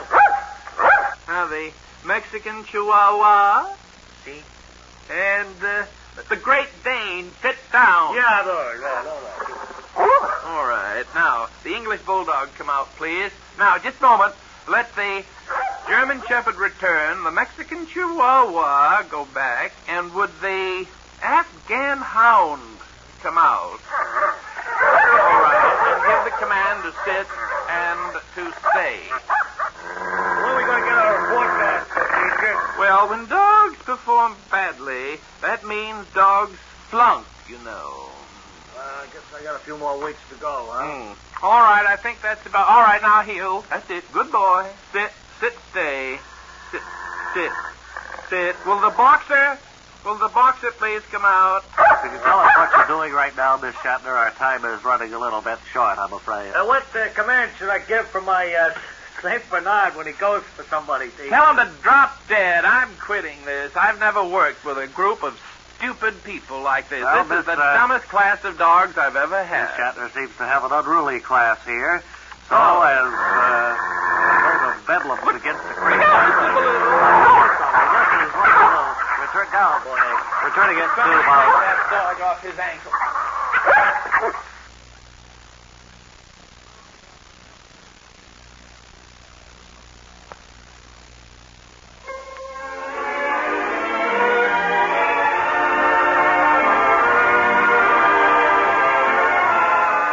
Thank you, Jose. And here we are ready to talk to some more folks who are passing by on tour of our Bob and Ray studio. How about you, sir? Would you like to chat with us for a minute or two? No, he's signaling that he'd rather not. That's your wife? No, huh? How about this man over here? Thank you, okay. I'm sorry, I didn't notice there. What? He's handcuffed to the other fellow. You, sir, I wonder, could we just chat for a minute or two? This is our kind of... Are you on the air? Good neighbor time. No. Yes. Mm-hmm. All right, sure. I'd be delighted. What do you like best about New York City? Oh, I guess the part I like best is there are hundreds of ways of getting out of New York. I mean, you can go across the George Washington Bridge or the 59th Street Bridge. You go through tunnels, trains, airplane. You can go north up through the Bronx, Yonkers, White Plains, out that way, Mount Vernon. Of course. You can go over to Staten Island. You can go out through the Narrows. You can... there's 100 I've ways. heard there are some 20 or 22 bridges that Manhattan is connected to other places by. Right. Well, something like that. Which one would you take by choice to get out of the city? Helicopter. Mm-hmm. That would be the quickest for you. Do you plan to be here long, or are you just... I'm going to be here, the judge told me, for at least 10 to 15 years. Would you care to give us your name? I suppose you would. I'd rather those not. Conditions. No. I hope your stay is a pleasant one. I think you'll enjoy it. Funny how you had us wrong. You thought he was the cop, didn't you? That's right. Or you thought I was the cop. I thought you were, and that he was... You can't tell by looks. No, I guess not. Do you have any plans for escape on the way up the river? I have a couple, yeah. But I don't want to talk about it now because Big Ears is listening, you know. Well, Well, I enjoy your program, or I did. I used to a lot. Well, I hope you still will be able to. I hear they have radios there. And the food is supposed to be excellent. Makes its own gravy, I hear. So, sir, when you do get out, if you'd come and look us up, we'll try to put all of our resources together and help you to get back rehabilitated. Bob and Ray, you'll be pretty old bucks by the time I come back here. See ya. Okay, sir, and on that happy note, that concludes our tour interviews for today. Back inside the Central Control Bureau headquarters, National.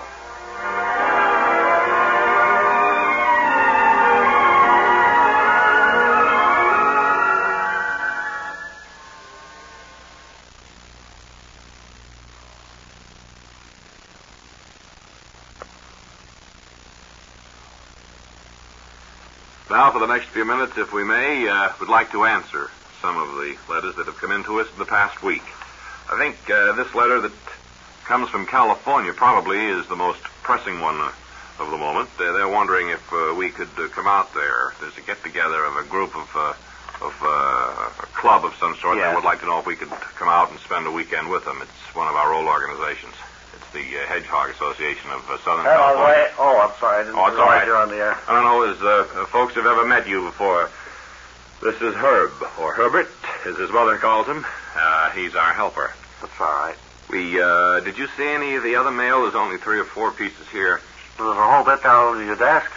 Yeah. So, or if you want me to go get it? No, I don't. By the time you go down and come back, Herb. Well, it'll take a minute. All right. Go ahead if you can do it before we get out there. All right. Well, if you folks are listening out there in California, no, we can't because that date, that one weekend, there's a conflict here because Bob's going to get a haircut that weekend, and I... Here it is. So I'll pile of it. Boy, you get back here real fast. How'd you do it so quickly, Herb? Herbert? It's okay. Yeah, thank you. Herb has been with us a little less than a month now, and believe me, this... I just ran down and ran back up again with it. He's been with us, Sit down. You feel better, Herb? Less than a month. Here's a fellow who gets things done. What's new and exciting? I see, I saw a fellow pretty near get hit by a truck when I was coming in. Really? Whereabouts was it? Just missed him by that much. 3 feet, huh? Ooh. Everybody yelled at him, and he got out of the way.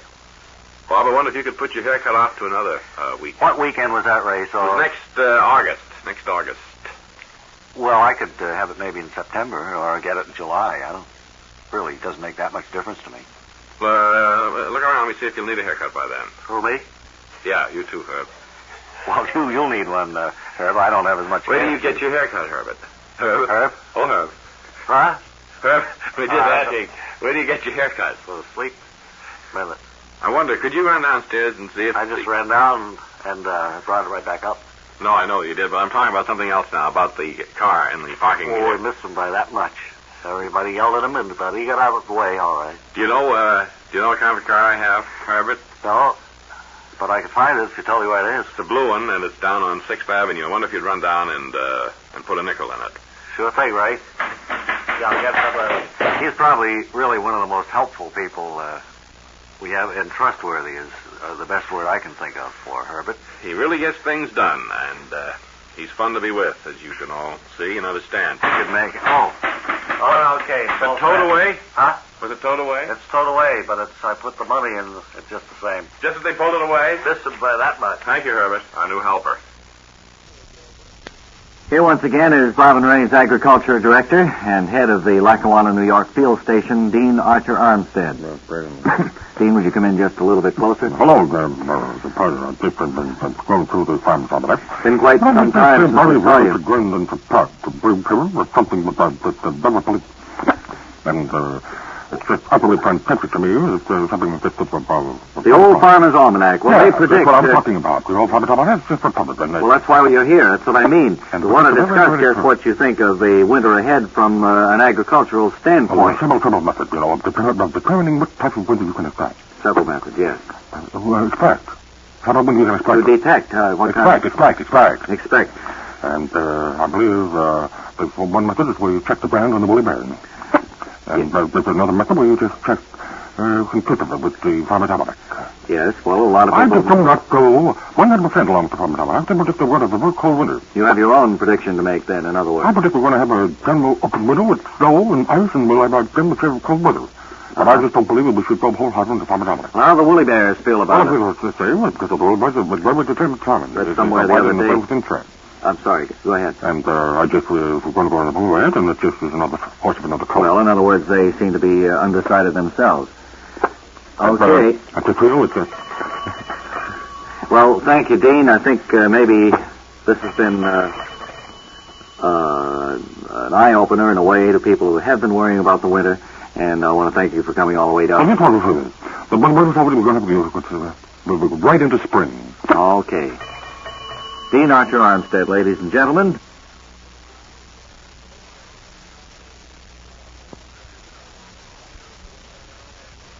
And it's book review time. Now, I wish Kip were here because Webley Webster is all set to give us a review of a book that he's read the past week and have the Webster players act out one of the most famous scenes in it. Webb, you all ready? Yes, I am, Bob and Ray, and hello again, everybody. Well, this week I spent my spare time reading a classic that I think is a piece. A real classic one. Written by Louisa May Alcott. Yes. And it bears the title Little Women. Little Women. That's Well, there's right. one that, and it's familiar. about a bunch of little girls. Mhm. And it's a good story. It's heartwarming, and yet it's thrilling. Now, the Webley Webster players have come along today. Just one thing Right. before you get to them. They've been here for the past 3 or 4 weeks, and we've had nothing but a repetition of the same scene from all these different The books. scene that we will portray for you takes place upon a boat that's about 4 days out to sea. Now, look. And this is Don't from Little remember Women anything. about the middle chapter. And now the Webley Webster players are all set to go. Hey, matey. Aye, Captain. What brings you by the pilot house? I just came up from the mess, Captain. Why, Get Oh. up off the deck, matey, and keep a civil tongue in your head. Begging your pardon, Captain. I merely wanted to inquire. Belay, matey. You're listening to the captain now. Aye, aye, sir. What can I be doing for you? Why, Oh. Now then, matey, you know I don't like that kind of talk from ye. Well, Captain, I only said I went below to the mess, that's all. Why, Now then, which way is this old tub heading, matey? We're heading directly for the horizon, Captain. Why, So you can see that along with the heartwarming parts, there's a lot of action and adventure where in the Little Women. Where do they come in? There's nothing to do with Little You Women. look for them at your bookstore. It's going to be all right.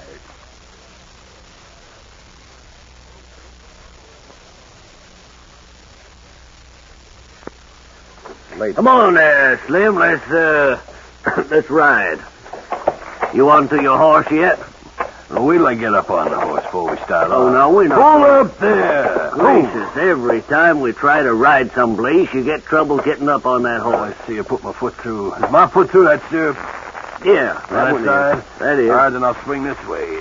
Now, Done the same consarn thing you did last time. You're facing backwards. well, I ain't going to change now, Tex. Where are we going? Well, let's ride across the countryside there. All right. Head off toward Silver Gulch. Come on, boy. I feel silly riding along this way. Can't see where you're going, can you? Not so fast. Hold up. I'm going boy. to let my horse follow your horse, because I can't see where I'm going. Hey, I tell you what. What? Why don't you turn your horse around, and you can follow me, see where I'm going, your horse can back up. Let me hear that again now, Tex. I say, as long as I'm facing in the direction we're heading. Right. Why don't you, and you're facing the other way, Right. why don't you turn your horse around? Turn him around right now. All right. I'll show you how easy this is going to be. Around, boy. All right. Right. Now, you're facing right, ain't you? Yeah, but the horse You're going looking the same direction I am, toward Silver City. I know, but the horse is going to go the other way. No, he ain't. Not if you Well, drive let him me backwards. Go! No, see, I'm going away. Oh, hold on. come on. No, I'm going the wrong way. That's right. Back him up.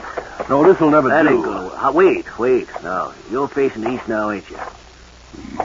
Now, wait, when I wait. turn around. Wait a minute. This ain't the east, is it? No. I can never hardly tell the east from the west. Blame it. Well, which side of the tree is the moss on? It's on the south side. Well, there ain't no trees around here, come to think of it. Tell you what. You start off in the direction you're going, whichever it is. All right. And I'll start off in the direction I'm going. All right. We're bound to end up. All right. We'll meet. See you later. Are you going? I haven't moved, no, Tex. Well, wait. I'll bring my horse back. Oh, what's the matter? I'm getting off this horse. Well, you remember how much trouble it was getting on. I'm heading back to Chuck Wagon. Let's eat. Who has to ride a horse anyway? Right. Let me help you down.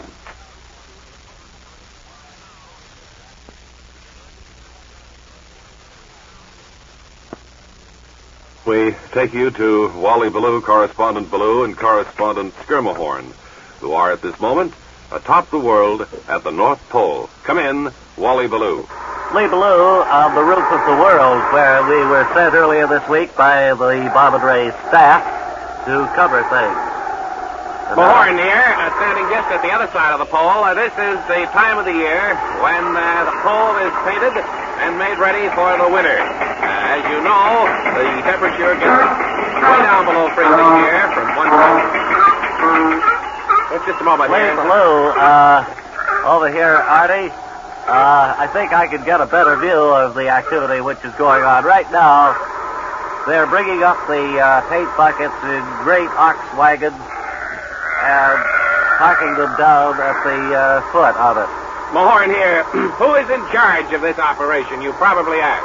Well, a group of nations get together, and they share the expense of maintaining the North Pole. Something like the Park Avenue group here in New York, which keeps the little lane there in the middle of Park Avenue at tip-top shape throughout the year. Trees and Christmas trees are planted and stuff like that. I think we should point out that the day is breezy here. The North Pole has fallen over. What was that you said, Artie? The North I thought I Pole heard you say the North Pole had fallen over. Has fallen over. Well, while we check on this, we'll be back with further reports. If anything develops, let's return you to... I'm getting out of here.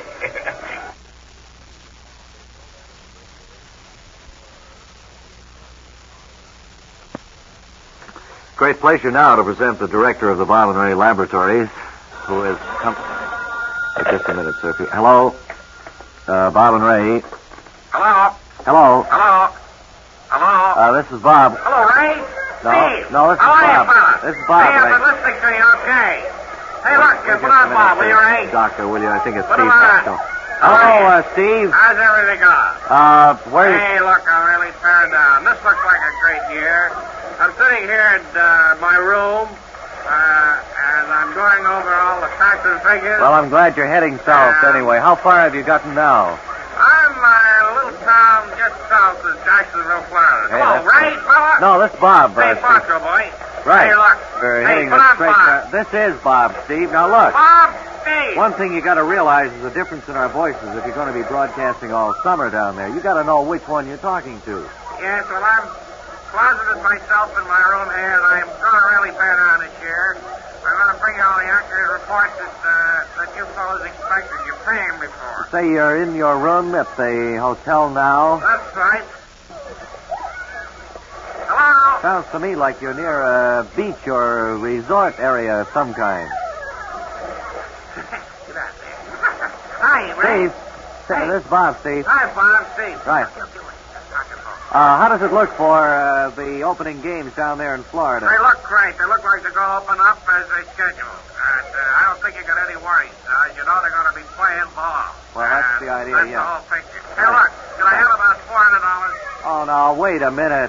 We sent you money last... to the most expensive hotel to a small town south of Jacksonville. Yeah, but we sent you money last week. What have you done with all of that?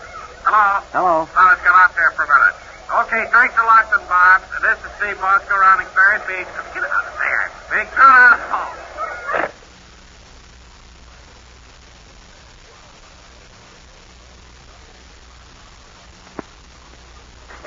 Now, let's see, it's eating time, huh? That's right, Alton. And, Tony, what have we got today for all of the lovely ladies and gentlemen? Well, Alton, we have some delicious... Isn't this a lovely-looking audience, incidentally? The audience is lovely looking. Did you notice that, Alton? I just mentioned that they were, Tony. We had some very delicious...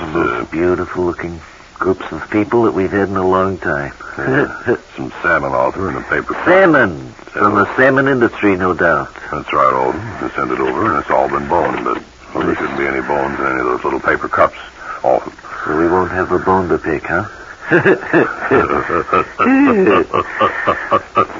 right, Alton. I notice we've all been given a little popcorn. That's right, Alton. That's sent over from the Popcorn Institute of South America. You know this is National Popcorn Week. I was going to point that out, Alton. This is National Popcorn Week. Suppose you know that Indians introduced popcorn to Massachusetts colonists on February 22nd in 1630? I didn't know that, Alton, but I assume that that's when it would have happened.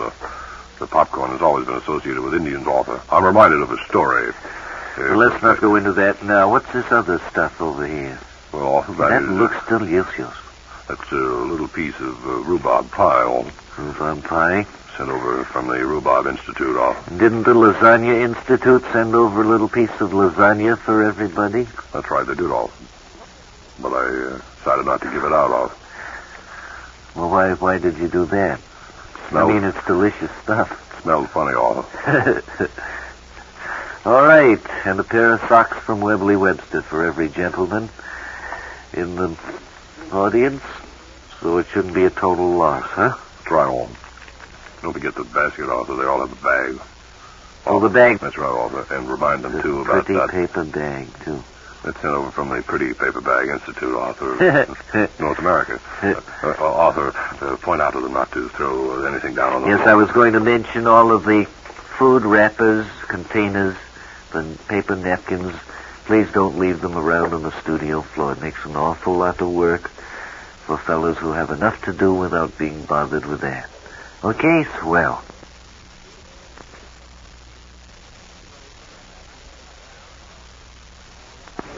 Well, a movie that we're all going to be seeing very soon features a new young up-and-coming star that we've asked to come in and chat with us today. Tab Hathaway is his name. And Tab, I understand this is your first film, and that you've never done any dramatic work before this big break. That's right, Bob. I never even got up in front of more than two people. Well, that's pretty strange when it develops that you step right into a starring role. How did this happen, actually? Well, I guess it's probably because of my appearance and my stunning good looks. You're probably pretty modest about your appearance, aren't you? No. What's that mean? Well, what I meant was you are about 6'4", I'd say, quite handsome. That's right, I am. And you weigh how much? About I weigh about 85 pounds. 85.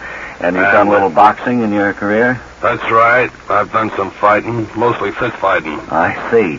And you've never taken a dramatic lesson? You've never appeared on a stage until you walked onto the set of this new film? That's right. I was discovered at a drive-in out in Hollywood. Seems hardly believable at all. We have a little film scene, a clip from this new film of yours. I think it's the dueling scene. Oh, this is a scene where I use a chest wig.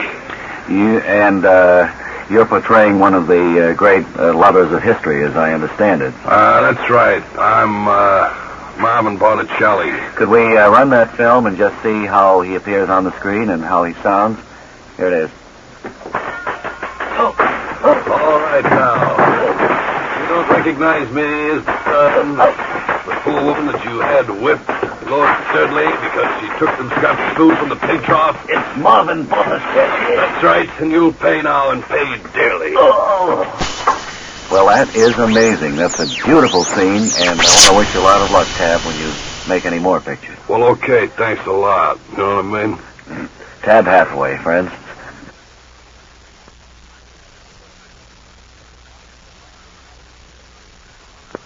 There has been some discussion. You've heard people say it, I'm sure, that conversation is a dead art. We don't agree with that. And to prove it, we have going on now in another studio a group of learned gentlemen just sitting and talking, proving that the art of conversation is still a genuine thing. They're probably fading on the microphone now, and you can hear this conversation. Channel Islands and trips to North Guernsey, islands such as that. I think you'll probably find that it can improve a great deal on the mode of transportation for that particular area. I recall the way the topography of the land sort of drifted off to the southwest. This was unusual because the water generally drained east-northeast. And I was taught of some 6 years. And, of course, you no doubt railed bitterly at that. And I think also the Inchinikas probably have given us much.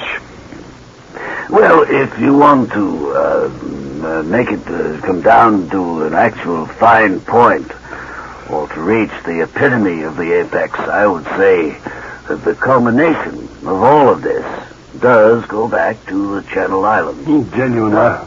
Go ahead. Genuine lapidary is the word. I think also that perhaps if we all just sat and discussed these things further. Well, I think maybe you have a point there. I'd like to bring up the subject. Fade out that microphone. You've been listening to Bob and Ray proof here that conversation certainly is not a dead art.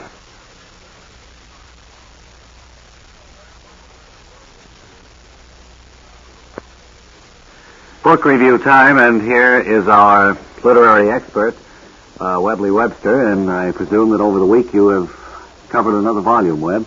That's right. Hello, everybody. It's a pleasure to be reporting on another wonderful book that I just read called Pinocchio. Called what? Pinocchio. Pinocchio. Yes. Well, that is a book, of course, that's quite familiar to everybody, and I'm sure that you're going to have your players do a scene from the book. As That's right. Well, I hope that this is going to be different than some of those other scenes that they have done. Well, the last 3 weeks, they've all sounded the same. Well, this scene that the Webley Webster players are going to enact from Pinocchio takes place on deck of a boat. It's about 12 miles out to sea. Very familiar. And it's in the summertime. And as we look in, we see the captain of the boat. Matey. Aye, Captain.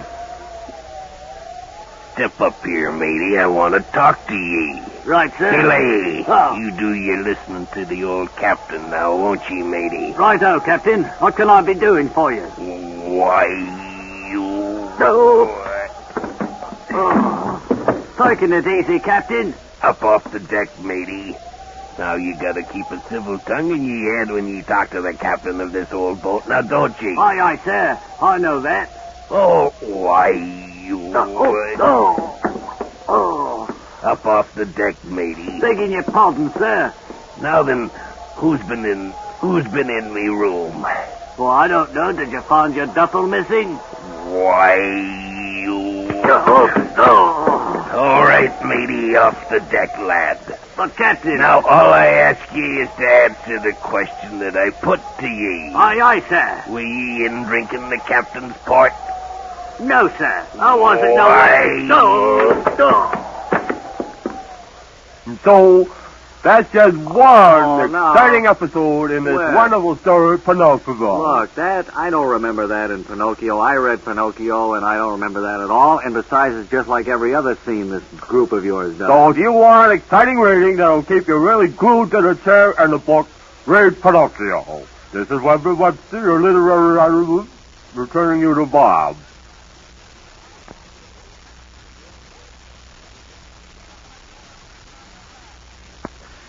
Now it's child psychology in a Zickening fashion. Dr. Clifford W. Zickening, our guest and child guidance editor of Bob and Ray Enterprises, is here with us with a stack of letters, and I presume you're going to try and answer some of the questions contained therein, Doctor. I certainly am, and I'd appreciate it very much, announcer, if you'd read the problem. All right, here's the first problem for Dr. Zickening, and it is from a lady who has a young 8-year-old son who aspires to be mayor. Mm-hmm. And she'd like to know how to explain to him that she doesn't think he has a chance. I gather, then, that he aspires to be mayor at the age of 8. That's right. The problem. Well, this has comic overtones.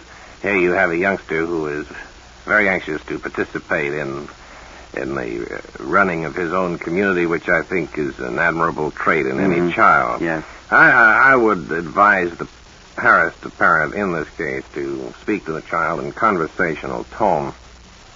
Always do that. If you raise your voice, then your message doesn't get through. You frighten the child, which you don't want to do. Explain to him that, for one thing, 8 years old, he hasn't had enough experience to be mayor of a large city. Of course.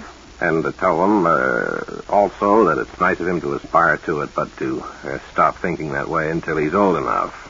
And then, if he still desires it and still talks about running for mayor at the age of 8, whack him. All right, I think maybe we have time for just one more here. This is also from the mother of a son who is 6 years old, and he has grown a goatee. You say the mother of this son is 6 years old? No, the son is 6 years old, Doctor. Oh. And he is the one, evidently, who has grown a goatee. Well, any mother who grows a goatee certainly... No, it's the son. Oh. The 6-year-old boy who evidently has displayed this adornment on his face. All right. This, then, could be a serious problem, because the child not only will become the object of ridicule from his playmates that would affect his psyche, but I think also it would affect the psyche of his parents, because it's a natural thing for the parents to resent any criticism or ridicule of their own offspring. I would advise him, or this parent, to, in a conversational tone, to remove the goatee, and then if he doesn't, Whack 'em. All right, thank you very much. There are a couple of answers. We hope that they'll answer problems that others of you who have similar problems have written in. And next week, the doctor will take up some more interesting questions. Child psychology in a Zickening fashion. Dr. Clifford W. Zickening.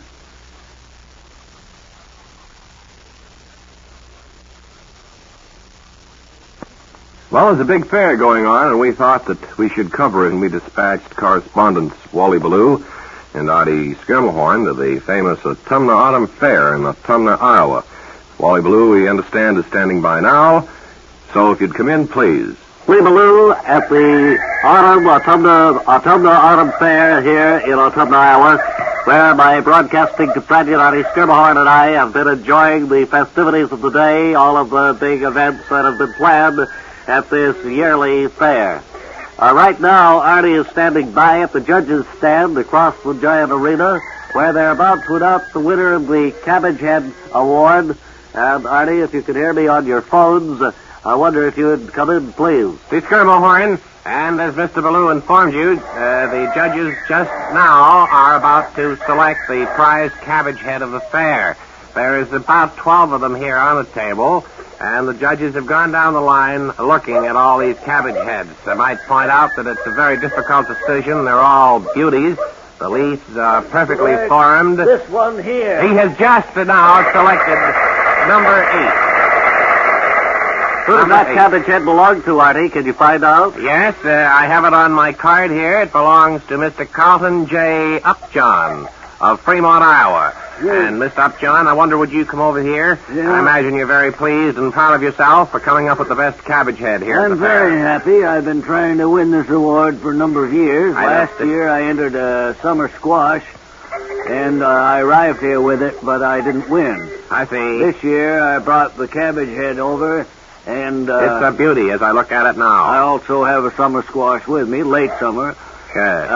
But... I don't want to keep you out of microphones. I know the judge wants to pin the blue ribbon on the cabbage head. That's So why don't you take yourself back over there, sir, and get the award. You all through broadcasting now?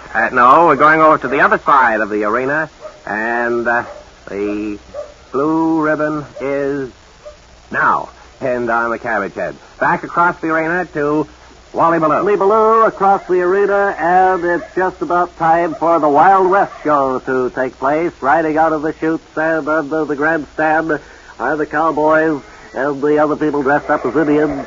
Some of them firing blank. Wait a minute, Wally. Yes, Artie. I'm afraid that this isn't a make-believe. No, the patrons are being relieved of their wallets and rings and so forth. Yes, I think we'd better get Get out of here. It's not blank ammunition at all.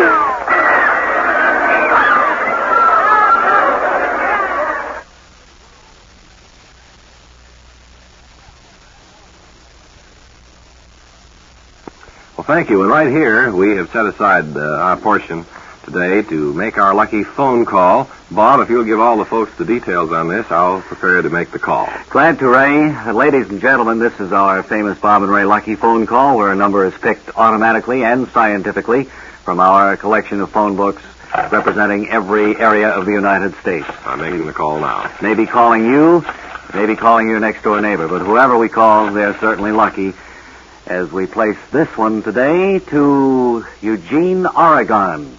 And I can hear it ringing now. And I hope that, it's a gentleman. I hope he's... Hello. Hello. Is Eugene, Oregon speaking. Is this the home of Mr. Frontispiece W. Paisley? No, this is Eugene L. Oregon. In Eugene, Oregon. No, sir, I live Tacoma, Washington. All right, Mr. Oregon, you're the recipient of our Bob and Ray Lucky phone call today. How do you feel? Well, I feel fine about it. What were you doing when we called, Mr. Oregon? I was down cellar. I was going to clean it out today. Uh-huh. What time is it out there? I was so lucky. I don't know. What? What time is it out there? We're 3 or 4 hours behind you. I don't know whether you're on daylight time or not back there in East. Nice weather out there? Yes, it's a beautiful day. I'm lucky. You're lucky because we only make one call a week, and you can imagine the 1,000,000 to 1 chance, well, even more than that we should You pick bet. yours. Pick it scientifically. My wife has just gone uptown to do some shopping Have for the phone weekend. books of every locality in the United States here in the She'll studio. be filled when she gets back. Well, Once a week, every week, we Right make on. one of these calls, and whoever You answers fellas it, are on. that's right. What and is it, the person is home, boy, they really get our thanks for having answered and proven that the figures don't lie, that Yes, sir. the odds are down. Is this Bob I have the pleasure Yes. of speaking with? Right-o. Look, what is it I win? Because my wife will be coming home now in a few minutes, Well, and I don't want to tell her. No, you don't all about understand, it, sir. It's just a lucky phone call. It's just Really? lucky that we happen to call your number. There's no prize, actually. What? There's no prize, sir. Well, what do you mean I'm lucky? Because out of all the millions of telephones in this country, we happen to pick yours at random out of the scientifically chosen numbers. We don't need to go into all that again. You answered the phone. It was our lucky phone call. Okay. Now, why aren't you satisfied with that? I am, sir. Sorry. Thank you very much for We went to calling. all the trouble. We tied up 3 or 4 minutes of time. And I feel I'm really lucky. Give our best to your wife when she comes home, too. All right, then, Bob and Ray. Congratulations, Mr. Oregon. You bet. Goodbye. Thank you. Goodbye.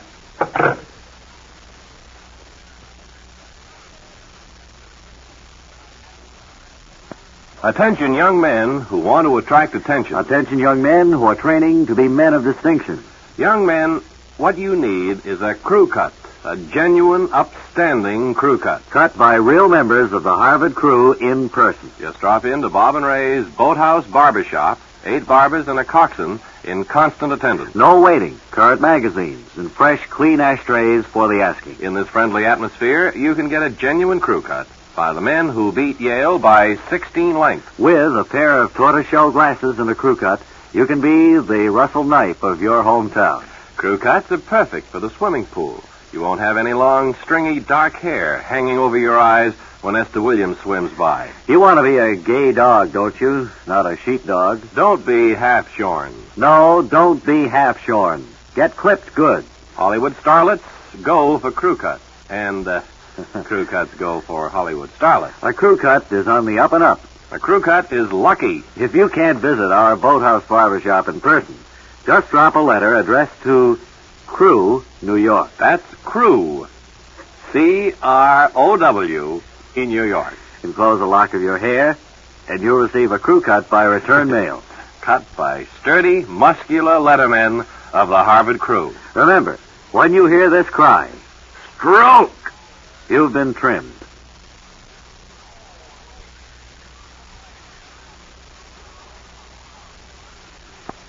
And now, let's head south, shall we? Down to sunny Florida, where, of course, baseball training is in progress, and to Wally Ballou, who stationed himself at one of the training camps. So come in, Wally Ballou. This is Wally Ballou, outside one of the Major League training camps in Florida, and about to talk with a lady whom we've made the acquaintance of in the last week. She's the wife of an umpire, a new umpire, too. Is that right, Mrs. Hornrib? That's right. He was in that... He umpired in AAA ball last year, and this year he was brought up by one of the big leagues. This is Mrs. Hal Hornribs, whose husband we'll be seeing in the Major League parks this year. How is Hal at home, Mrs. Hornribs? Well, to live with. He's quite arbitrary. By that I mean when he makes a decision, he very rarely changes it, if any, and he trips over coffee tables and the like, and he's never yet hit the coffee cup with the cream. Always just misses and goes into the saucer with Must it. have some trouble there with balance or some kind That's of probably what it is. Yes. Yes. Tell me, has he got big plans for this year, for traveling around, which he hasn't done before? Well, yes, and he seems to think he'd like to work just the foul lines to break in. He didn't want to, call any balls and strikes this year. He just thought he'd stay down by the foul lines. Because he can see the foul lines are big white things. You mean... But he hates to get behind the plate because he says he hardly ever knows when it's over the plate or is... Might forget to duck sometime. Well, he's even in the minor leagues. A fellow got hit in the chest with the ball. He said strike 3, you're out. Was there a big argument about that? Or? Oh, yes, but as I say, he very rarely changes his decision. Well, tell me... Once you do, they'll always think you're an easy mark. So I understand. Yes. Has he had any other experiences in the minors before? Well, he himself got hit in the squash one day, And What do they call that? ball 4, and he took his base. Uh-huh. Well, it's been nice talking to you, Mr. Thornribs, and I hope you have a nice season with the ball team. Yeah. This is Wally Ballou returning you to...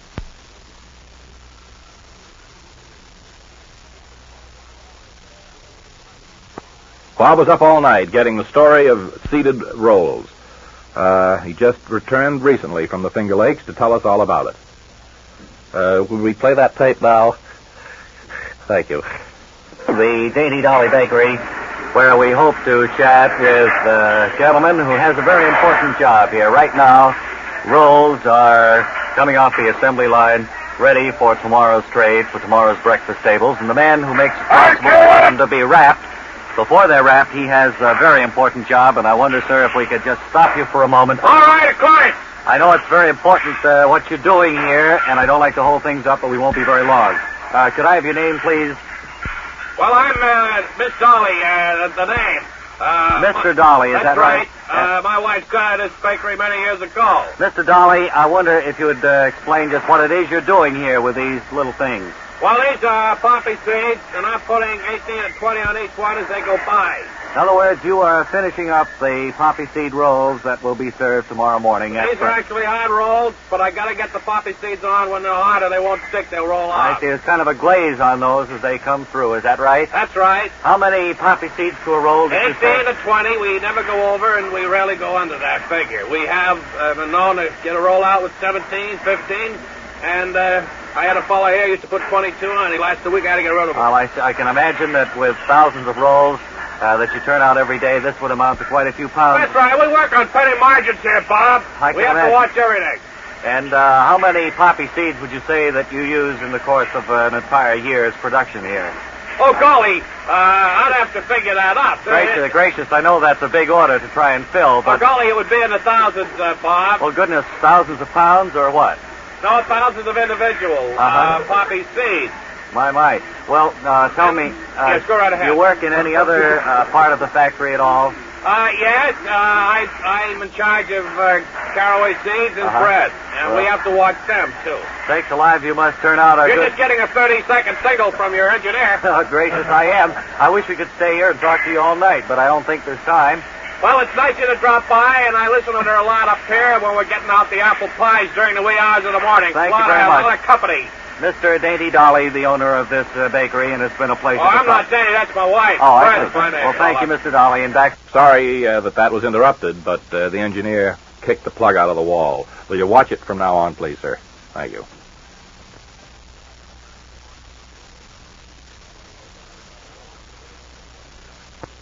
Here's our book reviewer, Webley Webster, and you promised to review something. Bob, I just finished reading Treasure Island. Well, that's an old book, you know. That's a standard. It goes way back. I think everybody... It's an old book, a brand new cover on it. It was given to me as a birthday present. Well, what are you going to do about it? Well, I brought in some neighbors of mine who are going to act out a very interesting chapter of Treasure Island. I thought that would be a good way of presenting this review. Keep your eyes on this Robert L. Stevenson. Fellow can put word together. Oh, let's hear the drama. Okay, folks, start.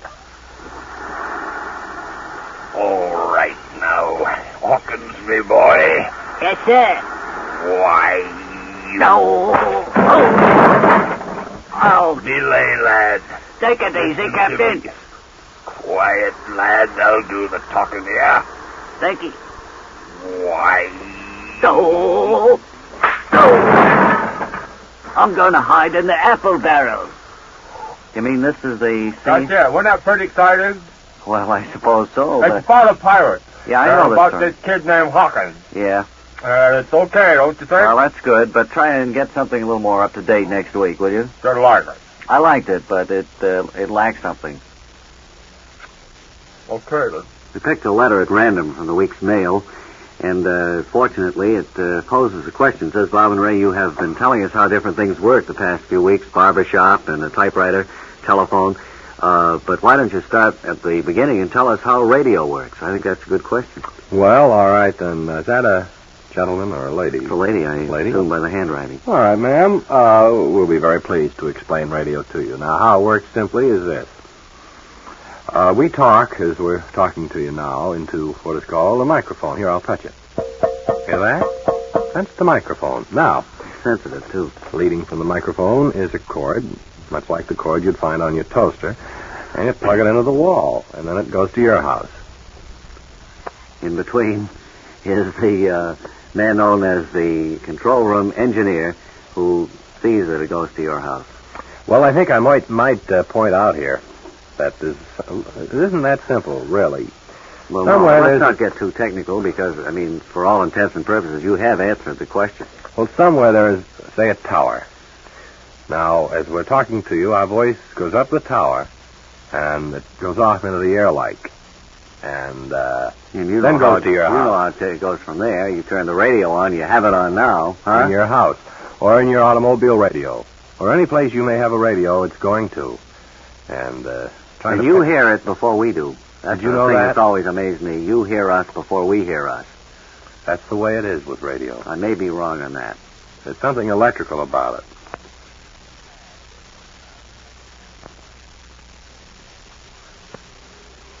Could I have your name, ma'am, please? Miss Thurston. Where are you from, Miss Thurston? Oh, I didn't know I was supposed to give my home, Kansas City. Well, we have a couple of spare minutes here. We thought we'd talk to you. What brings you here to New York? Well, just thought I'd come along, visit here for a few days, maybe. Is there a Mr. Thurston out there, Miss Thurston? Oh, yes. What does he do? He's a plumber in Kansas City. And he didn't come along with you on this trip, No, I take this is very busy for him. And, well, I don't talk much to Mr. Thurston. Oh, that's so? Oh, I don't believe we've said 30 words in 15 years to one another. Kind of a sorry situation. Well, he's cranky and I'm grouchy, so we just... Do you have any relatives here in this part of the country? No, I don't. There's nobody here that I know that I can look up, but I've gone around New York City Seen here. the sights, Empire State Building, Saw I the suppose. Empire State Building. Radio City. See the UN building? Yes, I saw that. Go down the Battery, go out to the Statue of Liberty. No, I haven't seen them yet, but I hope to. Take a trip around Manhattan on the boat, didn't you? No, I didn't know you could do that. You can do that. Oh. Seen the George Washington Bridge? I don't know as I have. I've seen some of the bridges. Central And I Park? saw the railroad station. Grand We have Central? a fine railroad station. Sure we do. Mighty proud of both of them, as a matter of fact. Mhm. You have any hobbies, Miss Thurston? No, not especially. I like to bake. Well, real nice, and I think you lead a very pleasant life out there in Kansas City. Give them all our best when you get back. What are you bound for now? Oh, I think I'll go out and get loaded.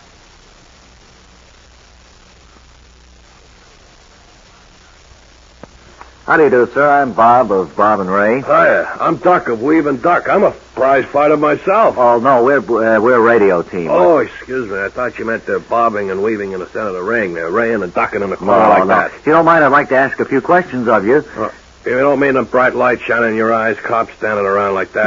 No, just a few questions about your profession, so our radio listener can hear what other people do for a living. Well, you don't want me. Why not? Well, I don't make a living. Well, why are you a prize fighter, then? I got a bathrobe. A bathrobe? Yeah, purple with Joe Duck wrote on the back in white letters. My girl made it for me. Well, if you don't make a living...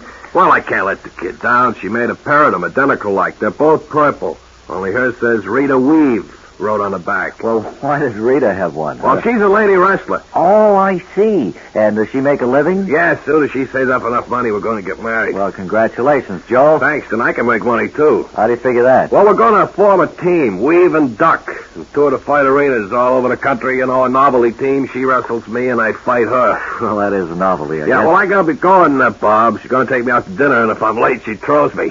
Well, thanks very much, Joe Duck. You have just heard another in the series entitled How America Lives.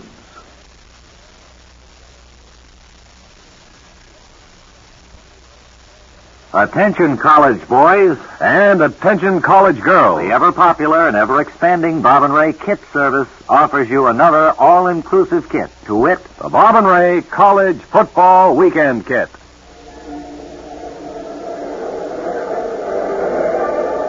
Yes, sir, boys and girls in college. We know that the football season is at its height, and we're here to help you out today. And that's why we designed this special college football weekend kit, so that all you have to do is to pick it up on your way out of your fraternity house or your sorority house, and you're ready for the game. Well, I think you'd better make it clear there, Bob, that the boys walk out of the fraternity house and the girls walk out of the sorority house. Very good, right. Well, now, here's what the kit contains. 1 genuine used coonskin coat, complete with hair. 1 genuine simulated fraternity pin with Greek letters spelling he. and 1 genuine simulated sorority pin with Bulgarian letters spelling she. 1 can of Smudge, the college-approved dirty paste which makes white saddle shoes filthy. 1 college pennant with the name of your college on it for undergraduates. Or 1 college pennant with the word Harvard on it for the people who want to be different. 1 rubber chrysanthemum, which will squirt water when someone smells it. 1 can opener to be used for tomato juice. That's a good one. Tomato juice. And finally, 1 genuine house mother type chaperone, complete with earplugs, blinders, and a hood to pull over her head as the final whistle blows. Yes, sir, college boys and girls, when the teams run on the field. And the game starts. You'll be happy to have a Bob and Ray football weekend kit. The only other thing you'll need will be money. Now, for information about this kit, write to Offside, New York. And that's spelled Offside. Now, for the money, you write to Father. And that's spelled Old Man.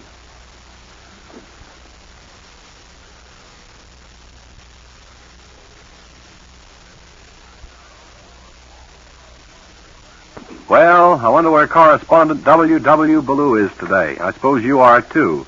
Well, actually, he's at a clock factory. And so now, 2 o'clock factory and Wally Ballou. Ballou speaking from a clock factory. And all around me are clocks. You can probably hear them ticking in the background. The scene of panoramic timekeeping as we talk with one of the most important men on the assembly line, this fellow right over here. How do you do? What is that you're doing with the watches, sir? Well, my job is to wind the springs here into a tight little ball and then quickly set them in the water. All done by hand, huh? That's right. They found that machines just don't do it as well somehow or other. You fellows punch a time clock when you come in here to work? Yes, we do. One of our own makes, as a matter of fact. It's up at the far end of the assembly room. You ever be accused of being a clock watcher? Yes, many times they say that to us. Well, now, you're going to demonstrate, actually, putting the spring into this watch that's all but finished except for the main spring. Is that right? That's right. This, of course, is an alarm clock that we are working on now. And this is a bigger spring. Actually, the bigger the spring, it is easier to handle. Those smaller ones, and you'll notice my finger's a little too big when I see. Fit the spring into a small wristwatch, for instance, or a pocket watch. Do you mind if we watch you do this operation? Certainly not. As long as you're here, I'll just pick up this spring now, and what I do is I roll it around my little finger, and then just at the last, I slip it off my little finger. I'm rolling it now. Winding it up, eh? That's right. I just bring it over. Want me to put up the microphone so you can hear me there? I think you folks can hear that. That's right. I wind this up very slowly. You know how many times to wind it in a certain number? Well, it never varies. It's always about 11 times I've done it. Now I gotta slip it quickly into the watch. Here we go. Halfway across the factory, huh? What time is it, incidentally? I don't know. Well, it's time to get back the way. This is W.W. Ballou returning you to...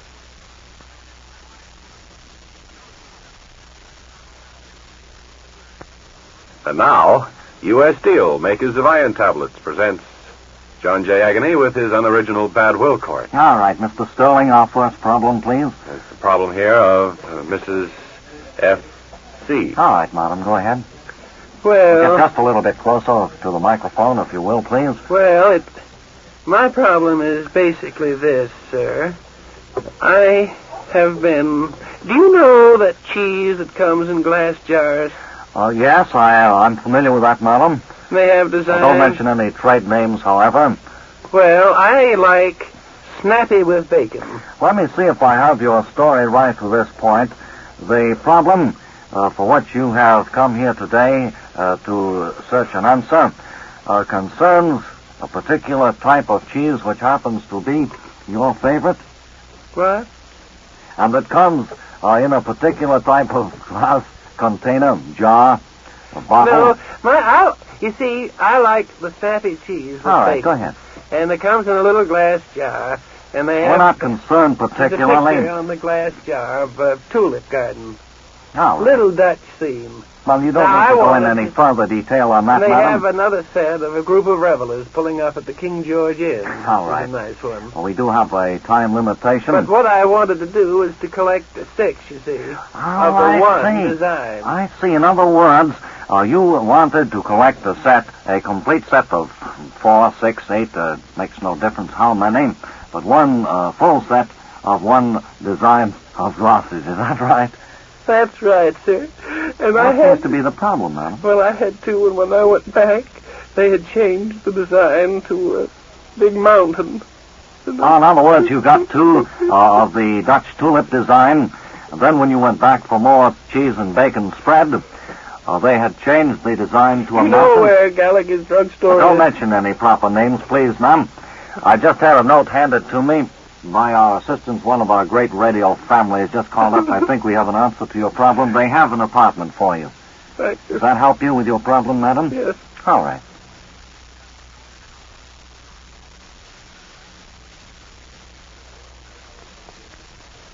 Well, right now, we thought we may look in on Bob, who has dispatched himself to a busy intersection, and to see how traffic is here in New York City. So, Bob, come in. Standing at one of the busiest intersections, thought we'd speak with one gentleman here who's been caught in traffic, he says, for the last hour and a half. What is your name, sir? My name is Captain Parker Gibbs, Bob. Captain, I noticed that you're driving a panel truck here. It's a small pickup truck that overheats very easily.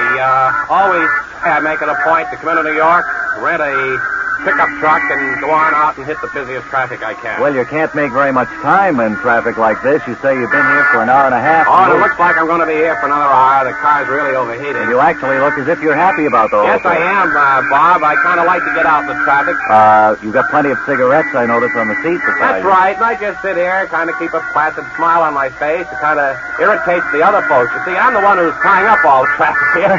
Well, that's kind of an odd thing to do. Well, I like to get out and see the people, get a little warm, and have a little motor trouble. I enjoy it, Bob. And you think you'll be here for several more hours? is that- Unfortunately, I'm having an awful lot of trouble with the truck. I've had a flat, and get this, there's no spare. Well, I think you can understand that we're justly surprised at your attitude, and I'd like to know how this came about, how you do this. Yeah, there's a reason back of this. I'm a lighthouse keeper, Bob. I'm out there all year long, not a soul, it's cool breezes, and like to head to New York, rent a truck that's about ready to fall apart and get out to the busy traffic. Well, I'm glad you are enjoying yourself. You're about the only one here, and Yeah, they're all pretty mad at me. I'm going to take off and go back for at school, but best of luck, and I hope you'll be stalled here for quite some All right, time. it looks like I'll be here for another hour. Okay.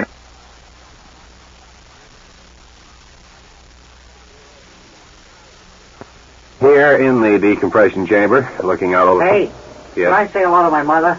Well, I always certainly. try to say like that on all the programs and say, You want to say hello to your mother? Well, come on up here to the microphone. hi, Ma. Well, now, where I is get on all the programs. Uh-huh. And you like to go up on the radio and say hello? Hi, Ma, I say. Well, say it now. Hi, Ma. So she can hear you good. Yeah. Well, She can hear me good. Oh, it's wonderful. She listens on the radio. She doesn't have any radio. Well, how can she hear you when you say hello, Ma? She's sitting right there in the front row. She's at the front row? Yeah. Well, why'd you have to use the microphone to come up to say hello to her? Oh, we had a fight. I don't talk to her much. Well, there's a little vignette. Bob, what can we do with a fellow like that? I don't know, just get him out of here as quick as we can, I guess. And we thought that we'd look in on our private weather forecaster, Clifford Fleming, who's stationed at the Bob and Ray Weather Observatory atop Mount Washington in New Hampshire. So, Cliff, can you hear me? Clifford Fleming, I can hear you fine, Dave. Good. Cliff, how are things up that way? Well, as you can probably hear, the birds are chirping merrily in the bright sunshine, Dave. We've enjoyed a very pleasant, comfortably cool evening last night.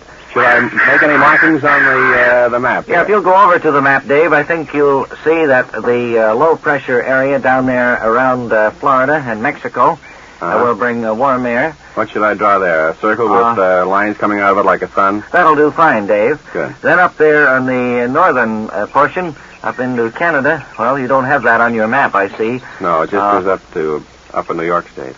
Right, well, that's a cold front up above there. It won't affect you too much. The weather should be pleasant. Mm-hmm. We're planning some weather here that we think you'll enjoy for the remainder of this month. Well, we certainly hope so. Right, Dave. Now tell me, how's it look for the weekend? I'm afraid not, Dave. She's coming home tonight.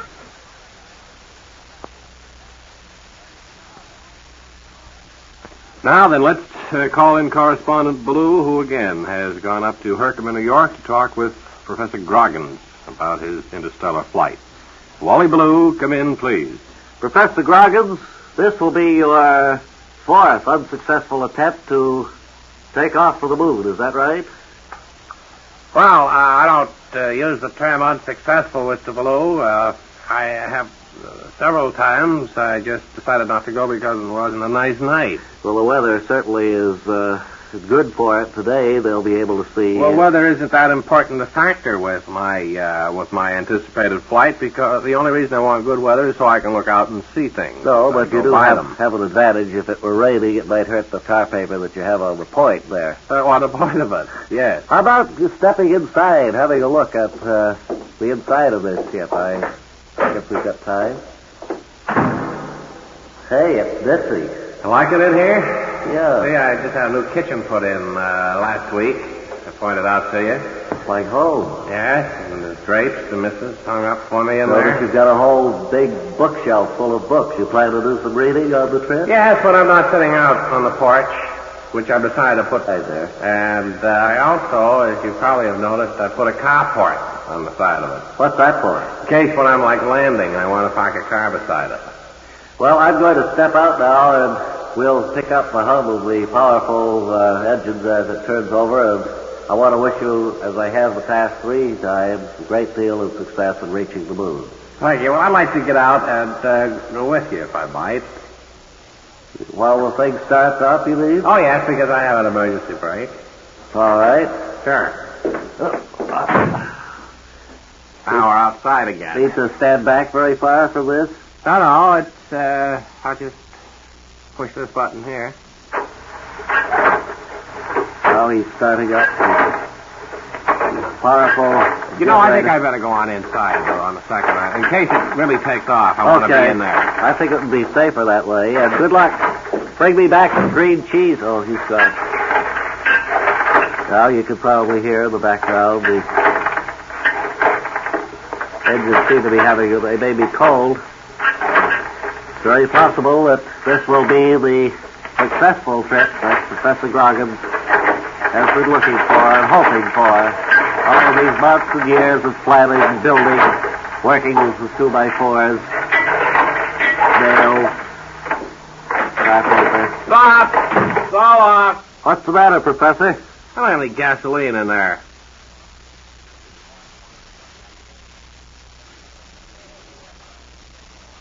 Say, we have somebody we think you'll be interested in meeting today. A fellow who has for many, many years been a cook at a Chinese restaurant in Bennington, Vermont, a city famous for Chinese cooking. And he's come here to our microphone, and he'd like to say a few words, and we'd like to ask him a few questions. Well, thank you very much. You are a Chinese cook, but only, you have that title only because you prepare Chinese food. That's right, because I prepare the mulgu gapan, the subgum chicken chow mein there, and the sliced pork and the egg foo young, things like that. It would appear to me that you have a clipped Bavarian accent, sir. Is that right? That's right. I'm from Austria, originally. And Then I've been here for about 25 years. Well, what got you interested in Chinese cooking? I liked it so much. Uh-huh. Well, I mean... And schnitzel. Uh-huh. And the sauerbraten. But you do like food... Sauerbraten with fried rice is not too bad. Uh-huh. Well, do you mix up dishes like fried rice? Once in a while, by mistake, I mix it up. One of the funniest ones I ever had was sweet and sour Wiener Schnitzel, which wasn't too bad, actually. Well, did the person who got this dish... He complained. I got fired. Oh, so how many different restaurants have you worked in? Let's see. Counting this one? How so? Because I list 25 then. What is your favorite Chinese recipe, and how do you make it? Well, that would be going into a little bit too much detail. I know you don't have very much time, but if you want me, I come back. I'll tell you about my sauerbraten Cantonese. And what is this recipe going to be? Well, it's not so much a recipe. It's what I like to call my pot roast mandarin. Pot roast mandarin, and you get some beef. I know that we have many amateur chefs who listen, and probably would like to write this down, so I would ask you, Professor, to go slowly. Yeah, well, you get some beef, some vegetables, you get some potatoes. You're going much too fast. You get some onions. Well, you can pick it up a little bit than that. Get some carrots, you get some turnips, and some beets if you like it. Uh-huh. And you put it all in together and you pot roast it. Sounds, And then you serve it on rice.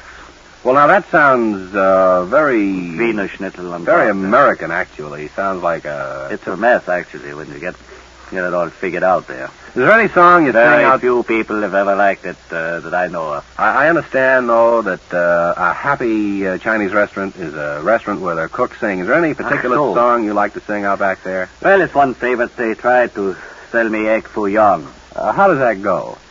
I don't think it's been cleared for the broadcast today. Oh, well, all right, sir. They tried to sell me egg foo young. That's right. It's quite a hit with our customers over there. You've been listening to... Arrivederci. Arrivederci.